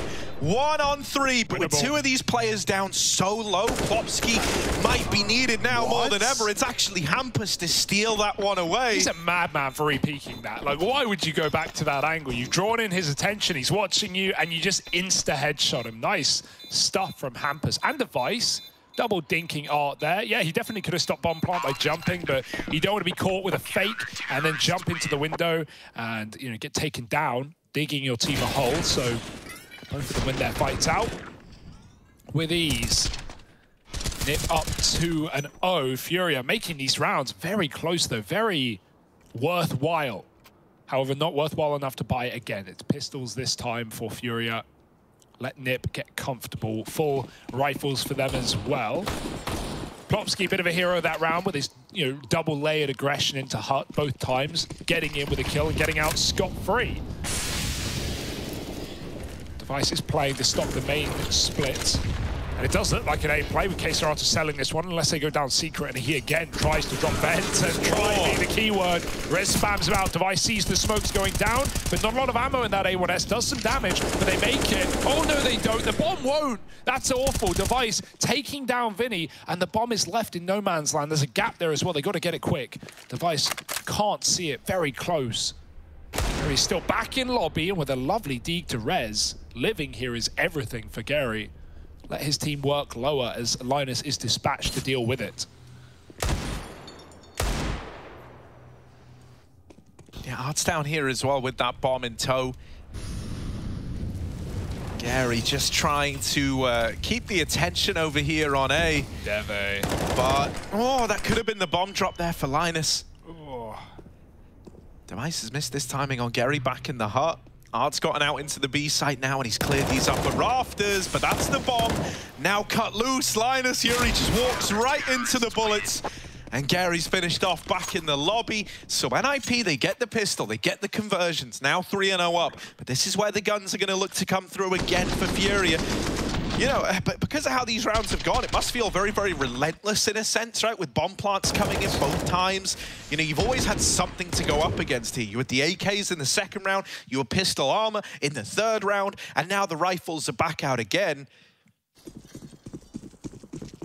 You've been able to keep Nip feeling this pressure throughout, but it also means they've gotten these free AK upgrades, so not even remotely a bonus round here for Nip.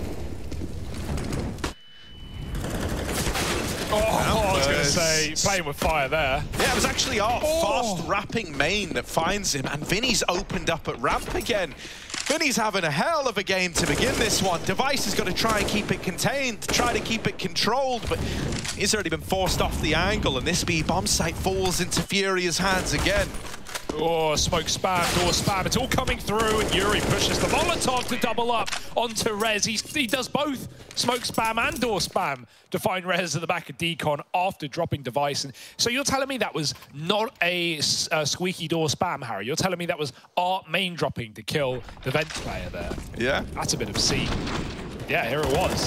Definitely didn't look like that from our perspective, but very fast frags out of Furia and good pace towards that lower site as well. You said it yourself, Vinny, having a game right now. Yeah. And that's what we need, because in some of these games of Furia, it's been entertaining, it's been Gary stepping up, and Case Serato being a really strong performer, but we've also had games where it feels like everyone's a bit cold, everyone's a bit quiet, and while you won't put any pressure on Gary when he's not having a frag-tastic matchup, we need someone to fill that void. And so Vinny is certainly the man for the job. On the board are Furia. And moving outside dry with no smokes. Hampus is here to stop it. Oh. Or at least he was. This outside timing is now perfect for Furia. Yeah, they've taken all this control over towards main. And even though it was smoked for NIP, that smoke is now faded. Well, they look to wrap this A bomb site. That originally looked like the game plan here. And with them dropping a smoke in main, that feels like it's confirmed it, right? You can't go back outside anymore. You don't really know what's happening on the other side of that smoke now. And so the pressure's got to come from these main players. Yuri and Art light up the bomb site. Hampus trying to do what he can, and now they learn about Linus up here on the rafters. He falls into Vinny's hands. And that's the A bomb site taken by Furia. If Device was able to get that, that might have spurred you on for a retake. But now, site's lost. 1v3 for Hampus. He's saving. Yeah, that feels like a waste of your setup if you're Nip there. You have both Rez and Plopsky behind the site with Linus on the rafters with the Deagle, right? He's in a very hard spot to clear. Definitely not one you're looking at if you're entering through main. And, Plopsky peeks, Rez peeks and dies to main. That's fine. That's one thing. That sells Plopsky's position even better. But then Plopsky also just faces for the trade and gets insta headshot. It would have been nice to see Nip after they lose that first man, just to tuck, just to wait for Linus to make contact. You can use that Deagle as bait, you can peek off the back of it, you can draw the attention into upper, and then you peek from lower. But instead, both side players just immediately die, and Linus even doubles up the Deagle. Fair play from his position here. This insta re-swing there, I feel like that didn't need to come through. If you wait for Linus, you peek off him, probably win that round if you did. Yeah, it is a crying shame, right? Because you imagine, suddenly Linus wouldn't have been feeling this pressure to be like, well, I got to get out of here. I got to watch out for her. I don't know how he got two. And then he falls into Vinny, but I'm very much inclined to agree with you there. It felt like the whole setup was designed around having this 1-2 punch of a second surprise site player with Linus on the rafters. That never comes into fruition. You're also just trying to trade, right? The logic for Popsky is there is, if I peek and I get one and I get out, like Linus, they're never checking him. All they're doing is running to me, and that's when Linus can get even more, and he does. But yeah, there's the downside. You can't always plan for success. Sometimes you have to plan for failure. It's more hope for the best, plan for the worst. And so, nothing wrong with having confidence. What's the worst thing you've ever planned for? That's the worst question. That's a horrible ever, question. We'll move past it. I don't know. That's you put me on the spot there. But yeah, for Nip, there's nothing wrong with having confidence in this series, right? Feeling like this is yours, but careful, because Furia will make you eat your words. Much like Harry makes me eat mine. Yeah. We're into that. Device taking a little peek with the Deagle outside. Oh, it might be his last. Yeah, Yuri doesn't want to let that Deag find anything.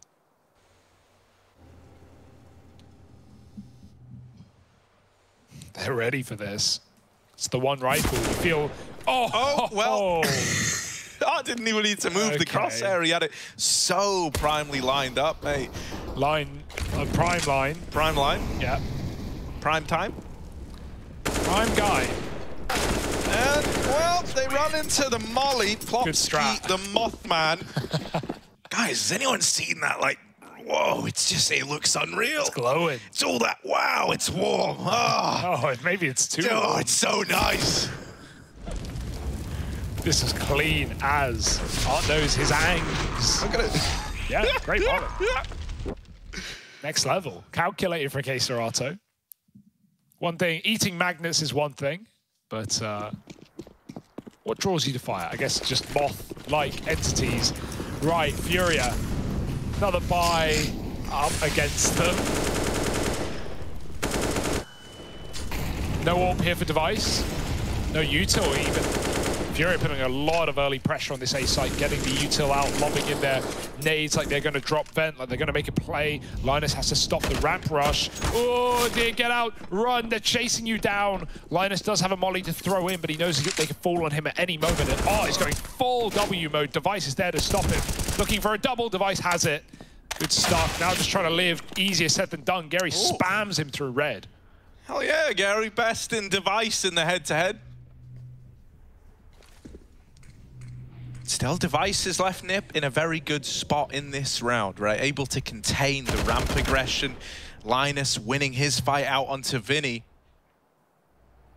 And so now you know they're not down B. They're likely looking for an alternative route. Most likely going to be hell/heaven if it were ever going to come through. Hampus tries to keep his wits about him, but Gary takes his head off. Bit of a aimer, this guy. Up-and-coming prospect from Brazil. The fifth man of Furia they never knew they needed. But always had. Yeah. It's just sitting there on the shelf, waiting to be dusted off. And now they're going to group for lower. Linus still here, back position. This is such a good spot for the Org as well. Can just pick and choose which side to fight. And so he shall. One kill, K-Serato trades. Respect to Gary there. He's had a mad round and he still goes in first to set K-Serato up for the clutch. You know the first guy in there is probably going to die. And now K-Serato needs to live for Gary. Yeah, do it for Gary, K-Serato. This guy is great in these clutches as well. He's often left alive in them. Very experienced, didn't know what to do. He's looking for Rez, but the Famus beats him again, man. That's the worst. When you're the first guy taking that fight, you have to break the window. And not only, like, even if you hit them in the head through the window, it won't kill them, takes damage. But then, you know, every shot missed, you're further deep, you're deeper into your spray. It's just harder. It's just harder to break that window in the first fight. So, we see so many people with orbs shoot people through it and not get the kill. That's a shame to see for K-Serato. Knew he had a 1v1 locked in, wanted to get involved. But Nip, they win the rifle round, right? Furia pick up a few. Nip instantly respond as soon as you give them guns. Oh.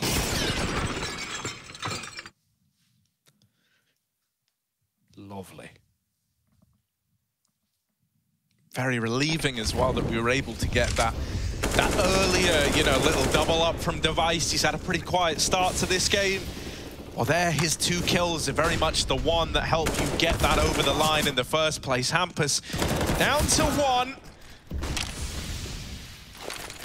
And with Device dead outside, if Yuri is able to capitalize on this very low HP player, you're in for a hell of a time. Furia pushing Linus. He's decided to stay and fight. And oh my, Linus finally getting away with murder in the ramp room. And so it's just Yuri left. They saw him outside earlier on. It's no secret where this guy is. And he's not in secret anymore either. He's backed out of it, trying to make this cross happen. He deals with the 1 HP Hampus. But now they've seen him go in main. Calls come in over the radio. Last seen going southbound. Here he is. Pal up on the M25.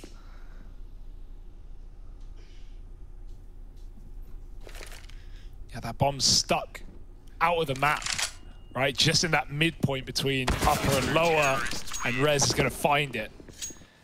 5 up for Nip. Oh, I buy power stickers. Good catch. Rare Pepe. Hampus has got it. I presume that is his. Either way.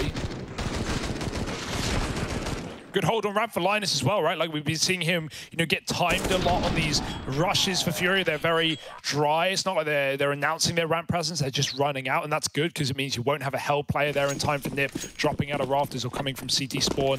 And so, you know, just I guess, yeah, just dropping is Linus. but this round doubles up. Now Device getting involved. He's been trying to do this, and finally it pays off. So does Yuri's spray, taking Hampus down to 10. He can give it up now. Vinny's opened up ramp. You've got more options here if you're Furia. That Hell player has said not there. Furia just don't announce it. They just run down to lower. Gary wants a gun, and now he's got the bomb. That's smart, you know, not taking the bomb back to the box. If you do get killed from Hell, you could lose it in no man's land. They're saving. They're giving it up. If it's not A, it's theirs. And so Nip run away. Hampus again, low as can be, and through smoke as well. He doesn't even get to really do anything about it. I think ramp is the worst spot to play in Counter-Strike. Yeah, really? The worst spot? Yeah. I would say the worst spot. Only if we're counting like active duty at pools. Well, yeah. Obviously, like dropping Cobble is everyone's. No one wants to play drop unless you have Santaras on your team. Then maybe you have a drop player. Yeah, maybe worst spot. I'm gonna think Where about could that. be worse? I would say Mirage B site, but even then, just boring. B ramp just sucks because the way I look at it is that like the way that you're meant to play it without like just throwing is more often than not. It's like you see people coming and you go, oh guys, I'm dropping Feels B. like a one for it's one, like, that's not good ramp. Yeah, and it's like that's your game basically. Like don't always go B. Do they sometimes they go Hell and then you're left retaking or saving and it's like Vertigo B site or ramp nuke. Yeah, you got me there. Actually, I can't think of a better answer. You're right. I just I see you see a lot of highlights there, and I think every time you're playing for the highlight and you just don't get it because it's so much easier said than done. And everyone wants some frags, but Linus is not allowed to get them in that round. Has to just die immediately to Vinny's AK, and most people have been doing that today. Look at Hampus trying to get tricky with it out here in this little cubby at Garage. He's got Plopsky waiting with a flash to try and set him up. Now, the last thing he wants to have happen is for this silo player to still be a factor. And so with Art coming down, leaving the silo, he's going to have a little bit more freedom, right? If the flash comes over, there's a guy on silo, you're probably getting traded after one. Here, you could do some real damage. Plopsky's timing is going to be everything with this flash, and actually no flash needed. Hampus just peeks it anyway. All right. Double up, double kill, and there's those outside players now brushed aside. Serato has been able to open up onto Rez, and now they get one player down through vents, but the rest of the team do not follow. They're going to wait back here in lobby, see if they can catch any re-aggression. K-Serato saying, move, man, get out of the way. Just getting blocked in the smoke. Yeah, I don't know how he got that pick on hut roof. Rez won't be happy about that frag. Vinny's taken the space, though. The K-Serato crafted, and crossing into main would be a death sentence, or at least info for Hampus. He's just moved off the angle. Gonna go play upper instead. Assist in the A side, 22nd. That's a good Molotov for Hampus. That's why he's changing position, and this is a dirty Rafters crossfire. Furia have to go A. There's no other option at this point. Oh, there's double entries. How do they do it? Checking the right place with just enough time. 3-on-2, and the pistols are all that remain. Yeah, they're worlds apart as well. Like, Linus is having to come all the way up from lower in through ramps, so he's kind of out of this one for now. Device is taking a little look in. With Vinny at CT vent, and then guy tucked in close left. There's really not much Device could hope to do here. You're just playing for exits now. If you're NIP, Linus will remove one of these players. Now they try to catch them moving out of the bomb site. Linus hoping to live with that orb. Device trying to make it expensive, but he's missed these shots, and so Furia get away. 5-5, tie game, and Furia looking good, able to turn so many of these like disadvantaged situations on their head, and suddenly looked like they were leading throughout.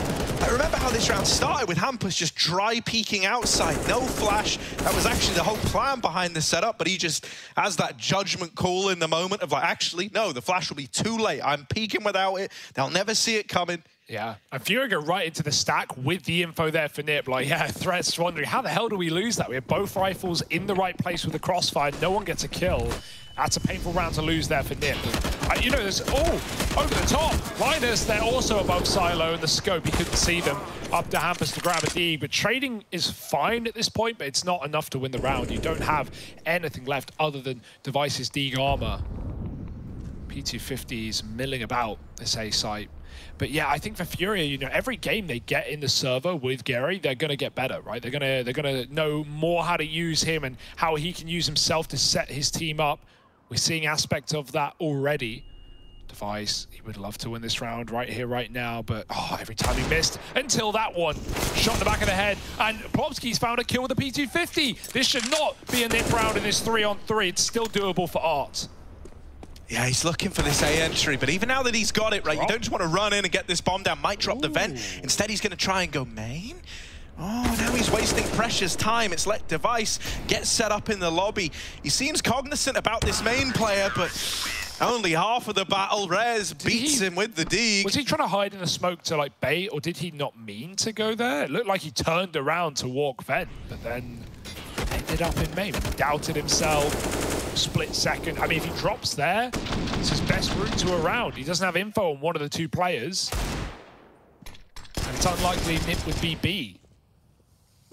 They hadn't shown any control of ramp nor outside in that round, had Furious. So, yeah, I mean, great work for Nip to get that done, but those are the kind of awkward rounds that you hate to lose if you're Furia. We've had them for both teams already. Art's now running red with the AWP.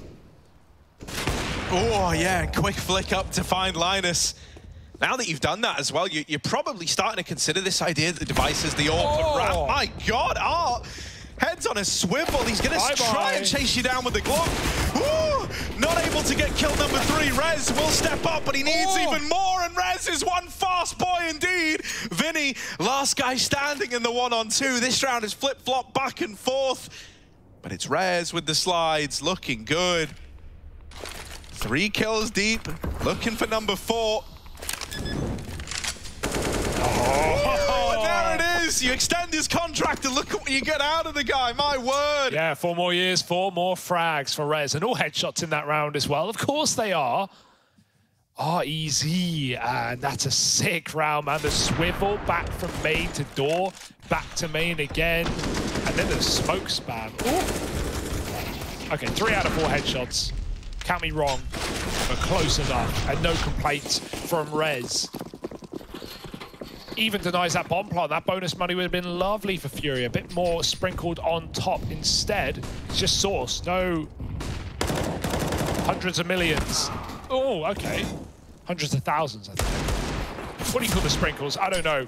Forget it. Art's sprinkling in death into this round. Again, running outside. He could do it with the AWP. Now he's doing it with the Deagle. Doesn't matter what you give this man. Furia, they've taken a lot of space and they've dropped down vents for free. God, this is really getting out of hand this round, and they still can't find Art. The molly forces the peak, and Device will use that to tip the scales back into a 3-on-3. It's just Glocks for the other 3 players on Furia.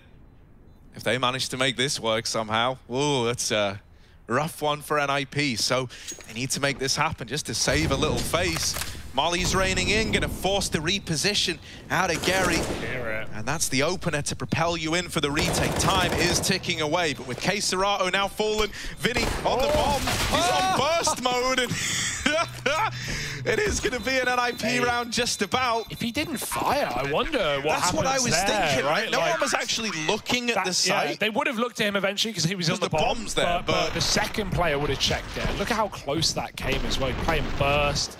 Yeah, I mean, it's a pretty desperate round anyway, but Furia, they almost made that happen. A few more seconds, 1 kill in that 3-on-3. Obviously, they're Glocks. It was never meant to be, but damn nice try. Art's really doing his best, right? Earlier it was Vinny with the entries. Now Art's coming up in spades as well. Some sick rounds out of him, but ultimately falling on dead ears. It's all Nip, baby. 3 in a row. Full buy for Furia out the A site, and they're running fast. Good trade onto Plopski. Gary's full blind, though. He'll have to dive back into safety. Will they recommit? 3 CTs here by this point. Everyone's set up and ready to go. All of it in the A site, but still the entries coming in for everyone. Gary doesn't know where to look after Yuri steals his kills, and Hampus is smoke mollied out. His teammate's stuck in heaven with the AWP. Oh, Hampus, there's a smoke there. Device is clearly taught in the way. Any more? Molly missed. Any more? Any more, Hampus? Smoke now starting to fade. And, ooh, he's missed that timing, but he nails Gary on the bomb. Yuri's now left in the clutch. He can't spot this main player, and Device swings from the rafters. NIP get it back under control by the skin of their teeth. There's only so much you can do to stop Gary with these entries. Woo, he was looking fresh with the double kill. Yeah, oh my God, Hamper spams him out, and then the double take of like, I want to stop the bomb. Oh, that's someone there. Goes back, doesn't kill him, still stops the plant, and Device just swings in like a madman to close it. Almost dies to full damage, feels good though. Oh, don't leave him hanging, yep. Saw Rez out there, 9-5, looking for double digits. That would be lovely for Nim. It's Furious map pick. Moving quick outside Device. With the Orb, he's got this deep angle. How patient will he be, though? Checking everything, everywhere. Here they come late from T-Sport. He saw that. It doesn't matter. Yuri close. He was never aware. Hit him behind the blue box. Freebie. There's an Orb dropped out. If someone wants to grab it with 2 MAC-10s in play, you certainly might. However, this is an ace split. Rez is trying to stop it by getting aggressive, and he catches 2 off the transfer. Traded still. Now all Linus in surely one that's too hot to handle. Linus clutch tips, though. This is why we watch him. Oh, never mind. Oh, it's going to blindside him, and there it is. Little 9-6 half. It's a nice one from Furia, all things considered. Now we have to see how they stack up on their CT side to stick around, because you don't want to miss the second half of Nuke.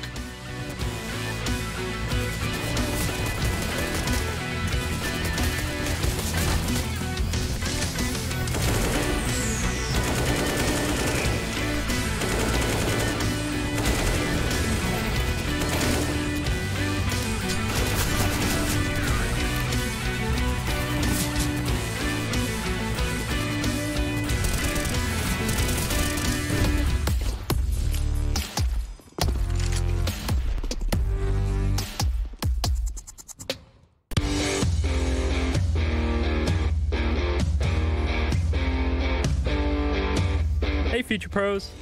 Today I wanted to show you another method to take outside and find picks on the T side of Nuke. This execute will obstruct a lot of vision from the CTs and possibly force a warehouse player out into the open for a fairly easy pick. For this execute, you will need 4 Future Pros along with 3 smokes, 2 mollies and 2 HEs. Future Pro 1, you'll be throwing the bottom hell window smoke. To throw this smoke, hop into this corner. Aim at the top of this pipe vent and slightly to the right of the line.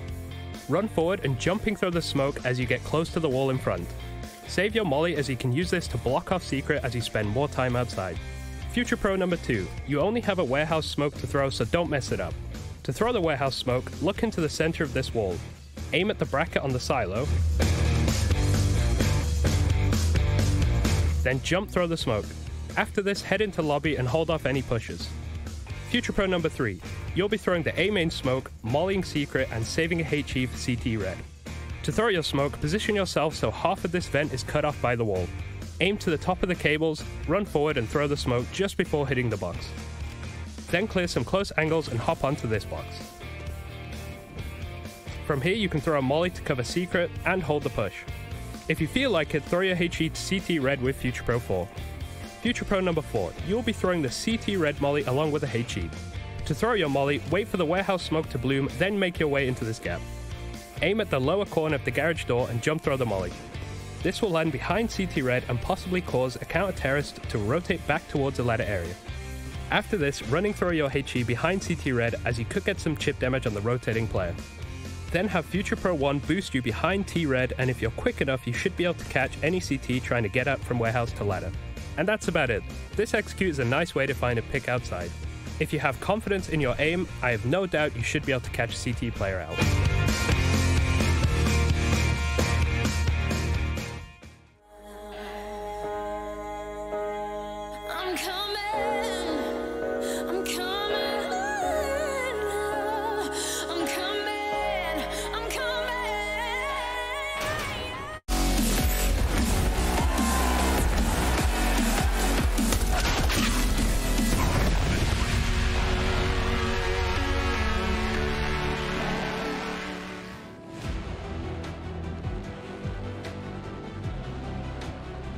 Furia, 6 rounds to their name, 9 for NIP. We're pretty even, and a little pissed around victory would be so valuable to the Furia squad right now, just to help propel themselves to level pegging in this one. the NIP squad pick it up and they find those conversions again, they could look to run away with this, Hugo. Scary times to be in. I'm impressed with what we got out of Furia so far, though, right? This was never going to be easy. Everyone knew that. And now we have Vinny with the dual Berettas. Now, if one guy out there could get me believing in the dualies, it's Vinny. Let's give them the benefit of the doubt. I'm going to give them the benefit of the doubt, and I'm going to see if that was worth it. We'll have to find out. We'll have to wait. They're not rushing A, and really, past this point, Vinny's going, oh, damn it, they're not rushing A. Well, they are still coming through main smoke. They are still coming through A. Vinny might have a round with the Julies. There's one, and that's all you ever get with them, as Keserato shows us how to multi-kill with a pistol. He is trapped out behind the vent. Reload from both players, though. No one can finish the job, and the smoke buys a little more time, a bit more space as Furia start to move through. Keserato doubles up, and he only needed one gun to do so. Device and Hampers trapped in this 2-on-4. Rafters to worry about, and Art has laid down another P250 on Device. Good luck. Yeah, he's going to try and wrap heaven. But even then, this would need to be a clutch of epic proportions from Device. There's a player keeping an eye on it, and Device will nail that first man, but now you've got to be ready for even more, and it's the second player in Gary that gets the best of Device once again.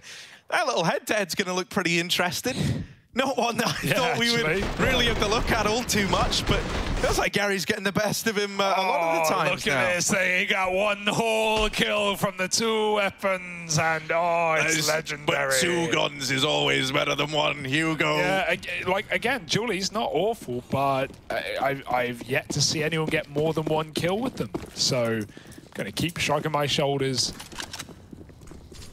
Art's gone with the classic flusher buy, the USP armor, saving for the York though, of course. Man, only flusher does it with the Glock. No one else does it there.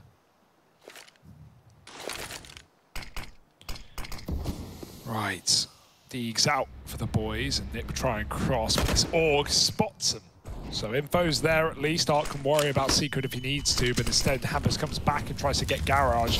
Yuri mollied out. Buying a molly in this round is expensive, but well worth it. And Hampers catching that Hell player escaping. They're going to try and chase him down in through outside. That's a great play. Plomsky gets him while he gets baited in by Hampers' Deeg. 2 men at B on the ramp side, but now you're wondering, now you're wishing you didn't have this USP. Art is not on for the job, but they don't check the corner. Only 1 kill. Imagine an SMG there. That could be a double up for Art. Now you are really getting worried as these Deagles shred you to pieces. Only Vinny, they're about to know, and they're about to backstab. Well, it's the front one that will do it first. Plopsky closes, and 10-7. Forget the pistol, we force, baby. Yeah, Art's going to be kicking himself, like you say, right? Expecting a little more restraint showing there from NIP. It's because they don't get a bomb palm, right? So most teams would not buy up in that after that pistol round, because you just take the full eco, you take the Glocks, and you run into the first buy round. That's just that's Nip maybe knowing the tendencies, and also having faith in their forces, knowing that hey, if Art's going to USP and Gary's here as well, that's 2 potential things we can exploit. And they do it well. 4 smokes, but it's a fake, it's a ruse. And Furia don't even know these are down. That's the funny part. Hampers is cross B with them. No one is even looking outside right now. There's the confirmation from Art. And he now calls guys. This thing could be B. But there's not much we can do about it. Let's just focus on our stack. Set up with 3 on the A site, 2 on the ramp, and see where the rest of NIP are. Yeah, and this decision to, you know, not overreact, to not rotate on the back of those outside smokes, it might serve Furia well after all. Still keeping committed to this A stack. Ramp players gained a little bit of ground in Yuri as well. And with Art waiting here, how many can he get? The answer might surprise you, it's 0, and that M4 is in no man's land. You aren't getting that back. In they go, there's a player behind Linus, and heads on a swivel while he's taking them off. Keserato trying to make the hold happen, but he's traded after 1. Just Gary left, and while he has hit this like kind of weird timing to get past the B lurk, I think it's going to come back to hurt him here.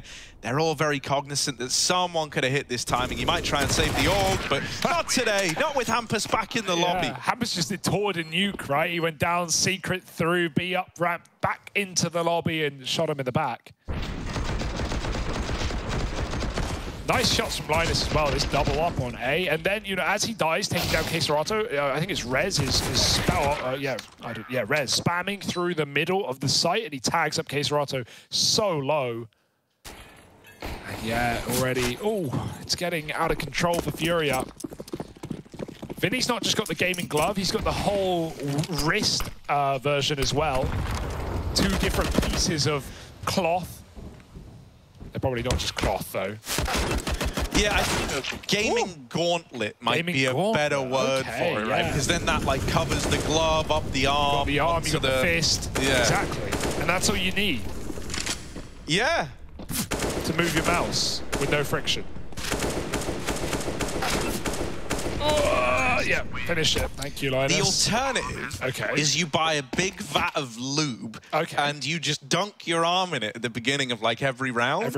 And then you are sliding your way to success. You can just borrow my vat if you need. Oh, nice. Yeah. Cheers, bud. I didn't think you should. That's why I checked in 2 suitcases. One, I hope they don't open it at TSA, man, because it just spills every. It's just not like in a container. Liquid. No, it's just in the suitcase. It's just a seal-proof suitcase, and yeah, it goes everywhere, man.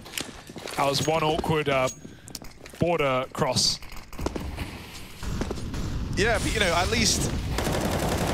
No, actually, I don't think I can go with that. Yeah. At least we don't have to hear what was rumbling in Harry's head. If you've read his Twitter today, you don't want to see more of Harry. Oh my goodness, they're right next to each other. Oh my God, Art's gonna get it, and out of there as well. Art, the bandit, makes out with one, and now Gary over at ramp, dead to Linus. Linus's revenge. He didn't have a fun time at ramp. But now he's dishing out the bad vibes. Okay, Serato already down on this lower site. They're in window, they're there. He's going to try and deal with the site player, but the wrap is in. How? Hey, Serato too fast on his feet. Rez catches a flank though, but the bomb's committed. It's not like you go back to upper. You got to win your fight. He tries to cut the rotate, unsuccessful in doing so. The bomb secured by Plopsky and planted safe. He knows the positions of both CTs, but Keserato has run back up. Is he saving, or was he hoping they would leave? Whatever he's deciding, it's going to slow down his rotate back down the vent, and he'll end up in the same position that they would expect anyway. So it's a save. You're going to call it off. I guess it was just the health alone, but the numbers, man, very doable. If only they knew how low Device was. I think they were just hoping that Nip were going to leave after Rez kills the A player, because that would be what Nip would do if the bomb wasn't down. But Keserato also knew the bomb was down. He dropped it himself. Damn. Planning for the worst, hoping for the best, and when the worst happens, plan wasn't good enough, mate. Yeah, this is uncomfortable territory now. I guess for Furia, you know, if you want to look at other reasons behind that save, it's that if they went for it and fell short, they would have had really nothing to go up against NIP with here. What you hope doesn't happen, though, is... Oh, yeah, this was weird. Rez team flash as well. What you hope doesn't happen is that, like, you know, when they give up that 2-on-2 to go and save, it's with the goal of bringing something out here.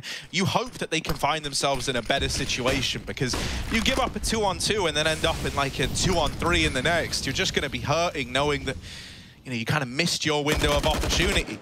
Well, let's see if the save was worth it. Yuri's making it look like it. This outside wrestles with Device and knocks him out of the round. Art looking like he wants to try a smoke walk as well. Hello. Plopsky hasn't seen this. Art's hit a great timing, and he's behind this secret player. Rez has got no idea. Rez is dead, mate. And Rez has got the bomb as well.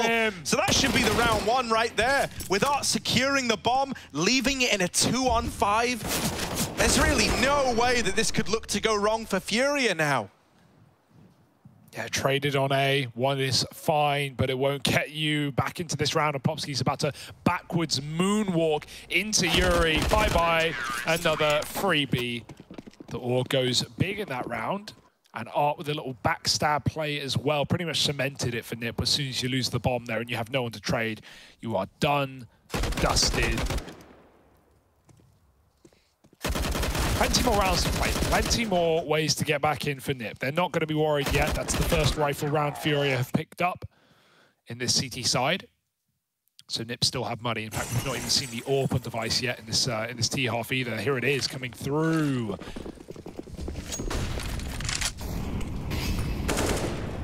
Tries to take the door peek, denied. Rerouting back out.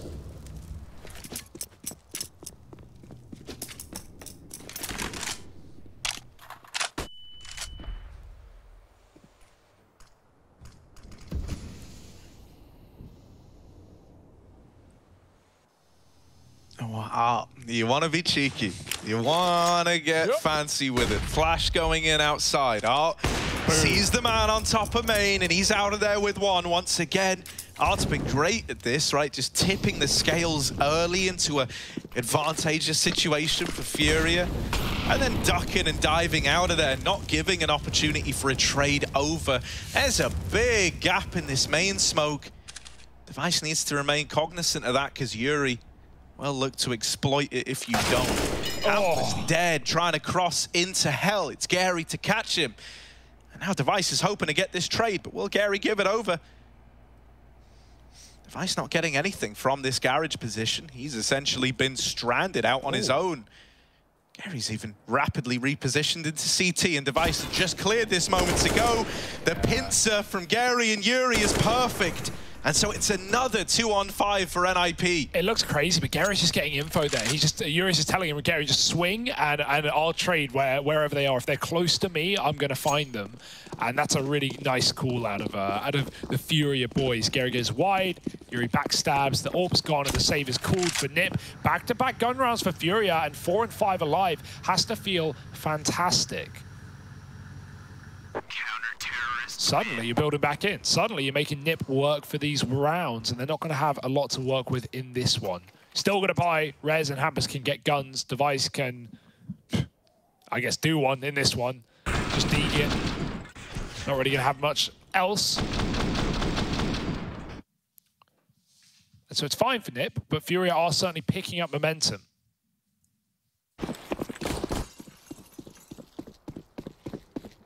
But we are just seeing definitely more like out of Gary in terms of, you know, not just kills, but also how he's using himself as an info man, as a trade guy, you know, going in first on the T side, even in rounds where he's playing well, letting his team shine. And so big respect. Not a fun role. Art's going to drop. Even if they get past Gary on ramp, they have to tassel with Art, who's playing for Secret down lower. He's going to be the first man on that B-bomb site. There before they are. Nip, this will be a ramp play. They're just trying to sell the fact that it's not, and a re-smoke will stall things out a bit longer. Yeah, with Gary in this position, he's essentially fighting till his death, right? Like, it's not easy for him to get out of ramp. So we're just going to look at this and see how many Gary can get. Even, you know, like a 2-for-1 here would be monumental, especially with this 1-2 punch of Art already down on B. They're coming his way now. This is the ultimate test. Gary on the angle. There's one. Traded after, but it's still this 4-on-3. It's still good for Furia. And now they've seen these players drop in. What?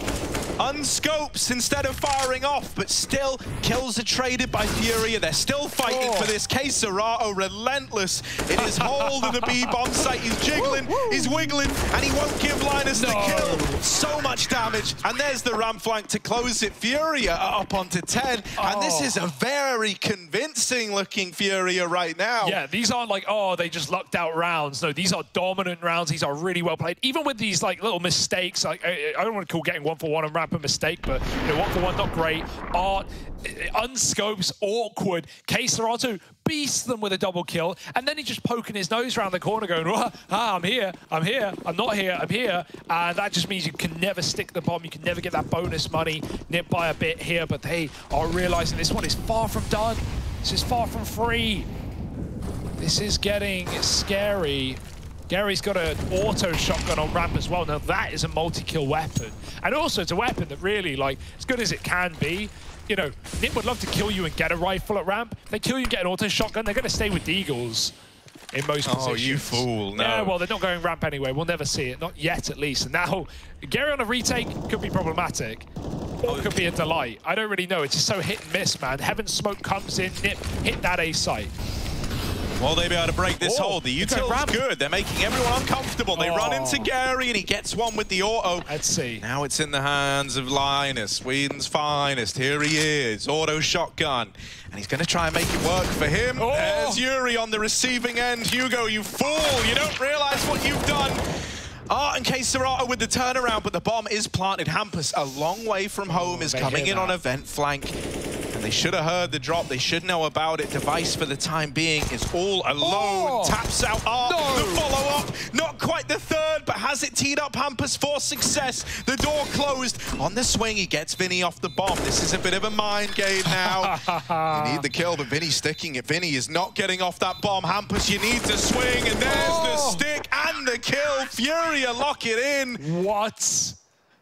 Comes down to that 1v1. You thought Device had done enough, but you get stuck in this horrible limbo knowing that with every time you swing that bomb site, you could give up the kill that loses the round. So Hampus, you know, tries to play the long game, tries to play the mind game of, oh, I peeked every time the door's swung. I swung the door again. But Vinny just holds his nerve. Yeah, we saw in the X-ray, Hampus thought Vinny was going to swing wide. That's a dangerous jiggles, right? It's not that, you know, you're going to jiggle and he's going to random shot you. It's that he's going to tap it, go wide, and then you just jiggling is actually fully open. He goes on that little red box in decon to check for the swing, and at that point it takes too long to get back in time to get the kill.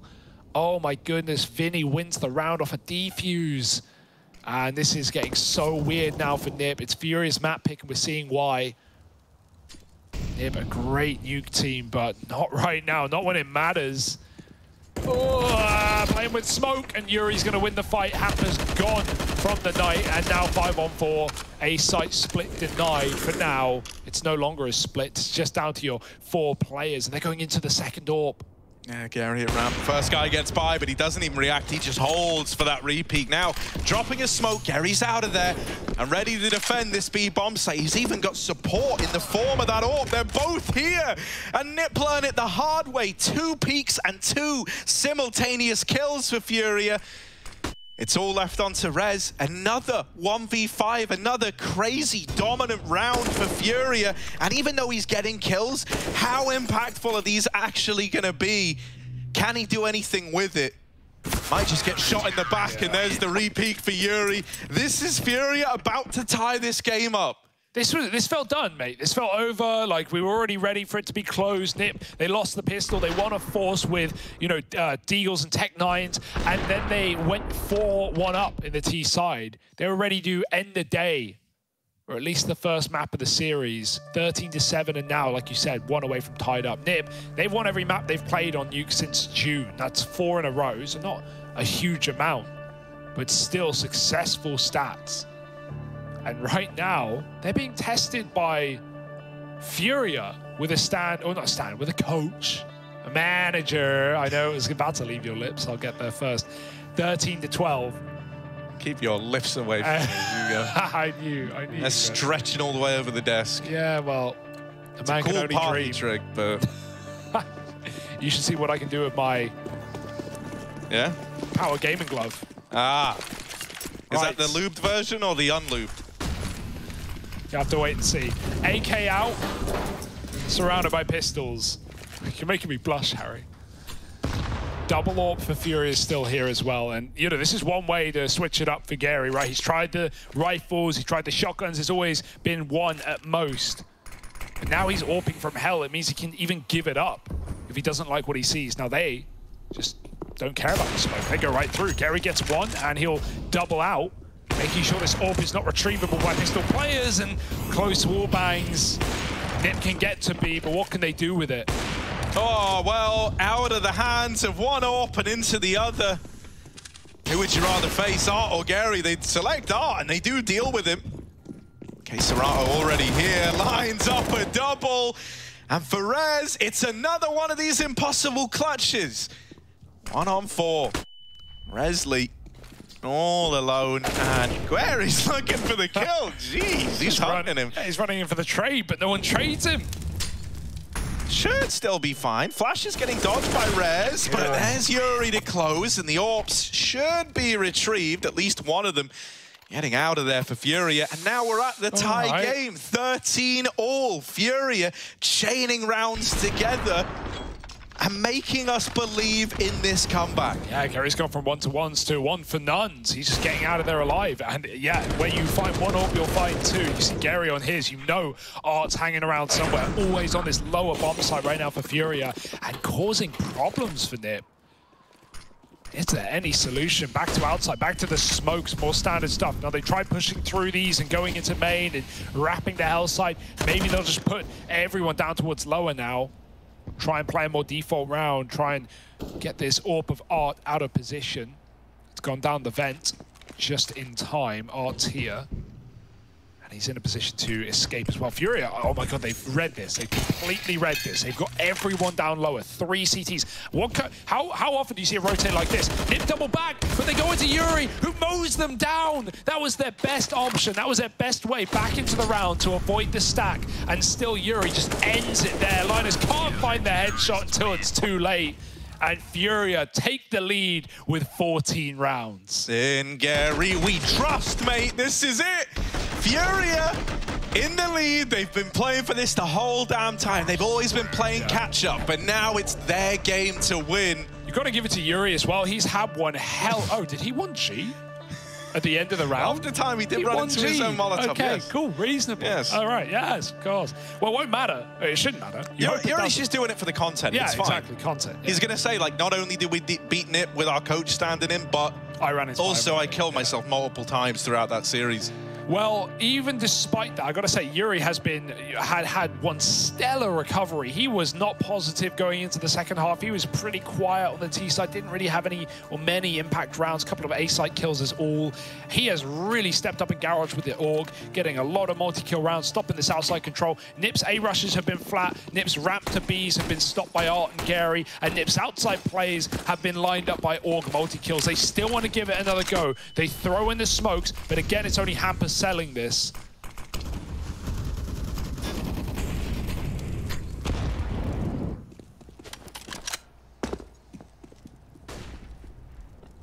Hampus makes it fast down Secret, but Art's been dispatched to try and deal with him. What are the other 4 going to look to do with this forward positioning on Hampus? Could see a situation where you have lost Art. Yeah, it's a little bit weird, and Art has no idea that someone's this deep. Yeah, I think Hampus wanted to go, but then he realized that Art just didn't know about his position.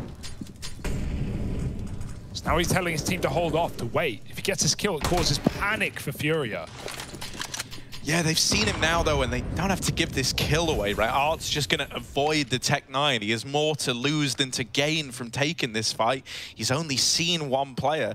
And so for the time being, Art's fully content with just waiting down on B. Now this A utility goes in. You know you've picked the right option by just holding your own on this upper site. Linus will get through, but none of the others can repeat that. Serato and Gary lock in round 15 for Furia. Now 1 away from stealing Nuke from the hands of NIP. Yeah, and that's the weird thing. This almost like, I don't want to say this certainly makes this a 3-map of it, but if Furia win, it should be a 3-map because we saw Gary on Ancient in that opening game for Furia where they took on Entropic, and it wasn't pretty. Gary was like 1-15, man. It was like a rough game, all right. And yeah, you wouldn't expect Furia to be able to repeat this, but this is an incredible comeback on the side. 13-7, bear in mind, was the score for NIP. 8 in a row, and looking for a 9th. Gambit-esque on the CT side. Gary's now gotten confident, and he's got an aggressive. Linus doesn't know just how close he is to death. And these smoke walks have not worked either. Yuri's been on top of them. And so Nip will go behind them. Oh no, Yuri misses that timing. They're in Garage now. He's got to be considering it. And Gary wins his fight on ramp. And the other orb. It's how every round starts. Gary gets one, Art gets one, and Furia disappear into the mist. Hampus may have a backstab. Oh, made you think, made you scared. But can you really drag yourself back into this one? He's faking the upper side through heaven, and his team are walking lower into Art. Hampus has been able to get past the Hell player, but Vinny's still watching for this. Flash goes out, now they know. Vinny nails the shot. Klopsky and Device, while they've gained real estate on B, it's a 2-on-4 needed. Art coming in at ramp with the AWP, and Device has gotten up and past him. Oh! But Artery adjusted. He's dealt with Device, and so Plopsky is now asked to step up. The bomb's not even down yet. He's so worried about repeats, and there it is. As soon as he looks away, Furia close it out. Oh my, from 13-7 all the way to 16-13 for Furia. They're now a map up in this series. And as we get ready to head to Ancient, things are bound to get interesting. Vamos!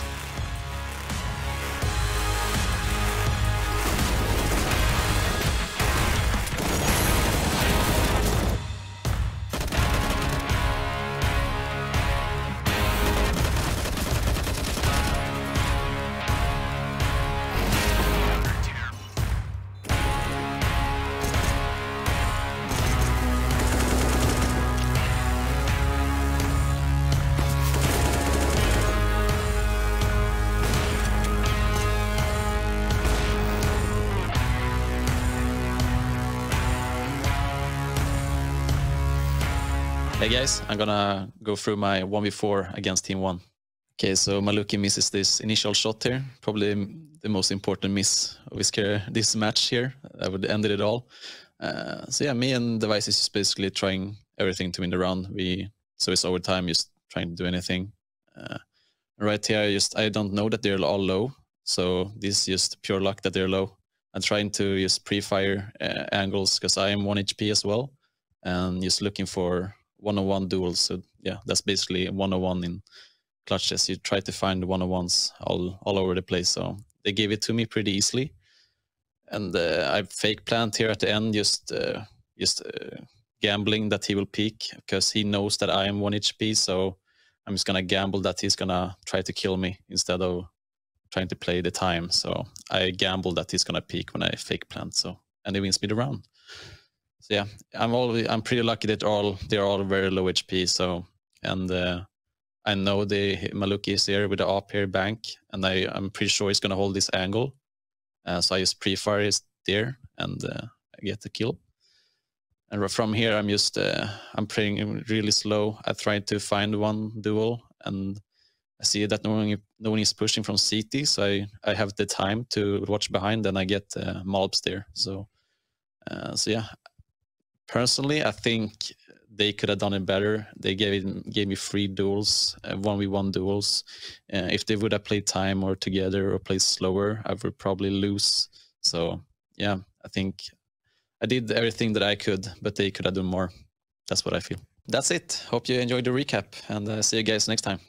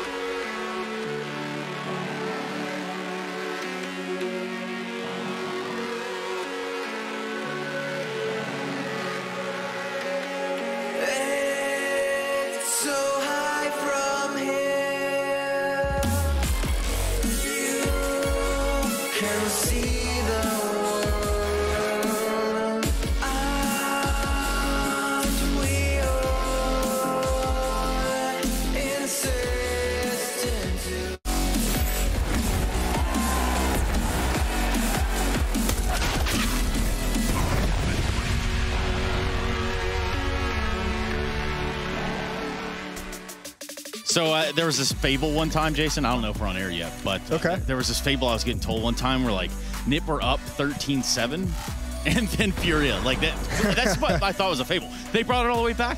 No way. Turns out it's the truth, man. Hey everybody, welcome back to ESL Pro League Season 14. We've just witnessed something quite miraculous right here between Furia and Nip on the first map of the series, Nuke. Going the way of Furia. Are you shocked? Are you stunned, Jason Moses? I am too, just because of like also the fashion of it. Like 9 rounds straight in the second half to close it out for Furia, down 7-13 and bringing it all the way back without dropping another round. That defense became a wall, or the Nip offense stalled out, whichever way you want to look at it. Either way, they didn't know what to do against double up. Once like Gary had that over in ramp room, I actually really liked that with Gary when he just picked up the AWP, grab 1 kill, fall all the way back, just chill. You've done your job, or get 1 kill and drop down down to the lower bomb site. And every time they lost that player, NIP went down to the lower bomb site, Art's somewhere with an AWP to grab one more kill, or Yuri's with the AUG outside just waiting for them to walk into his crosshair. So really, really cool stuff from Furia, and obviously NIP is going to have to relook at that T side. Yeah, we'll run the Yuri highlights for now. I just want to point out, too, because obviously there was a bit of a shotgun situation, Jason. It was a shotgun situation. And it played out quite well within a round. That's just also a testament to Gary. Hey, I'm going to take Ramper. I'm going to hold it with the shotgun. The auto shot, he close. Respect that. But Yuri on a different planet of his own. Yeah, I mean, he was great in this game, 25 and 18. But, I mean, look, we kind of touched on a few of the players that we thought might be able to step up and alleviate some of the pressure of having the stand-in. Yuri had 25 kills. Art had 24 kills. Case Serrato had 21 kills. So great game from a trio of players on the Furia side. Yuri was 6-2 in opening duels. Gary was 3-1. So that AWP doing really well for him on the CT side. Just grab one as they turn the corner. And NIP surprisingly not able to match it. And remember, this was a map coming into this game where NIP had a 100% win rate across 4 maps in the last 3 months, and they just got wrecked. Yeah, that was the one that we were looking at the videos. They're like, okay, wow, well, Furia picks a weird one here. Well, it gets even weirder because you also consider about where we're going, Jason. Yeah. There's Ancient on the cards. And now, I know that a few people are excited about that. I, for one, am pretty happy to sit here and see Ancient played out between these two teams. Yeah, I'm pumped for that as well. Especially because, you know, we kind of said this too. NIP is not like an unobtainable victory for this Furia lineup, even with the stand-in. They have shown some weaknesses, and that's the scary part. Furia now, after that game, you could see how hyped up they got. Obviously, we know Furia love to get up and start shouting.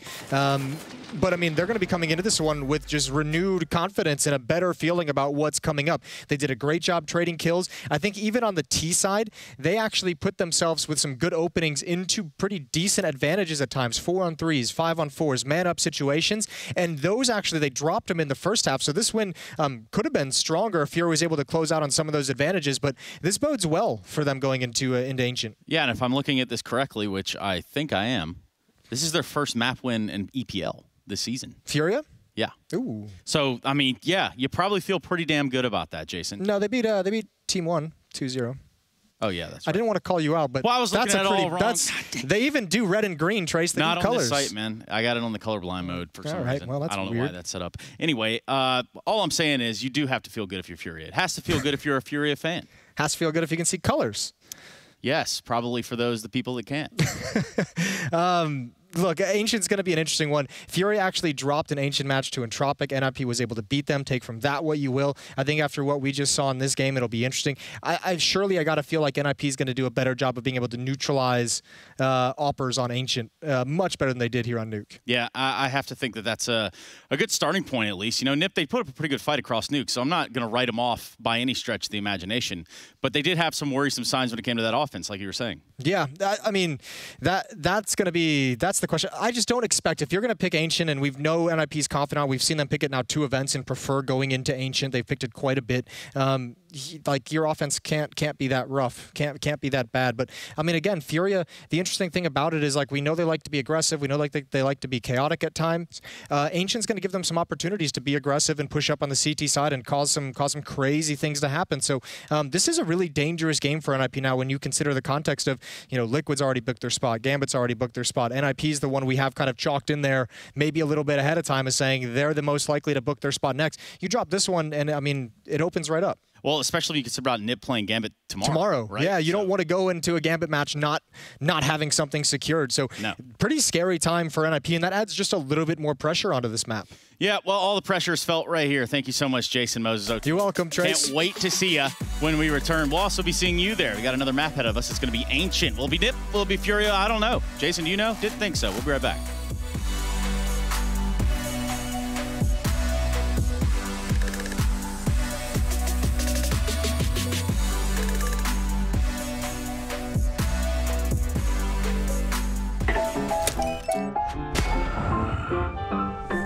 Nice shot, my friend. Cheaters ruining your plays? I have eyes on the enemy. Bad servers stopping your shots? What you need is ESEA. Advanced anti-cheat to stop cheaters. And the best servers around, all with 128 tick rate. ESEA, the best way to play CSGO. Choose nades, choose a smoke, choose a flashbang. Choose team badges to support your favourite CSGO team. Choose an ESEA Premium membership. Choose routes you know bring in wins. Choose pro video tips. Choose the fan club wars. Choose behind the scenes content. Choose good grades. Choose guns you know you can shoot right. Choose bingo. Choose the equipment you know is going to get your team the win thanks to heat maps. Choose the CSGO Hub Premium, the complete package to help you and your squad achieve all your CSGO goals.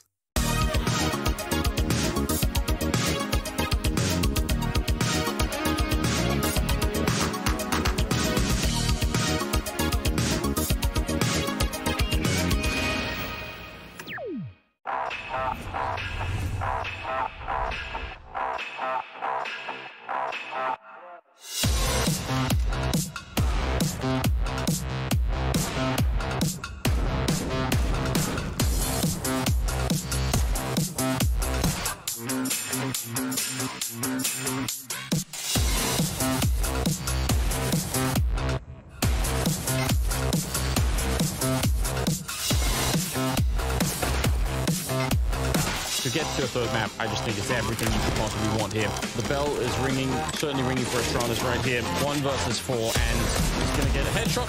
Oh,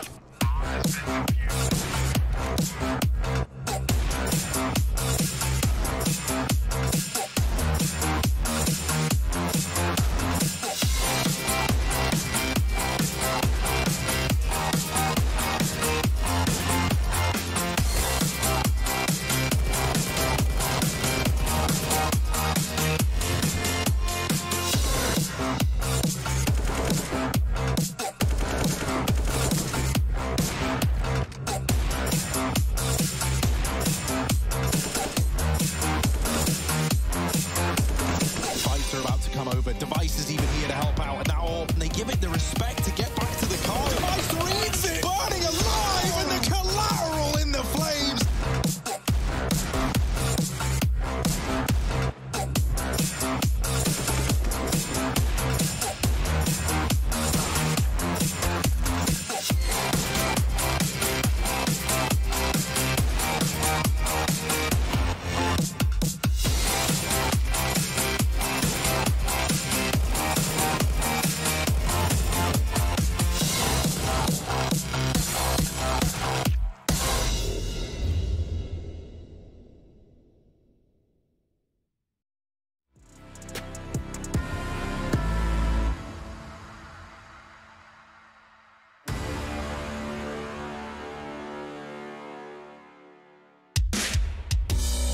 From the back roads to back streets, I see you foes trying to trap me, but I don't run like a track meet, even though I'm #1 like an athlete.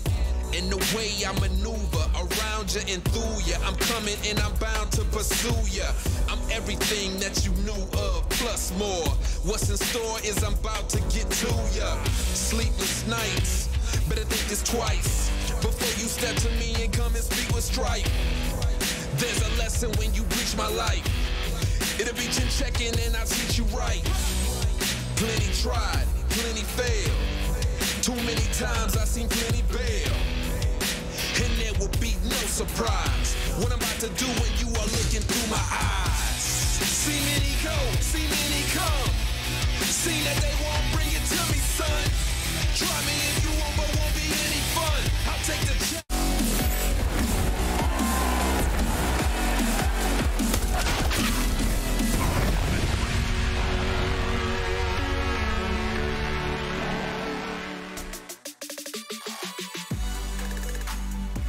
Nine straight rounds in a row for Furia to close. That was on their map pick, but it certainly wasn't expected up against NIP. 13-7 down with Furia on the CT side. And they put it together, man. This double orb of Art and Gary was incredible. Yuri was finding impact. K-Serata was there destroying. And I won't mention Vinny on the CT side, but his T side was sick as well, getting Furia involved. So now NIP have to turn it over. They have to forget about the first, and they have to go into their map pick of Ancient to try and find a win.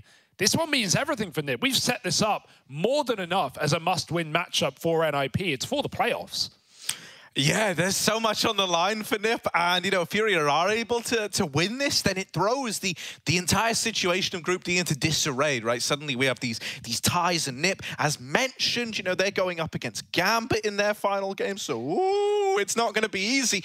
And you made a really, really good comparison looking back at Group C, where FaZe, you know, the thing that stopped them getting to playoffs was it was all on the line in that Na'Vi head-to-head. Yeah, you want to know what's crazy as well? Is it puts us in a world where Entropic legitimately might qualify, because it means, you know, let's just run down the expected trajectory. Say Furia win this series. I still think Nip are favorites, even from this point. I think people are still expecting Nip to come through and win this series. But let's say they don't, okay? Furia's last game is versus Liquid. Again, expecting Liquid to win that match, right? That leaves Entropic with the easiest final day match up against Team 1, who are yet to take a series 0-4. That means Entropic can lock in 2-3 and meet in 2-3, probably Nip and probably Furia. And then we have that crazy head-to-head mathematical breakdown. I can't do all the maths. I can't work it out. It's all depending on so many moving parts. But it means anyone has a chance to get through, presuming Furia win this series. Yeah, it's mental, right? Like the wonderful League Ops team behind the scene, they always keep us like briefed on this stuff, and they'll send it, you know, they'll send us a message like, yeah, we calculated 5,000 different possibilities, and in 300 of those, like, this team can go through. It's mental. There's a lot to consider, but look at this, right? We're getting into this game, Furia versus NIP. It's a little bit of ancient.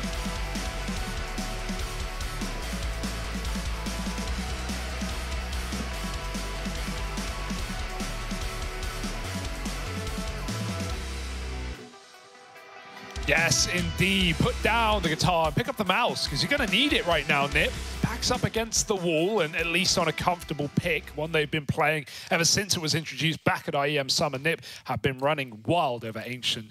Cologne, they played it 4 times, winning it the first 3, and finally losing to VP, who also have been all over this map in their knockout game. That being said, Nip expecting some success here. Furia was slow starters on Ancient the other day, but they actually had a really nice CT side against Entropic, and that's where they begin. So if there was any reason, any way to hope, here's how it would start. Yuri's got the Julies back in Cave, but it's an A play for Nip. One smoke over the top, and here they come. Yeah, Gary's making first contact, trying to draw the attention away from K-Serato, who has opportunities, but Gary steals the kill. K-Serato trying to hide in this smoke. Still alive. They do finally flush him out, but still, rotations have now come in. Rez is very, very deep through Temple, deeper than anyone was ready for. Can he get anything else from this position? Smoke now down, and Furia... they're not convinced. Look at CT. It is the bomb plant over here on this A bomb site. Gary a second. Plopsky on the receiving end. Yuri with the dualies. Now you need to show more than ever why you bought these, and they're dead right away. They're dead right away. Gary's got to win the 1v2. He's got to 4K the pistol if Furia want to win this. He's not ready for the donut player, but it's Linus to close, and NIP win the pistol to open up Ancient. Oh, Pat Linus on the back. He just saved your bacon in that round if you're Nip. 3 massive impact kills. And Rez, that final bullet tap, it's, I think it was Vinny and CT. Last round in the mag, had to hit the headshot. He did. Nip. Yeah, I think the delayed plant made Furia wonder, like, okay, firstly, they're not planting. Are they behind us? Are they waiting on a flank right now? I like the delayed plant, though, for Nip. Right? They just make sure they got the smoke down, they got the kills in, they've got a bit of room, they don't rush it. So pistol round taken. Molly in front of the smoke. I like that as well. Stopping someone from just swinging through the donut smoke. There's still a bit of room to play with there. They take the B lane for free. Furia give it away, but they stack up in the B bomb site instead. That's where Nip eventually want to end up. Don't know why the Zeus is on the FAMAS player, of all people. But I don't think it will come into contact. I never know what, you know, they buy Zeuses a lot. And just have one, like... They're doing a bit of trolling. Oh, wow, okay, Serato opens up with the one big gun here. And even then, it's a small big gun, but here's the push up in a B. Oh, the force by win might come through. Only Linus left. This is about to be a flawless force by for Furia. Linus left mid. There's guns to be retrieved. There's weapons to be picked up. Those are the same thing. Yeah. And Linus has got to do the impossible. The shoot is to Looty, exactly. Now, mate, a 5 alive round would be fantastic. Even all these guns, getting a Galil as well. Linus, can he break through? They kind of left Art on his own. They said, yeah, mate, have fun, good luck. We got the bomb, we got 20 seconds. We just want to win the round, so don't give him any way back in. And yeah, Linus, you're just not going to get given the kills, and I think at this point he realizes that they are all so far away. And so Furia find their force by nice little gamble stack on B. And they give Nip so much room as well. No one's playing cave. No one's fighting lanes. They go, come on, Nip. Take B. It's empty. We're not here, I promise. And then everyone hiding out. Dark, Pillar, Long, all peeking at the same time. It's a clean all round for Furia. Yeah, I wouldn't be terribly surprised if Furia win out the CT half, but I don't think they can afford to have it be close. Like an 8-7, I don't think that's going to leave you enough room, right? I think I never like talking specifically about how many rounds, but man, I think if you're Furia here, really something like a 10-5 would be needed for you to feel like you could win this in the second half. The T sides we've seen out of Furia have fallen pretty flat here on Ancient. So there is this pressure to perform right now. And hell, winning a force buy is certainly a step in the right direction. We're going to have a force buy backup from NIP, unsurprisingly. But if Furia win this out, they're well on their way to a nice little 3-1 scoreline. No, I definitely agree with your point. You know, you can never count rounds and anything can happen, and force buy wins change everything. But yeah, a clean CT side, even then, makes you worry in the long run. That being said, you got to ask about the mental of Nip, right? The deeper this hole gets dug, you've got to hope Nip have brought a ladder, because spades will just get you deeper.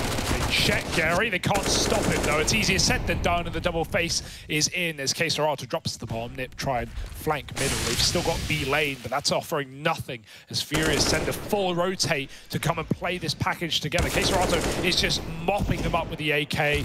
Molotov to give him a bit more space, and is going to take it all away from Device. K-Serato gets a triple kill in the round, and Furia deal with the force, putting Nip on a full eco. I think as well, like one of the reasons why Gary looks so, I was going to say so good, that's maybe overselling it a little. One of the reasons why Gary looks pretty solid in this Furia lineup is, of course, he's terribly well accustomed with how they play, what with being behind them for as long as he has, coaching the boys and helping them come up with their style in the first place.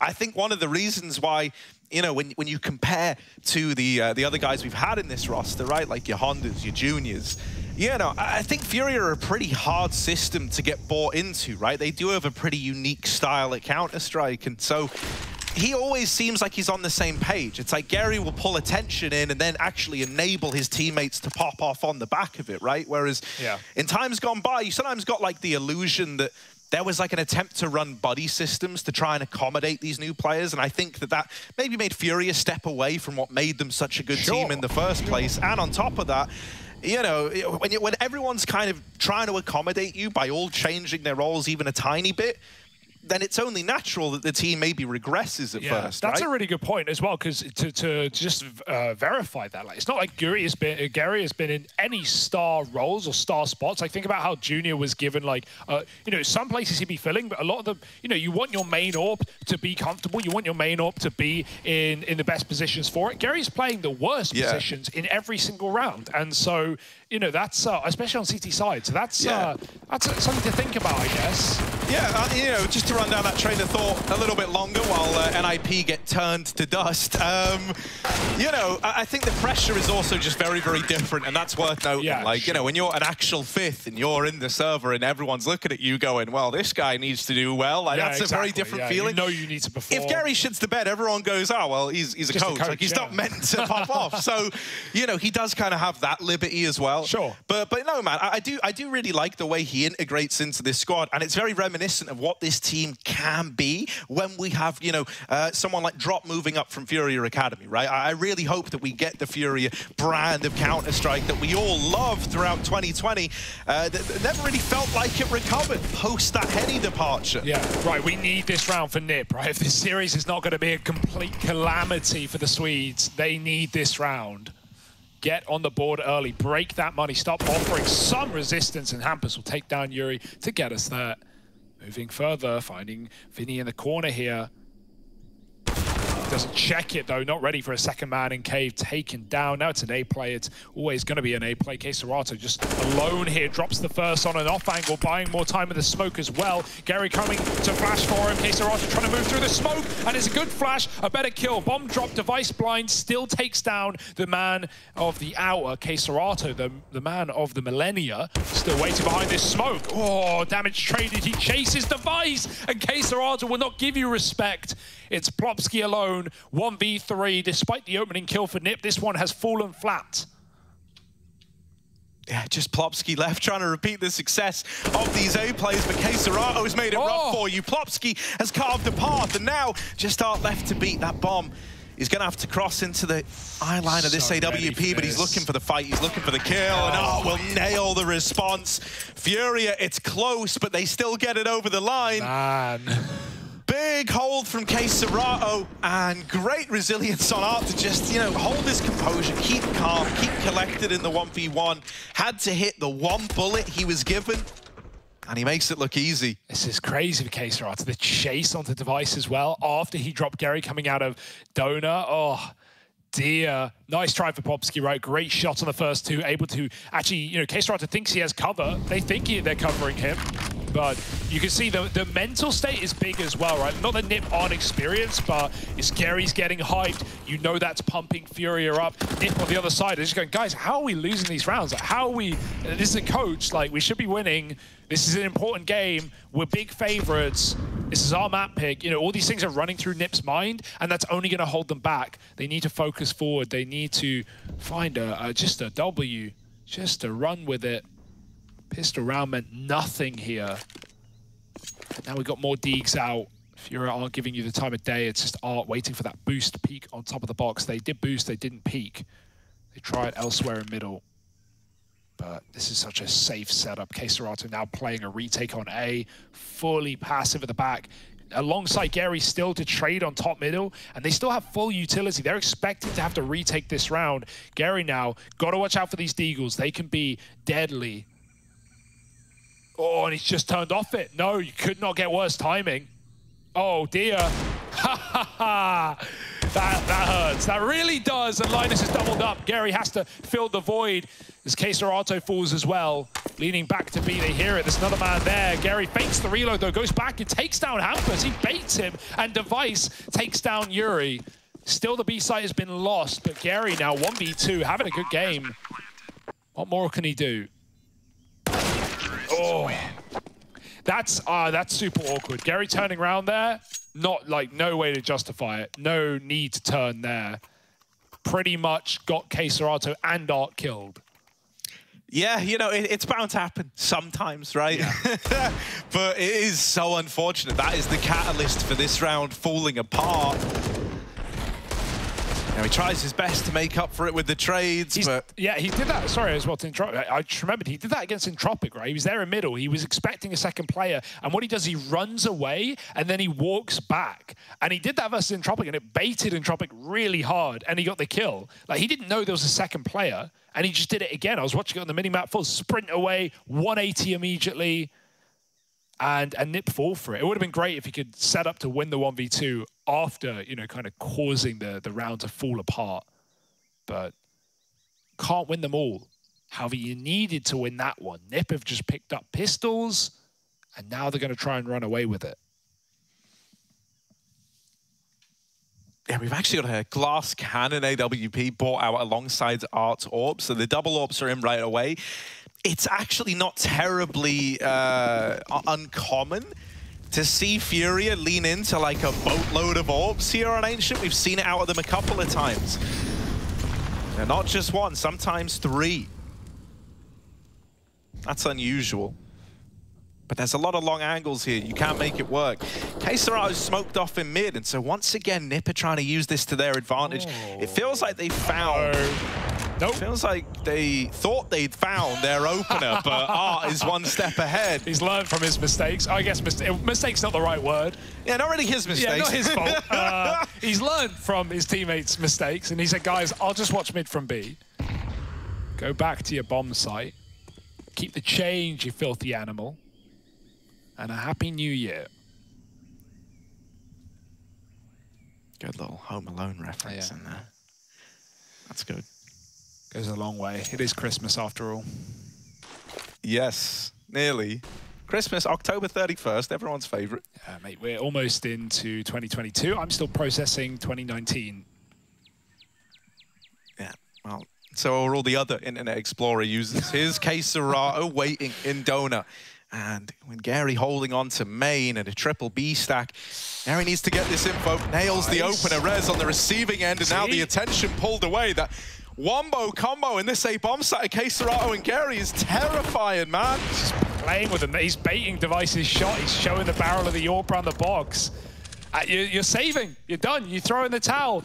Ah! I'm freaking out a little bit here, Harry. This is not supposed to happen. This script has been broken. This is like the equivalent in WWE when The Undertaker just comes in and he just breaks a guy's back. And it's like, wait, I thought you were supposed to lose that fight. Yeah. They're breaking all the rules right now. There's actually a comparison kind of that I got sent. I don't really know a lot about hockey. No. But I think it's a cool sport. It's the one with the ice and the golf clubs that aren't really golf clubs. Nice. It's like when David Ayres, I think is how you would say it, it was like an emergency sub brought in, like the third choice in line. Dude was not even meant to play, and he comes in, he saves 8 goals for the squad. Nice. So yeah, any hockey fans? You know, there you go. That's kind of a parallel you could draw to this, you know, Gary situation. I'm glad we have hockey expert Harry, you know, here to inform us. Look at this execute, though, Nip. This is the first fast round up B with smokes down, or if you're going to have to throw some respect their way, give up the bomb site. Oh, that's the bomb! Oh, dear, it's all gone pear-shaped here. How did the bomb end up there? Why is it not planting the back of pillar? All these questions and none of the answers Device might want to save. Too much time and not enough rhyme, nor reason, and 5 alive. Furia are feeling it. Mate, yeah, no, this is scary. I did say I thought Furia would win out the half, right? I do think that this is a pretty scary situation because the scoreline is only growing. The confidence of Furia is only growing. Nip have only got 2 rounds.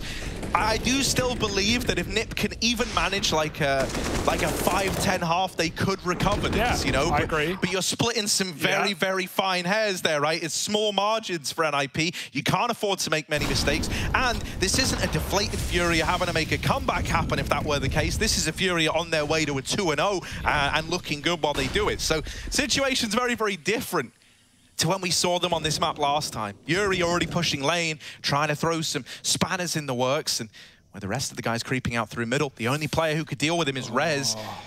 Rez is going to wait in the smoke for it to fade. While this is happening, Art's move to hold on to Red with this AWP. He's always been shutting down these mid-timings. K-Serato's also missed a bit of a timing here. There's a lot of weirdness in this round, a lot of potential for things to go very, very right or very wrong for Furia. Yeah. And the only info they have is that B player. Oh, so that's look, it's completely pulled off. sold it. Yeah, it's going to get smoked off fully. He's locked out now. He's got to tell Gary to go back and watch it. That may have saved his life from this A timing, though. Oh, K-Serато turns around and he finds Linus coming in through main. Now, Nip take the A site, but Furia at least know about it. There's no more questions in this round, apart from Device lurking in the shadows.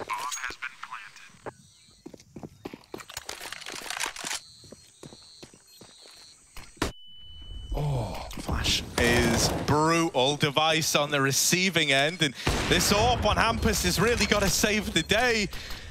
Looking for the main player. K-Serato won't give the kill over. Oh, dead on the swing. Hampus's AWP is making us believe, making it happen.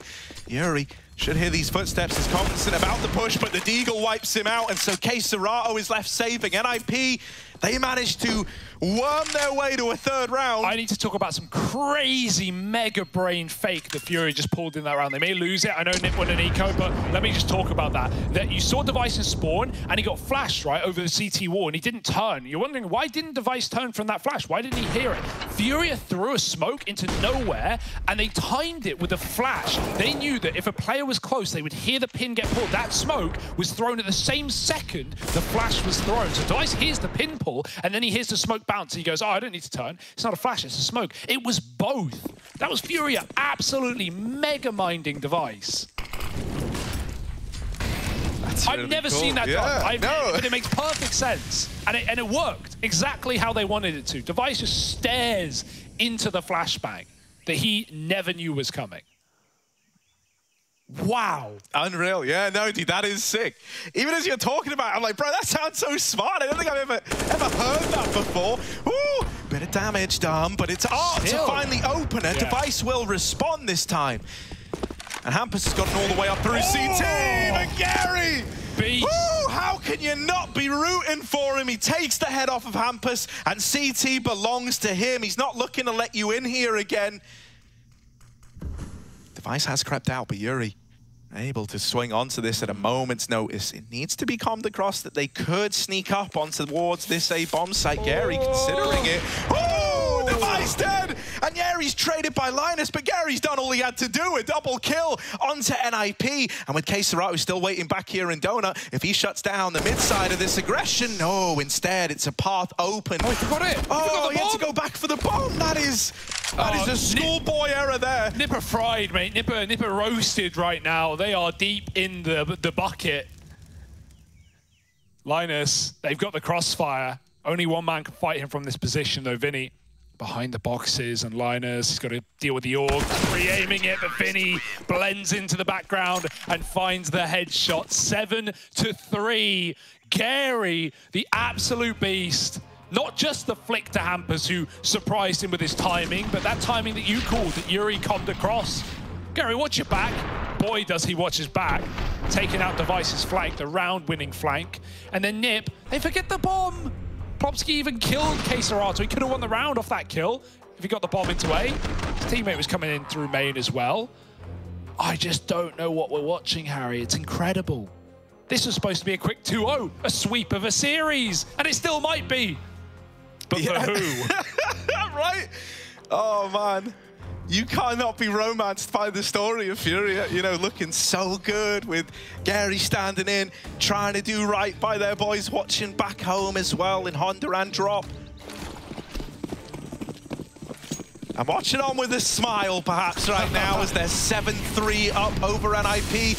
The investment's back in again, a couple of hero rifles, all they're able to muster. They're going to try and take top middle, but this has stopped being kind to them after the one time it worked. Yeah, and that was just a bit of luck, really, going their way. They still feel like they're getting room, and that is true. They're getting room. And this round, actually, Harry, it's not being watched. Art looks back with the UMP. I can safely say all he's going to do is spot and get out of there. He cannot put anything down the line here. It's up to Serato to hold it instead, and he's dead after one. Now Gary with the orb. Art's going to chase them, but what did you expect there? Device almost doubles up, but almost won't cut it. Vinny on one, and Gary hits that A shot on the flank. He's followed up with another. It's only Plopsky. The bomb is loose. Gary, the main orb for the team right now, walks the smoke. He's got the bomb. He's got the backstab. Yes! Gary's got the round. I love this man. I love this guy. How can you not? Gary needs to be a permanent fifth. Yeah. I'm calling it out. Drop to coach. I'm sorry, but it's got to happen. Drop. Yeah. Pick up Gary. 8-3 to Furia, and another pause for NIP. With each round that passes, Nip must be getting in their heads more and more. Yeah, prior to that kill as well, Gary killed the flanker. Look at them. They walk by each other back to back. Masterminded by Gary again. But he's not going to give you a back rub, Plopsky. He's just going to shoot you in it. And, you know, he knows he's winning these rounds. Nip are going, yeah, man, let's just abuse the coach on A. Let's keep going for these A splits. Coach is playing there. Easy does it. And earlier in the map, it was like K-Serato, like, you know, getting baited in by Gary and K-Serato getting multi-kills and stuff. Now it's just Gary and Temple with the AWP, finding kill after kill, round after round. Nip, I want to say go back to B rushes, but it feels all too eventful at this point, all too expected. How the hell do you crack this nut, Harry? A squirrel couldn't even do it. Why should you? This is unreal. I'm lost for words. Yeah. Well, we said Furia needed to have a great CT side showing, and they've certainly delivered there.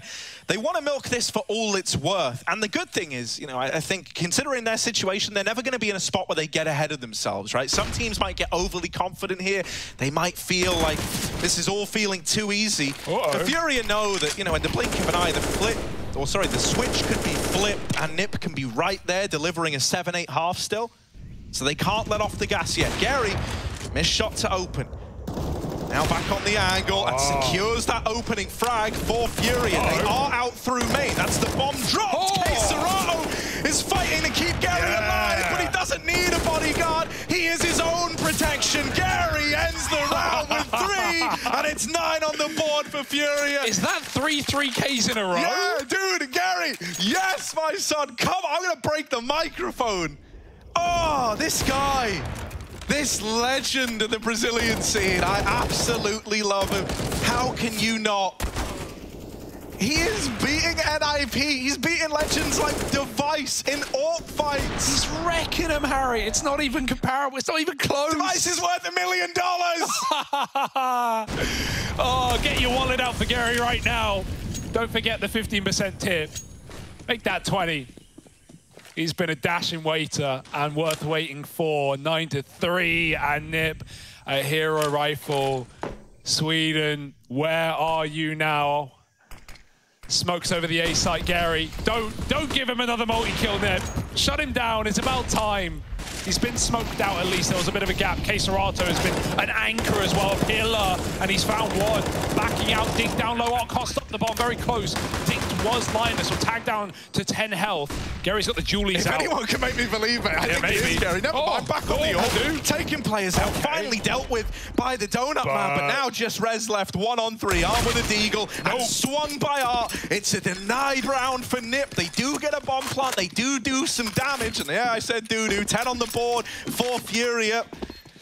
Double digits secured and a 12-3 half. Well, boy, now that would set you up for a 2-0 quite nicely. Yeah, I know this is crazy as well, but like, you know, you can make arguments like, oh yeah, I want the 3 best teams to go through the group. I want Nip, Liquid, Gambit to go through the group. No, blah, blah, blah. I want Gary to go through the group. On top of this, you know, on top of the argument that Gary and playoffs would be just amazing, but also, this is how the group actually gets interesting. This is how it doesn't get decided today, and tomorrow's matches mean so much more if this comes through.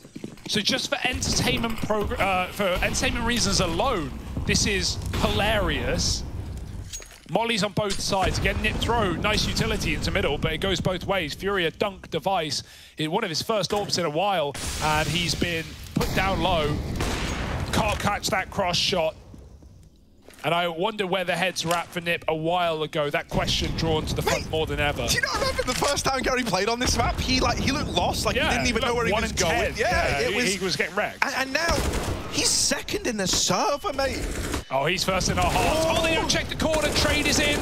Molly's down. Yuri doesn't care. He's standing tall and Art swings the smoke. It's only Rez in cave. Oh my God! They hear the it. volley hits him, dude. Nothing you couldn't can go make right. it up. Nipper thinking like, who's cursed us? They're looking at Hugo. They're thinking, what has he done? What kind of mythical, you know, spell has he cast? And of course, one of the AWPs to close it out this time. Yuri donning it. 11 on the board for Furia. We said that like 10-5 might be recoverable for Nip. If they get 12-3. Oh, I don't know. I think they're done. Go to bed, I think, at that point. Roll over. Is it a dream? Is it a nightmare? I don't really know. It's an out-of-body experience for Nip. And Furia stacking the bodies high. Head in the hands. No more back rubs in. Oh my goodness, just running middle round after round. Nip can't get this donut. Like, that's another thing, right? Think about how Nip's splits have just come through top mid, and we've already talked about how that just hasn't really worked. But we've not seen any donut splits in a while. Nip have tried like 1 or 2, and yeah, okay, you're running into Gary's orb. I always thought B was going to be the game plan for Nip, considering that is the more favored site on this T side at times. We see the difficulty of getting the bomb down on A. You know, obviously you didn't expect this from Gary. Maybe that was why you were trying to take him down in Temple a lot. But man, Nip, they can't break into the B bomb site either. Look at this double setup, layered defense, high and low. And Nip got to dig deep here in the final round of the half. Yeah, they're going to try and... Oh, no! They're running into each other! Okay, the rest of the gang going to try Compy. Right. Vinny and Yuri both here. Art now joining them. They're playing this weird little double angle, and they melt the first man, but a lineup for Rez has suddenly made this doable. Nip trying to get 4, but the 2 most terrifying players still alive in Gary and K-Serato. Made onto the site, only does a little bit of chip damage. K-Serato is all the way through T-spawn as well. It doesn't look like he's had the water bug go against him here, though, because no one is considering this flank. And so Linus is a free kill entirely. That looked dead on for Gary. Had to hit. But he's been CSGO'd, and now Device trying to get this round over the line. K-Serato up through ramp, wanting this 12-3. The molly baits the peak, but Device seals the deal. NIP finished this half with 4. Are we believing in the Nip recovery? Or are Gary and the Furia boys about to 2-0 these legends?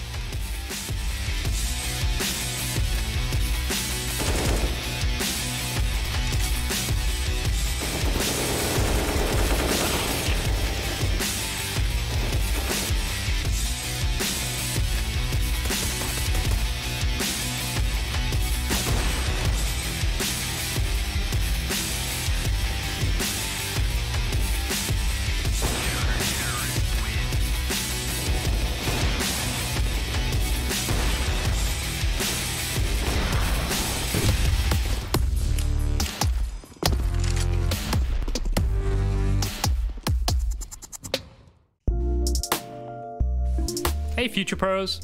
Taking mid as a T can open so many options while playing Ancient. Throwing mid smokes from spawn is quick, but also means you could be locked out if the CT's utility is on point.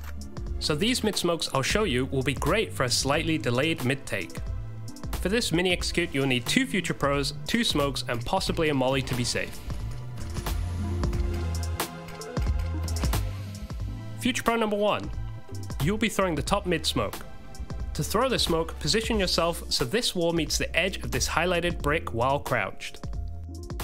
Aim just below this dark spot on the edge of the shadow. Then jump throw the smoke. Not too hard, right?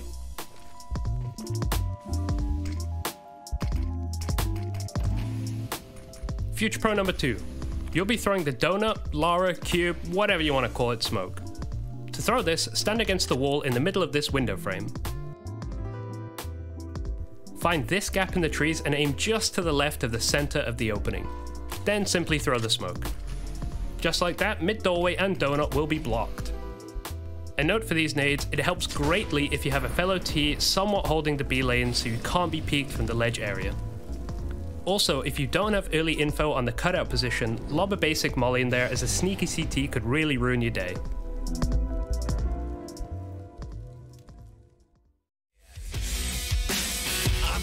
Nightmare.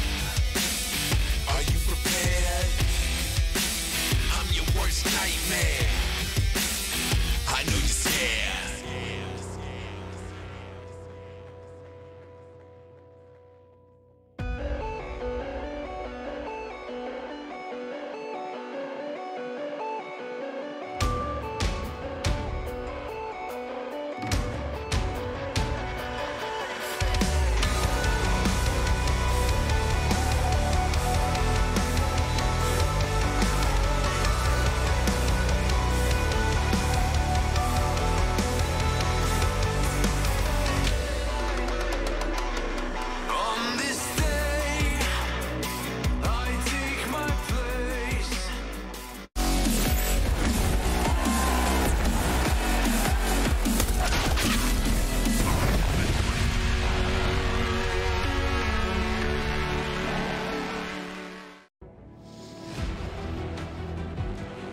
It's the year 2010, and here we are in 1.6, playing it along on Aztec, of course, with one of the best in Brazil, Gary, leading the way. It's like we all expected, Harry. Bro, I am at a loss for words. There is a huge outpouring of love all across the internet tonight for a guy who was not even meant to be in the server, and now turning NIP to mincemeat in what is such an important matchup for them. This was NiP's chance to secure a playoff spot, and Furia might rob them of that opportunity, with Gary delivering a phenomenal performance. Now they move on to the T side. We've seen them struggle here, but a pistol round victory might make those worries disappear. Plopsky up close, dead after one. It's Gary with the trade. Of course it is. It's what he's good for. And he'll plant the bomb as well. This guy does it all. Star player, bomb planter, and now a 4-on-4. Yeah, just trying to get out of there, right? It's a very open plant, very specific plant for Furia. How are they choosing to play around it? It's good for the ramp. Art tucks in the corner. 3 of 4 retaking from the CT side, and they've not got a kit currently. Oh, they do, sorry. Smoke kit on Linus to go down on that bomb. Rez needs to clear a lot of corners. There's no support for Gary here. He's on his own. He needs to stop that bomb. Rez takes him down. They're on the stick. NiP have got the round, and there's nothing Furia can do. Set up very heavy, deep in cave for the flank, and not really there to stop the defuse. It was only Art and Gary tasked with it. Furia will fall short. NiP now believing again. If there was ever a time to take a deep breath and sit up straight, it would be now for NiP. Yeah, something that is a little bit concerning is obviously with how that first half went, they've used a lot of their pauses up, right? So if this ever does start to get out of hand, if this ever does... If it starts. Get a little... Well, yeah, you know, I mean, for example, like if this Hero AK-4 spy round comes through for Furia, you don't have that moment of composure. You don't have many of them. And you need to remain composed at a scoreline like this. Now, we all remember what Zonic said about these 11-4s. But will that go in the favor of Device today?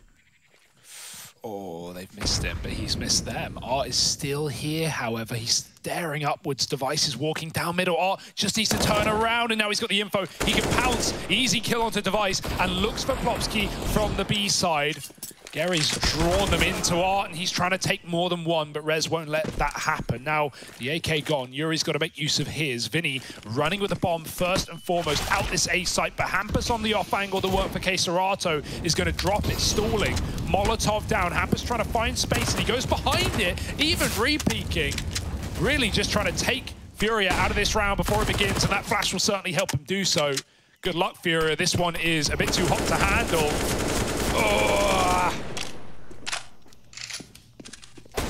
Oh my word, they saw him! Keserato getting it back in with 2-on-3, and with 35 seconds, Furia is still down to Clown. They want to try and get out of there, but the bomb under NiP control. Is this just a save? It's a weird save if that's the case. Gun to mid. Don't like saving a scout no armor. Yeah, he can get an M4 from Device just in front of him. Presuming it's not already been taken, but then you're saving an M4 with no armor, so you probably throw it over, right? Let's see if you can get it. Like a bandit. Yeah, Plopsky did just see the gun disappear, so NiP are looking to hunt this somewhat, but, you know, they also don't want to throw too much away chasing these guns.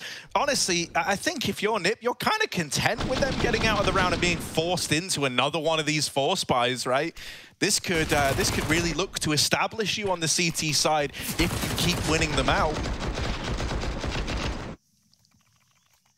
Because, you know, we've actually seen Furia do this a handful of times now in the Pro League, where they'll go for these hero rifle round buys. If they don't pan out, they save them.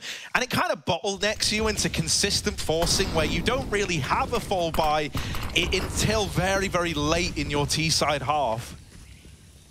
So you're hoping that you can find something in this round with the Galil, M4, and AK combo.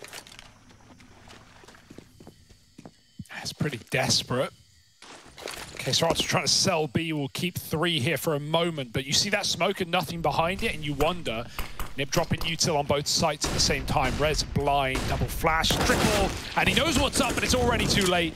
Entry comes in for Vinny's Galil, and he tries to take space towards Temple. Hampus is here to stop him. 2 T's in position. Gary, not been seen. Vinny doesn't let them take down his teammate. The bomb gets planted. Nip getting locked out until that kill comes through for Device, and Yuri decides, does he want to go or stay? Oh, don't dig the hole any deeper. Don't give Nip the way back in. Bomb is open, and time is ticking, and not to Nip's betterment. Yeah, this little boost wombo combo of Art and Yuri could do some serious damage as well. There's just so many players looking at you as you come out of Temple, but Plopsky and Device both get a kill apiece. Now it's the armorless Case Serato left in the clutch. Deeg shot to Device, but they're on the bomb. He's got to spam him out. He's got to find it with a Deagle, and the bomb is stuck by Plopsky, winning the round for NIP. Case Serato can't get it over the line. It's a damn good effort from Furia. And really, you know, I'm kind of wondering if Nip would have ever even gone for that if they weren't given a reason to by those early peaks over in Temple. Yeah, it could have got worse, right? It could have got a 3-on-3 when Yuri goes back in, but yeah, you get that 5-on-3 and you're still hunting for kills. It's confidence for Furia, but it certainly is, you know, tempting fate. And fate bites you back. Yes. Threat getting hyped. They know what this means to them. Nip aren't out, they aren't down yet. We've already talked about the troubles that Fury have had on the T side of this map. You said they needed a strong half. You felt like 11-4 was enough. But without a pistol, and with some forces going astray, it's going to come down to the first rifle round for Furia. Device on the AWP. Didn't get much chance to show it off on the T side. Is still top of his team despite that. We've already seen what these CT orbs can get away with. Fast in middle. Oh my. It's a nice flash from Plopsky, or Hampus rather. We see him do this a fair bit. Bouncing it off the top of the wall so that it pops just out in middle. Now, one man has slipped the net. That man being Case Serato.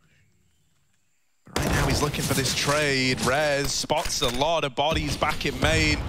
Nades do good damage. Yuri's going to open up. Case Serato wins his fight onto the donut player, and Nip are left rotating in. Now there's not a smoke to cut off this orb with Device fighting ahead. The Molly trying to make him uncomfortable, but he's lining them up and knocking them down. There's Plopsky on the rotate. Nip are up onto 8. And these worries about the Furia T side not looking up to par come seeping back in. This is why we said it was good. They did so well in that first half. Certainly not done. Certainly not done. And Furia finding out the hard way. Nip no better than anyone. You can see everyone's getting hyped now as well. We were seeing the polar opposite in the first half, right? Some dismayed faces.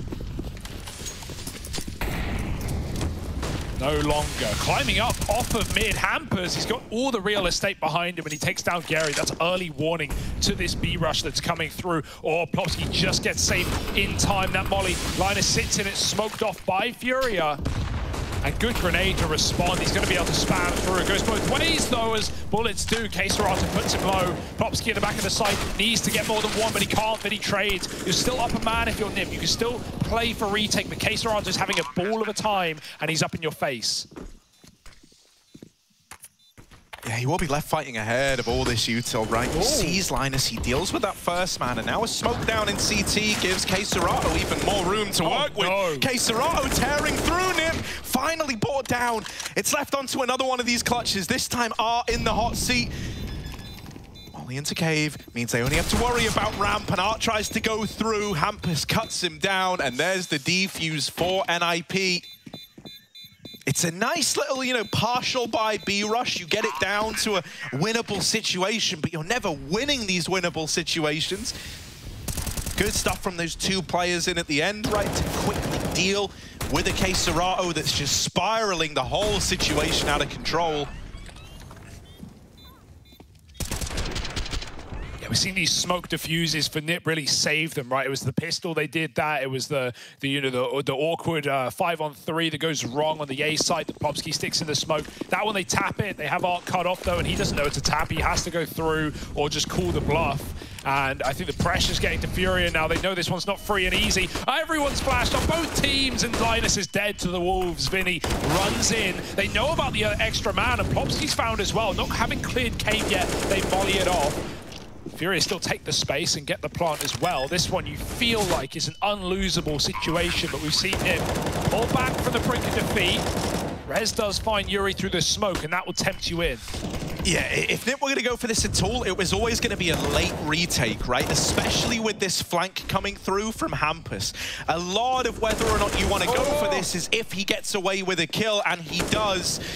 Gary now having to go back to try and deal with him. If Gary wins this fight, Furia could be onto a winner, but instead he's cut down. It could be another one of these turnarounds. Bomb planted for Cave, damage done. They deal with the man out through CT. It's left to Vinny, he's got to win it. They're on the bomb. First man dead, but Hampus is sticking it. Hampus wins it in the smoke. Again! It's another round that looks so winnable, so doable for Furia, but they just can't seem to find him. That one's going to hurt the most as a 5-on-3. That's 2 3-on-5 retakes for NIP, right? That's on both bomb sites they've done that. And this is super impressive for NiP to even be clawing their way back in. Just a couple of fights that they go a different way. If that nade doesn't land, it's all Furia's round. But NiP are feeling it right now. They're building back in. They know they can't afford to lose this game. And now we've just got Furia throwing themselves through smokes, trades left and right, but all to the favor of NiP. What is going on in this game? Vinny, headshot angle, can't find it. Rez downgrading, doing anything he can to replenish ammo. It's gun game. Finally finds a rifle that will suit his needs. 2-on-4, and while NiP have won disadvantageous rounds, this surely can't be one for Furia.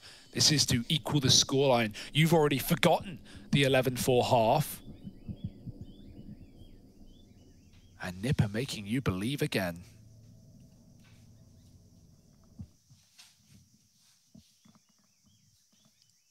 Furia looking like they want to try and late commit B. Now, they've been good at getting these openers, but this time NiP are not looking to fight you.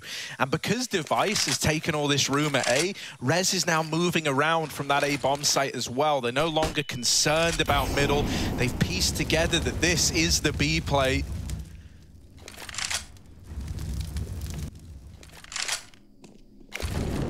Molly in to try and get that bomb across, but Gary's got to run into enemy territory, and there he is, the bomb cut loose. Yuri, while he nails that first shot, he's still got 3 more to try and find. The Molly burns him into that double face, and NIP tie us up at 11-11. Oh, you can feel it catching up on you now, can't you, Furia?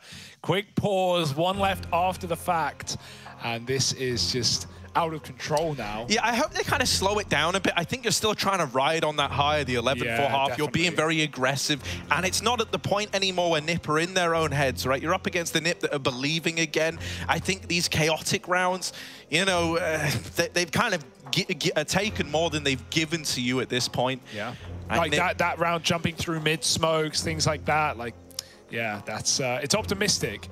You can even tell it when Art's in that 1v2. I mean, it's not a surprising play from Art. You know, the one where he's behind the ramp and Hampus taps the smoke. Obviously, we know it's a fake. Art doesn't, but even in rounds like that, when you're jumping through smokes in 1v2s to try and cool off a plant, even if it's a stick, that player's going to get off to kill you. You know, you can see the pressure on Furia. They know they've had T-side troubles. This map is extremely CT-sided right now, it feels.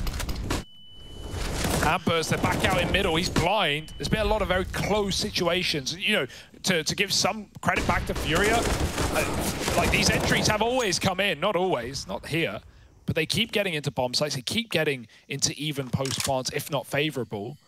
And so that's only inspiring them to continue to play fast. However, NiP taking it low and slow and not getting flustered on the retakes. This one should be easy. They're giving a lot of space at B, but they've got the info. Yeah, NiP are once again just prepared to play retake. I mean, hell, they've won it on 3-on-5. So a 5-on-3, that should be theirs dead to rights. Unless Gary can complicate matters. Little double lineup. Now the boys don't need to overface. They're going to try and tuck in. Gary's still peeking, playing this little off angle, but Device creeping up on his teammate. Yuri's been blindsided. Gary gets 3 of the 5 kills needed to win that one. He tries his damnedest, but it's not enough to stop this this tide of NIP washing over Furia now, 12-11 from an 11-4 half. Oh, you got to give it to Nip, right? This is impeccable. They have not lost around in the CT side. This is hilariously what Furia did to them. If you caught that first map, it was all in the favor of Nip. It was 13-7. They're on T-side nuke. Things were flowing. Things were looking good. And then Furia pulled a 9-round streak on CT side to get us into this weird and wacky position on this second map. Nip have yet to drop around. 8 in this CT side, 9 in a row if you count the last of the half. That's, again, a fast pace, but this time they actually beat Hampus with a flashbang. It's always been the other way around. Smoke to get them out. Donut, and Vinny catches Rez jumping into Temple. Furia, 5-on-3. What could go wrong? Oh. Yeah, right? It should be fine. Yeah. We say tenuously. Linus, oh, there's some damage exchanged both the ways. They can't stop the bomb plant. Gary does get it planted. With Art and Yuri both low, you just cannot afford to overpeak here. Fair enough. Nip will write this one off. They will be prepared to concede 12-12, letting Furia tie this game up. And so finally, you know, it's taken you a long while, but you're able to break this streak. That's a money-based decision, right? Look at Nip's cash. Even though, as I just said, they've won 8 rounds in a row on this CT side, they have not been clean. You know, you're not worrying about that if you're Nip, because, you know, you have just been winning clutch rounds, smoke defuses, disadvantageous retakes, and so of course your money is absolutely trashed. But if you went for this round and you risked it all and you lost it, that would dig you a deep hole. That would give Furia a second win. So this is a right call for Nip to try and keep their guns. And also, it seemed like in that 5-on-3, Furia had made that call, guys, please don't peek. Do not face, do not give away back in. No one was taking fights, which is a very different Furia from what we've seen in some of these T-side rounds. That's 1 round, though, Furia. You still need 4 more. This is your best shot, though, to springboard this back the other way if you're Furia, Money's right? bad. The Nip squad have invested around these saved guns, and so the economic dangers of that last round still very much present here. Same again. If you win this now, if you're Furia, you can look to get to 14 for almost free. This is your chance. K-Serato falling early, you've lost a big player from the get-go. But Nip are panicked because they think it's the same play, right? With K-Serato going for that fast donut, they've actually lent out of B. They're fine to retake, as we've already talked about, but this does mean Furia are going to get a free bomb site and maybe a plant. Unless Linus's molly can put a stop to it, it's too late. Even if it does damage, Gary's off the plant in time. Vinny is in a very precarious position, and he's going to flash forward as the smoke fades. Everyone's blind. That stalls a few seconds, but they've still got his number. They've got him trapped. Flashes from Nip. Vinny with a tap. Oh, he needed a double, though. Linus trades that kill. Now Furia trapped back on the ramp. They're flanking you. He caught them on the push, but he's now turned away. Back on a res, and they know one of these players got to cave. Time is running out. Gary with the first. The double up, and he's secured 13. Such an important round, and Gary is the man to put it on the board. He looks confused. Money of NIP is now broken. Oh no! And so Furia, 14 rounds feels like an inevitability now. 9 rounds in a row, and now it all comes crumbling apart. Gary, he was confused on the cam. He didn't know he got the second use, full blind, and saves the day for Furia. That's so important. Everyone else was, again, trapped behind the ramp smoke, Harry. That smoke came down on the bomb again. I was ready for Nip to come in with a defuse. Instead, Gary saves the day single-handedly. K-Serato does the same to start. It's only USPs, but he's making it clean, not giving any hope to Nip in this round. There never should have been. 14 feels inevitable. How poetic is it that, like, Gary had been pretty quiet coming into this T-side, kind of what we expected, right? It is a difficult map to play on the T-side of. But man, he got that big 3K, like almost maybe could have been, you know, round 3 out of 5. That spurred him on. Well, he was the guy to close out the all-important round to break the money. Now an ace for K-Serato. 31 kills deep. Furia want this victory. NIP, they saved their last of the timeouts to use in case this happened. This is their only chance to put a stop to this, right? The downside to them being on the edge economically is that fear never goes away. You need to win a round to get that out of your mind, and even then, you've got to win it cleanly, right? Furia have got Nip right where they want them. If a round goes in favor of Furia, it is likely the game going with it. But this is the hardest round, right? This is where you have to figure out what the hell do we want to do with it. B rushes, that's been the way in for Fury. That's been how they've been actually getting very close positions, locking in post plants.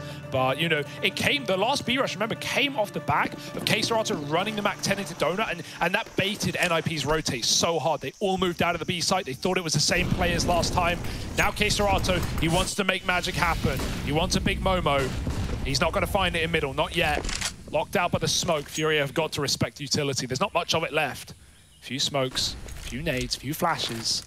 It's Fury with the bank. They run the water though. I wonder if we see Nip adjust off of that info. If they hear it, they likely will almost all the time it comes through. And everyone's running through it. But you don't know which way they're going. Plopsky seems to be aware, but he goes back to cave. Missing the timing as these players come through door. He's aware of the possibility at least. They've got to clear him out. He's tucked in the left corner, anchored down and committed.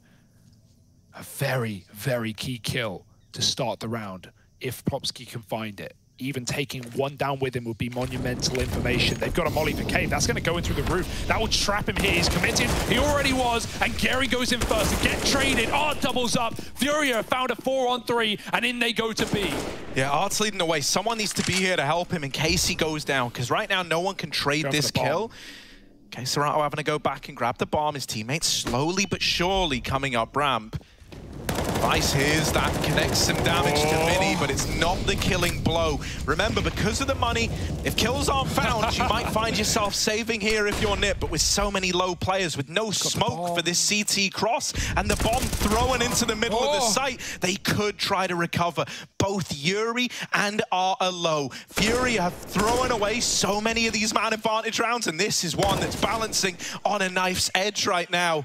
That bomb is a big problem. There's 10 seconds. Someone's got to make the play. And with KSRATO dead, no one else can do it. Yuri falls, and NIP, they narrowly get onto 13. Oh, that's so awkward as well. The bomb goes just a little bit too far. If it was behind pillar, there'd be more cover. Hampus just played him, and he just sat behind that bomb. And at that point, you know, the time was low anyway, as you said, but Furia, even if they wanted to leave, they couldn't. They realized, all right, we've got to play for kills here. Let's wait out this cave, smoke the last forever, replenish, and Furia just get diced up by Rez. Nice round out of Nip, keeping them standing. That means we have, you know, a level-headed, I don't want to say bye, because Nip are still coming down to a clutch, and so they don't have a lot of, you know, residual cash, but it means, you know, Furia aren't broke either. They can fully invest here. They've got a bit more for the last round or the last couple, and Nip have been given another opportunity. You said it yourself, Harry. Furia win that round, it's basically GG. Yeah, you know, if you want to look for silver linings, it's that is still very much the case with that last round coming down to a 1v1, right? And Fury have a lot more money to sustain this. The pressure was always going to be on NIP on the back of how these rounds have gone, and that pressure has not dissipated yet. Yeah, it feels like when Fury get locked out of mid, they just don't go. Like, if they don't get smoked or molly, they'll take it. If they do, they'll give it up completely, and they've done it again. Running back to B, there's 3 CTs here. Hampus can climb up ledge at a moment's notice, and I don't think they realize that Nip are ready to pounce in the cave. Even if you're a run this execute, which they are, they've got to worry about what lurks inside the shadows, not just behind the smoke. Yeah, they're going to get the bomb site for free, and Vinny is holding for this cave wrap round, but not ready for that angle on Plopsky, and Art won't consider the double hold here. He dies to Linus. Now they learn that 2 players were sat in cave. This is your one chance to plant while the smokes are down, so they at least get that locked in. But this 3-on-4, this really decides if this is a Furia victory or not. NIP, they won so many in a row. They won so many man disadvantage retakes. This time they've got the 4-on-3 with Yuri dead to Rez. It's all on KSRATO, and Plopsky finds him. A clean round, a must-win round for NIP. They tie it up at 14-14, and now you can breathe a tiny collective sigh of relief for the Nip squad. Yeah, Nip played that perfectly as well. They had 4 different positions to retake from with 4 up. Device baited out the info by jumping there with the MP9, and then he just hides. He lets Rez walk up, find these angles, and Plopsky even pounces late from cave as well. You even had a guy at ramp if there was a Furia player in position. So Nip planned for everything there. They completely surrounded Furia. No gunfights won. That was almost a 3-on-5 back the other way. And now you're believing again if you're Nip. This has been a roller coaster of emotions for either side, and it's not done yet. Fury are back to B with a vengeance. Yeah, they don't have the bomb though, so hopefully that doesn't cause too many problems, but it definitely will. Not what you want in round 29, I can tell you that We much. saw this on Inferno the other day, but not on 14-14, Harry, not when it actually matters. What the hell do you do here? Yeah, you've got the bomb site, you're replenishing these smokes, but now you're a man down, rotating the bomb in this late. Oh, that's ugly. That really undermines just how good Fury have looked in this series, and it might cost them this match. They don't have a smoke to replenish that CT angle, so they're having to chain together mollies. They burn out Linus. The bomb plant will come through, and Vinny, spammed out eventually by Device. Now we have to see 3-on-4 for Furia. They've had so many chances of defending this bomb site. Can they finally win one of them? Gary's out on an island. It's all about how many can he take with him. Yuri dead. Gary. Oh no, it's Art and Yuri dead. Woo! They're on the bomb. Yuri can't do a thing. He's too far away. While he does get all these kills, the defuse is still NIP's. Woo, that's a sick round out of Nip again. Rez has been the retake king in this map. He's won the clutches for Nip. He's got the multi-kills on this B-bomb site. And so many smoke sticks. I've never seen anything like it. My God, I mean, all you're thinking about there is how do we forget the bomb and how do we not realize before the rush comes in, they were already in the site by the time someone turned around. No chance to call it off. Back to middle, and again, more fast rounds for R. This one won't work. They're stacked up. There's 3 CTs here. It's the end. It's Nip locking them out, sending them to Mirage. You had your chance and you botched it. Yeah, the remaining 3, all that's left to do is to go back towards this B-bomb site. It's not been kind to them. They've been able to get bombs down, but they've not been able to get rounds won. Vinny tagged up on the initial peak. The nade will do a bit of damage, but this could be a nasty lineup for Device. So many players on the other side of this smoke, and even a couple of pot shots through. Should be a kill. There's one. Gary with the turn. But a 2-on-4 for Furia. Even if the script was flipped and they were 4-on-2, I still would find myself being nervous. They're going to try and get really freaky with it. Gary running through the water. I wonder if that's going to prompt the water bug and maybe force some of these rotations out of Nip. See, seeing Vinny there has now really led you down the garden trail, like this being a fake, right? Yeah. And Vinny, if he gets out here, that's definitely the right thing to do. He's going to have to be quick on his feet, because Gary is alone in this A-bomb site. And with him now sneaking, in case there is a player here, well, there wasn't, but now you've given time to Hampus to get set up. 25 seconds, and Gary's waiting for Vinny to move in, to rejoin him. A second man now in CT, this awful Rez, and with no way to block it off, with the bomb now dropped, this is NIP's win. 16-14, the full 30 rounds, and they take us to Mirage. This series is going the distance like we all knew it would.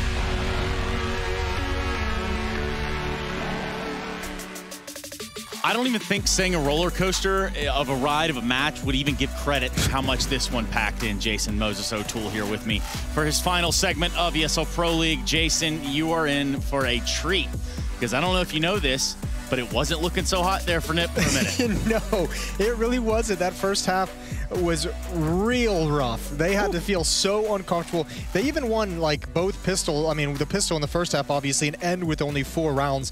That's wild. But when you get to the second half, they had 7 bomb defuses in the entire half. I mean, Furia was doing a great job of getting entries and getting into bomb sites. NIP's retakes were on point this game. Furia's obviously going to have a conversation on how to do post plants on Ancient, or just maybe review what ideas they have at the moment. But especially there were 2 5-on-3s in the post plants that Furia lost in that second half, which just like can't happen. That's the match right there. And as we know, this has huge playoff implications if Furia is to win this. Like that gives them a great chance to get into the playoffs. Well, Jason, before things got so grim and dark in the second half, things were really popping off in the first half. Now, Harry and Hugo said during the broadcast that the whole internet was talking about this gentleman.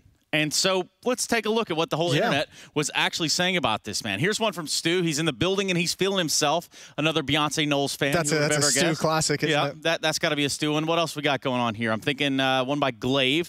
That would have to be the next choice, of course. Eventually, yeah. Maybe. Well, look, I mean, for good reason, too. Like, Gary was just lighting everything up. There's YNK with one as well.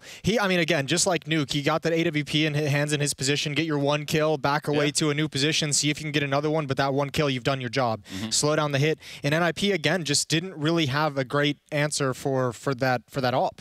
Yeah, and it's a scary time, obviously, if you think about the outcome, the implications. And, you know, Yanko's tweet sums it up right there.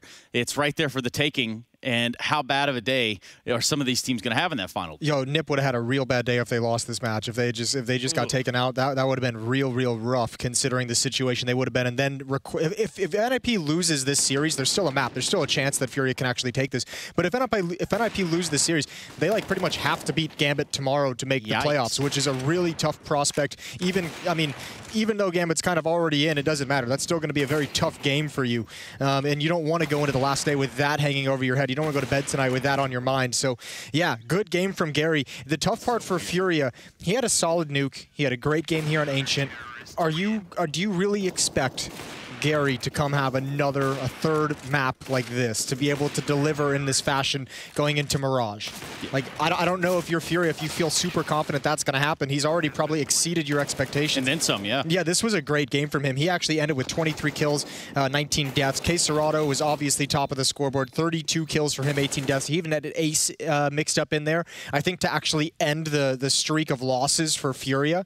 But man, I don't know. It's a rough second half for Furia, losing those 5-on-3s in the post plant, losing so many retakes. You had Nip's economy at a breaking point for like 10 to 12 rounds in this game. Would you say that this matchup here on Ancient, both these teams... 2 smoke diffuses as well. Would you say they learned something about themselves in the process here? I think for Furia, that learning process is probably going to have to come later. For NIP, man, I mean, if you're getting all these retakes going in, you're starting to, I mean, that's going to hype your team up as you go. And for an NIP squad that's still, like, I don't want to say like young in this lineup's lifeline, because they obviously have had some big events and some experiences together, but yeah, a comeback like this is going to be a great thing to bring the team together. Now, Jason, you said before we got started there was absolutely no way, and I mean no way, here we go possible, that Furia was going to come back into this one. But now I put you in the hot seat, Jason, and with zero context, I ask, who's going to win the series? I got to take NIP to win the series. I can't. Okay. I think it would be a cool story. I'd obviously love to see it. It would obviously make tomorrow's matches really exciting if Fury's to take this one. But again, it's like you kind of have to side with the team that is the full team, right? True. And especially after the situation here on Ancient, you have to think that NIP is going to come out just hyped up after that win and just come out real hot in Mirage. Yeah, because we saw the player cams and there were some pretty distraught boo-boo faces in there, Jason. I bet it's been a while since Device felt this kind of hype in a match like that. Yeah, well, the hype doesn't stop there. It stops with us after Mirage. That's where we find ourselves going in third and final map of this series, of the series for Jason. Yeah, so, baby. Make sure you send him all them happy birthday tweets. We'll be right back after this.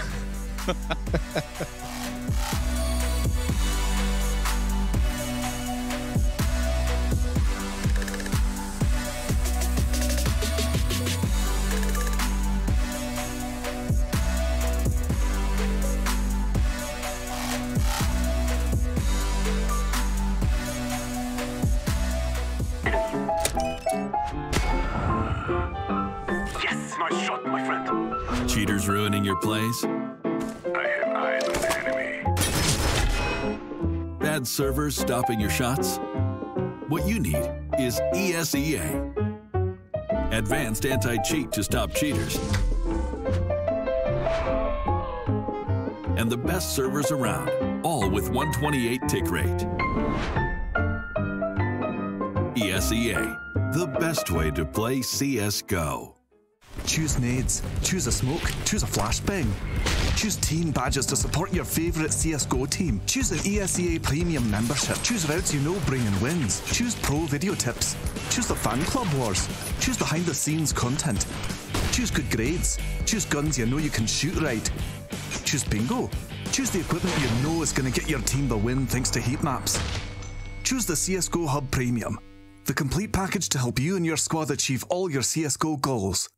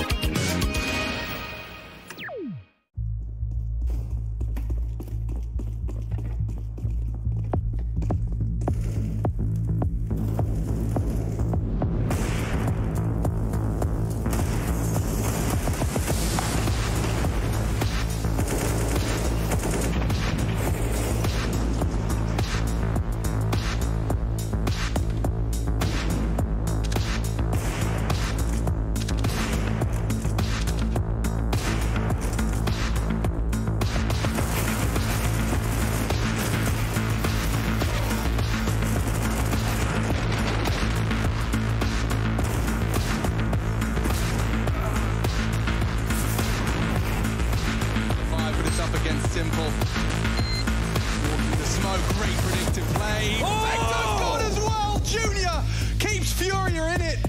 Now Shush inside of the sights towards a teammate towards the back. It's Refresh with an all to do now. Oh, Refresh, that's huge! A 4K out of nowhere, and that is exactly what they needed. It's 15 rounds for Heroic, and Refresh just unleashes.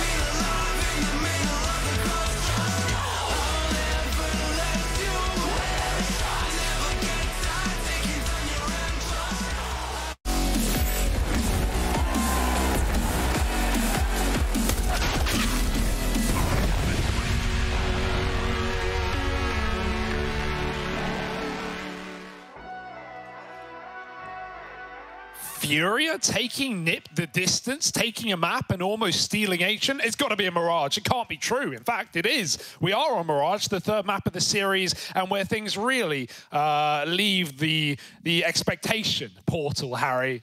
board a trip right now. Book your tickets. I don't know where it's headed. No, dude, no one knows what happens when you go through the expectation portal, right? That's what they say. On the other side, it's just beyond your wildest dreams. And we've ended up going the distance in this Fury and Nip series that, you know, when you were probably looking at it, when you were probably looking and evaluating this one in your head, you were thinking, oh, well, surely that won't amount to much. Well, hell, this has been an incredible series. Both maps going, well, almost the distance, right? Nuke 29 rounds, 30 rounds of Ancient. Now we cleanse our palate with a little bit of Mirage. This game has huge implications for the group. A victory for Nip would solidify the playoffs. If Furia win it, then it's all up in the air.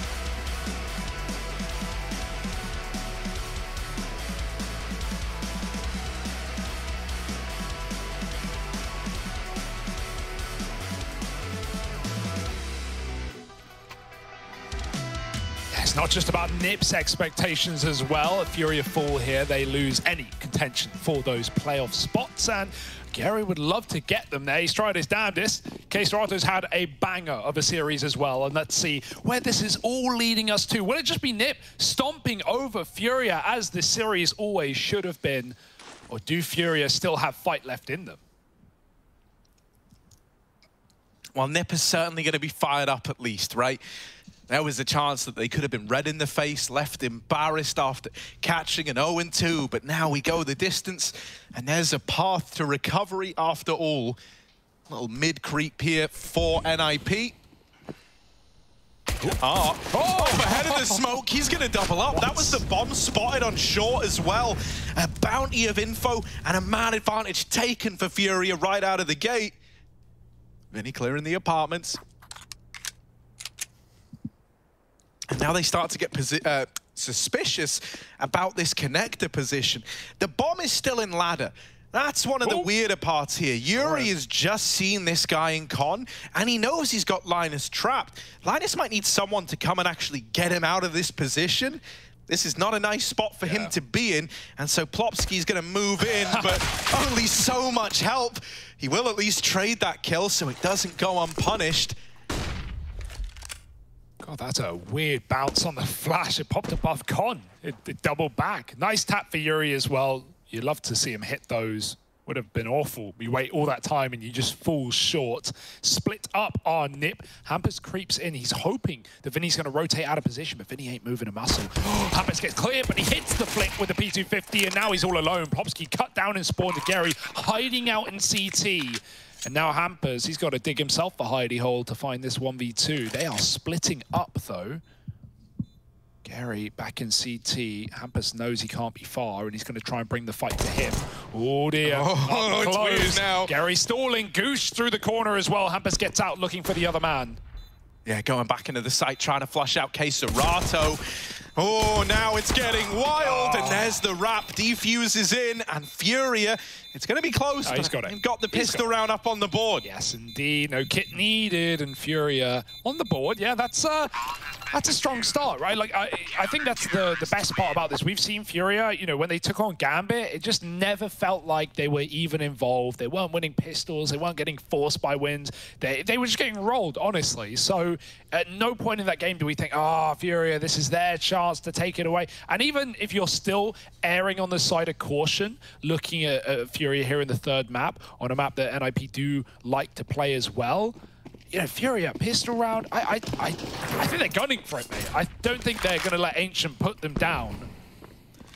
No, I mean, throughout this entire series, you know, you've seen firsthand that Nip are shockingly mortal, right? And that your kind of ragtag squad are able to take him down at every turn. Now, Linus in mid might get you doubting these claims of morality, but Mini will come in with a bit of mortality from the short side, shutting him down in the trade and leaving this open in a 4-on-4. He's peeking back into middle and stripping players away as he does so. But every time Furia takes something, Nipper in with a reply.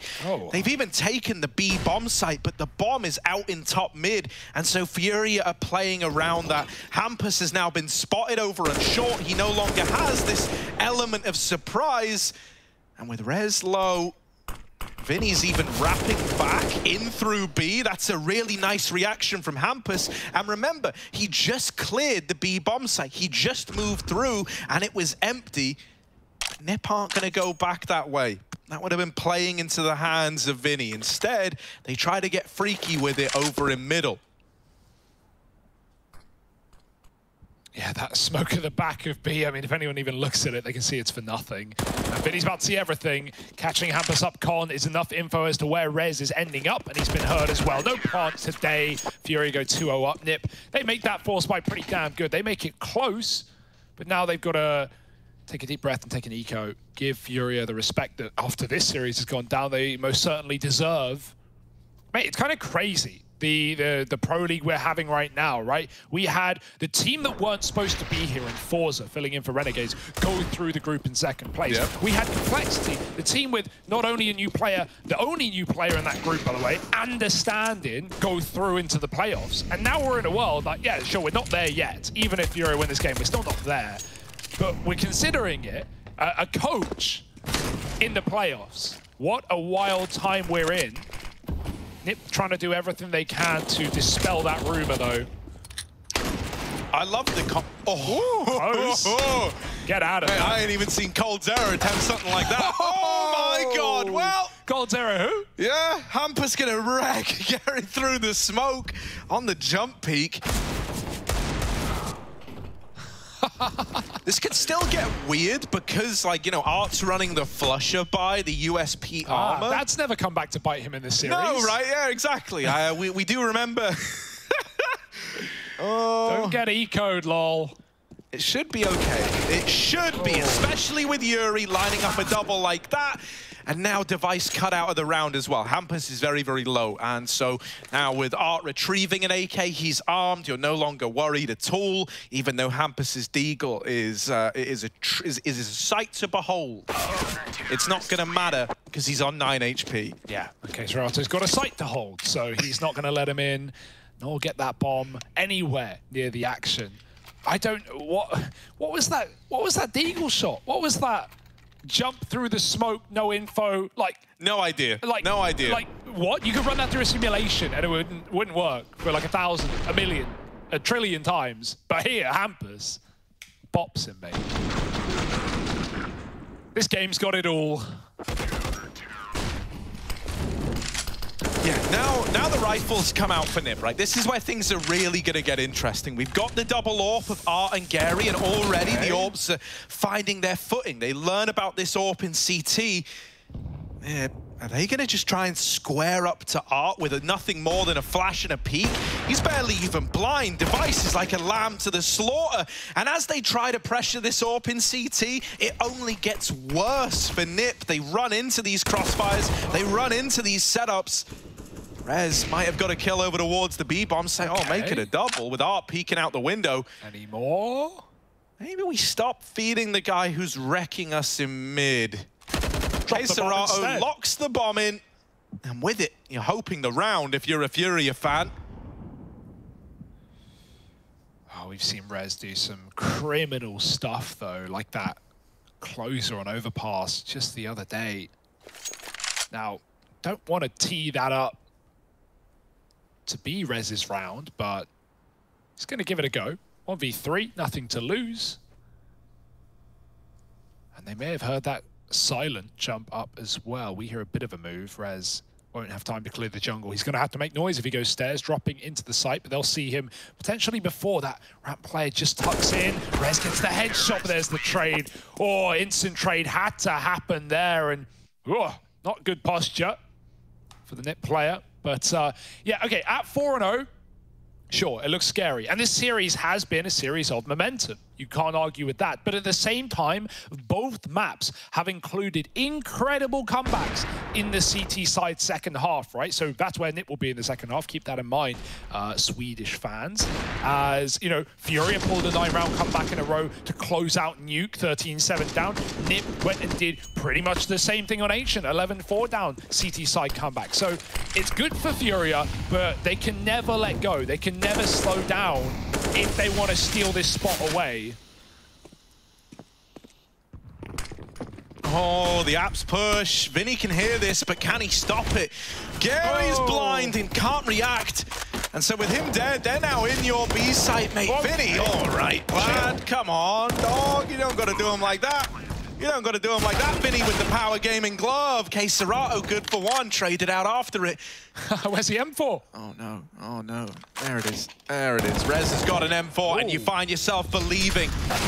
Back at the site, and now all alone, dancing around it, trying to find a way back in, and there's the lineup, but Vinny will trade it out. Oh, my goodness. The power gaming gauntlet beats him down, and it's Furia up onto 5. Boxing his way through NIP. 5-0, this is obscene. Close clutch for Rez. He's had a couple of them now. Oh, 1v2 and 1-on-1. Neither of them converted for Rez.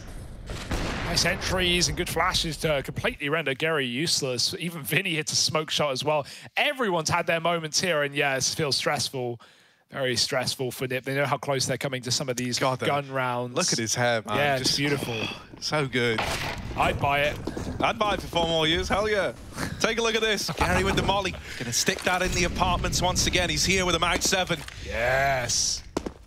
Let the mag flow through you. And they're coming his way. Gary, how many, bud? Oh, he's going to get up close. Oh, they saw him. They know about him. And that flash, he's so blind. Gary, they out dropping onto you. Instead, they're fighting you at range. And Vinny's dead immediately. It feels like the plan is to abuse this B-bomb site, to abuse Gary. Yeah, it worked so well on on Temple, on Ancient. You know, abuse Gary, good strat. Nothing could go wrong. It's going to be a lot harder here, though, especially when he doesn't have that orb. And these flashes are sick for Nip.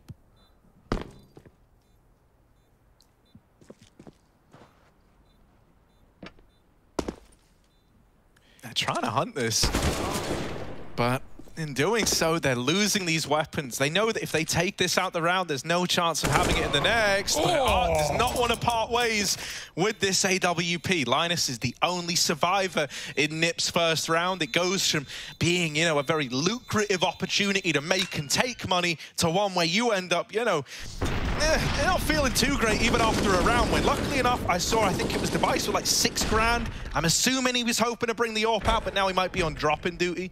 Yeah, I think he is. You know, Gary's going to have to start going full Forrester, I think, at this B-bomb site, right? And that means looking at the ground, reading when the rushes are coming through, and dodging those flashbangs.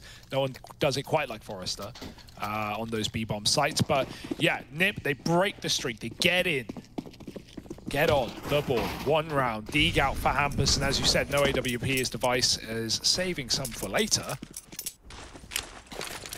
Mid flashes over the tippity top, and Gary tries to get that info. Is that a missed mid smoke, or is that a con smoke gone wrong? Couldn't tell you. It's T smoke, so.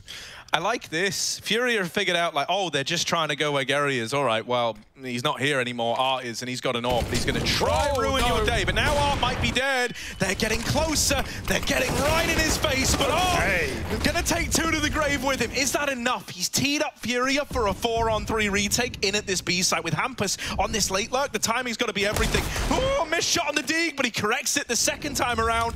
Dig off. Gary versus Hampus. Gary dead to the deagle, and he's having a hell of a game right now. Is Hampus. K Serato suddenly the last guy left alive.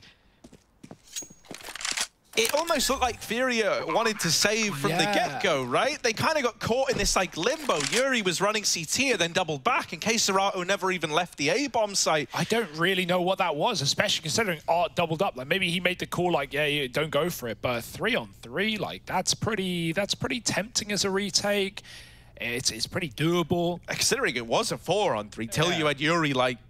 Yuri might not have died if he was running straight to the B bomb site, and considering the flank, you know, he gets a little bit screwed because he's turned back around to go run A. Yeah, I really couldn't tell you what was going on there with Furia's moves, but they're going to just try and get out with a gun, and even that is denied. Now Nip is starting to feel the success again. It's flowing, they're hunting, they're getting guns out, they're keeping Furia's economy and morale low. 2K a player. And so Nip, this is going to be a freebie. You cash a couple of checks, the next one's on me. Art with the Zeus, otherwise uninteresting is this round. Yeah, 6 shots for Art as well, considering he mollied himself. That timing couldn't have been worse. If he stayed on the angle with the AWP, he would have definitely had that opening kill, and that could have been a Fury round. Now they stack B, and Nip, what do? They go A smokes. Keeping it fresh, and because, you know, as much as Art realizes, oh yeah, they're trying to abuse B, Nip realized that Art realized that Nip were trying to abuse B. So where did Nip go? They go A. It's the Mega Brain, the chess match that is Counter-Strike calling. And it's a perfect read. Hampus has walked through the jungle, and he sees the window's not broken either. That, by the way, that's Swedish for jungle. Just in case you're wondering. No, I do love it when whenever you hear Swedes say the letter J, and you know, like the letter yay. Yeah. I was yumping, and it's like I was yumping through the jungle. Oh, you're so sweet. Right, so this is 3 on the board for Nip. There's really not much Furia can say or do about that, what with all of them having USPs and being a B. And even then, Nip is still giving it a look into Hunt. You really don't need to. Yeah. Not that they know that. They haven't seen what's in tow here, but you should be able to figure it out, right? Yeah. It's not these back-to-back 4 spies. Furia might be wild. They ain't that wild. And so, you know, it's all with the goal of bringing out guns in the next. Going to be lacking AWPs. Unicorn round. It's looking like it. Get the horns out. Oh, Let's my ruin. What? The 90 damage Zeus. It's rare to see. It is rare to see. Rarer than a unicorn, yeah, some might say. Absolutely. You know, it's you know, Zeus. You more often see it just go nowhere. You know, you either don't see it at all, or you see it do that. Yeah, you rarely see the 90 damage Zeus, but it does come through. Can't always get them. Sometimes they're built different. Hampus is made as stern as stuff. You think electrocution's gonna stop him? We'll try the lethal injection next time instead. Now they are going back to B. Yes. Okay, but look at Gary's position. I like this. Unlosable, some would say. Well, because you can't get flashed if you're never even looking, you know? Like, if your eyes are closed, how can they flash you, right? Here's the push. Vinny with the first. He's blinded, but he's still putting up numbers. And he's trying to bait them into this little double setup. And him and Scary Gary up on the boost. There's the swing. Good for 1. And Vinny now playing around the van, hoping to make matters complicated. But Yuri's just spammed out res. Never even saw the guy. Suddenly, it's only Hampus left, all alone on the short side. And even though he's given us a great game, asking for a 1v4 out of the lad is certainly a tall order. Tap, tip, tap again, and they're going to double swing. Yuri to close. Precision headshots coming out from him. He saves Vinny's life hiding in that car smoke. Just burst the player above. And that's more of a B solution there for Furia. That would scare Nip away. That's what I was going to say. This must feel so good now because like finally you've said, look, we are working on this. We are coming up with solutions to the B plays and they're able to put a stop to it. Now, will that earn them more respect at B? Will Nip stop going back to it now that they've been repelled on this offensive? Yeah, it's maybe mid-takes, right? Go for more default rounds, see what you can find, see what early kills Furia give you, and then try and solve the problem with that. Furia do have that window control. Art Molly the smoke by the looks of things to get that position. So Nip's smoke has a nice big old gap in it, but he won't stay there forever. Rotating back to A, making a read. Leaving Vinny in the apartments, not Gary. Ooh, the little pixel angle. It's one thing to hold it with an AWP, with a rifle. Anything can go wrong. He might have just spotted that cross, though. Bit of info as the player leaves the apartments. They're completely abandoning mid, even smoking short from the B-bomb site. Nipper waiting for the con smoke as they group up on A. K-Serato grabbing misinformation. Yes, ramp is clear, but for how long? Nipper just getting around the corner. K-Serato going to stick on the angle, but you'd expect a trade here. We know the AUG is good at mowdowns. How's the spacing? The flash, dodge. K-Serato on his own, needs 1. Oh, helps out as well. K-Serato doubles up before he dies, and it's all going fine until Art gets hunted from jungle. Hampus came through connector with a vengeance. Big flank for Hampus, really. Flushing out that ramp player is giving you a lot of room in this site. And now they catch Vinny attempting to leave. Vinny! Yuri rather with the double up. Leaves Gary in the 1v1. Rez still to beat. This guy got signed for a longer contract, but there he is, getting wrecked by Gary in through the CT spawn. He wins a 7th round for Furia. Yeah, clutching v Rez in a 1v1. That is not easy, no, mate. It's not easy. Better players have tried and failed, right? So the fact that he rises to the occasion now shows that Furia are giving this everything they've got. Hey, 4 players of Team 1 can close the clutch to Rez, but Gary on his own. One little coachy boy. Who wins? Well, this game just keeps on giving. I'm never going to assume at any point that NiP are going to give up, that Furia have already closed it, that anything means anything, really. Scorelines aside, numbers to the back of your mind, it's a 30-round game, and sometimes even more. NiP know that better than all. Smoke top con, smoke window, that gives you the mid-control. Furia just have to accept it. There is simply no solution, and they're fine with that. Art, though, cut off as well. And so now you're scared. Now you're wondering, where are they going? Is it this late con lurk from Hampus again? He's been finding a lot of value on these late smoke pushes. NiP aren't even going for the default ramp play that they got mauled on by K-Serato. Instead, they're in Palace, but look who's here. This could get awkward for Art, though. Like, with K-Serato playing this corner, he needs to swing ahead of the contact, or else Art is dead. And K-Serato is left trading. Art's going to get the first. Now the Palace push comes in. And yeah, Art's dead, but K-Serato gives those trades over. You lose Yuri. Now you lose K-Serato as well. It's Gary and Vinny left from this B-bomb site and on for a retake. Holding off jungle for now. The molly doesn't force Gary out of position. Will Hampus clear this? He should. He should. Oh, but Gary wins the fight, and now just Device, 1v2, looking for the man in jungle. Now as his attention drawn away, Vinny is not given the peek over. Device is looking for these kills, and yeah, he's aware of Vinny here. He knows that what's afoot. Looking for the man in jungle, and Gary is not the guy you want to run into. No way. He's won them another round, 8 on the board for Furia now, and both of them coming off the back of Gary. You would have put your money on Device there. He had the info. You both players a lot of money at that. Oh, yeah, true, but it wasn't worth it. Woo, sheesh, dog. Let's not talk about contracts right now before ours gets cut in 2. It's going to be, you know, that was a nice adaptation from NiP, right? You know, they went back to what they did before the almost work that got them in that 1v1. The adaptation was, instead of going heavy ramp where they got mauled, they went double Palace, and they still get mauled, don't they? Even though Linus takes down Art. Oh, another monitor needed, I think. And also, they had double con. So after the first player dies through con, Fury stopped considering it. Yuri looks away, he checks stairs, and that's when Hampus Lake backstab. So NiP just changed the numbers a little bit so that Fury go, oh, it's this play again, but it's not. It's slightly spiced up. Even so, down to a 2-on-2, and Fury win it without dropping a man. This is obscene, Harry. It's unreal, man. It is unreal. I can't stop smiling. My mouth hurts. You didn't think the coach would be the guy getting Device to break his monitor, but... Oh, this is... Yeah. It's feeling like it's out of your hands, but... Oh, don't give Vinny these. Oh, he didn't see. Oh, yes, he did. Vinny sees it all. Phew. That's the gamer gauntlet for you. Yeah. Frictionless on the turn. So now a man down. That's one of the rifles removed as well. They're going to try and put Device up in the window. Yuri shouldn't be able to spot this from short unless he starts to creep forward, but the timing's good on his push down short, and now he's even ready for a bench re-peek. Won't get given that fight, but with Art up here on top ticket, mid is a rough place to be. Con should get denied both from short or from CT. There's just so many people who could put a stop to this. Luckily enough, NiP have hit a good timing, and they're going to walk through their own con smoke.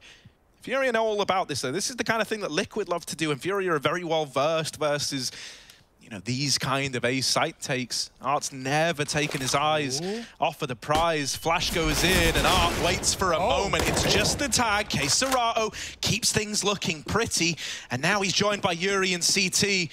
A rough spot gets even scarier. Damage done. Linus with the first, and no attempt at the trade yet from Yuri. He's waiting for that flash. Regains control, and Vinny's there to close it. 9-3 up for Furia. This CT side really starting to find itself now. And Nip are running out of time to give us answers. What's crazy is when we saw Furia last year on this map, where they did play a lot of Mirage back domestically in NA, it was actually their T side that were just rancidly good, right? Like the fast B plays from Art and just everything you can expect from a typical, obviously, you know, pre-Honda, pre-Junior Furia. And, you know, all of that looked lovely. It was their CT sides that were often problems that let them down. It forced Furia to rely on, you know, wacky plays like triple AWPs when they had Henny here, and just silly stuff that sometimes actually worked, but they never seemed comfortable. Right now, they're 9-3 up against Nip on the CT side of Mirage. You know, everyone, even after watching the first two maps, I still think people, you know, I did, Jason did, you probably did, Harry, as well, think that this would still be Nips, that they would still show up in a big way for the third map. They didn't just pull back Ancient to lose, and they still haven't lost, again, but this is more one-sided than I ever could possibly conceive. Topcon smoke, back to what works, or at least what gets you into these 2v2s. Nip need to make this one converted. Yeah, Art can't afford to get hung out to dry again while he's watching Con, right? He needs K-Serato to have his back on the Palace push. K-Serato is playing a very safe angle. Here's the flashes. Art misses the first shot. Now they drop in and they learn about him. Art's dead from Palace. I really don't like these setups on A. It just feels like Art is destined to die with K-Serato not actually, you know, in a good position to cover him. That's a bomb plant, and with it, the round. NIP are on to number 4. Yeah, I mean, they're doing the same thing, but they're switching up how they hold it. Right? Like, Art's position never changes, K-Serato's will, and really, the only thing that ruins that is the flash from Nip. But obviously, you've got to expect flashes to come in. You've got to be ready for that kind of stuff, because, you know, it's an A-explode play with a con split. But yeah, K-Serato, he's doubled up on ramp, he doubled up in Palace in that one round where Art did get, you know, thrown to the wolves before. This time he's in sandwich, and they actually drop into the bomb site off that flash, and then he gets stuck between, well, they've seen me, and they're on Balk, and they're on default, and if I wait, I get double peeked, and if I peek, they're holding me. It's like you can't win at that point. And like you said, yeah, Art's just thrown to the wolves. Yeah, it just feels like, but the only reason I really don't like it is like best case scenario from Art, you get a 1-for-1 and then you're like guaranteed dead, and then you need K-Serato to get another one of these big mow-down plays, or else it's out of your hands. But that's just a minor detail. We'll see if they go back to it. Nip also doing really well on the timings out con, like the, you know, maybe the bulk of the push out A has been lit up, but every time it's Hampus and whoever he's with coming through connector and finding a lot of value, be that jumping over Tetris and killing K-Serato, or, you know, dodging Art's orb shots, easier said than done. You know, a lot of value has come from these con splits, at least for Nip. And so now they're starting to finally feel it, but so is Art. He never stopped feeling it. Hampers, big trade, and he jumps up into the window. Knowing that's the mid player, he goes to take space.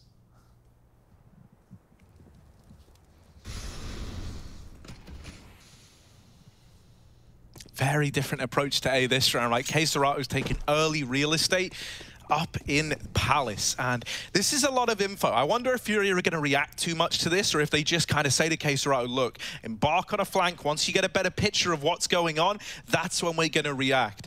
Because he's come all the way through T-spawn. Now, is he going to go clear out ramp, or will he commit to a flank to middle? It looks like it's going to be the former. He's doubling back to make sure ramp is clear.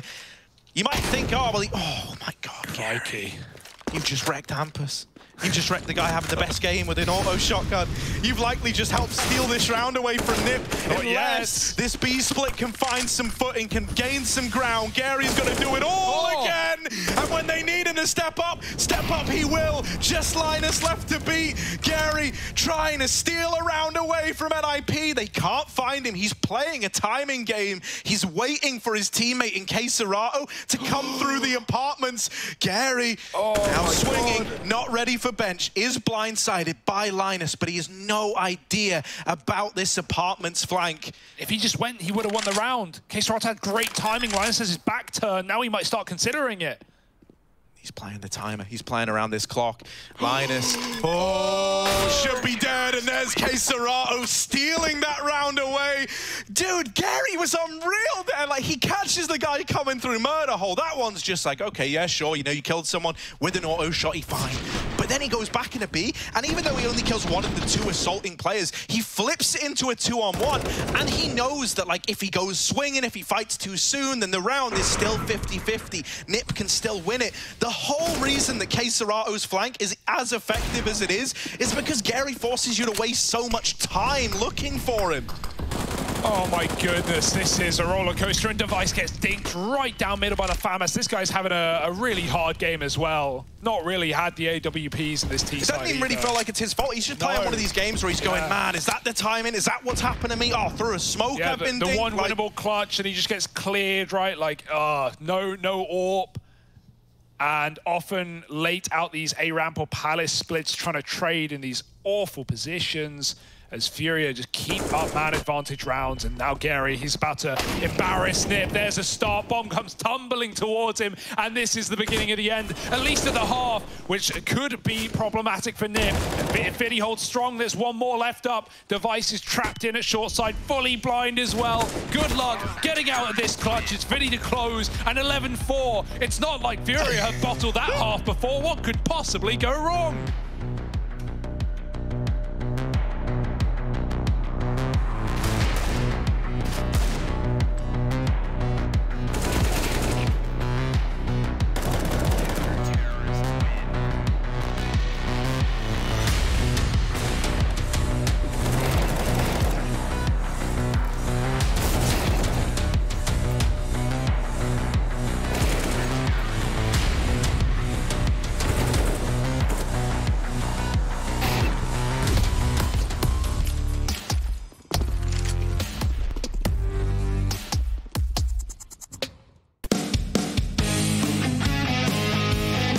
Hey Future Pros, we have another execute for you and your friends to learn. This execute will help when you are taking the B site on Mirage. For this setup, you will need at least 3 Future Pros and 3 smokes and optionally a bunch of flashes. Let's break this down. Future Pro number 1, you'll be throwing one of the arch smokes. To do this, line yourself up with this corner of the cracked stone floor. Aim at the left side of this dark squarish smudge on the wall, then simply jump throw the smoke. Since you threw this from close to mid, I would recommend wrapping around cat to get to B, or maybe holding off rotations in mid. Future Pro number 2, you will throw the other arch smoke. To do this, line up with the middle part of this window. Aim to the sky and position your crosshair so it is in the middle of the antenna and the overhang. Then throw the smoke normally. Future Pro number 3, you will be smoking off the window leading into the B side. To throw the smoke, get yourself into this corner. Aim at the corner of this large tower, then jump throw the smoke. Nice and easy. With all 3 of these smokes thrown, taking the B side should be much easier than it would be without them. To make this even easier on your team, get your players to lob as many flashes as possible over the top of B. And as always, good luck.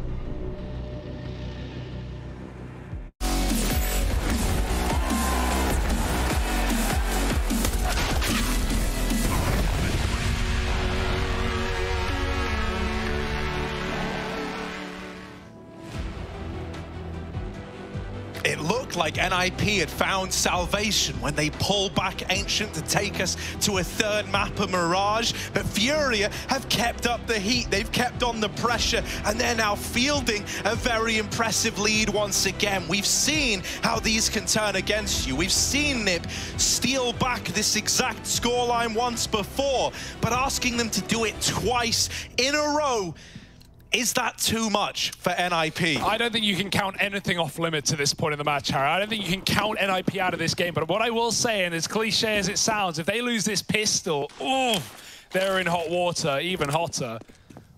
Boiling and brimming out of the bottle. NIP need to hold strong here more than anywhere else in the game.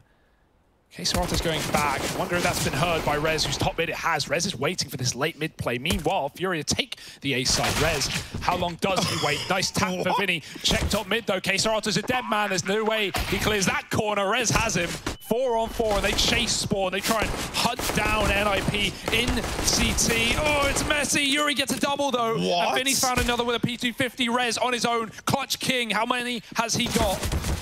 Yeah, 2 out of 5, but he needed all of them. Gary gonna be the man to shut it down, and Furia win this opening pistol. 12-4 now. And you're gonna have some kind of response out of NIP. They're gonna force up into this.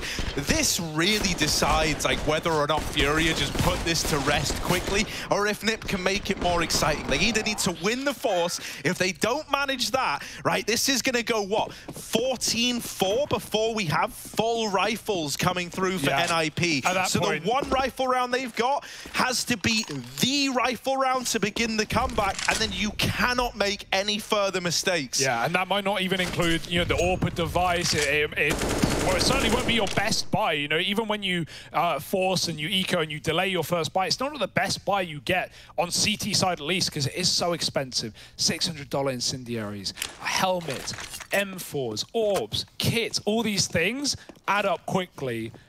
NIP, it might not be down to them, right? They at least had the resurgence on CT Ancient, but that was relied on the pistol round.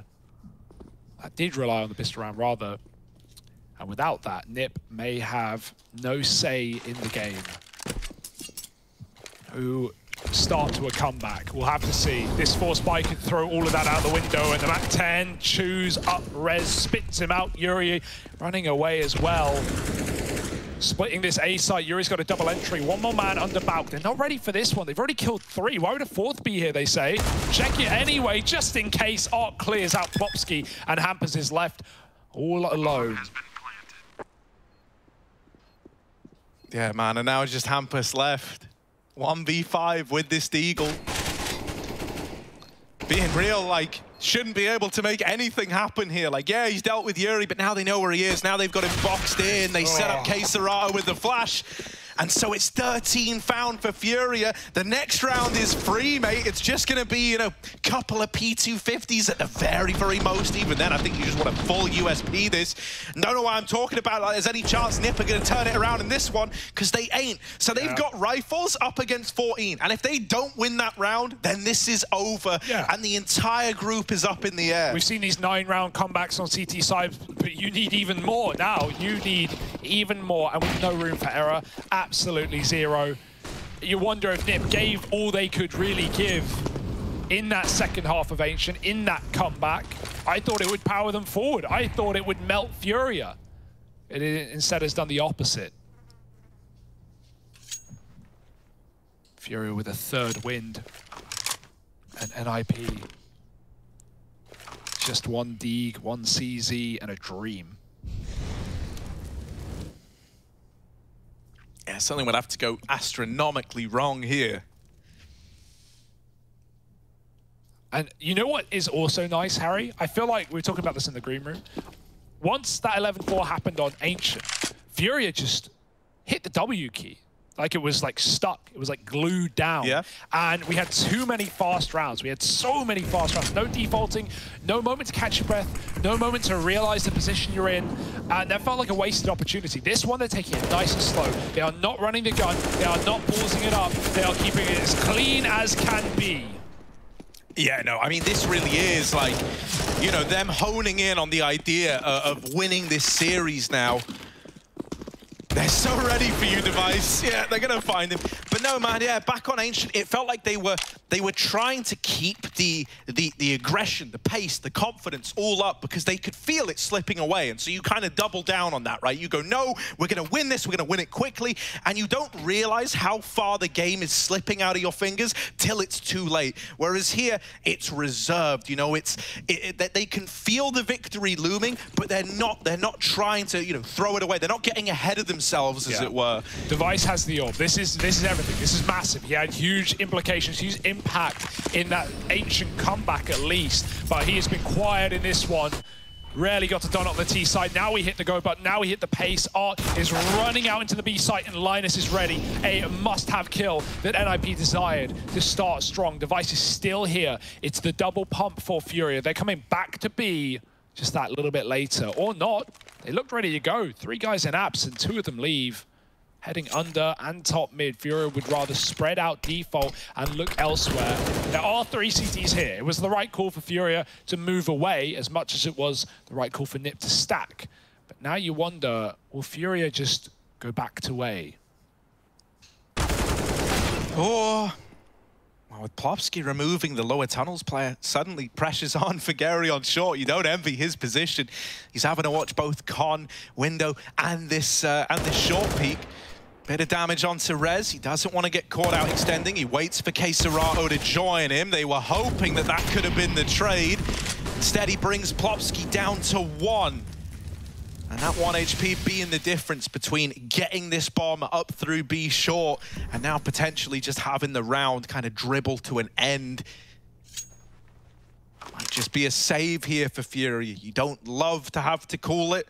You don't want to give Nip flawless rounds. You don't really have any other options. Yeah, you've still got money to rebuy as well, so this save isn't even, you know, that problematic. It's not like you're left in those awkward moments where, you know, you have, we can't even rebuy nades because we have no money left up and our team can't afford either. Vinny might die. He's made noise, but they're not going to throw themselves at him. Nip want guns just as much. And so a stalemate cooled off, a round delayed, and Nip get on the board. Whew. 1 down. 11-4 to go.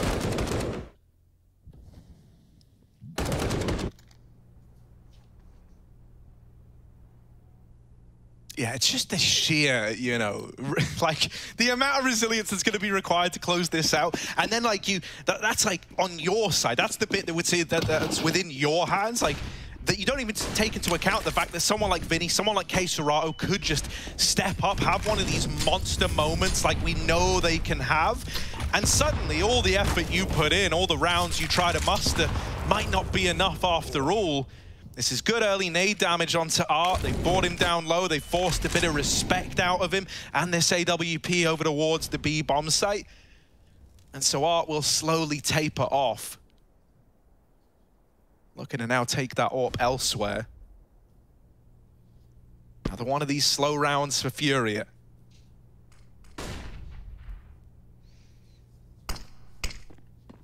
Ooh, Hampus tries to block it, tries to get in the way and steal that mid-info. He smokes connector for his teammate. So do they. Theirs has a gap. Hampus watches that little light, hoping for a window boost. Rez goes through the smoke. Theirs will last longer than his, and Hampus is caught. He almost takes down Gary. Art provides the cover and flashes him into connector. Rez is here. He actually flashes Gary in the process, and he will die to Rez. It's info at least, an info that Vinny capitalizes on. Jumping up the window for the backstab. Device now, he needs to hit some shots. It's all on him. Back is CT. Jump peek. Device hits it. Nails the first. Can't follow up. They're up close on triple when he drops the bomb. Device finally having a round. Finally keeping Nip alive. Up against Furia. Spam from the top of Tetris. Device still has room. He has cover. And he's clicked another out of thin air. Device on for the 4th. And he's got all. Nip, stand strong for now. Yeah, he's just doubled his kill count in that 1 round there. 4 kills for the man. A very quiet first half. A half that, knowing Device is the guy he is, he was not proud of. Well, he had to hold his own here with the AWP. Might have been one of the only times we got to see him use it. If this round was snatched away by Furia, but he gets to hold on to it. He holds on. to this A bomb site, and he keeps this in with a chance of still flipping the other way in regulation. Yeah, you may not typically be like hyping up a scoreline like this as a comeback, but if we've learned one thing from today, from this series, from both maps, it's that you can never count either team out on this second half, on this CT side, to be specific. And Device, I mean, it'd be easy to crumble after going 4 and 15, but he hit every shot he had to. And Nip, there's still hope. We've seen what hype can do, how it can carry you through. It's done the same to Furia in this tournament already, and it certainly did for Nip back on Ancient. Slow and steady wins the race, but our Furia, the hare or the tortoise?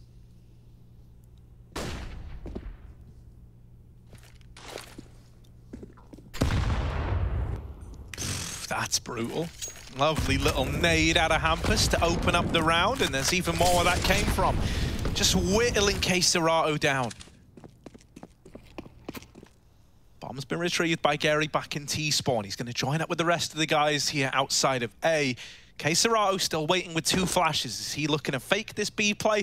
Maybe lob those over the top? No, he's just going to exit safe. Rez and Khan gets the better of Art. And so now they have to group up and just commit to this A hit with no utility outside of flashbangs. You can't get Device off of any of these angles. You can flash him off for a moment, but that's a little bit of respite in the storm. You're not going to weather it all together. Rez cuts them down from the connector. Hampus swinging to help him out. K-Serato left alive in the 1v4, and with 7 seconds left, he had to run in and die. NIP are on to 7.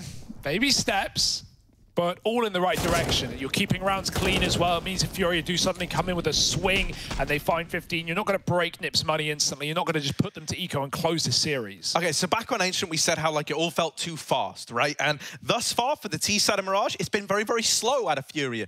I think if you were ever going to look to throw in a fast round, it's in, you know, your next rifle buy, your next go at it. Because unlike on Ancient, where all NIP had seen out of you were fast plays, well, it's the polar opposite now. They've only seen these slow defaults, right? So a chance at a pacey round might catch them off guard, might catch them by surprise. Not a lot of utility getting thrown by Nip early, right? They've held on to the bulk of that because so often these have been late plays. Well, this time, it's not late. This time, it's in your face. Device and Hampus will hold the line.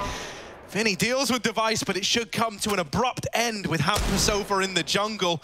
1 HP for Vinny, and dead to the cross. It's Hampus locking it in. Nipper on to 8, and now just 6 between them and tying this game up. These scorelines close quickly. You know, it feels impossible until suddenly it's right in your face, right behind you. Nice shots for Hampus with the A1S as well. Even found the wallbang on the balk. Yeah, that looked scary for a second when Furia drop on down Palace and get guns given immediately. 14-8. You know, with every buy comes an eco following it. Of course, that's if Furia don't get bomb plants. They'll always find a way to make the economy work for them, rather than the other way around. Now going back to B, Harry, you wanted a bit more pace. Well, this could be exactly what you need, except Art's been shut down going catwalk on a B split, and Hampus with that info alone is aware that this play is coming. He calls it over. Popsky already holding strong, does a thing to Gary, and Yuri with an entry. Linus going up and over. They spam the smoke, but they haven't put a stop to him in the bomb site. Everyone's here. Nipper flooding out right now. Molly onto Linus. He needs to move. He's burning alive, Gary. Everyone's low, and he can't find the kill. Nip have all their forces in the right place. Yuri with a flick, and it's all down to Finny on the truck. They know he's here. Yeah, everyone's low. And it's LNZ Linus to close it out, get that one over the line, and keep this comeback coming in for NIP. Okay. 11-4 was impressive enough to do it twice, and this time from 14-4 down would be the cherry on top for NIP. They're looking to guarantee that playoff spot, something they can still do if they win this series. Yeah, Furia fighting for, you know, to not get eliminated. That is essentially what this game does to them. They still have to play tomorrow, but they have no reason for the match, no way to get back. And so, don't get ahead of yourself, boys, but also don't get behind. Slowing down yet again. 3 rifles, 2 deagles. Furia are towing the line right now. Setting up a window smoke gets your players out under. The A splits, these worked for Nip sometimes, sometimes not, but they at least got very close rounds off of these calls. It often was preceded by a top connector smoke. Instead, they just kill the connector player. That's one way to do it. Hisarato finding that. Oh, the light. I think Hampus saw something. Oh, no! Oh my god, Art with the turn. And it's with the hero AKs, the hero rifles, that Furia are looking to find 15. Device is going to do it again, and this time he's dead after one. Gary is the hard counter to Device on this A bomb site. Now the bomb going down for Linus and Plopsky.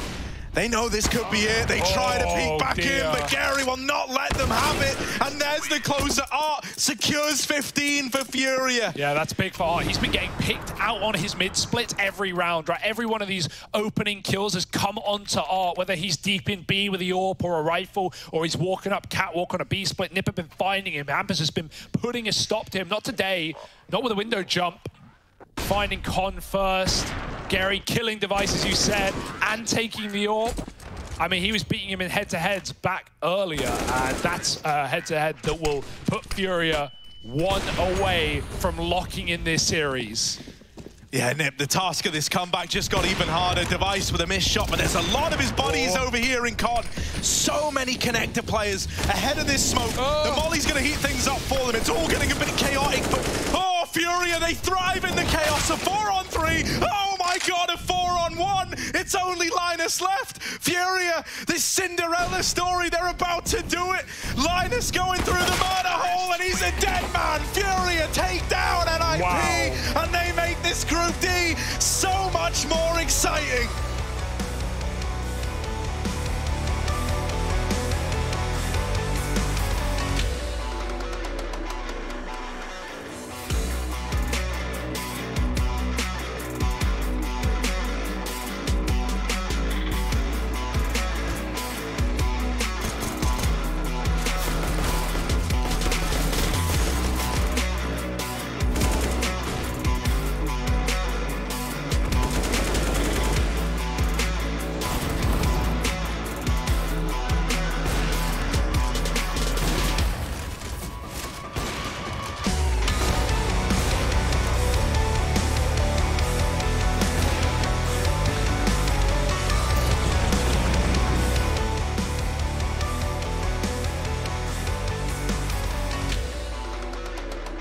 I would say it was more about the changes that we made in the time and how comfortable everybody was playing their own roles, because we just put it like I think it was Junior at the time. He was main helping, so we gave more freedom to Art to do his own play style on the T side, and I think we were just filling the gaps. And as a new team, I don't think we had that much pressure in going to the tournament, so everybody was just like having fun and doing their best. Looking at what we have and what we need, I think is something we constantly do within the team. Experience, for one, is something that we lack a lot, right? I think that one of the major things that are just something that takes time, that is not something you can fix really quickly. I think we definitely have the talent and everything to succeed. But yeah, I would say trust and believe, and having been on a journey together as a team, as we were in Astralis, it is different because you already build a relation to one each other, and you have to have that ultimate trust when you play in a team on the highest level. So those are some of the things we are working outside of the game on, which is mainly some of the things I would say that impacted the performances in Cologne the most. Other than that, I would just say that, as Rez also mentioned, like we were just not there in the two last games, which is something that happens for all competitors. And yeah, I mean, like, I'm not too worried about that. I really think that we are showing a lot of the right things in practices, and we are developing. So with time, I think that we will be even stronger. And right now, we just need to find out which parts of the game, in-game, we excel at, and how we abuse that the most.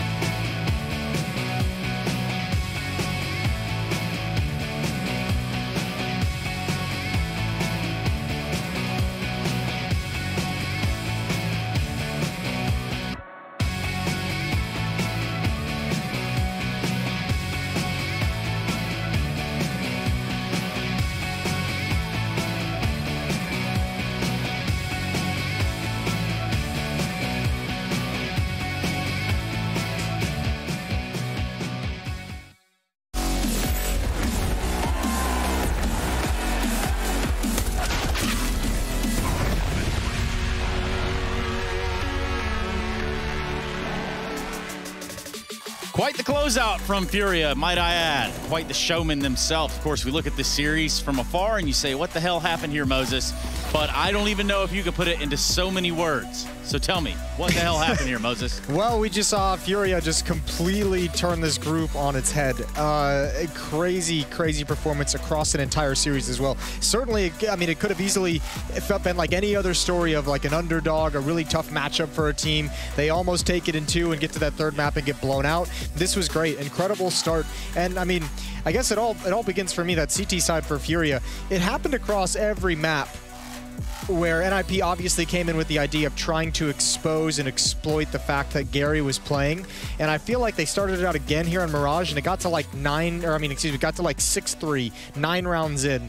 And NIP were like, okay, well, this ain't working. Now we have to go elsewhere. I mean, it's crazy to think how good the CT sides were for Fury on both these previous maps. It's super crazy. Like, it doesn't even equate in my mind quite yet. And that's not just some Southern math. I'm saying this actually doesn't add up. What does it mean for the groups, though, Jason? Well, now it puts NIP no pressure. It puts NIP, I believe, don't quote me on this, it puts NIP in a really tough spot of pretty much having to beat Gambit to make the playoffs, I believe. And that's an odd situation to want to be in if you're NIP, because Furia now holds the tiebreaker. So even if both of them lose, Furia is playing Team Liquid, NIP is playing Gambit. If both of them lose, Furia has the tiebreaker for that 3rd spot, which is brutal. So I mean, essentially, NIP just took a situation where their playoff hopes were in their own hands, and they've just I mean, I guess in theory they haven't handed it over yet because they still have it. They just have to beat Gambit. Yeah, and I mean, if they beat Gambit and Furia beats Team Liquid, it's the same situation. So then we have like a really weird tiebreaker scenario. Super weird. That's part of the list of things. Yeah, that's the list of areas that we don't go to. That's a dark place in the universe. It's a whole different meaning to the word gray area. Of course, Jason, you know, there's a lot of things we could say about the performances from Furia. We could talk all about NIP and, you know, kind of the shortcomings right here. I'd rather talk to Furia. Okay. Because I'm sure that you would as well, right? Is that okay with you? Yeah, that's great. It's your last couple minutes on air. I just want to make sure you're in charge. All right, let's bring Art in. It's time to party. Art, are you there? Yes, hello guys, I'm here. Hey, Art, congratulations. Pretty cool thing you guys did today. Amazing, that was amazing. Unexpected, but amazing. So, yeah, that guy right behind you, though, the whole internet's talking about Gary. What is it like, just comms? Just tell me about playing alongside your teammate and Gary. It's hard to say because I felt that Nip was exploring his sides, but today he was not missing shots. He was well positioned every round. So that's very nice to have Gary because he adds a lot with the emotions in the game, and that means a lot to us. And he can have a lot of responsibility in game where he can just say that he's fine, he can hold the site, and we don't have to worry about him so much. Like, hold this auto shotgun, homie. Or the AWP. Man was on fire with everything today. He was looking good. I was dropping AWP for him. Wild scene. It's a good result. So I mean, that's why you won. It's all you. Talk to us. What were the thoughts going after Ancient? You guys, I mean, it felt like after that first half, you guys were going to have a commanding lead and be able to march away from that one. You guys had a really rough T side. You lost a couple 5-on-3s in post plants. Lost a lot of retakes in IP. Was that a tough win to get over before you, like between maps, before getting to Mirage? Ancient, I felt we had the game. We have the control of the game, but we just kept missing the opportunities to close the game. Where I think we lost like 5v3, 4v3 again, and we lost again, I think like 5v4 or something like that. So we just had a lot of opportunities, and we felt that we had the game in our hands. But after we lost that, we just felt that we won that map, and we were playing the second one because we just felt that we won.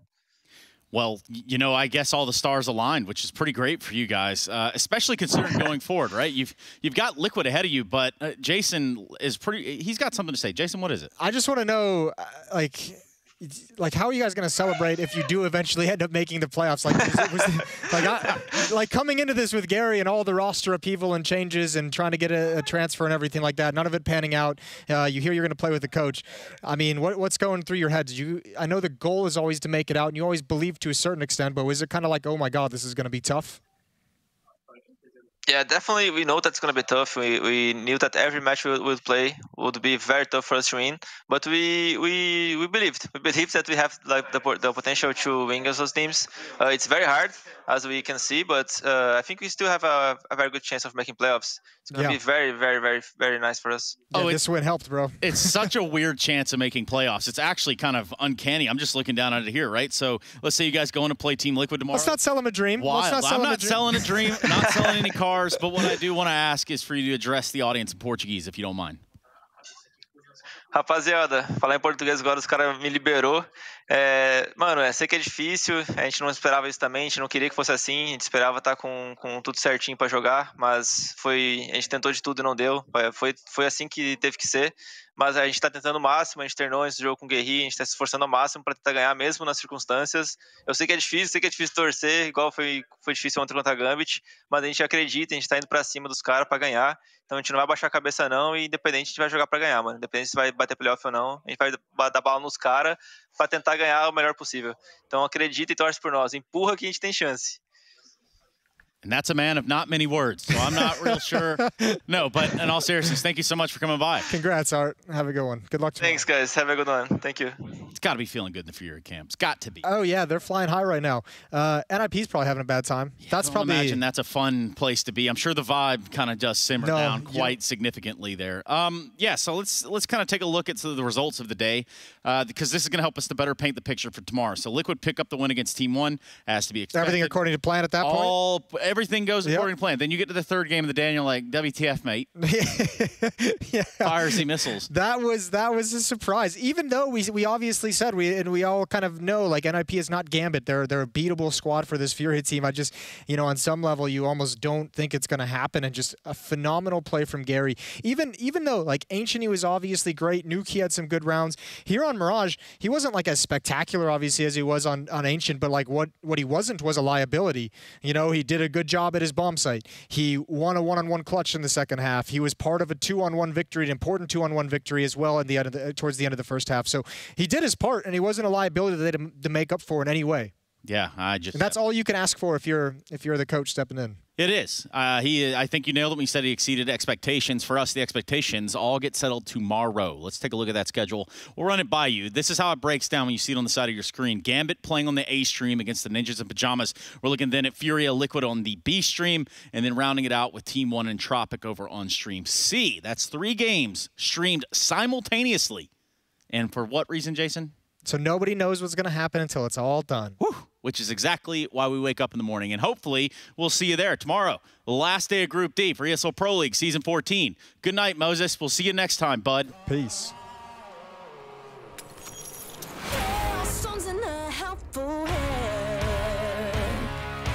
Broken bones and a bloodstained flag.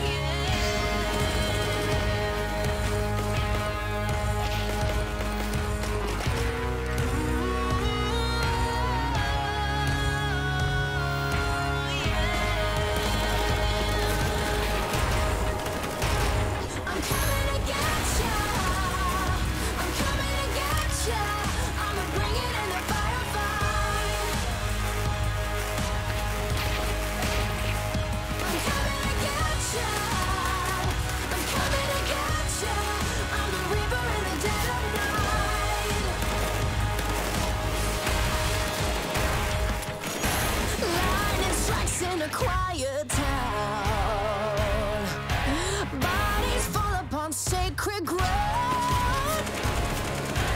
Burn a flag and a king is crowned.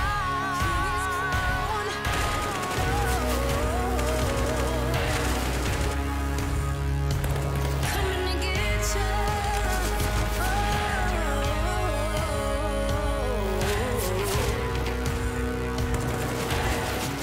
I'm coming.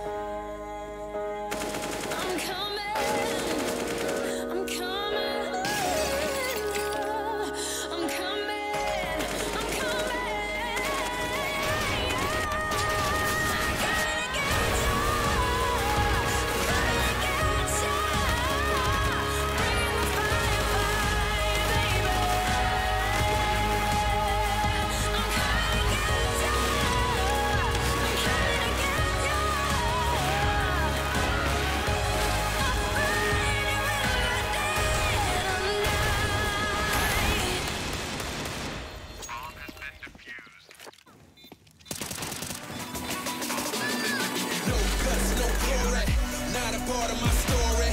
I'm going hard for that trophy. It's why they all been on me. No guts, no glory. There's no need to go again. I don't comprehend it, I do not pretend, cause when I'm coming it's to win. You either got it or you don't. You either bought it or you won't. You either wanna give it everything or you wanna cry out a soul. I'ma say it from the jump. Mama ain't raising chump. My mama raised me to persevere if I'm ever here in a slum. Cause nobody starts at the top. You do your part and you better buy. Working hard.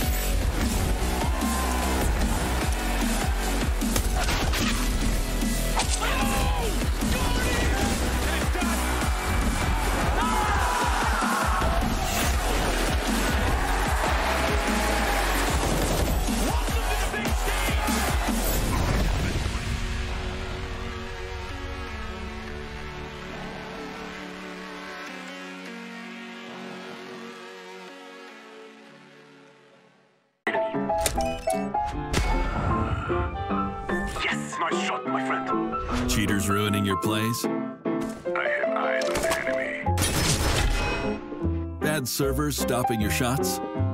What you need is ESEA. Advanced anti-cheat to stop cheaters. And the best servers around, all with 128 tick rate. ESEA, the best way to play CSGO. Choose nades, choose a smoke, choose a flashbang. Choose team badges to support your favourite CSGO team. Choose an ESEA Premium membership. Choose routes you know bring in wins. Choose pro video tips. Choose the fan club wars. Choose behind the scenes content. Choose good grades. Choose guns you know you can shoot right. Choose bingo. Choose the equipment you know is going to get your team the win thanks to heat maps. Choose the CSGO Hub Premium, the complete package to help you and your squad achieve all your CSGO goals.